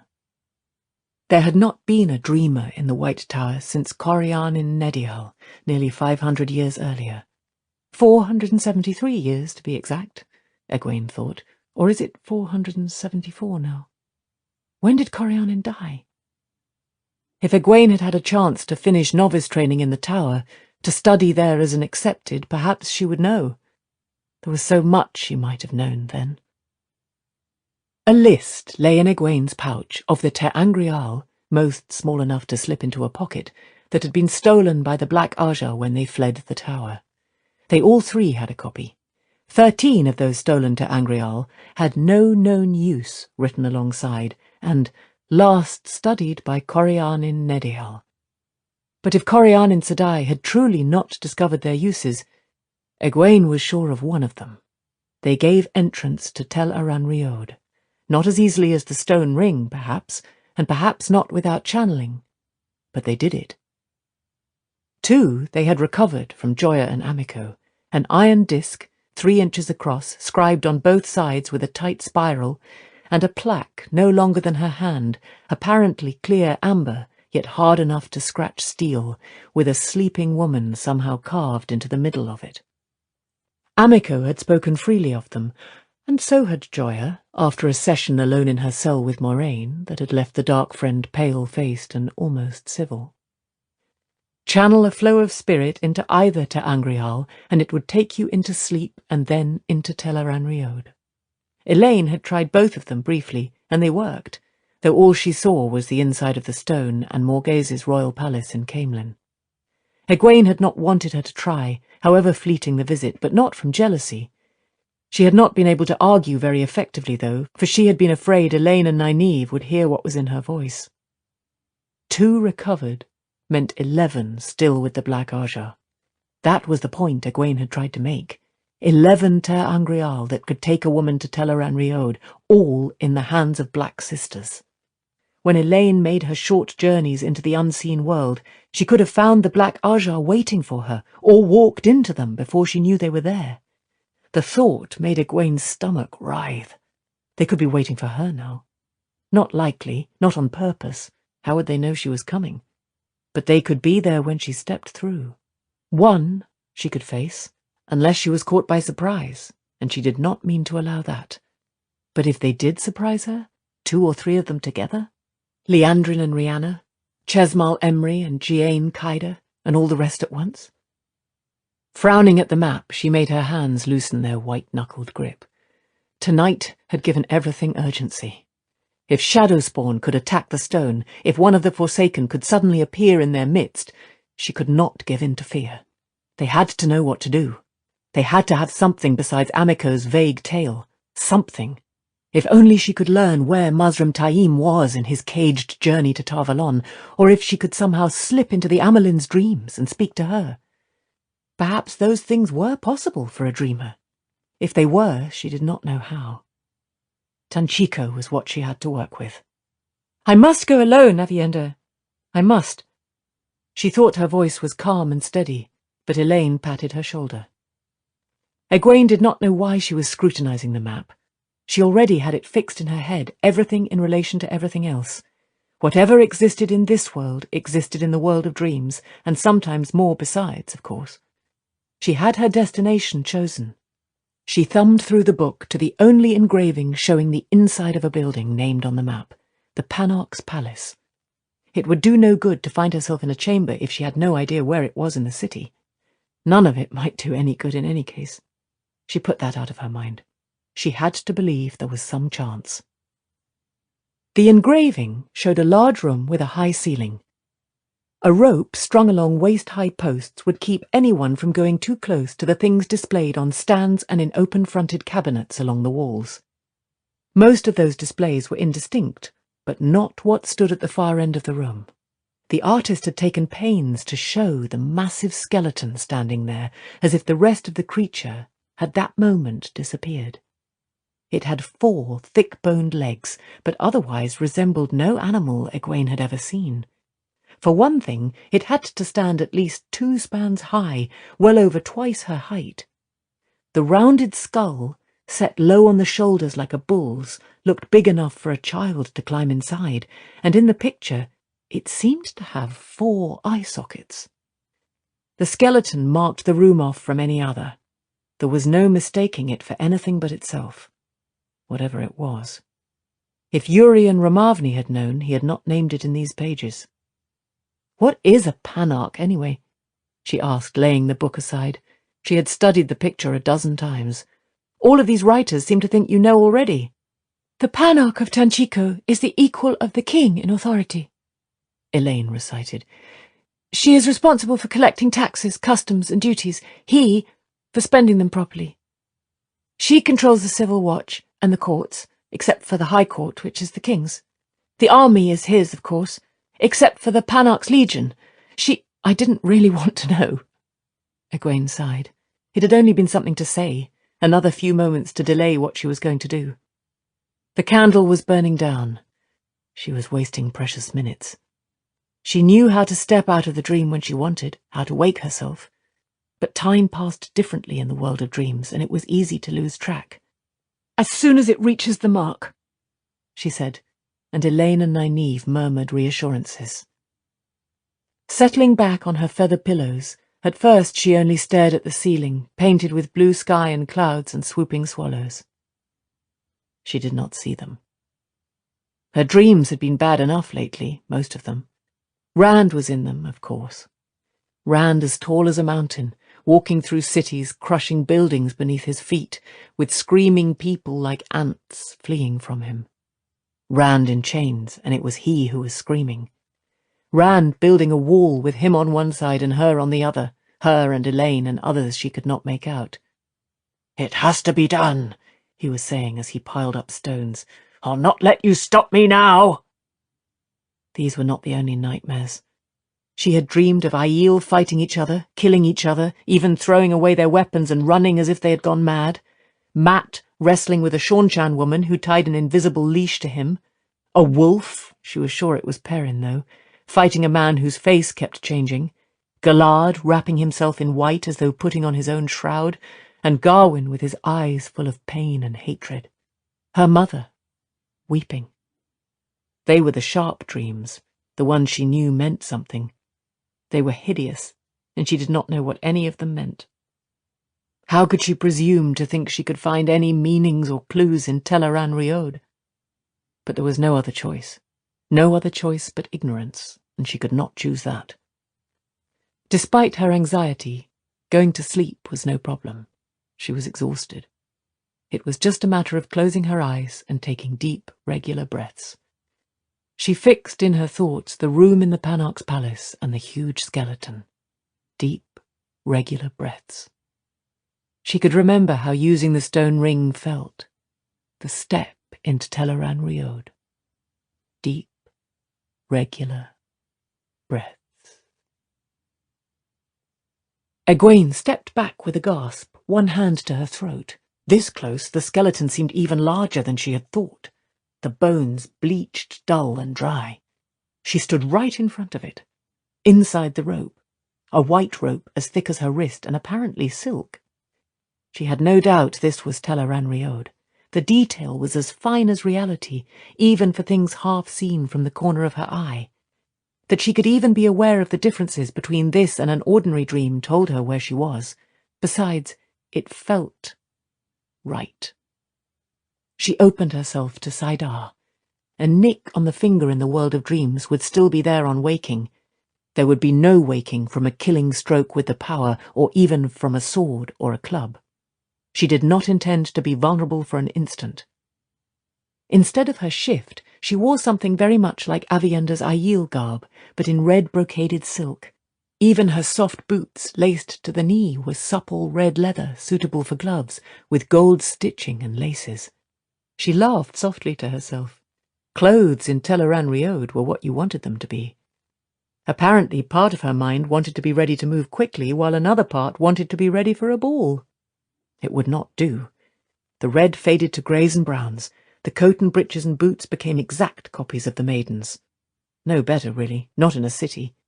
Abruptly, she was in a copy of the dresses Fail always wore, dark, with narrow divided skirts, long sleeves, and a high snug bodice.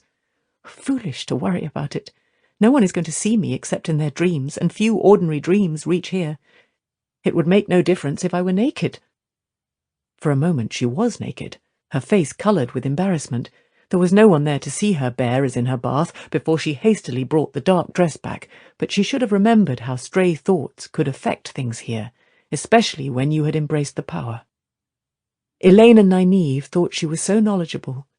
She knew a few of the rules of the unseen world, and knew there were 100, 1,000 more of which she was ignorant. Somehow she had to learn them if she was to be the Tower's first dreamer since Corianin. She took a closer look at the huge skull. She had grown up in a country village, and she knew what animal bones looked like. Not 4 eye sockets, after all. 2 seemed to be for tusks of some kind instead, on either side of where its nose had been. Some sort of monstrous boar, perhaps, though it looked like no pig skull she had ever seen. It had a feel of age, though. Great age. With the power in her, she could sense things like that here. The usual enhancement of senses was with her, of course. She could feel tiny cracks in the gilded plaster bosses covering the ceiling 50 feet up, and the smooth polish of the white stone floor. Infinitesimal cracks, invisible to the eye, spread across the floor stones as well. The chamber was huge, perhaps 200 paces long and nearly half as wide, with rows of thin white columns and that white rope running all the way around except where there were doorways with double-pointed arches. More ropes encircled polished wooden stands and cabinets holding other exhibits out in the floor. Up under the ceiling, an elaborate pattern of tiny carvings pierced the walls, letting in plenty of light. Apparently she had dreamed herself into a Tanchico where it was day. A grand display of artifacts of ages long past, of the age of legends and ages before, open to all, even the common folk, 3 days in the month and on feast days. Urian Ramavni had written. He had spoken in glowing terms of the priceless display of Quendiar figures, 6 of them in a glass-sided case in the centre of the hall, always watched by 4 of the Panarch's personal guards when people were allowed in, and had gone on for 2 pages about the bones of fabulous beasts never seen alive by the eyes of man. Egwene could see some of those. On one side of the room was the skeleton of something that looked a little like a bear, if a bear had 2 front teeth as long as her forearm, and opposite it on the other side were the bones of some slender 4-footed beast with a neck so long the skull was half as high as the ceiling. There were more, spaced down the chamber's walls, just as fantastic. All of them felt old enough to make the stone of Tyr seem new-built. Ducking under the rope barrier, she walked down the chamber slowly, staring. A weathered stone figurine of a woman, seemingly unclothed but wrapped in hair that fell to her ankles, was outwardly no different from the others sharing its case, each not much bigger than her hand. But it gave an impression of soft warmth that she recognized. It was an Angreal, she was sure. She wondered why the tower had not managed to get it away from the Panarch. Her finely jointed collar and 2 bracelets of dull black metal on a stand by themselves made her shiver. She felt darkness and pain associated with them. Old, old pain, and sharp. A silvery thing in another cabinet, like a 3-pointed star inside a circle, was made of no substance she knew. It was softer than metal, scratched and gouged, yet even older than any of the ancient bones. From 10 paces, she could sense pride and vanity. One thing actually seemed familiar, though she could not say why. Tucked into a corner of one of the cabinets, as if whoever put it there had been uncertain that it was worthy of display, lay the upper half of a broken figure carved from some shiny white stone, a woman holding a crystal sphere in one upraised hand, her face calm and dignified and full of wise authority. Whole, she would have been perhaps a foot tall. But why did she appear so familiar? She almost seemed to call to Egwene to pick her up. Not until Egwene's fingers closed on the broken statuette did she realize she had climbed over the rope. Foolish when I don't know what it is, she thought, but it was already too late. As her hand grasped it, the power surged within her, into the half-figure, then back into her, into the figure, and back, in and back. The crystal sphere flickered in fitful, lurid flashes, and needles stabbed her brain with each flash. With a sob of agony, she loosed her hold and clasped both hands to her head. The crystal sphere shattered as the figure hit the floor and broke into pieces, and the needles vanished, leaving only dull memories of the pain and a queasiness that wobbled her knees. She squeezed her eyes shut so she could not see the room heaving. The figure had to be a Ter Angreal. But why had it hurt her like that when she only touched it? Perhaps because it was broken?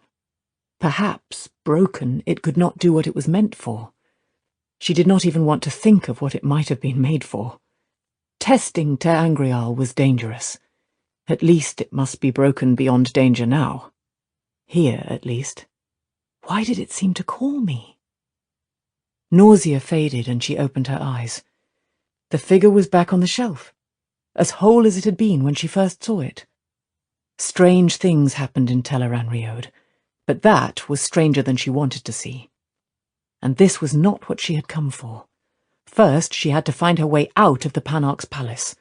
Climbing back over the rope, she hurried out of the chamber, trying not to run. The palace was empty of life, of course. Human life, at least.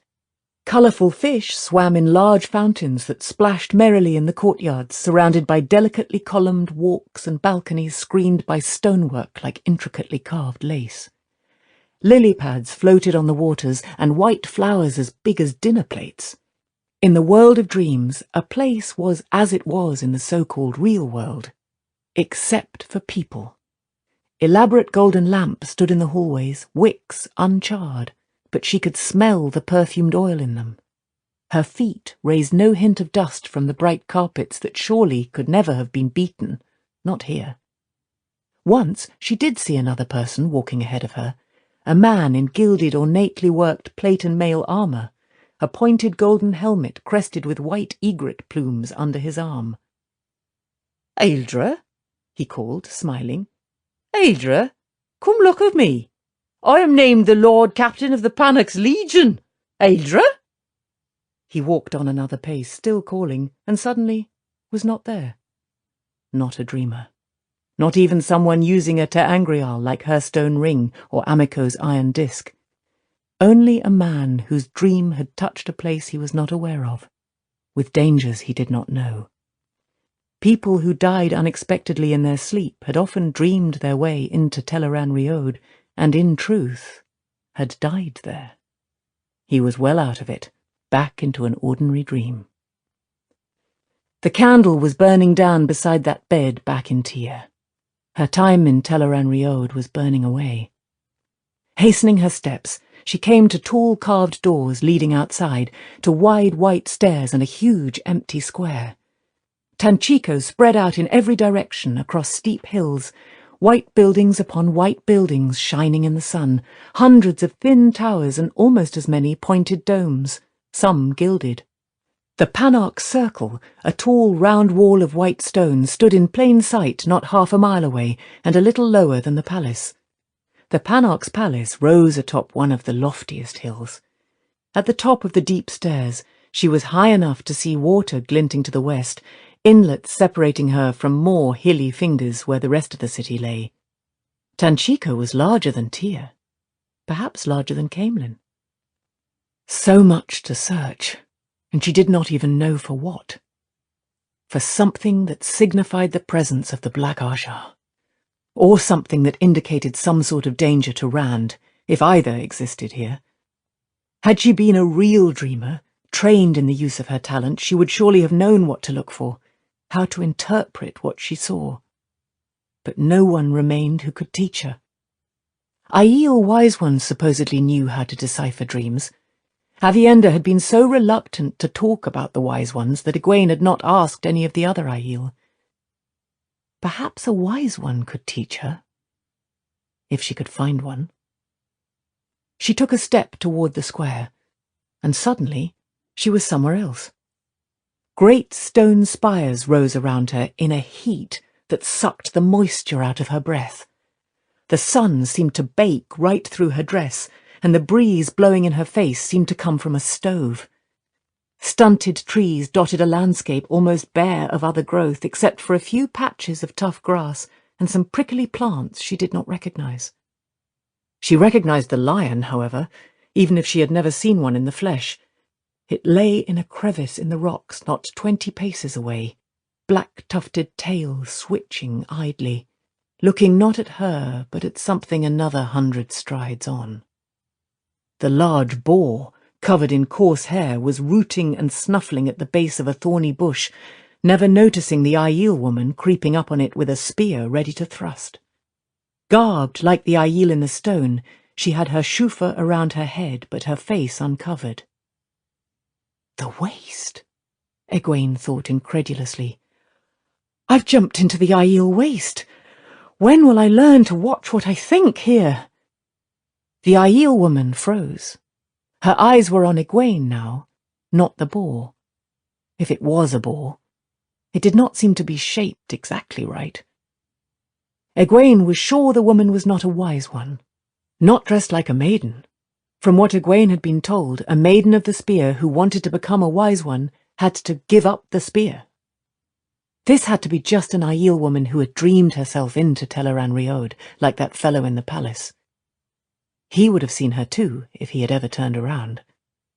Egwene closed her eyes and concentrated on her one clear image of Tanchico, that huge skeleton in the great hall. When she opened them again, she was staring at the massive bones. They had been wired together, she noticed this time, quite cleverly, so that the wires hardly showed at all. The half-figurine with its crystal sphere was still on its shelf.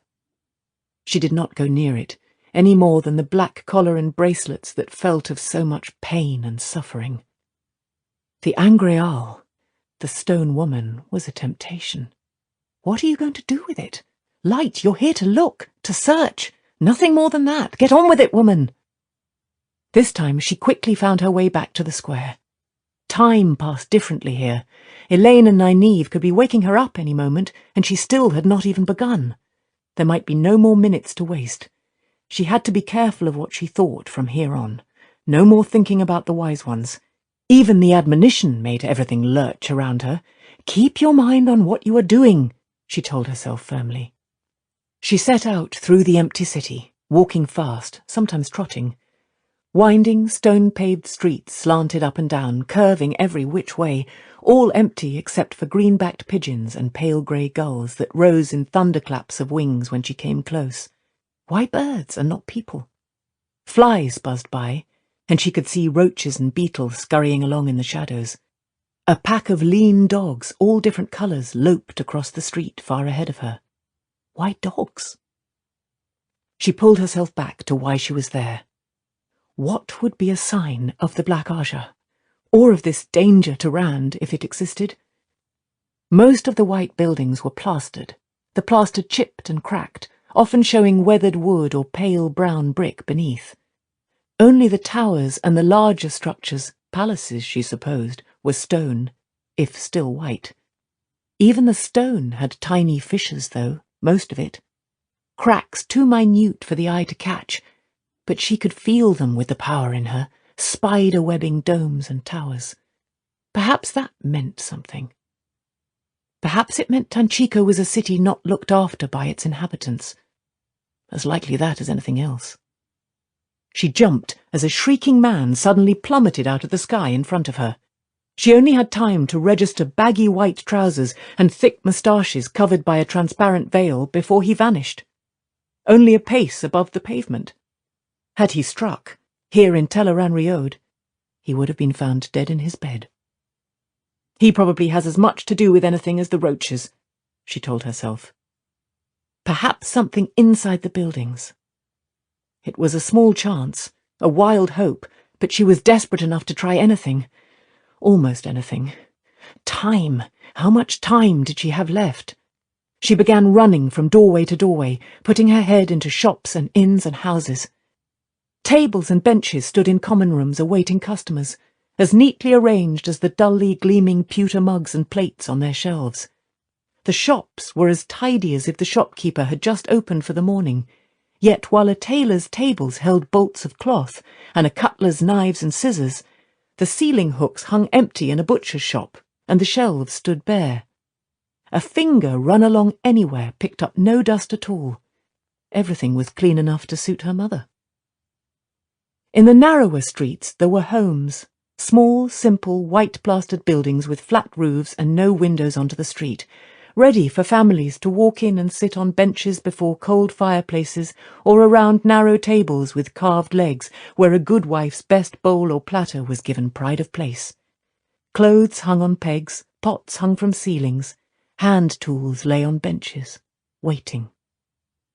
On a hunch, she retraced her steps once just to see, back a dozen doors, and peered a second time into what was some woman's home in the real world. It was almost the way it had been. Almost. The red-striped bowl that had been on the table was now a narrow blue vase. One of the benches, on it a broken harness and the tools for mending it, that had been near the fireplace, now sat by the door holding a darning basket and a child's embroidered dress. Why did it change? She wondered.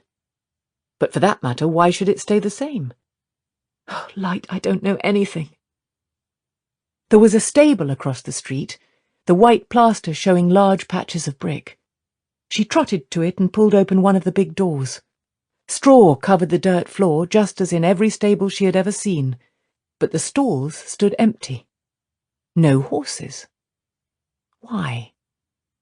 Something rustled in the straw, and she realized the stalls were not empty after all. Rats. Dozens of them, staring at her boldly, noses testing the air for her scent. None of the rats ran, or even shied away. They behaved as if they had more right there than she. In spite of herself, she stepped back. Pigeons and gulls and dogs, flies and rats. Maybe a wise one would know why. As suddenly as that, she was back in the waste. With a scream, she fell flat on her back as the hairy, boar-like creature darted straight for her, looking as large as a small pony. Not a pig, she saw as it leaped nimbly over her. The snout was too sharp and full of keen teeth, and it had 4 toes on each foot. The thought was calm, but she shuddered as the beast scampered away through the rocks. It was big enough to have trampled her, breaking bones and worse. Those teeth could have ripped and torn as well as any wolf's. She would have awakened with the wounds, if she had waked at all. The gritty rock under her back was a blistering stovetop. She scrambled to her feet, angry with herself. If she could not keep her mind on what she was doing, she would accomplish nothing. Tanchico was where she was supposed to be. She had to concentrate on that. Nothing else.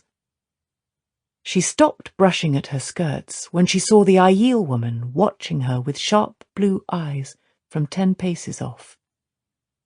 The woman was Avienda's age, no older than herself, but the wisps of hair that stuck out from under her shufa were so pale as to be almost white. The spear in her hands was ready to be cast, and at that distance she was not likely to miss. The Aiel was said to be more than rough with those who entered the waste without permission. Egwene knew she could wrap woman and spear in air, hold them safely, but would the flows keep long enough when she began to fade? Or would they just anger the woman enough to make her cast her spear the moment she was able, perhaps before Egwene was truly gone?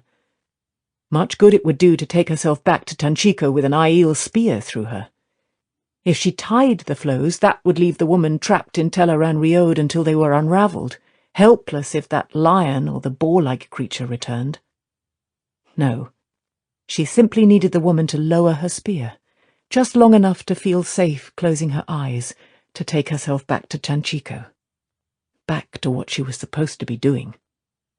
She had no more time for these flights of fancy. She was not entirely sure someone who had only dreamed themselves into Teleran Riode could harm her the way other things there could, but she was not going to risk finding out with an Aiel spear point. The Aiel woman should vanish in a few moments. Something to put her off balance until then. Changing her clothes was easy. As soon as the thought came, Egwene was wearing the same browns and greys as the woman. "I mean you no harm," she said, outwardly calm. The woman did not lower her weapon. Instead, she frowned and said, "You have no right to wear Cadinsor, girl." And Egwene found herself standing there in her skin, the sun burning her from overhead, the ground searing her bare feet. For a moment she gaped in disbelief, dancing from foot to foot. She had not thought it possible to change things about someone else. So many possibilities, so many rules that she did not know.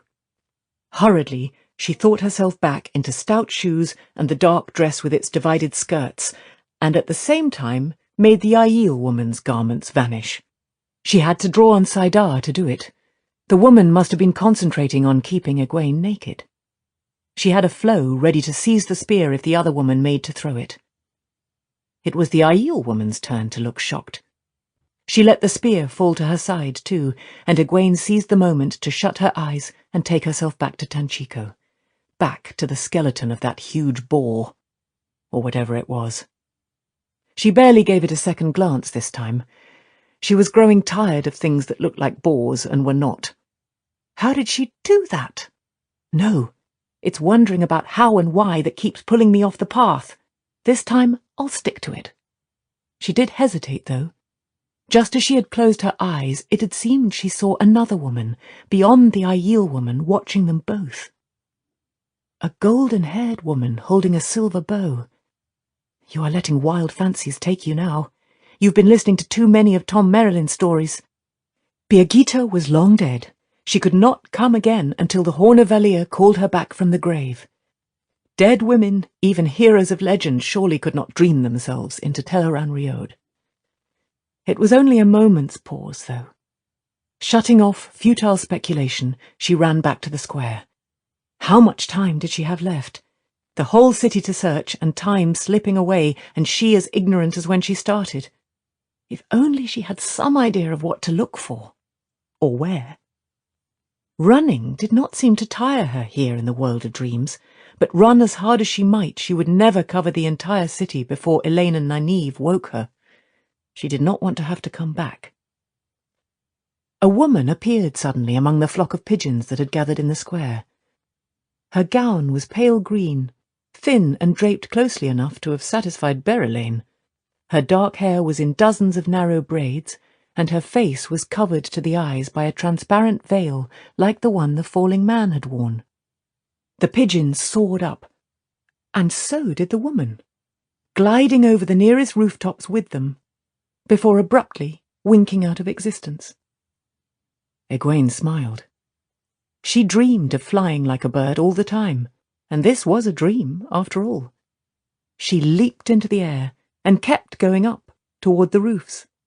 She wobbled as she thought how ridiculous this was. Flying? People did not fly. Then steadied again as she forced herself to be confident.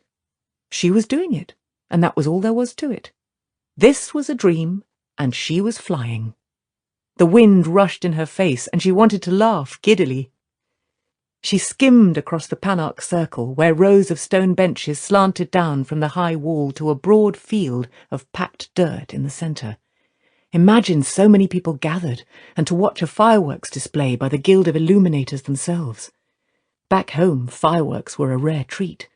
She could remember the handful of times in her life Emond's Field had had them, with the grown-ups as excited as the children. She sailed over rooftops like a falcon, over palaces and mansions, humble dwellings and shops, warehouses and stables. She slid by domes topped with golden spires and bronze weather vanes, by towers ringed with lacy stone balconies. Carts and wagons dotted wagon yards, waiting. Ships crowded the great harbour and the fingers of water between the city's peninsulas. They lined the docks. Everything seemed in a poor state of repair, from the carts to the ships, but nothing she saw pointed to the Black Aja, as far as she knew. She considered trying to envision Liandrin. She knew that doll's face all too well, with its multitude of blonde braids, its self-satisfied brown eyes, and its smirking rosebud mouth. Picture her in the hopes she might be drawn to where the Black Sister was. But if it worked, she might find Liandrin in Tel'aran'rhiod too, and maybe others of them. She was not ready for that. It suddenly occurred to her that if any of the Black Aja were in Tanchico, in the Tanchico of Tel'aran'rhiod, she was flaunting herself for them. Any eye looking at the sky would notice a woman flying, one who did not vanish after a few moments. Her smooth flight staggered, and she swooped down below roof level, floating along the streets more slowly than before, but still faster than a horse could run. She might be rushing toward them, but she could not make herself stop and wait for them. Fool! She called herself furiously. Fool! They could know I'm here now. They could be laying a trap already. She considered stepping out of the dream, back to her bed in Tyr, but she had found nothing, if there was anything to find. A tall woman was suddenly standing in the street ahead of her, slim in a bulky brown skirt and loose white blouse, with a brown shawl around her shoulders and a folded scarf around her forehead to hold white hair that spilled to her waist. Despite her plain clothes, she wore a great many necklaces and bracelets of gold or ivory or both. Fists planted on her hips, she stared straight at Egwene, frowning. Another fool woman who's dreamed herself where she has no right to be and doesn't believe what she's seeing, Egwene thought. She had the description of every woman who had gone with Liandrin, and this woman certainly matched none of them. But the woman did not vanish again. She stood there as Egwene approached swiftly. Why doesn't she go? Why? Oh, light, she's really... She snatched for the flows to weave lightning, to tangle the woman in air, fumbling in startled haste. "Put your feet on the ground, girl," the woman barked. "I had enough trouble finding you again without you flying off like some bird when I do." Abruptly, Egwene stopped flying. Her feet thumped hard on the pavement and she staggered. It was the Aiel woman's voice, but this was an older woman. Not as old as Egwene had thought at first. In fact, she looked much younger than her white hair suggested, but with the voice and those sharp blue eyes, she was sure it was the same woman. "You're different," she said. "You can be what you wish to be here." The woman sounded embarrassed, but only a little. "At times I like to remember. That is not important. You are from the White Tower. It has been long since they had a dream walker. Very long. I am Amis, of the 9 Valleys Sept of the Ta'ardadail. You are a wise one. You are. And you know dreams. You know Teleran Riod. You can... My name is Egwene. Egwene Alvia. She took a deep breath. Amis did not look a woman to lie to. I am Aes Sedai, of the Green Aja. Amis's expression did not change, really. A slight crinkling of her eyes, perhaps in skepticism. Egwene hardly looked old enough to be full Aes Sedai. What she said, though, was, I meant to leave you standing in your skin until you asked for some proper clothes. Putting on Cadinsor that way, as though you were. You surprised me, pulling free as you did, turning my own spear on me.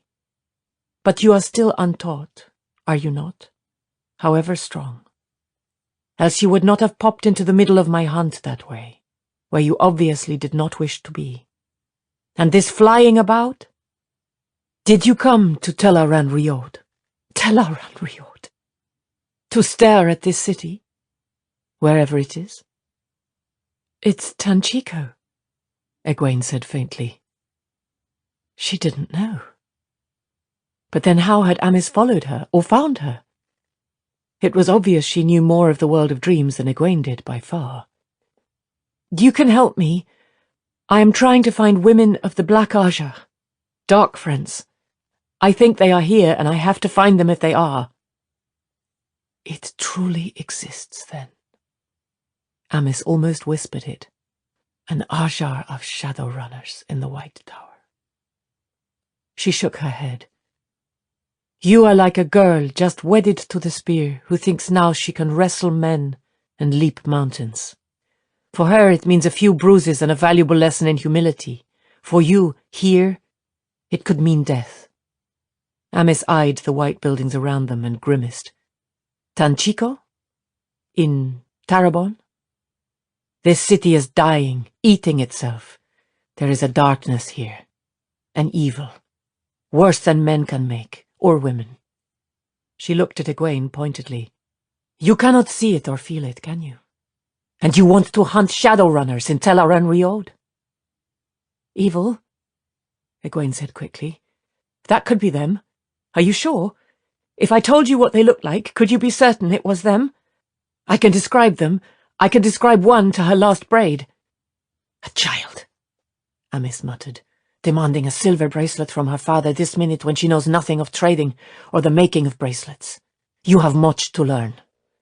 Far more than I can begin to teach you now. Come to the Threefold Land.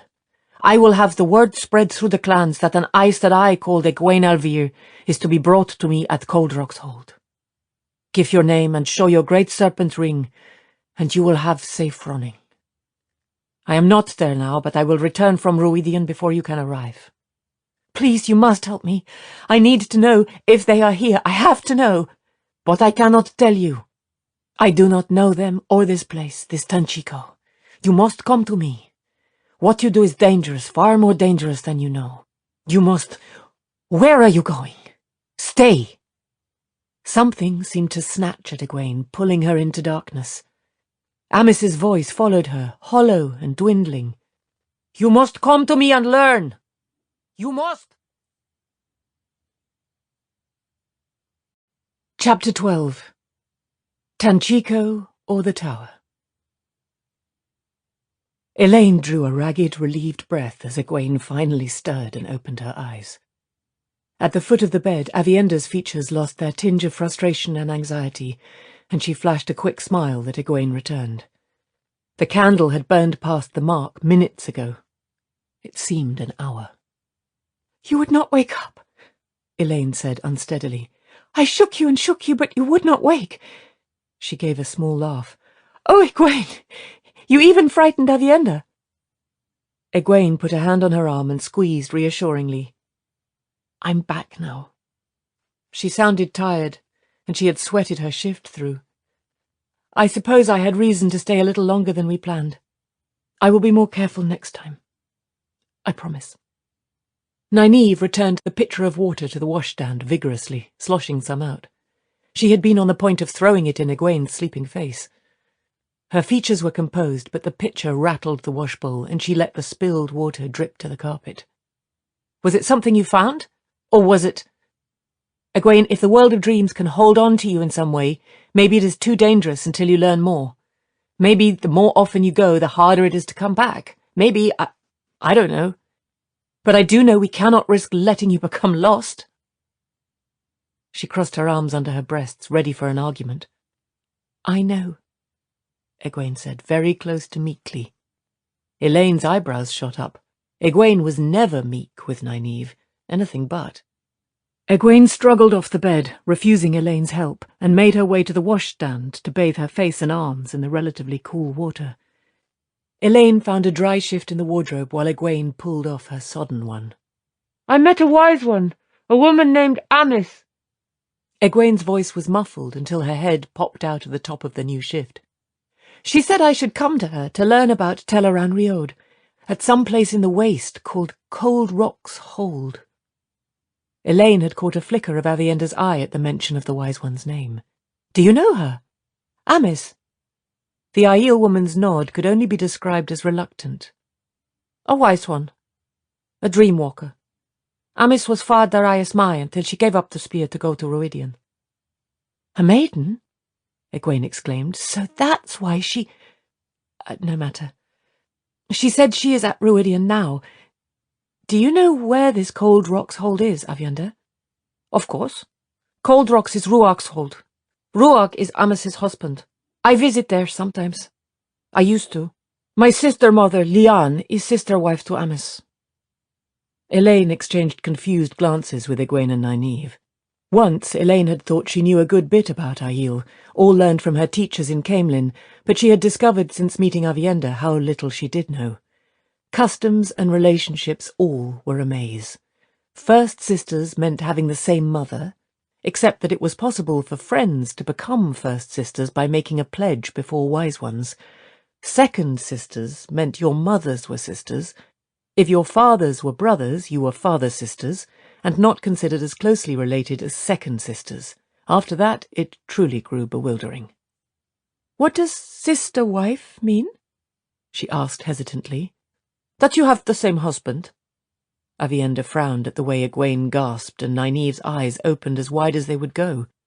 Elaine had been half expecting the answer, but she still found herself fussing with skirts that were perfectly straight.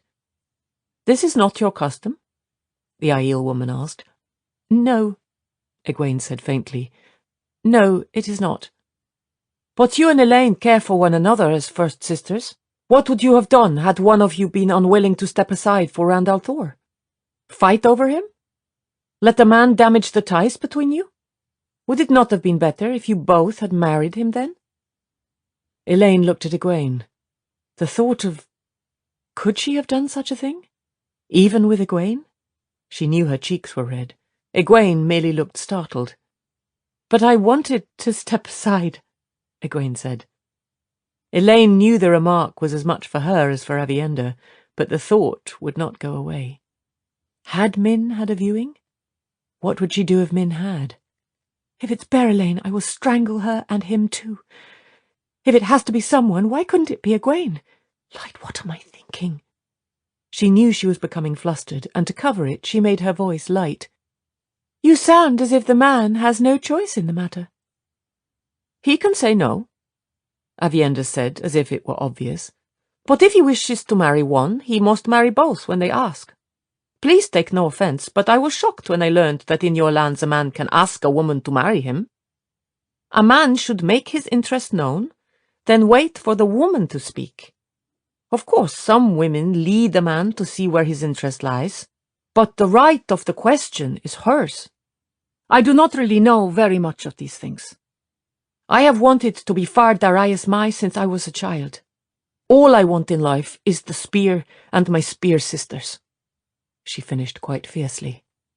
"No one is going to try to make you marry," Egwene said soothingly. Avienda gave her a startled look. Nynaeve cleared her throat loudly. Elaine wondered if she had been thinking about Lan. There were certainly hard spots of colour in her cheeks. I suppose, Egwene, Nynaeve said in a slightly too energetic voice, that you did not find what you were looking for, or you would have said something by now. I found nothing, Egwene replied regretfully. But Amis said... Avienda, what sort of woman is Amis? The Aiel woman had taken up a study of the carpet. Amis is hard as the mountains and pitiless as the sun, she said without looking up. She is a dream walker. She can teach you. Once she lays her hands on you, she will drag you by the hair toward what she wants. Ruach is the only one who can stand up to her. Even the other wise ones step carefully when Amis speaks. But she can teach you. Egwene shook her head. I meant, would being in a strange place unsettle her, make her nervous? Being in a city? Would she see things that weren't there? Avienda's laugh was a short, sharp sound. Nervous? Waking to find a lion in her bed would not make Amis nervous. She was a maiden, Egwene, and she has grown no softer, you can be sure of it. What did this woman see? Nynaeve asked. It wasn't something she saw, exactly, Egwene said slowly.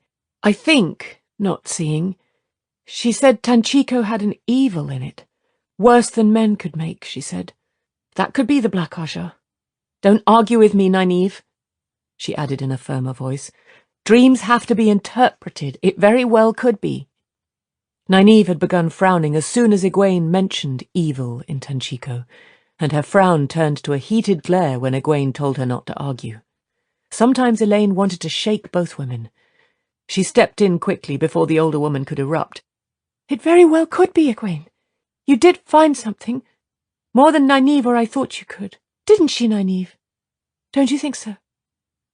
It could be, Nynaeve said grudgingly. It could be.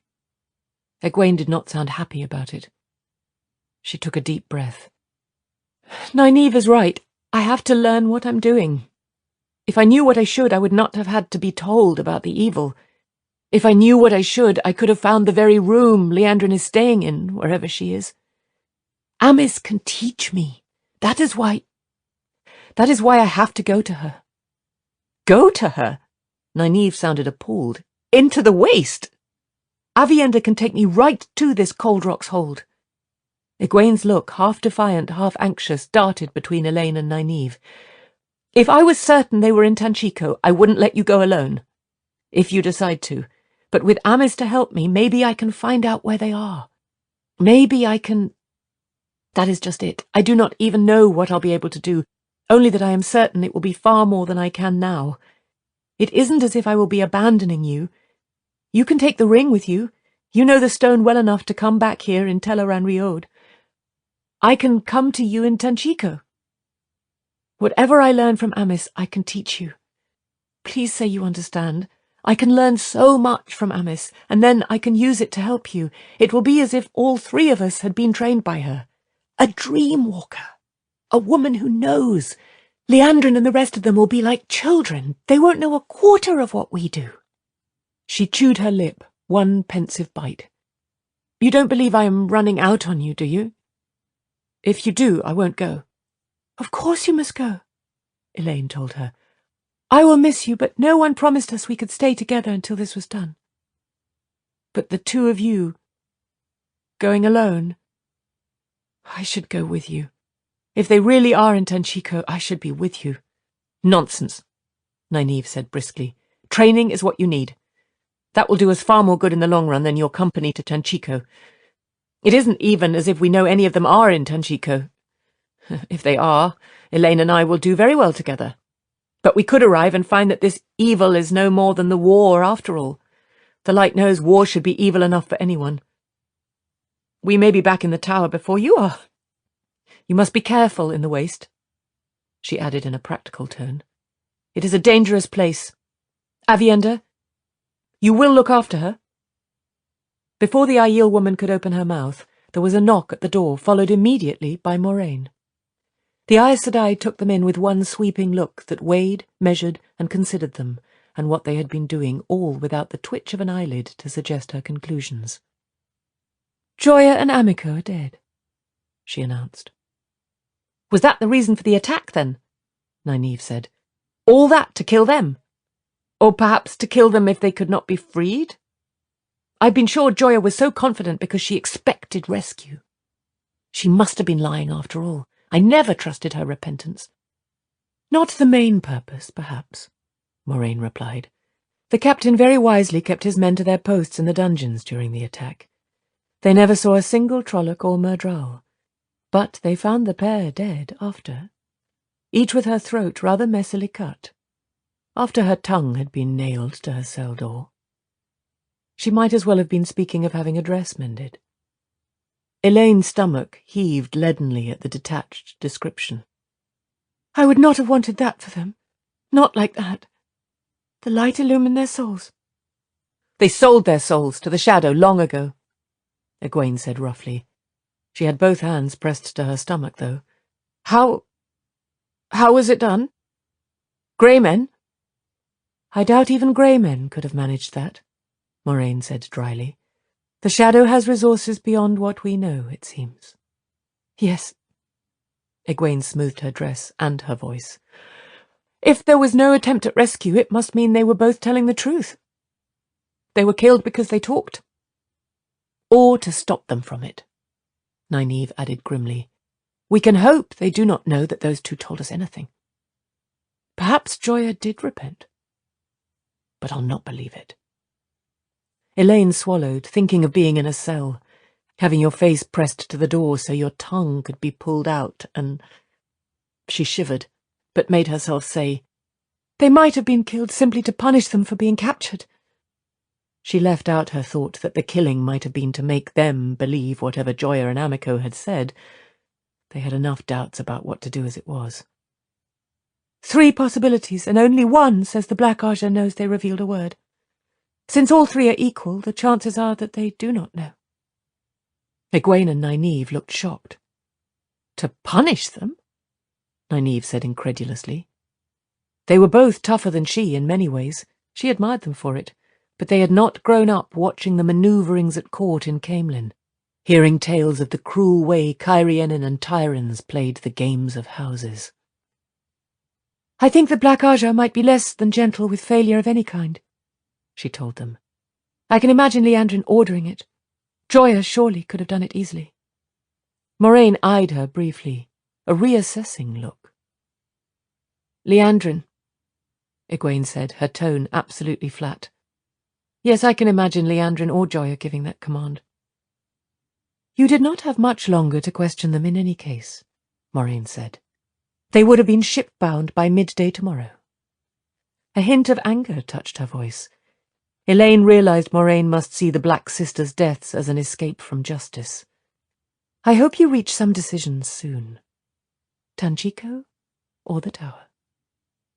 Elaine met Nynaeve's eyes and gave a slight nod. Nynaeve nodded back, more assertively, before turning to the Aes Sedai. Elaine and I will be going to Tanchico as soon as we can find a ship. A fast ship, I hope. Egwene and Aviendha will be going to Cold Rock's Hold in the Aiel Waste. She gave no reasons, and Moraine's eyebrows rose. Jorlian can take her, Aviendha said into the momentary silence. She avoided looking at Egwene.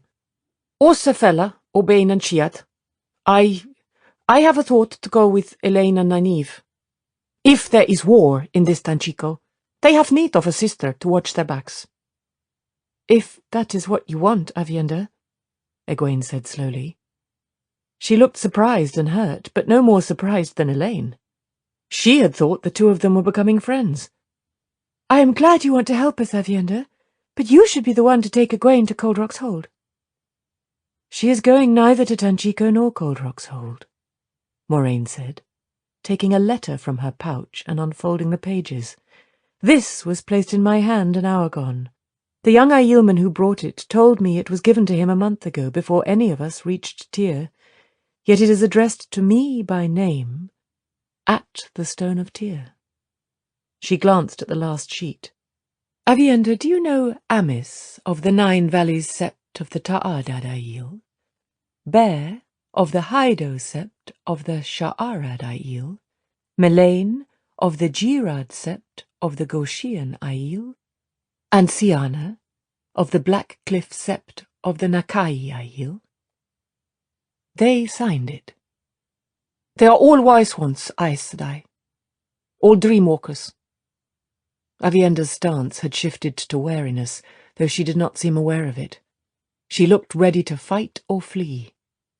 Dreamwalkers, Moraine mused. Perhaps that explains it. I have heard of dreamwalkers. She turned to the second page of the letter. Here is what they say about you. What they said, perhaps, before you had even decided to come to Tyr. There is among the maidens of the spear in the stone of Tyr a wilful girl called Avienda, of the 9 valleys sept of the Ta'adad Aiel. She must now come to us. There can be no more waiting or excuses. We will await her on the slopes of Chayandire, above Ruidian.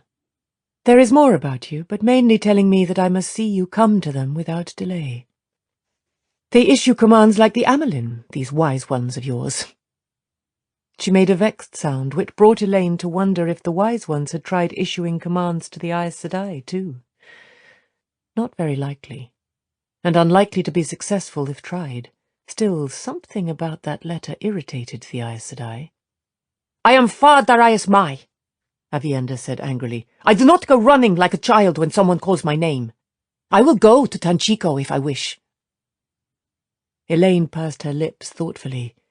This was something new from the Aiel woman, not the anger. She had seen Avienda angry before, if not quite to this degree. But the undertone. She could call it nothing but sulkiness. That seemed as unlikely as Lan being sulky, but there it was. Egwene heard it too. She patted Avienda's arm. It's all right. If you want to go to Tanchico, I'll be pleased that you are protecting Elaine and Nynaeve. Avienda gave her a truly miserable look. Moraine shook her head, only slightly, but still deliberate. I showed this to Ruark. Avienda opened her mouth, her face irate, but the Aes Sedai raised her voice and went on smoothly, as the letter asks me to. Only the part concerning you, of course. He seems quite determined that you will do as the letter asks, as it orders. I think it wisest to do as Ruark and the wise ones wish, Avienda. Do you not agree? Avienda stared around the room wildly, as at a trap. I am Far Darius Mai, she muttered, and strode for the door without another word. Egwene took a step, half raising a hand to stop her, then let it fall as the door banged shut. What do they want with her? She demanded of Moraine. You always know more than you let on. What are you holding back this time? Whatever the wise one's reason, Moraine said coolly, it is surely a matter between Avienda and them. If she wished you to know, she would have told you. You cannot stop trying to maneuver people, Nynaeve said bitterly. You're maneuvering Avienda into something now, aren't you? Not I. The wise ones. And Ruark. Moraine folded the letter, returning it to her belt pouch with a touch of acerbity in her manner. She can always say no to him. A clan chief is not the same as a king, as I understand Aiel ways. Can she? Elaine asked. Ruark reminded her of Gareth Bryn. The Captain-General of her mother's royal guards had seldom put his foot down, but when he did, not even Morghese could bring him around, short of a royal command. There would be no command from the throne this time, not that Morghese had ever issued one to Gareth Bryn when he had decided he was right, now that Elaine thought of it, and without one she expected that Avienda was going to the slopes of Chayandire above Ruidian. At least she can journey with you, Egwene. Amis can hardly meet you at Cold Rock's Hold if she plans to wait for Avienda at Ruidian. You can go to Amis together. But I do not want her to, Egwene said sadly. Not if she doesn't want to. Whatever anyone wants, Nynaeve said, we have work to do. You will need many things for a trip into the waste, Egwene. Lan will tell me what, and Elaine and I must make preparations to sail for Tanchico. I suppose we can find a ship tomorrow, but that means deciding what to pack tonight. There is a ship of the Atha Anmier at the docks in the Maul, Moraine told them. A raker. There are no ships faster. You did want a fast ship. Nynaeve gave a grudging nod.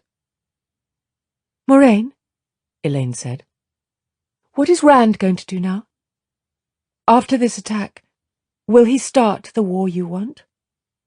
I do not want a war, the Aes Sedai replied. I want what will see him alive to fight Tarmon Gaidon.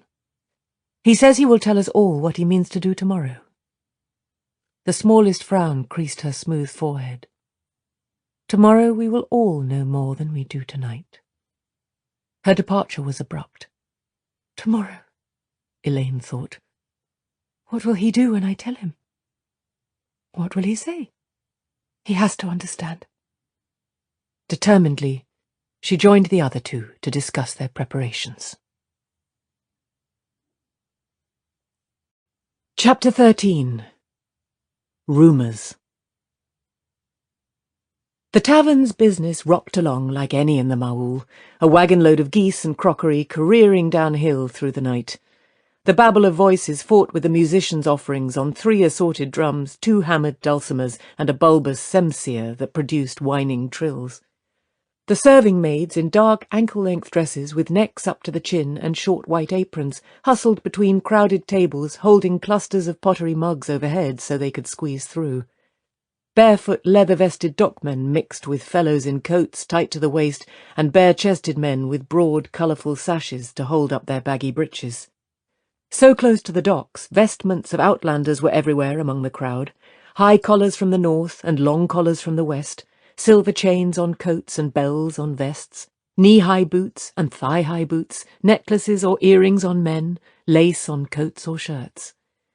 One man with wide shoulders and a big belly had a forked yellow beard, and another had smeared something on his moustaches to make them glisten in the lamplight and curl up on either side of his narrow face. Dice rolled and tumbled in 3 corners of the room and on a number of tabletops, silver changing hands briskly to shouts and laughter. Matt sat alone, with his back to the wall where he could see all the doors, though mostly he peered into a still untouched mug of dark wine. He did not go near the dice games, and he never glanced at the serving girl's ankles. With the tavern so crowded, men occasionally thought to share his table, but a good look at his face made them sheer away and crowd onto a bench elsewhere. Dipping a finger in his wine, he sketched aimlessly on the tabletop. These fools had no idea what had happened in the stone tonight. He had heard a few tyrants mention some kind of trouble, quick words that trailed off into nervous laughter. They did not know, and did not want to. He almost wished he did not know himself. No, he wished he had a better idea of what had happened. The images kept flashing in his head, flashing through the holes in his memory, making no real sense. The din of fighting somewhere in the distance echoed down the corridor, dulled by the wall hangings. He retrieved his knife from the grey man's corpse with a shaking hand. A grey man, and hunting him. It had to have been after him. Grey men did not wander about killing at random. They had targets as surely as an arrow. He turned to run, and there was a murdral striding towards him like a black snake on legs, its pasty-faced, eyeless stare sending shivers into his bones. At 30 paces he hurled the knife straight at where an eye should have been. At that distance he could hit a knot-hole no larger than an eye 4 times in 5. The Fade's black sword blurred as it knocked the dagger away, almost casually. It did not even break stride. "Time to die, horn-sounder." Its voice was a red adder's dry hiss, warning of death. Matt backed away. He had a knife in either hand now, though he did not remember drawing them. Not that knives would be much good against a sword, but running meant that black blade in his back as sure as 5 6s beat 4 3s. He wished he had a good quarterstaff, or a bow. He would like to see this thing try to deflect a shaft from a 2 Rivers longbow. He wished he was somewhere else. He was going to die here. Suddenly a dozen Trollocs roared out of a side hallway, piling onto the Fade in a frenzy of chopping axes and stabbing swords. Matt stared in amazed disbelief. The halfmen fought like a black-armoured whirlwind. More than half the Trollocs were dead or dying before the Fade lay in a twitching heap. One arm flexed and thrashed like a dying snake 3 paces away from the body, still with that black sword in its fist. A ram-horned Trolloc peered toward Matt, snout lifted to sniff the air.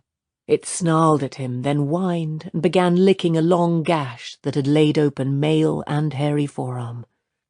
The others finished cutting the throats of their wounded, and one barked a few harsh, guttural words. Without another glance at Matt, they turned and trotted away, hooves and boots making hollow sounds on the stone floor. away from him. Matt shivered. Trollocs to the rescue? What had Rand gotten him into now? He saw what he had drawn with the wine. An open door, and scrubbed it out angrily. He had to get away from here. He had to. And he could also feel that urge in the back of his head that it was time to go back to the stone. He pushed it away angrily, but it kept buzzing at him. He caught a snatch of talk from the table to his right, where the lean-faced fellow with the curling moustaches was holding forth in a heavy Lugarda accent. Now, this dragon of yours is a great man, no doubt. I'll not be denying it. But he's not a patch on Loghain. Why, Loghain had all of Gaeldon at war, and half of Amadicia and Altara as well. He made the earth swallow whole towns that resisted him, he did. Buildings, people, and all entire. And the one up in Saldaea, Mazim, why, they say he made the sun stand still till he defeated the Lord of Bashir's army. 'Tis a fact, they do say. Matt shook his head. The stone fallen, and Callandor in Rand's hand, and this idiot still thought he was another false dragon. He had sketched that doorway again. Rubbing a hand through it, he grabbed up the mug of wine, then stopped with it halfway to his mouth. Through the commotion, his ear had picked out a familiar name, spoken at a nearby table. Scraping back his bench, he made his way to that table, mug in hand. The people around it were the sort of odd mixture made in taverns in the Maul. 2 barefoot sailors wearing oiled coats over bare chests, one with a thick gold chain close around his neck. A once-fat man with sagging jowls in a dark Kyrianan coat with slashes of red and gold and green across his chest, which might have indicated that he was a noble, though one sleeve was torn at the shoulder. A good many Kyrianan refugees had come down far in the world.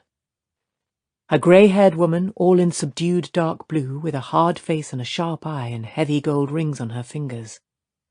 And the speaker, the fork-bearded fellow with a ruby the size of a pigeon's egg in his ear. The 3 silver chains looped across the straining chest of his dark reddish coat named him a Kandori master merchant. They had a guild for merchants in Kandor.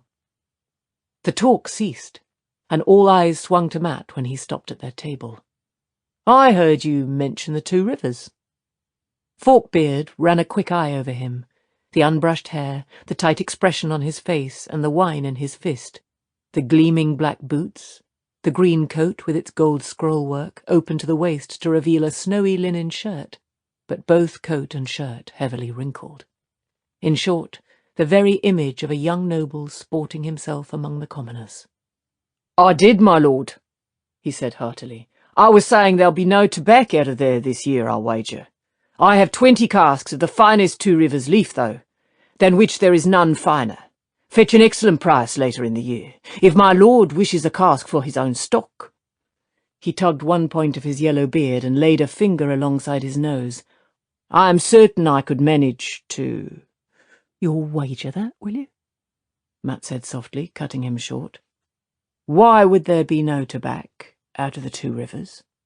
Why, the white cloaks, my lord, the children of the light. What about white cloaks? The master merchant peered around the table for help. There was a dangerous note in that quiet tone. The sailors looked as if they would leave if they dared. The Kyrianin was glaring at Matt, sitting up too straight and smoothing his worn coat as he swayed. The empty mug in front of him was obviously not his first. The grey-haired woman had her mug to her mouth, her sharp eyes watching Matt over the rim in a calculating way. Managing a seated bow, the merchant put on an ingratiating tone. The rumour is, my lord, that the white cloaks have gone into the 2 rivers, hunting the dragon reborn, it said. Though of course that cannot be, since the Lord Dragon is here, in Tyr. He eyed Matt to see how that had been taken. Matt's face did not change. These rumours can run very wild, my lord. Perhaps it's only wind in a bucket. The same rumour claims the white cloaks are after some dark friend with yellow eyes, too. Did you ever hear of a man with yellow eyes, my lord? No more have I. Wind in a bucket. Matt set his mug on the table and leaned closer to the man. Who else are they hunting? According to this rumour, the dragon reborn, A man with yellow eyes. Who else? Beads of sweat formed on the merchant's face. No one, my lord. No one that I heard. Only rumour, my lord. Straws in the wind, no more. A puff of smoke, soon vanished. If I might have the honour of presenting my lord a cask of 2 Rivers tobacco, a gesture of appreciation, the honour of... to express my... Matt tossed an Andorran gold crown onto the table. Buy your drink on me till that runs out. As he turned away, he heard mutters from the table. I thought he'd cut my throat. You know these lordlings when they're full of wine. That from the fork-bearded merchant. An odd young man, the woman said. Dangerous. Do not try your ploys on that kind, patron. I do not think he's a lord at all, another man said petulantly. The Cairienin, Matt supposed. His lip curled. A lord?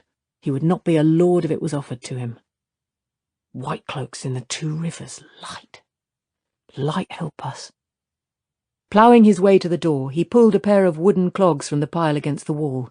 He had no idea whether they were the ones he had worn in. They all looked alike, and did not care. They fit his boots. It had started raining outside, a light fall that made the darkness that much deeper. Turning up his collar, he splashed along the muddy streets of the Maul in an awkward trot, past blaring taverns and well-lit inns and dark windowed houses. When mud gave way to paving stones at the wall marking the inner city, he kicked the clogs off and left them lying as he ran on. The defenders guarding the nearest gate into the stone let him pass without a word. They knew who he was. He ran all the way to Perrin's room and flung open the door, barely noticing the splintered split in the wood. Perrin's saddlebags lay on the bed, and Perrin was stuffing shirts and stockings into them.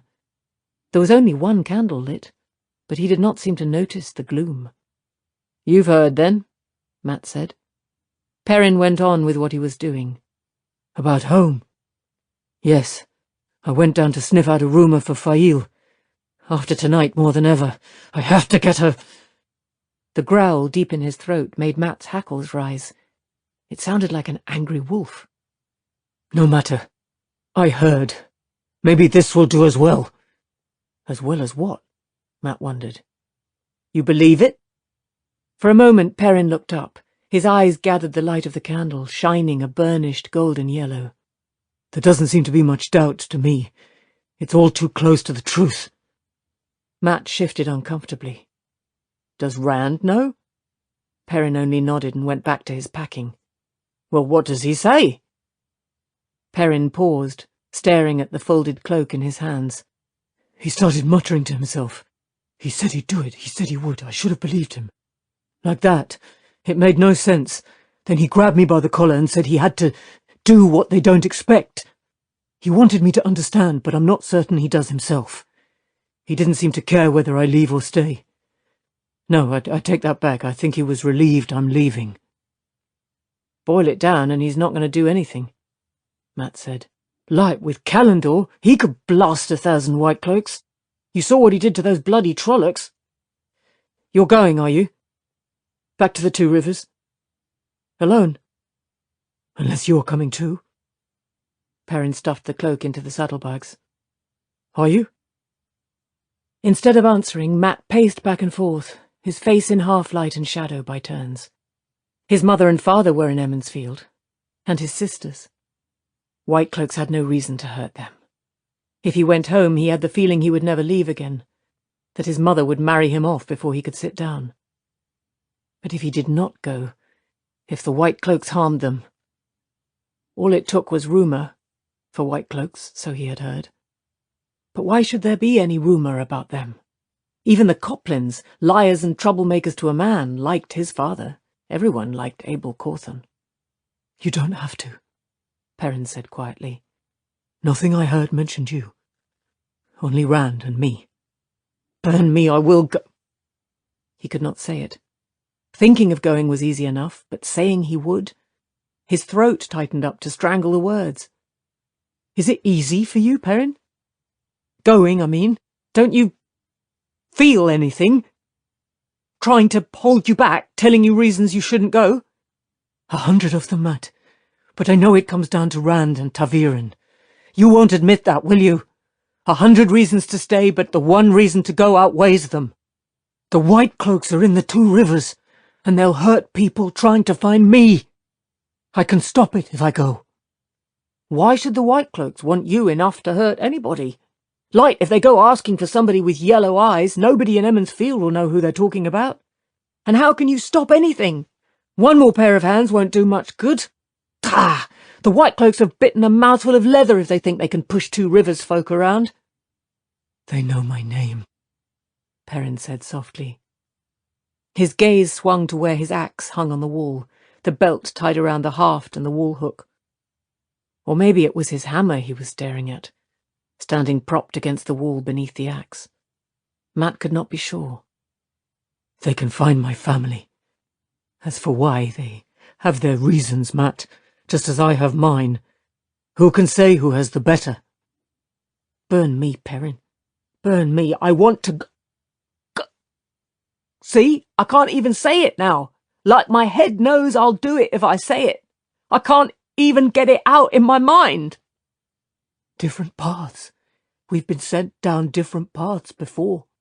Different paths be bloodied, Matt grunted. I've had all I want of Rand and Aes Sedai shoving me down their bloody paths. I want to go where I want for a change. Do what I want. He turned for the door, but Perrin's voice halted him. I hope your path is a happy one, Matt. The light sends you pretty girls and fools who want to gamble. Oh, burn me, Perrin. The light sends you what you want, too.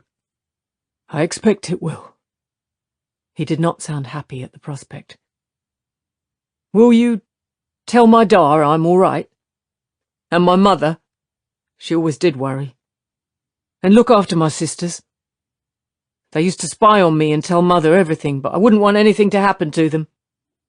I promise, Matt. Closing the door behind him, Matt wandered down the hallways aimlessly. His sisters, Eldrin and Bodwin, had always been ready to run, shouting, Mama, Matt's in trouble again! Matt's doing what he shouldn't, Mama! Especially Bode. They would be 16 and 17 now. Probably thinking of marriage before too much longer, already with some dull farmer picked out, whether the fellow knew it or not. Had he really been gone so long? It did not seem so, sometimes.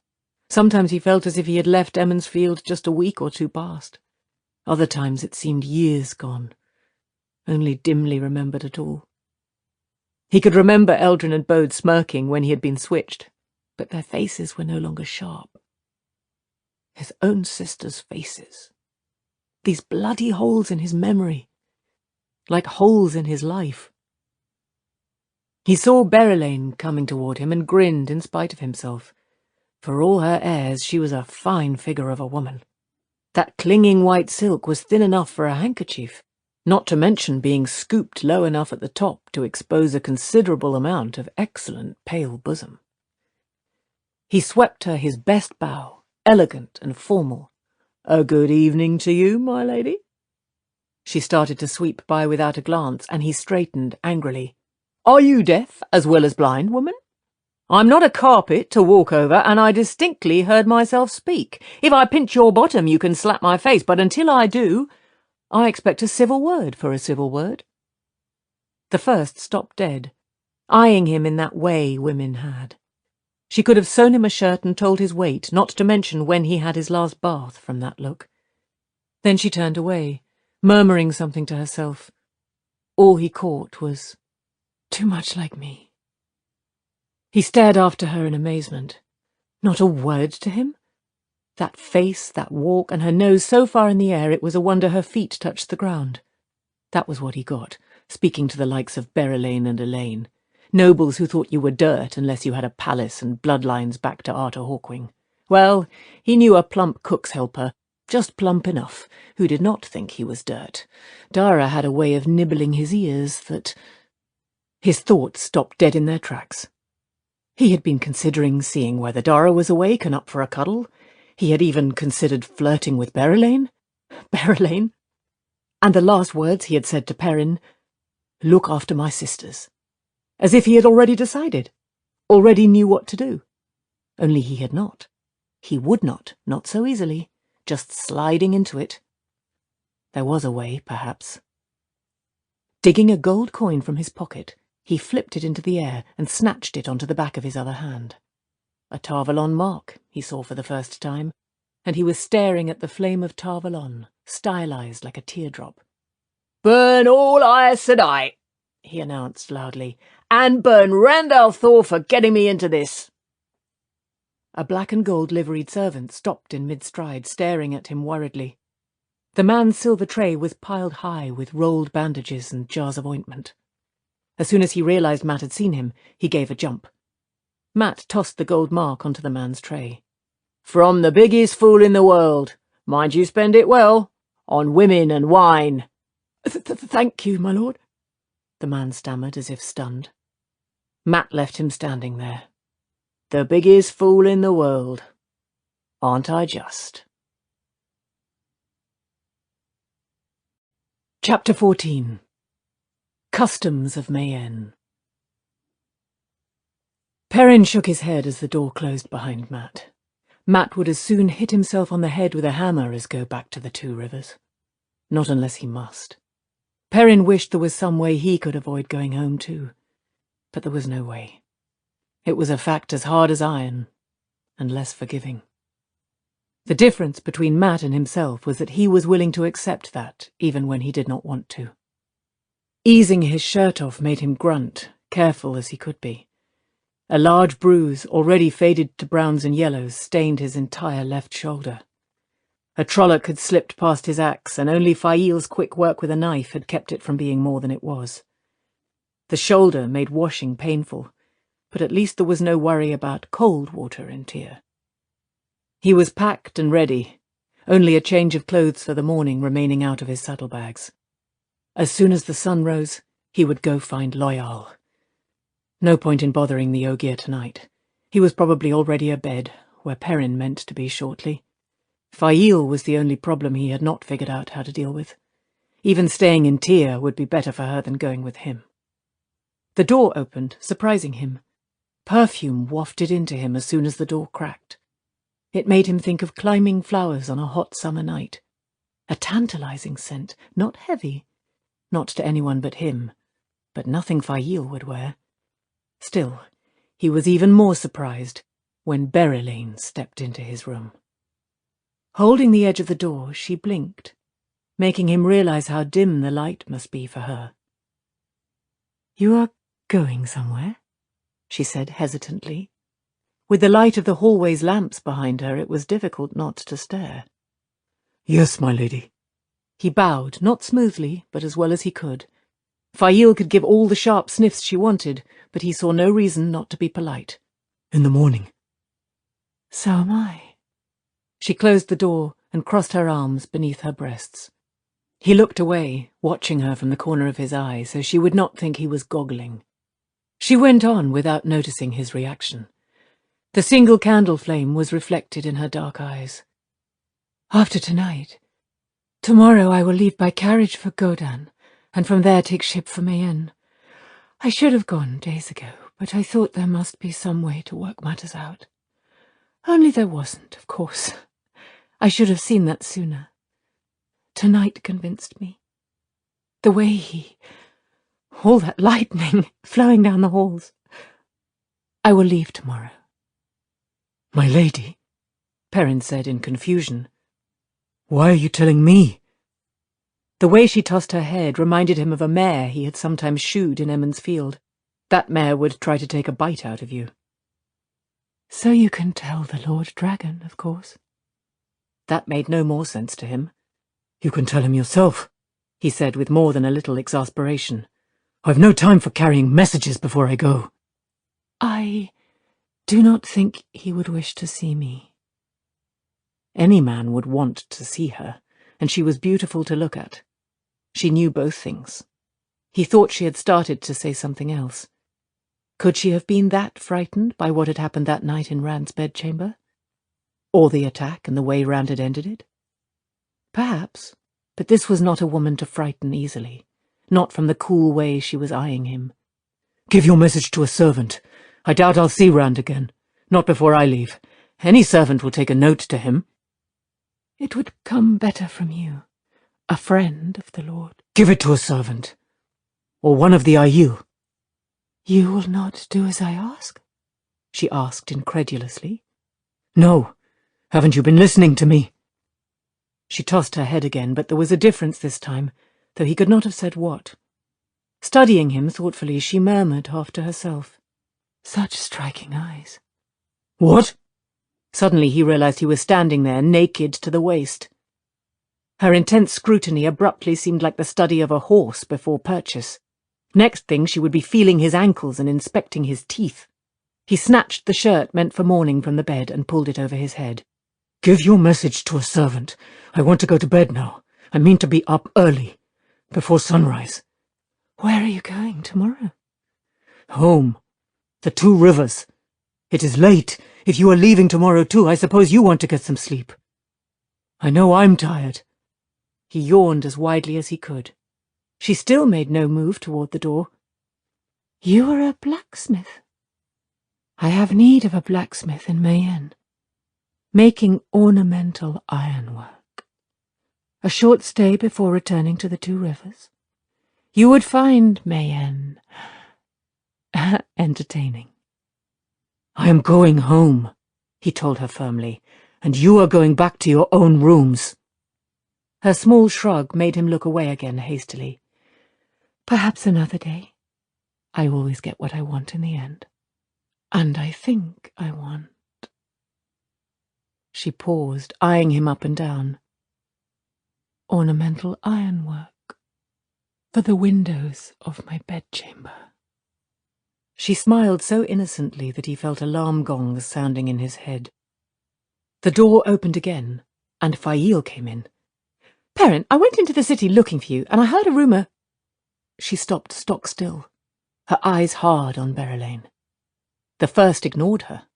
Stepping close to Perrin, she ran a hand up his arm, across his shoulder. For an instant he thought she meant to try pulling his head down for a kiss. She certainly lifted her face as if for one, but she only trailed her hand along the side of his neck in a quick caress and stepped back. It was over and done before he could move to stop her. Remember, she said softly as if they were alone, I always get what I want. And she swept past Fail and out of the room. He waited for an explosion from Fail, but she glanced at his stuffed saddlebags on the bed and said, I see you've heard the rumour already. It is only a rumour, Perrin. Yellow eyes make it more than that. She should have been erupting like a bundle of dry twigs tossed on a fire. Why was she so cool? Very well. Moraine is the next problem, then. Will she try to stop you? Not if she doesn't know. If she tries, I will go anyway. I have family and friends, Fail. I won't leave them to white cloaks. But I hope to keep it from her until I am well out of the city. Even her eyes were calm, like dark pools in the forest. It made his hackles rise. But it had to take weeks for that rumour to reach Tyr, and it will take weeks more to ride to the 2 Rivers. The white cloaks could be gone by then. Well, I have been wanting you to leave here. I should not complain. I just want you to know what to expect. It won't take weeks by the ways, he told her. 2 days, maybe 3. 2 days. He supposed there was no means to make it faster. You are as mad as Randall Thor, she said disbelievingly. Dropping on the foot of his bed, she folded her legs crosswise and addressed him in a voice suitable for lecturing children. Go into the ways, and you come out hopelessly mad. If you come out at all, which it is most likely you will not. The ways are tainted, Perrin. They have been dark for, what, 300 years? 400? Ask Loyal. He could tell you. It was Ogiers built the ways, or grew them, or whatever it was. Not even they used the ways. Why, even if you managed to make it through them unscathed, the light alone knows where you would come out. I have travelled them, Fail. And a frightening trip it had been, too. Loyal can guide me. He can read the guideposts. That's how we went before. He will do it for me again when he knows how important it is. Loyal was eager to be away from Tyr, too. He seemed to be afraid that his mother knew where he was. Perrin was sure he would help. Well, she said, rubbing her hands together briskly. Well, I wanted adventure, and this is certainly it. Leaving the Stone of Tyr and the Dragon Reborn? Travelling the ways to fight white cloaks? I wonder whether we can persuade Tom Merrilin to come along. If we cannot have a bard, a gleeman will do. He could compose the story, and you and I the heart of it. No Dragon Reborn or Aes Sedai about to swallow up the tale. When do we leave? In the morning? He took a deep breath to steady his voice. I will be going alone, Fail. Just Loyal and me. We will need a pack horse, she said as if he had not spoken. 2, I think. The ways are dark. We will need lanterns and plenty of oil. You're 2 rivers people. Farmers? Will they fight white cloaks? Fail, I said— I heard what you said, she snapped. Shadows gave her a dangerous look, with her tilted eyes and high cheekbones. I heard, and it makes no sense. What if these farmers won't fight? Or don't know how? Who is going to teach them? You? Alone? I will do what has to be done, he said patiently. Without you. She bounced to her feet so fast he thought she was coming for his throat. Do you think Berylane will go with you? Will she guard your back? Or perhaps you prefer her to sit on your lap and squeal? Tuck your shirt in, you hairy oaf. Does it have to be so dark in here? Berylane likes dim light, does she? Much good she will do you against the children of the light. Perrin opened his mouth to protest and changed what he had been going to say. She looks a pleasant armful, Berylane. What man wouldn't want her on his lap? The hurt on her face banded his chest with iron, but he made himself go on. When I am done at home, I may go to Mayenne. She asked me to come, and I might. Fail said not a word. She stared at him with a face like stone, then whirled and ran out, slamming the door behind her with a crash. In spite of himself, he started to follow, then stopped, with his hands gripping the doorframe till his fingers hurt.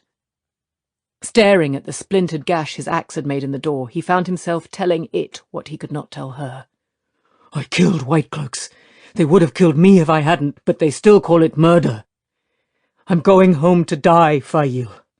That's the only way I can stop them hurting my people. Let them hang me. I cannot let you see that. I can't.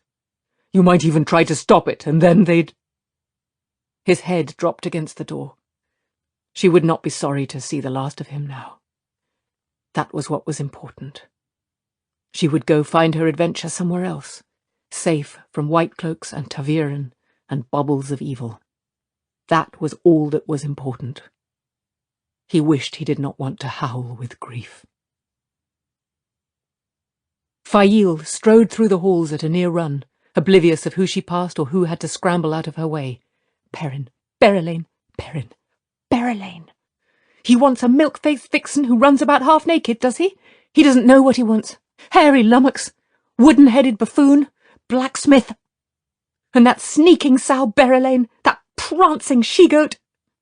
She did not realize where she was going until she saw Berylane ahead of her, gliding along in that dress that left nothing to the imagination, swaying along as if that walk of hers was not deliberately calculated to make male eyes pop. Before Fail knew what she was doing, she had darted ahead of Berylane and turned to face her where 2 corridors met. Perrin Aybara belongs to me, she snapped. You keep your hands and your smiles away from him. She flushed to her hairline when she heard what she had said. She had promised herself she would never do this, never fight over a man like a farm girl rolling in the dirt at harvest. Berylane arched a cool eyebrow. Belongs to you? Strange, I saw no collar on him. You serving girls. Or are you a farmer's daughter? You have the most peculiar ideas. Serving girl? Serving girl? I am— Fail bit her tongue to stop the furious words. The first of Mayenne, indeed. There were estates in Saldaea larger than Mayenne. She would not last a week in the courts of Saldaea. Could she recite poetry while hawking? Could she ride in the hunt all day, then play the cittern at night while discussing how to counter Trolloc raids? She thought she knew men, did she? Did she know the language of fans? Could she tell a man to come or go or stay, and 100 things more, all with the twist of a wrist and the placement of a lace fan? Light shine on me, what am I thinking? I swore I would never even hold a fan again. But there were other Saldean customs. She was surprised to see the knife in her hand. She had been taught not to draw a knife unless she meant to use it. Farm girls in Saldaea have a way of dealing with women who poach others' men. If you do not swear to forget Perenebara, I will shave your head as bald as an egg. Perhaps the boys who tend the chickens will pant after you then. She was not sure exactly how Berelaine gripped her wrist, but suddenly she was flying through the air.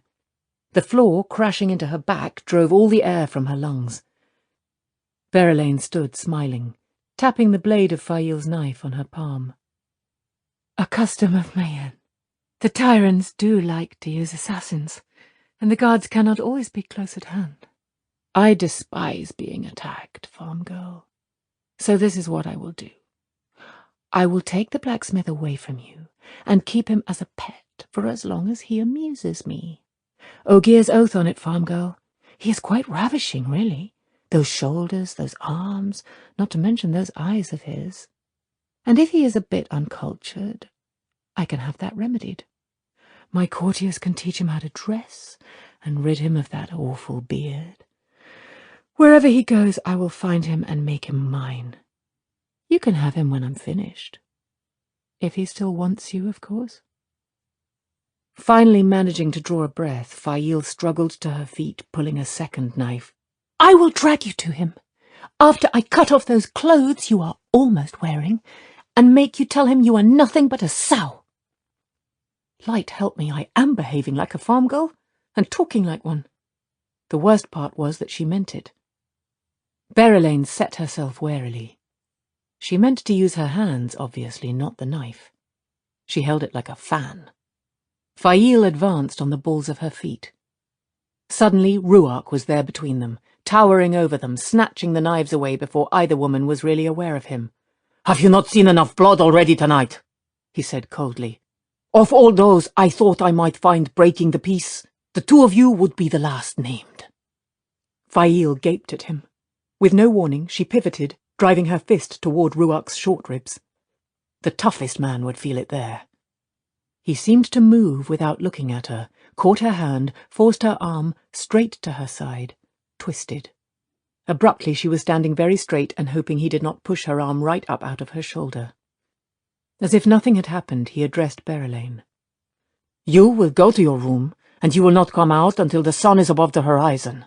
I will see that no breakfast is brought to you. A little hunger will remind you that there is a time and place for fighting." Berelaine drew herself up indignantly. I am the first of Mayenne. I will not be ordered about like— "You will go to your rooms. Now," Ruark told her flatly. Fail wondered if she could kick him. She must have tensed, because as soon as she thought of it, he increased the pressure on her wrist, and she was up on her tiptoes. "If you do not," he went on to Berelaine, "we will repeat our first talk together, you and I. Right here." Berelaine's face went white and red by turns. "Very well," she said stiffly. "If you insist, I will perhaps—" "I did not propose a discussion. If I can still see you when I have counted 3. 1. With a gasp, Berelaine hiked her skirts and ran. She even managed to sway doing that. Fail stared after her in amazement. It was almost worth having her arm nearly disjointed. Ruark was watching Berelaine go too, a small appreciative smile on his lips.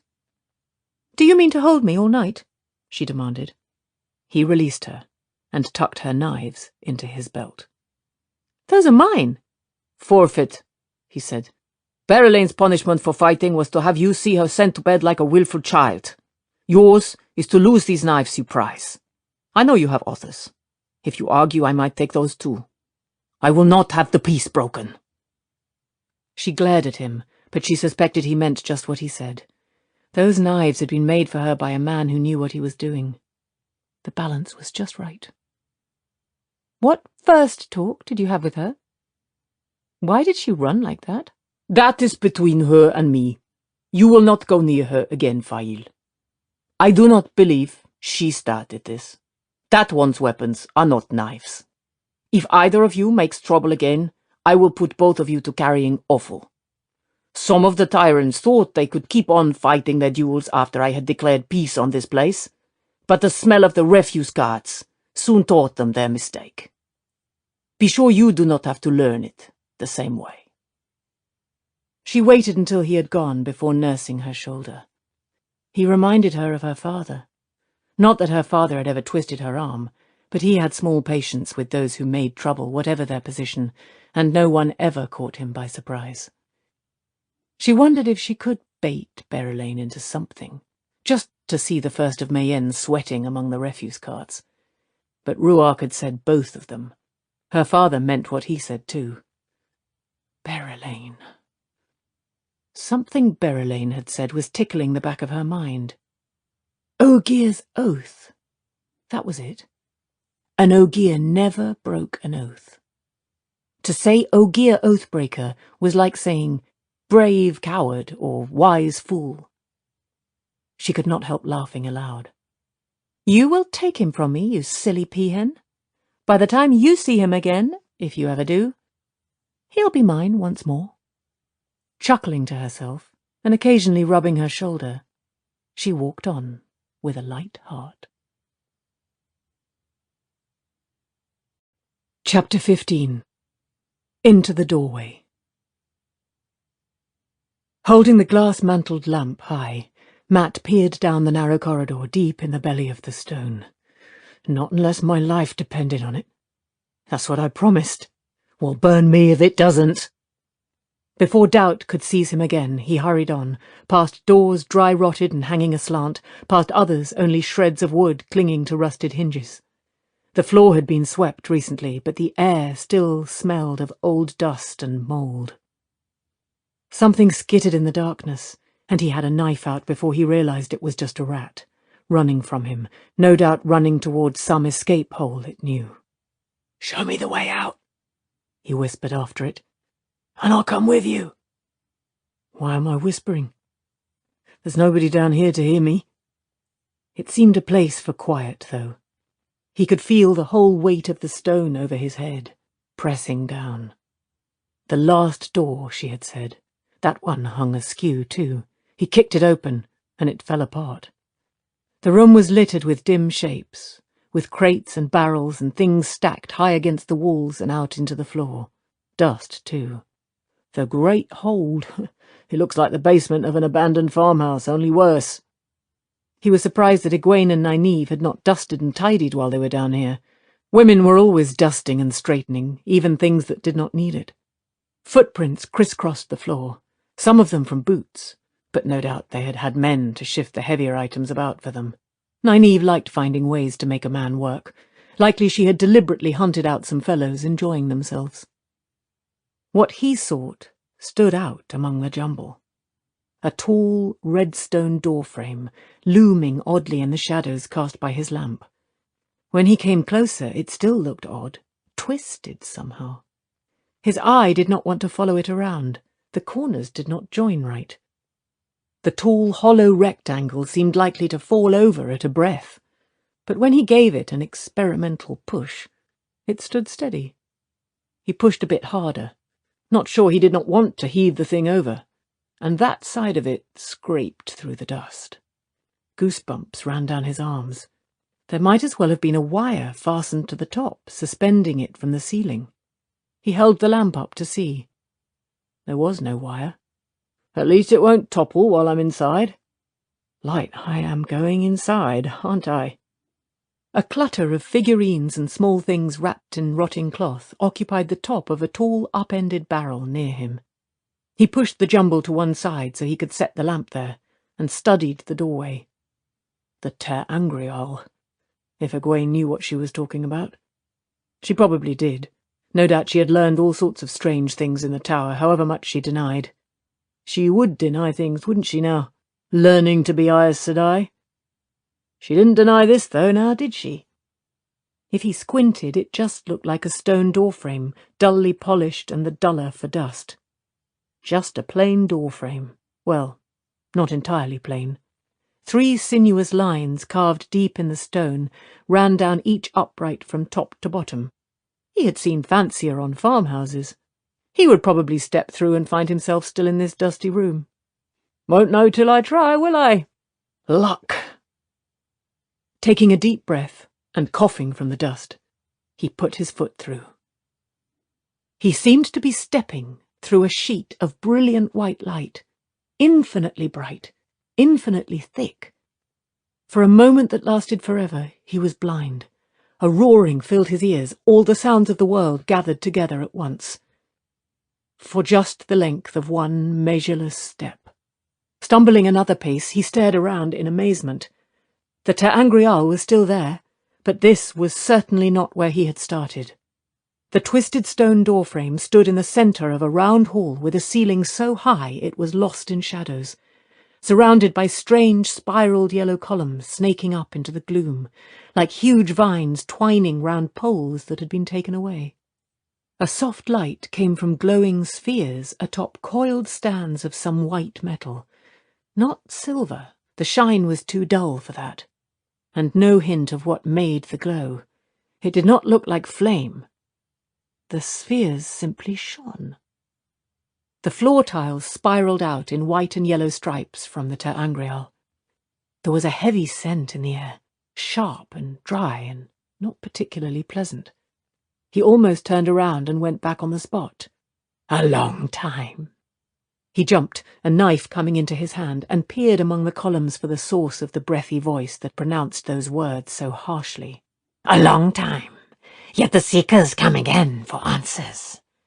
The questioners come once more. A shape moved, back among the columns.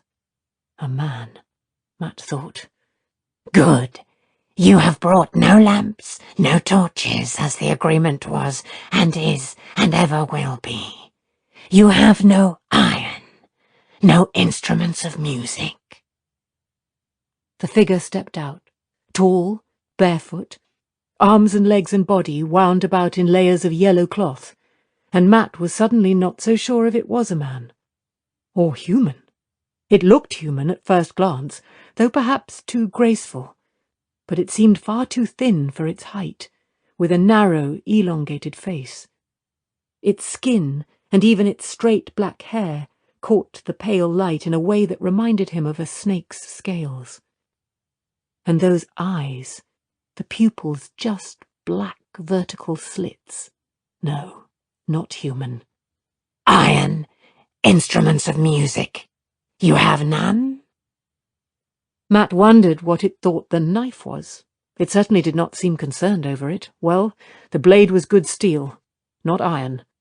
No iron, and no instruments of... Why? He cut off sharply. 3 questions, Egwene had said. He was not about to waste one on iron or instruments of music. Why should he care if I have a dozen musicians in my pocket and a smithy on my back? I have come here for true answers.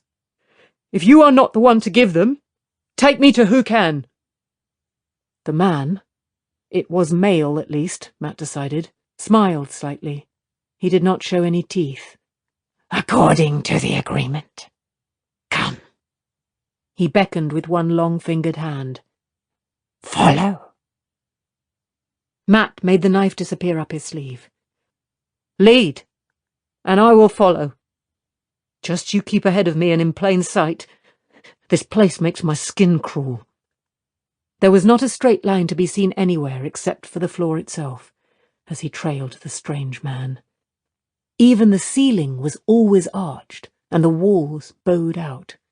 The halls were continuously curved, the doorways rounded, the windows perfect circles. Tilework made spirals and sinuous lines, and what seemed to be bronze metalwork set in the ceiling at intervals was all complicated scrolls. There were no pictures of anything, no wall hangings or paintings, only patterns, and always curves. He saw no one except his silent guide. He could have believed the place empty except for the 2 of them. From somewhere he had a dim memory of walking halls that had not known a human foot in hundreds of years, and this felt the same.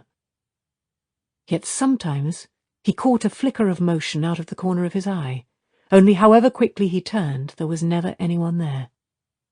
He pretended to rub his forearms, checking the knives up his coat sleeves for reassurance. What he saw through those round windows was even worse. Tall, wispy trees with only a drooping umbrella of branches at the top, and others like huge fans of lacy leaves, a tangle of growth equal to the heart of any briar-choked thicket, all under a dim, overcast light, though there did not seem to be a cloud in the sky. There were always windows, always along just one side of the curving corridor, but sometimes the side changed, and what surely should have been looking into courtyard or rooms, instead gave out into that forest. He never caught as much as a glimpse of any other part of this palace, or whatever it was, through those windows, or any other building except. Through one circular window he saw 3 tall silvery spires, curving in toward each other so their points all aimed at the same spot. They were not visible from the next window 3 paces away, but a few minutes later, after he and his guide had rounded enough curves that he had to be looking in another direction, he saw them again.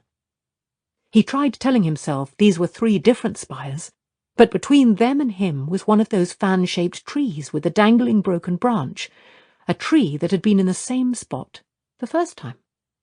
After his 3rd sight of the spires and the strange tree with the broken branch, this time 10 paces farther on, but on the other side of the hallway, he tried to stop looking at what lay outside at all. The walk seemed interminable. Matt ground his teeth. 3 questions. It was hard to learn anything without asking questions. I hope you are taking me to those who can answer my questions. Burn my bones, I do. For my sake and yours, the light know it true. Here, the peculiar yellow-wrapped fellow said, gesturing with one of those thin hands to a rounded doorway twice as large as any Matt had seen before. His strange eyes studied Matt intently. His mouth gaped open, and he inhaled, long and slow. Matt frowned at him, and the stranger gave a writhing hitch of his shoulders. Here your answers may be found. Enter. Enter and ask. Matt drew a deep breath of his own, then grimaced and scrubbed at his nose. That sharp, heavy smell was a rank nuisance. He took a hesitant step toward the tall doorway, and looked around for his guide again. The fellow was gone. Light, I don't know why anything in this place surprises me now. Well, I will be burned if I'll turn back now. Trying not to think of whether he could find the Ter Angrial again on his own, he went in. It was another round room, with spiralling floor tiles in red and white under a domed ceiling. It had no columns or furnishings of any kind, except for 3 thick, coiled pedestals around the heart of the floor's spirals. Matt could see no way to reach the top of them except by climbing the twists, yet a man, like his guide, sat cross-legged atop each, only wrapped in layers of red. Not all men, he decided at a second look. 2 of those long faces with the odd eyes had a definite feminine cast. They stared at him, intense, penetrating stares, and breathed deeply, almost panting. He wondered if he made them nervous in some way. Not much bloody chance of that, but they're certainly getting under my coat. It has been long, the woman on the right said. Very long, the woman on the left added. The man nodded. Yet they come again. All 3 had the breathy voice of the guide, almost indistinguishable from it, in fact, and the harsh way of pronouncing words. They spoke in unison, and the words might as well have come from one mouth. Enter and ask, according to the agreement of old. If Matt had thought his skin crawled before, now he was sure it was writhing. He made himself go closer. Carefully, careful to say nothing that even sounded like a question, he laid the situation before them. The white cloaks, certainly in his home village, surely hunting friends of his, maybe hunting him. One of his friends going to face the white cloaks, another not. His family, not likely in danger, but with the bloody children of the bloody light around. A Taviran pulling at him so he could hardly move. He saw no reason to give names or mention that Rand was the Dragon Reborn. His first question, and the other two for that matter, he had worked out before going down to the great hold. "Should I go home to help my people?" he asked finally. 3 sets of slitted eyes lifted from him, reluctantly it seemed, and studied the air above his head. Finally, the woman on the left said, "You must go to Ruidian." As soon as she spoke, their eyes all dropped to him again, and they leaned forward, breathing deeply again. But at that moment a bell tolled, a sonorous brazen sound that rolled through the room. They swayed upright, staring at one another, then at the air over Matt's head again. "Here's another," the woman on the left whispered. "The strain. The strain." "The savour," the man said. "It has been long." "There is yet time," the other woman told them. She sounded calm. They all did, but there was a sharpness to her voice when she turned back to Matt. "Ask! Ask!" Matt glared up at them furiously. Ruidian? Light? That was somewhere out in the waste. The light and the Aiel knew where. That was about as much as he knew. In the waste? Anger drove questions about how to get away from Aes Sedai and how to recover the lost parts of his memory right out his head. "Ruidian!" he barked. "The light burned my bones to ash if I want to go to Ruidian, and my blood on the ground if I will. Why should I? You are not answering my questions. You are supposed to answer, not hand me riddles." "If you do not go to Ruidian," the woman on the right said, "you will die." The bell tolled again, louder this time. Matt felt its tremor through his boots. The looks the 3 shared were plainly anxious.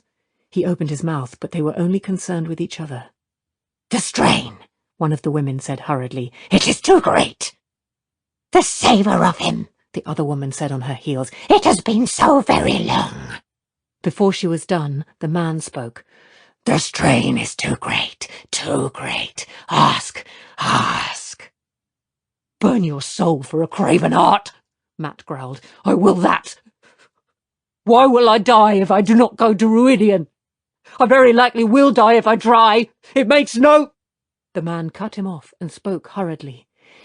"You will have sidestepped the thread of fate, left your fate to drift on the winds of time, and you will be killed by those who do not want that fate fulfilled. Now go. You must go. Quickly." The yellow-clad guide was suddenly there at Matt's side, tugging at his sleeve with those 2 long hands. Matt shook him off. "No, I will not go. You have led me from the questions I wanted to ask and given me senseless answers. You will not leave it there. What fate are you talking about? I will have one clear answer out of you, at least." A third time the bell sounded mournfully, and the entire room trembled. "Go," the man shouted. "You have had your answers. You must go before it is too late." Abruptly, a dozen of the yellow-clad men were around Matt, seeming to appear out of the air, trying to pull him toward the door. He fought with fists, elbows, knees. "What fate? Burn your hearts! What fate?" It was the room itself that peeled, the walls and floor quivering, nearly taking Matt and his attackers off their feet. "What fate?" The 3 were on their feet atop the pedestals, and he could not tell which shrieked which answer. "To marry the daughter of the 9 moons. To die and live again and live once more, a part of what was. To give up half the light of the world to save the world." Together they howled like steam escaping under pressure. "Go to Ruidian, son of battles. Go to Ruidian, trickster. Go, gambler, go." Matt's assailants snatched him into the air by his arms and legs and ran, holding him over their heads. "Unhand me, you white-livered sons of goats!" he shouted, struggling. "Burn your eyes! The shadow takes your souls! Loose me! I will have your guts for a saddle girth!" But writhe and curse as he would, those long fingers gripped like iron. Twice more the bell tolled, or the palace did. Everything shook as in an earthquake. The walls rang with deafening reverberations, each louder than the last. Mat's captors stumbled on, nearly falling but never stopping their pell-mell race. He did not even see where they were taking him until they suddenly stopped short, heaving him into the air. Then he saw the twisted doorway, the Te Angreal, as he flew toward it. White light blinded him. The roar filled his head till it drove thought away. He fell heavily onto a dusty floor in dim light and rolled up against the barrel, holding his lamp in the great hold. The barrel rocked, packets and figurines toppling to the floor in a crash of breaking stone and ivory and porcelain. Bounding to his feet, he threw himself back at the stone doorframe. "Burn you! You can't throw me!" He hurtled through and stumbled against the crates and barrels on the other side. Without a pause, he turned and leaped at it again, with the same result. This time, he caught himself on the barrel holding his lamp, which nearly fell onto the already shattered things littering the floor under his boots. He grabbed it in time, burning his hand, and fumbled it back to a steadier perch. "Burn me if I want to be down here in the dark," he thought, sucking his fingers. "Like the way my luck is running, it probably would have started a fire and I'd have burned to death." He glared at the Te Angreal. Why was it not working? Maybe the folk on the other side had shut it off somehow. He understood practically nothing of what had happened. That bell, and their panic. You would have thought they were afraid the roof would come down on their heads. Come to think of it, it very nearly had. And Ruidian, and all the rest of it. The waste was bad enough, but they said he was fated to marry somebody called the Daughter of the Nine Moons. Marry? And to a noblewoman by the sound of it. He would sooner marry a pig than a noblewoman. And that business about dying and living again. Nice of them to add the last bit. If some black-veiled Aielman killed him on the way to Ruidian, he would find out how true it was. It was all nonsense, and he did not believe a word of it.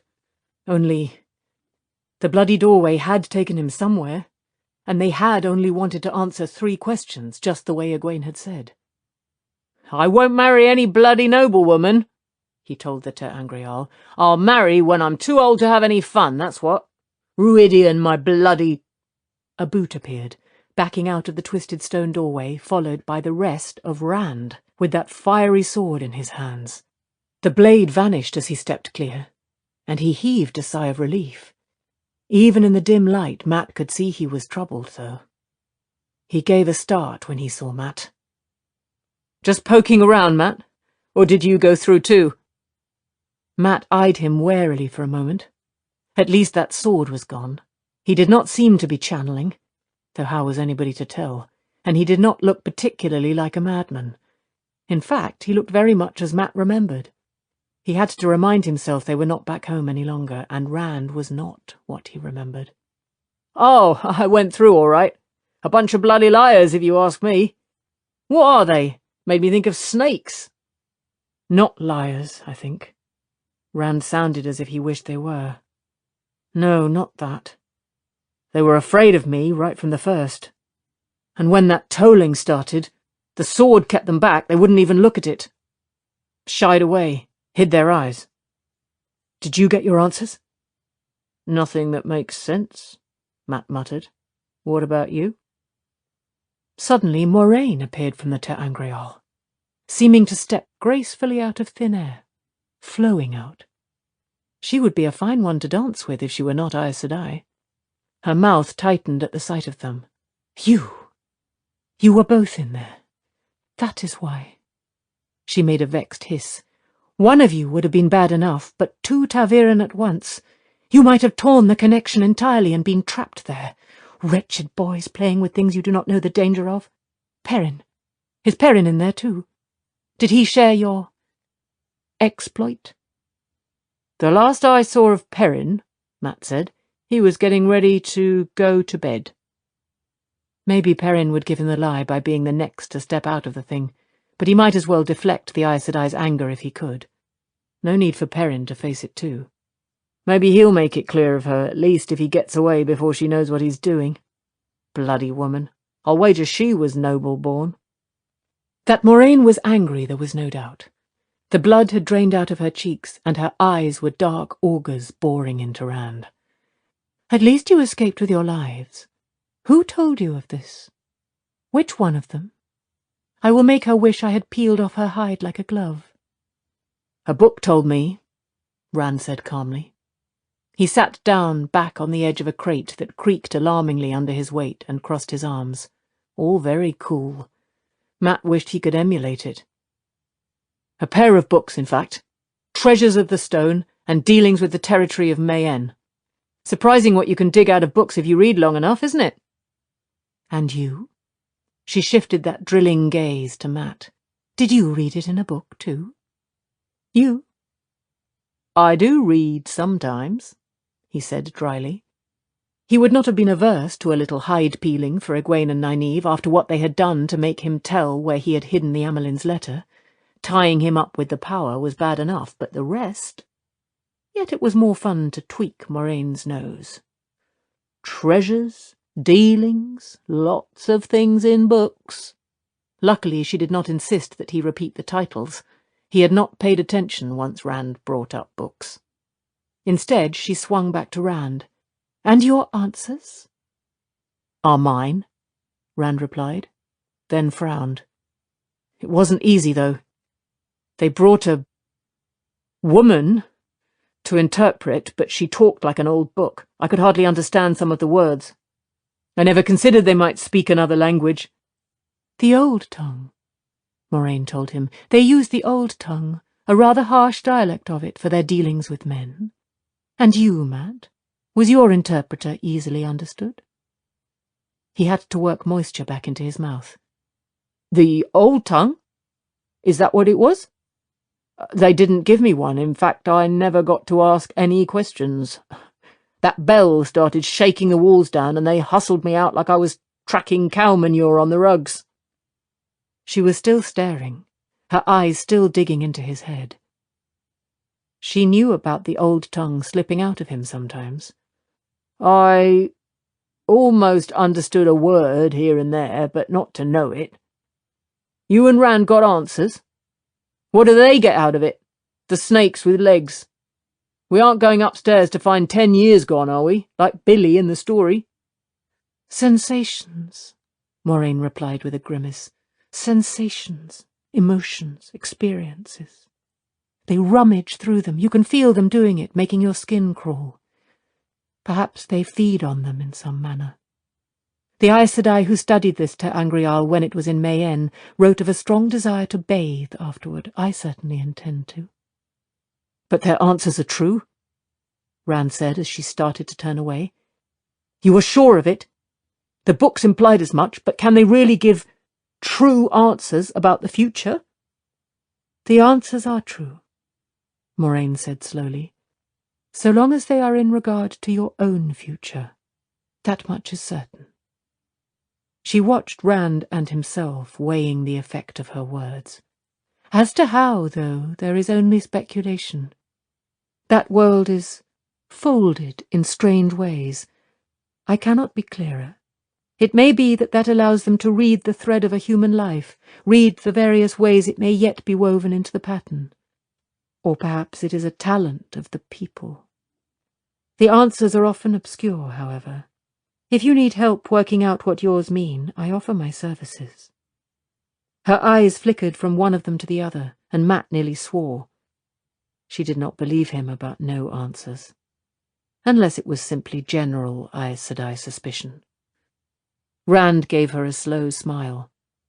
And will you tell me what you asked, and what they answered? For answer, she returned a level, searching look, then started for the door. A small ball of light, as bright as a lantern, was suddenly floating ahead of her, illuminating her way. Matt knew he should leave it alone now. Just let her go and hope she forgot he had ever been down here. But a knot of anger still burned inside him. All those ridiculous things they had said. Well, maybe they were true, if Moraine said so, but he wanted to grab those fellows by the collar, or whatever passed for a collar in those wrappings, and make them explain a few things. Why can't you go there twice, Moraine? He called after her. Why not?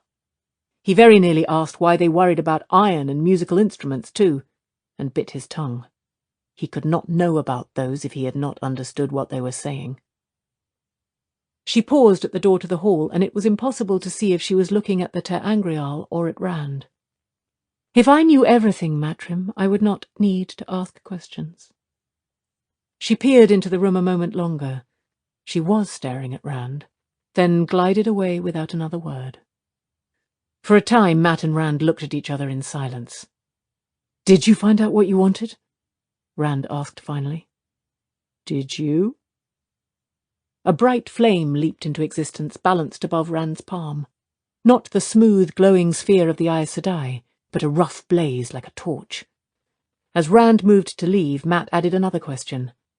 "Are you really going to just let the White Cloaks do whatever they want back home? You know they're heading for Emond's Field, if they're not there already.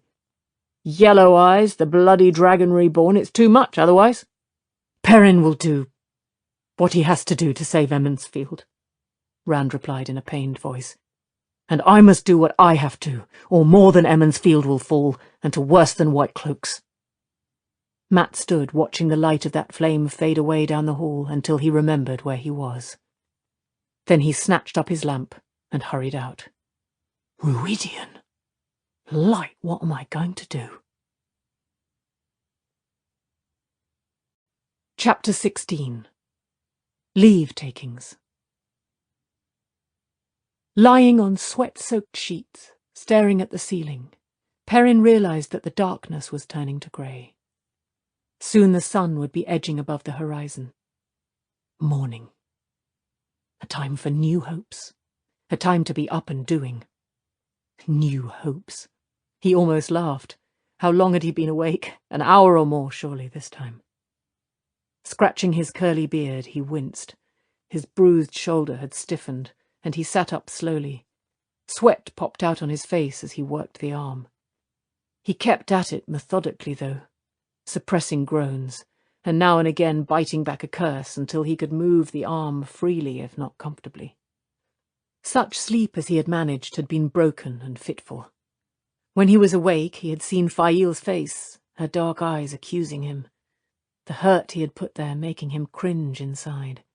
When he slept, he dreamed of mounting a gallows, and Fail watching, or worse, trying to stop it, trying to fight White Cloaks with their lances and swords, and he was screaming while they fitted the noose around his neck, screaming because the White Cloaks were killing Fail. Sometimes she watched them hang him with a smile of angry satisfaction. Small wonder such dreams wakened him with a jerk. Once he had dreamed of wolves running out of the forest to save both Fail and him, only to be spitted on White Cloak lances, shot down by their arrows. It had not been a restful night. Washing and dressing as hurriedly as he could, he left the room as if hoping to leave memories of his dreams behind. Little outward evidence remained of the night's attack. Here a sword-slashed tapestry, there a chest with a corner splintered by an axe, or a lighter patch on the stone-tiled floor where a blood-stained rug had been removed. The Magier had her liveried army of servants out in force, though many wore bandages, sweeping, mopping, clearing away and replacing. She limped about leaning on a stick, a broad woman with her grey hair pushed up like a round cap by the dressing wound around her head, calling her orders in a firm voice with the clear intention of removing every sign of the stone's second violation. She saw Perrin and gave him an infinitesimal curtsy. Even the High Lords did not get much more from her, even when she was well. Despite all the cleaning and scrubbing, under the smell of waxes and polishes and cleaning fluids, Perrin could still catch the faint scent of blood. Sharply metallic human blood, fetid Trolloc blood, acrid Murdral blood with its stink that burned his nostrils. He would be glad to be away from here. The door to Loyal's room was a span across and more than 2 spans high, with an overlarge door handle in the shape of entwined vines level with Perrin's head. The stone had a number of rarely used Ogier guest rooms. The stone of Tyr predated even the age of great Ogier stoneworks, but it was a point of prestige to use Ogier stonemasons, at least from time to time. Perrin knocked, and at the call of "Come in a voice like a slow avalanche, lifted the handle and complied. The room was on a scale with the door in every dimension. Yet Loyal, standing in the middle of the leaf-patterned carpet in his shirt-sleeves, a long pipe in his teeth, reduced it all to seemingly normal size. The Ogier stood taller than a Trolloc in his wide-toed, thigh-high boots, if not so broad as one. His dark green coat, buttoned to the waist, then flaring to his boot-tops like a kilt over baggy trousers, no longer looked odd to Perrin, but one look was enough to tell this was not an ordinary man in an ordinary room. The Ogier's nose was so broad as to seem a snout, and eyebrows like long moustaches dangled beside eyes the size of teacups. Tufted ears poked up through shaggy black hair that hung nearly to his shoulders. When he grinned around his pipe-stem at the sight of Perrin, it split his face in half. "Good morning, Perrin," he rumbled, removing the pipe. "You slept well? Not easy after such a night as that. Myself, I have been up half the night writing down what happened." He had a pen in his other hand, and ink stains on his sausage-thick fingers. Books lay everywhere, on Ogier-sized chairs and the huge bed and the table that stood as high as Perrin's chest. That was no surprise, but what was a little startling was the flowers. Flowers of every sort, in every colour.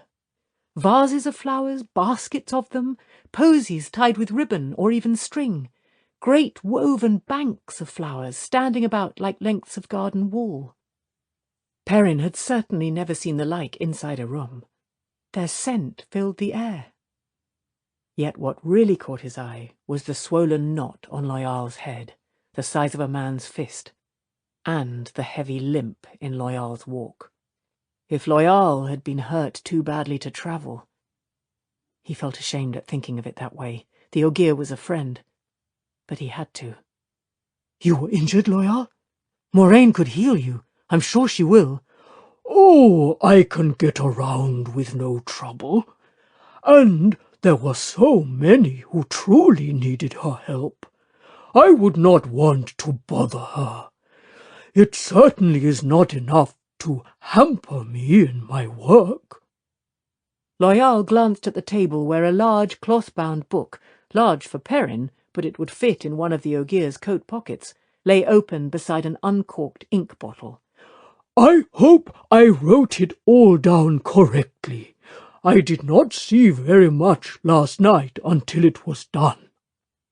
"Loyal," Fail said, standing up from behind one of the banks of flowers with a book in her hands, "is a hero." Perrin jumped. The flowers had masked her scent completely. Loyal made shushing noises, his ears twitching with embarrassment, and waved his big hands at her, but she went on, her voice cool, but her eyes hot on Perrin's face. "He gathered as many children as he could, and some of their mothers, into a large room, and held the door alone against Trollocs and Myrddraal through the entire fight. These flowers are from the women of the stone, tokens to honour his steadfast courage, his faithfulness." She made steadfast and faithfulness crack like whips. Perrin managed not to flinch, but only just. What he had done was right, but he could not expect her to see it. Even if she knew why, she would not see it. It was the right thing. It was. He only wished he felt better about the entire matter. It was hardly fair that he could be right and still feel in the wrong. "It was nothing." Loyal's ears twitched wildly. "It is just that the children could not defend themselves. That's all. Not a hero. No." "Nonsense!" Fail marked her place in the book with a finger and moved closer to the Ogier. She did not come up to his chest. "There is not a woman in the stone who would not marry you if you were human, and some would anyway. Loyal, well named, for your nature is loyalty. Any woman could love that." The Ogier's ears went stiff with shock, and Perrin grinned. She had obviously been feeding Loyal honey and butter all morning in hope the Ogier would agree to take her along no matter what Perrin wanted, but in trying to prick him, she had just fed Loyal a stone without knowing it. "Have you heard from your mother, Loyal?" he asked. "No." Loyal managed to sound relieved and worried at the same time. But I saw Lyafar in the city yesterday. He was as surprised to see me as I to see him. We are not a common sight in Tyr. He came from Stedding Shangtai to negotiate repairs on some Ogier stonework in one of the palaces. I have no doubt the first words out of his mouth when he returns to the Stedding will be, "Loyal is in Tyr." That is worrying, Perrin said, and Loyal nodded dejectedly. Lyafar says the elders have named me a runaway, and my mother has promised to have me married and settled. She even has someone chosen. Lyafar did not know who. At least, he said he did not. He thinks such things are funny. She could be here in a month's time. Fail's face was a picture of confusion that almost made Perrin grin again. She thought she knew so much more than he did about the world. Well, she did, in truth, but she did not know Loyal. Stedding Shangtai was Loyal's home, in the spine of the world, and since he was barely past 90, he was not old enough to have left on his own. Ogier lived a very long time. By their standards, Loyal was no older than Perrin, maybe younger. But Loyal had gone anyway, to see the world, and his greatest fear was that his mother would find him and drag him back to the Stedding to marry, never to leave again. While Fail was trying to figure out what was going on, Perrin stepped into the silence. I need to go back to the Two Rivers, Loyal. Your mother won't find you there. Yes, that is true. The Ogier gave an uncomfortable shrug. But my book, Ran's story, and yours, and Matt's.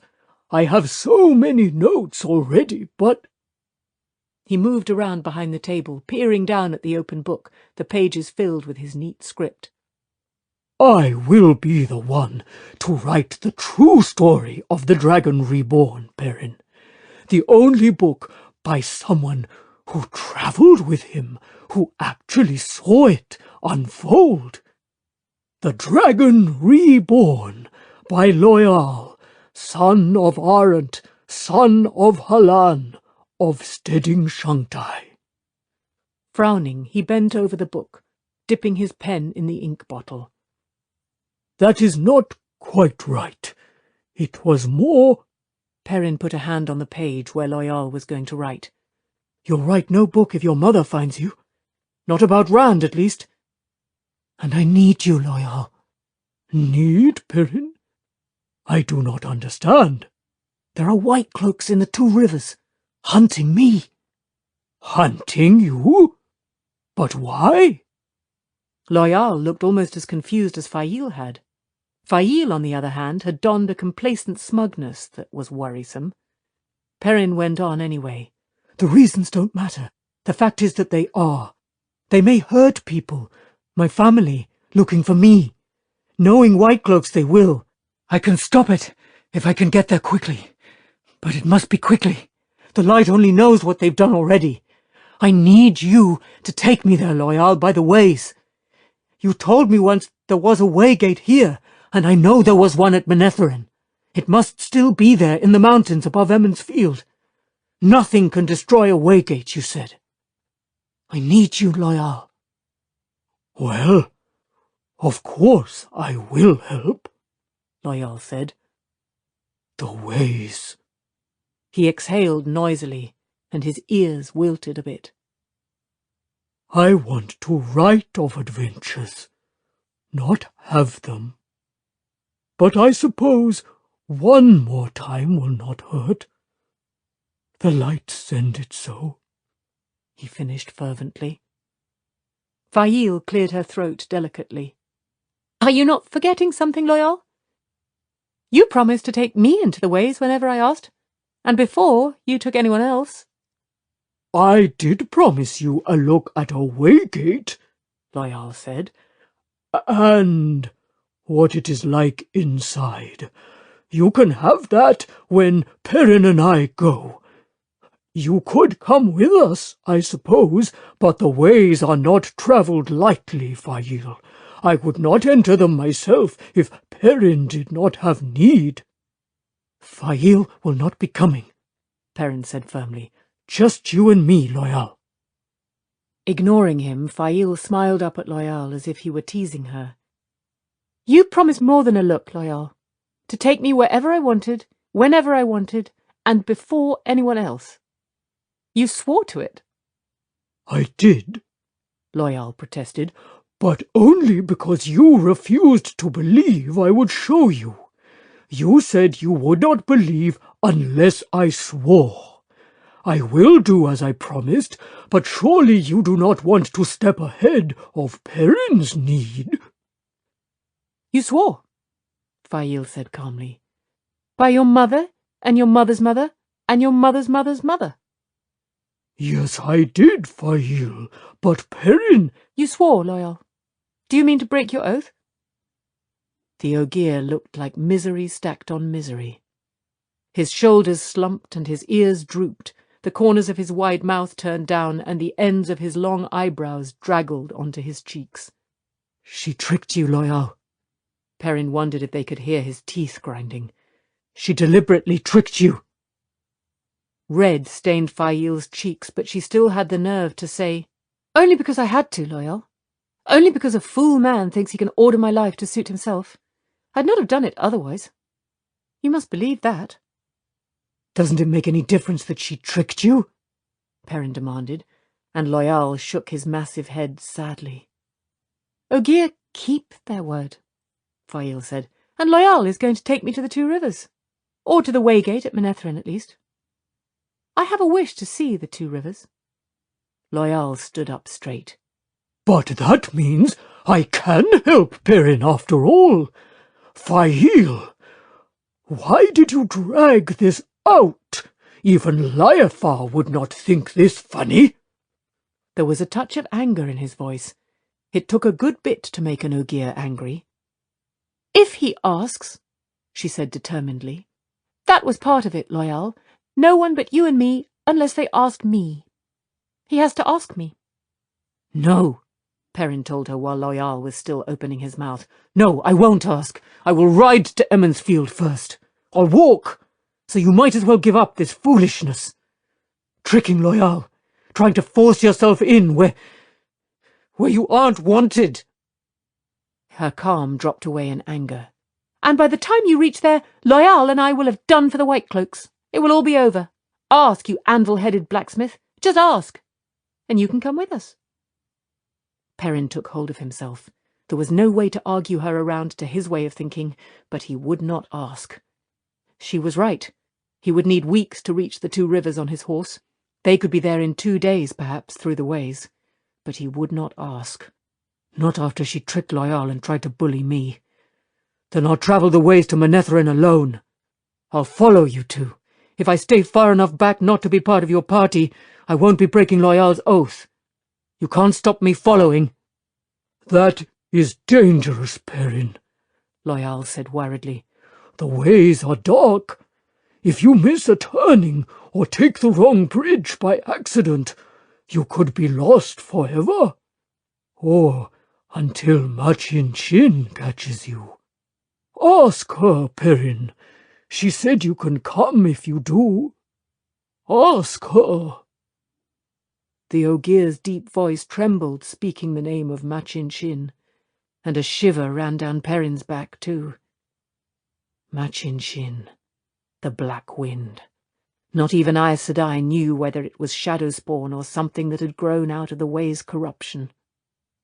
Machin Shin was why travelling the Ways meant risking death. That was what Aes Sedai said. The Black Wind ate souls. That Perrin knew for truth. But he kept his voice steady and his face straight. I'll be burned if I let her think I am weakening.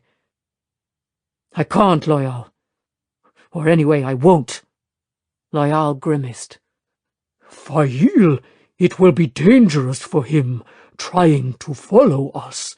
Please relent and let him. She cut him off sharply. No? If he is too stiff-necked to ask, why should I? Why should I even care if he does get lost? She turned to Perrin. You can travel close to us, as close as you need to, so long as it's plain you are following. You will trail after me like a puppy until you ask. Why won't you just ask? Stubborn humans, the Ogier muttered, hasty and stubborn, even when haste lands you in a hornet nest. I would like to leave today, Loyal, Perrin said, not looking at Fail. Best to go quickly, Loyal agreed with a regretful look at the book on the table. I can tidy my notes on the journey, I suppose. The light knows what I will miss, being away from Rand. Did you hear me, Perrin? Fail demanded. I will get my horse and a few supplies, Loyal. We can be on our way by mid-morning. Burn you, Perrin Ebara! Answer me! Loyal eyed her worriedly. Perrin, are you certain you could not— No, Perrin interrupted gently. She is mule-headed, and she likes playing tricks. I won't dance so she can laugh. He ignored the sound coming from deep in Fail's throat, like a cat staring at a strange dog and ready to attack. I will let you know as soon as I am ready. He started for the door, and she called after him furiously. When? Is my decision, Perrin Ebara, mine and Loyal's. Do you hear me? You had better be ready in 2 hours or we'll leave you behind. You can meet us at the Dragon Wall Gate stable if you're coming. Do you hear me? He sensed her moving and shut the door behind him just as something thumped into it heavily. A book, he thought. Loyal would give her fits about that. Better to hit Loyal on the head than harm one of his books. For a moment he leaned against the door, despairing. All he had done, all he had gone through, making her hate him, and she was going to be there to see him die anyway. The best thing he could say was that she might enjoy it now. Stubborn, mule-headed woman. When he turned to go, one of the Aiel was approaching, a tall man with reddish hair and green eyes who could have been Rand's older cousin or a young uncle. He knew the man and liked him, if only because Gaul had never given even a flicker of notice to his yellow eyes. "May you find shade this morning, Perrin? The Magia told me you had come this way, though I think she itched to put a broom in my hands. As hard as a wise one, that woman." May you find shade this morning, Gaul. Women are all hard-headed if you ask me. Perhaps so, if you do not know how to get round them. I hear you are journeying to the Two Rivers. Light, Perrin growled before the Aiel could say more. Does the whole stone know? If Moraine knew. Gaul shook his head. Rand Altor took me aside and spoke to me, asking me to tell no one. I think he spoke to others too, but I do not know how many will want to go with you. We have been on this side of the Dragon Wall for a long time, and many ache for the Threefold Land. Come with me? Perrin felt stunned. If he had Aiel with him, there were possibilities he had not dared consider before. Rand asked you to come with me? To the Two Rivers? Gaul shook his head again. He said only that you were going, and that there were men who might try to kill you. I mean to accompany you, though, if you will have me. Will I? Perrin almost laughed. I will that. We will be into the ways in a few hours. The ways? Gaul's expression did not change, but he blinked. Does that make a difference? Death comes for all men, Perrin. It was hardly a comforting answer. I cannot believe Rand is that cruel, Egwene said, and Nynaeve added, At least he did not try to stop you. Seated on Nynaeve's bed, they were finishing the division of the gold Moraine had provided. 4 fat purses apiece, to be carried in pockets sewn under Elaine's and Nynaeve's skirts, and another each, not so large as to attract unwanted attention, to carry at the belt. Egwene had taken a lesser amount, there being less use for gold in the waist. Elaine frowned at the 2 neatly tied bundles and the leather scrip lying beside the door. They held all of her clothes and other things. Cased knife and fork, hairbrush and comb, needles, pins, thread, thimble, scissors. A tinder box and a second knife smaller than the one at her belt. Soap and bath powder and— It was ridiculous to go over the list again. Egwene's stone ring was snug in her pouch. She was ready to go. There was nothing to hold her back.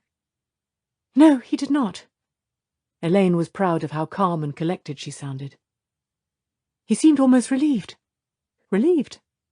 And I had to give him that letter, laying my heart open like a stone-blind fool. At least he won't open it until I am gone. She jumped at the touch of Nynaeve's hand on her shoulder. Did you want him to ask you to stay? You know what your answer would have been.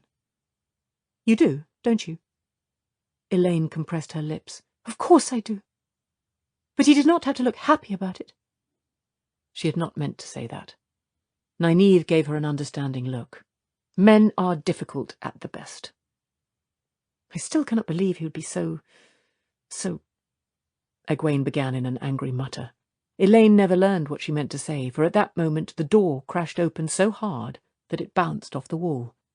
Elaine embraced Saidar before she had stopped flinching, then felt a moment of embarrassment when the rebounding door slapped hard against Lan's outstretched hand. A moment more, and she decided to hold on to the source a while longer. The warder filled the doorway with his broad shoulders, his face a thunderhead.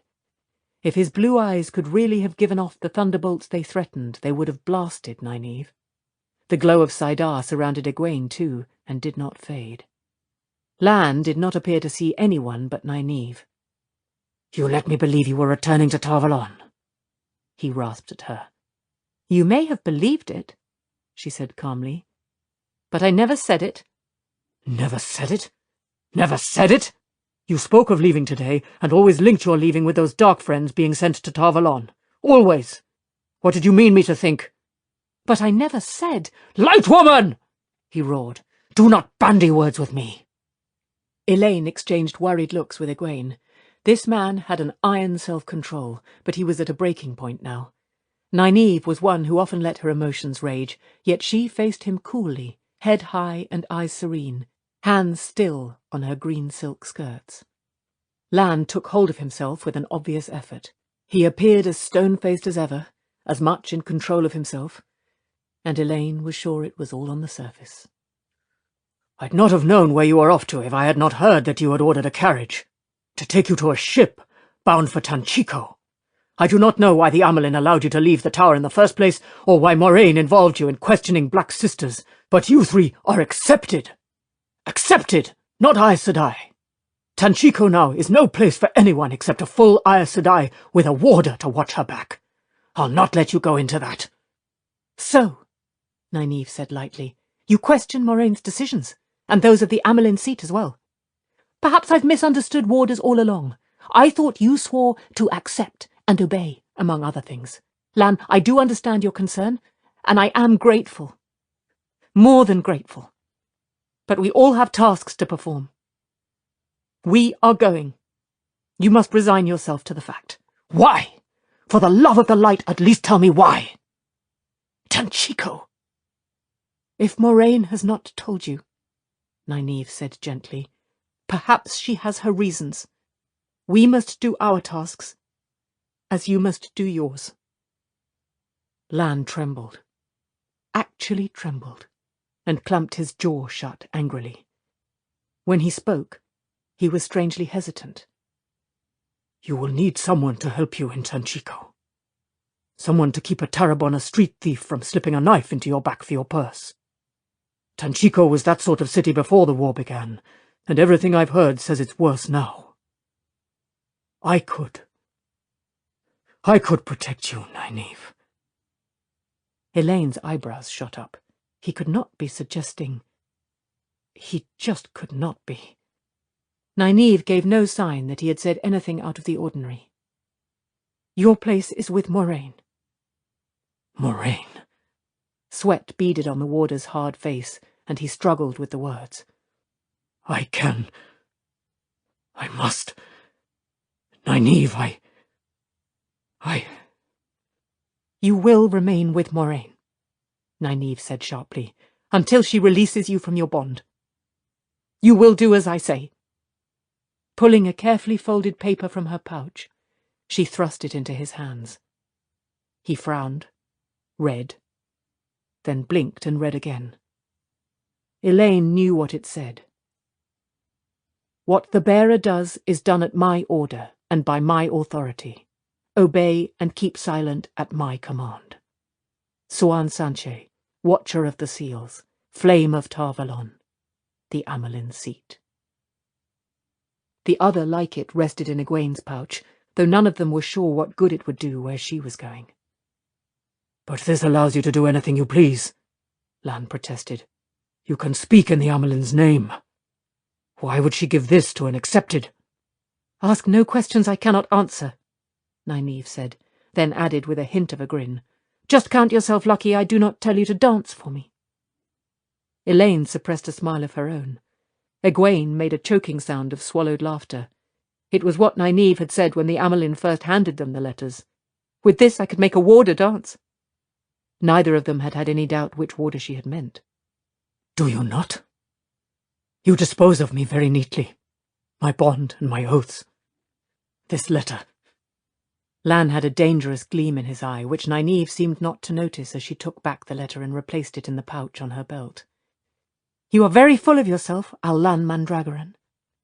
We do as we must, as you will." "Full of myself, Nynaeve Almira? I am full of myself?" Lan moved so quickly toward Nynaeve that Elaine very nearly wrapped him in flows of air before she could think. One moment Nynaeve was standing there, with just time to gape at the tall man sweeping toward her. The next her shoes were dangling a foot off the floor, and she was being quite thoroughly kissed.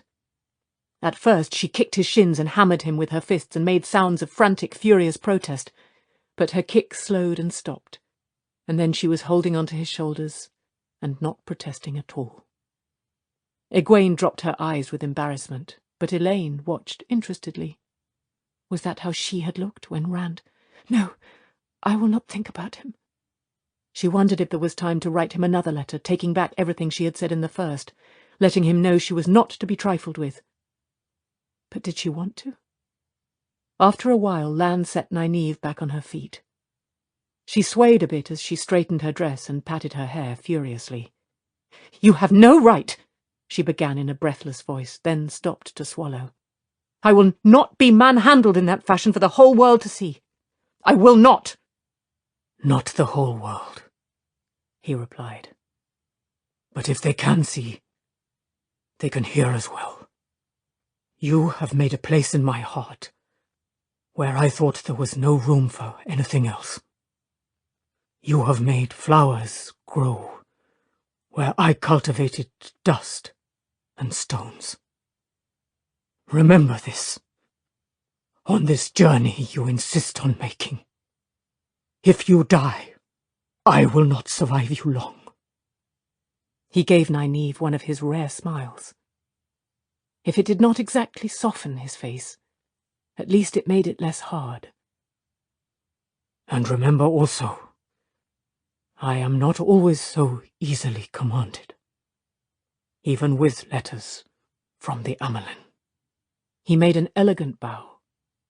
For a moment Elaine thought he actually meant to kneel and kiss Nynaeve's great serpent ring. "As you command," he murmured. "So do I obey." It was difficult to tell whether he meant to be mocking or not. As soon as the door closed behind him, Nynaeve sank onto the edge of her bed as if letting her knees give way at last. She stared at the door with a pensive frown. "Poke the meekest dog too often," Elaine quoted, "and he will bite. Not that Lan is very meek." She got a sharp look and a sniff from Nynaeve. "He is insufferable," Egwene said. "Sometimes he is. Nynaeve, why did you do that? He was ready to go with you. I know you want nothing more than to break him free of Moraine. Do not try to deny it." Nynaeve did not try. Instead, she fussed with her dress and smoothed the coverlet on the bed. "Not like that," she said finally. "I mean him to be mine. All of him. I will not have him remembering a broken oath to Moraine. I will not have that between us. For him as well as myself. But will it be any different if you bring him to ask Moraine to release him from his bond?" Egwene asked. "Lan is the kind of man who would see it as much the same thing. All that leaves is to somehow make her let him go of her own accord. How can you manage that?" "I do not know." Nynaeve firmed her voice. "Yet what must be done can be done. There is always a way. That is for another time. Work to be done, and we sit here fretting over men. Are you sure you have everything you need for the waste, Egwene? Avienda is readying everything, Egwene said. She still seems unhappy, but she says we can reach Ruidian in little more than a month, if we are lucky. You will be in Tanchico by then. Perhaps sooner, Elaine told her, if what they say about seafolk rakers is true. You will be careful, Egwene. Even with Avienda for a guide, the waste cannot be safe. I will. You be careful, both of you. Tanchico is not much safer than the waste now. Abruptly they were all hugging one another, repeating cautions to take care, making sure they all remembered the schedule for meeting in Teleran Riod's stone. Elaine wiped tears from her cheeks. As well Lan left. She laughed tremulously. He would think we were all being foolish. No, he would not, Nynaeve said, pulling up her skirts to settle a purse of gold into its pocket. He may be a man, but he is not a complete dolt. There had to be time between here and the carriage to locate paper and pen, Elaine decided. She would find time. Nynaeve had the right of it. Men needed a firm hand. Rand would find he could not get away from her so easily. And he would not find it easy to worm his way back into her good graces.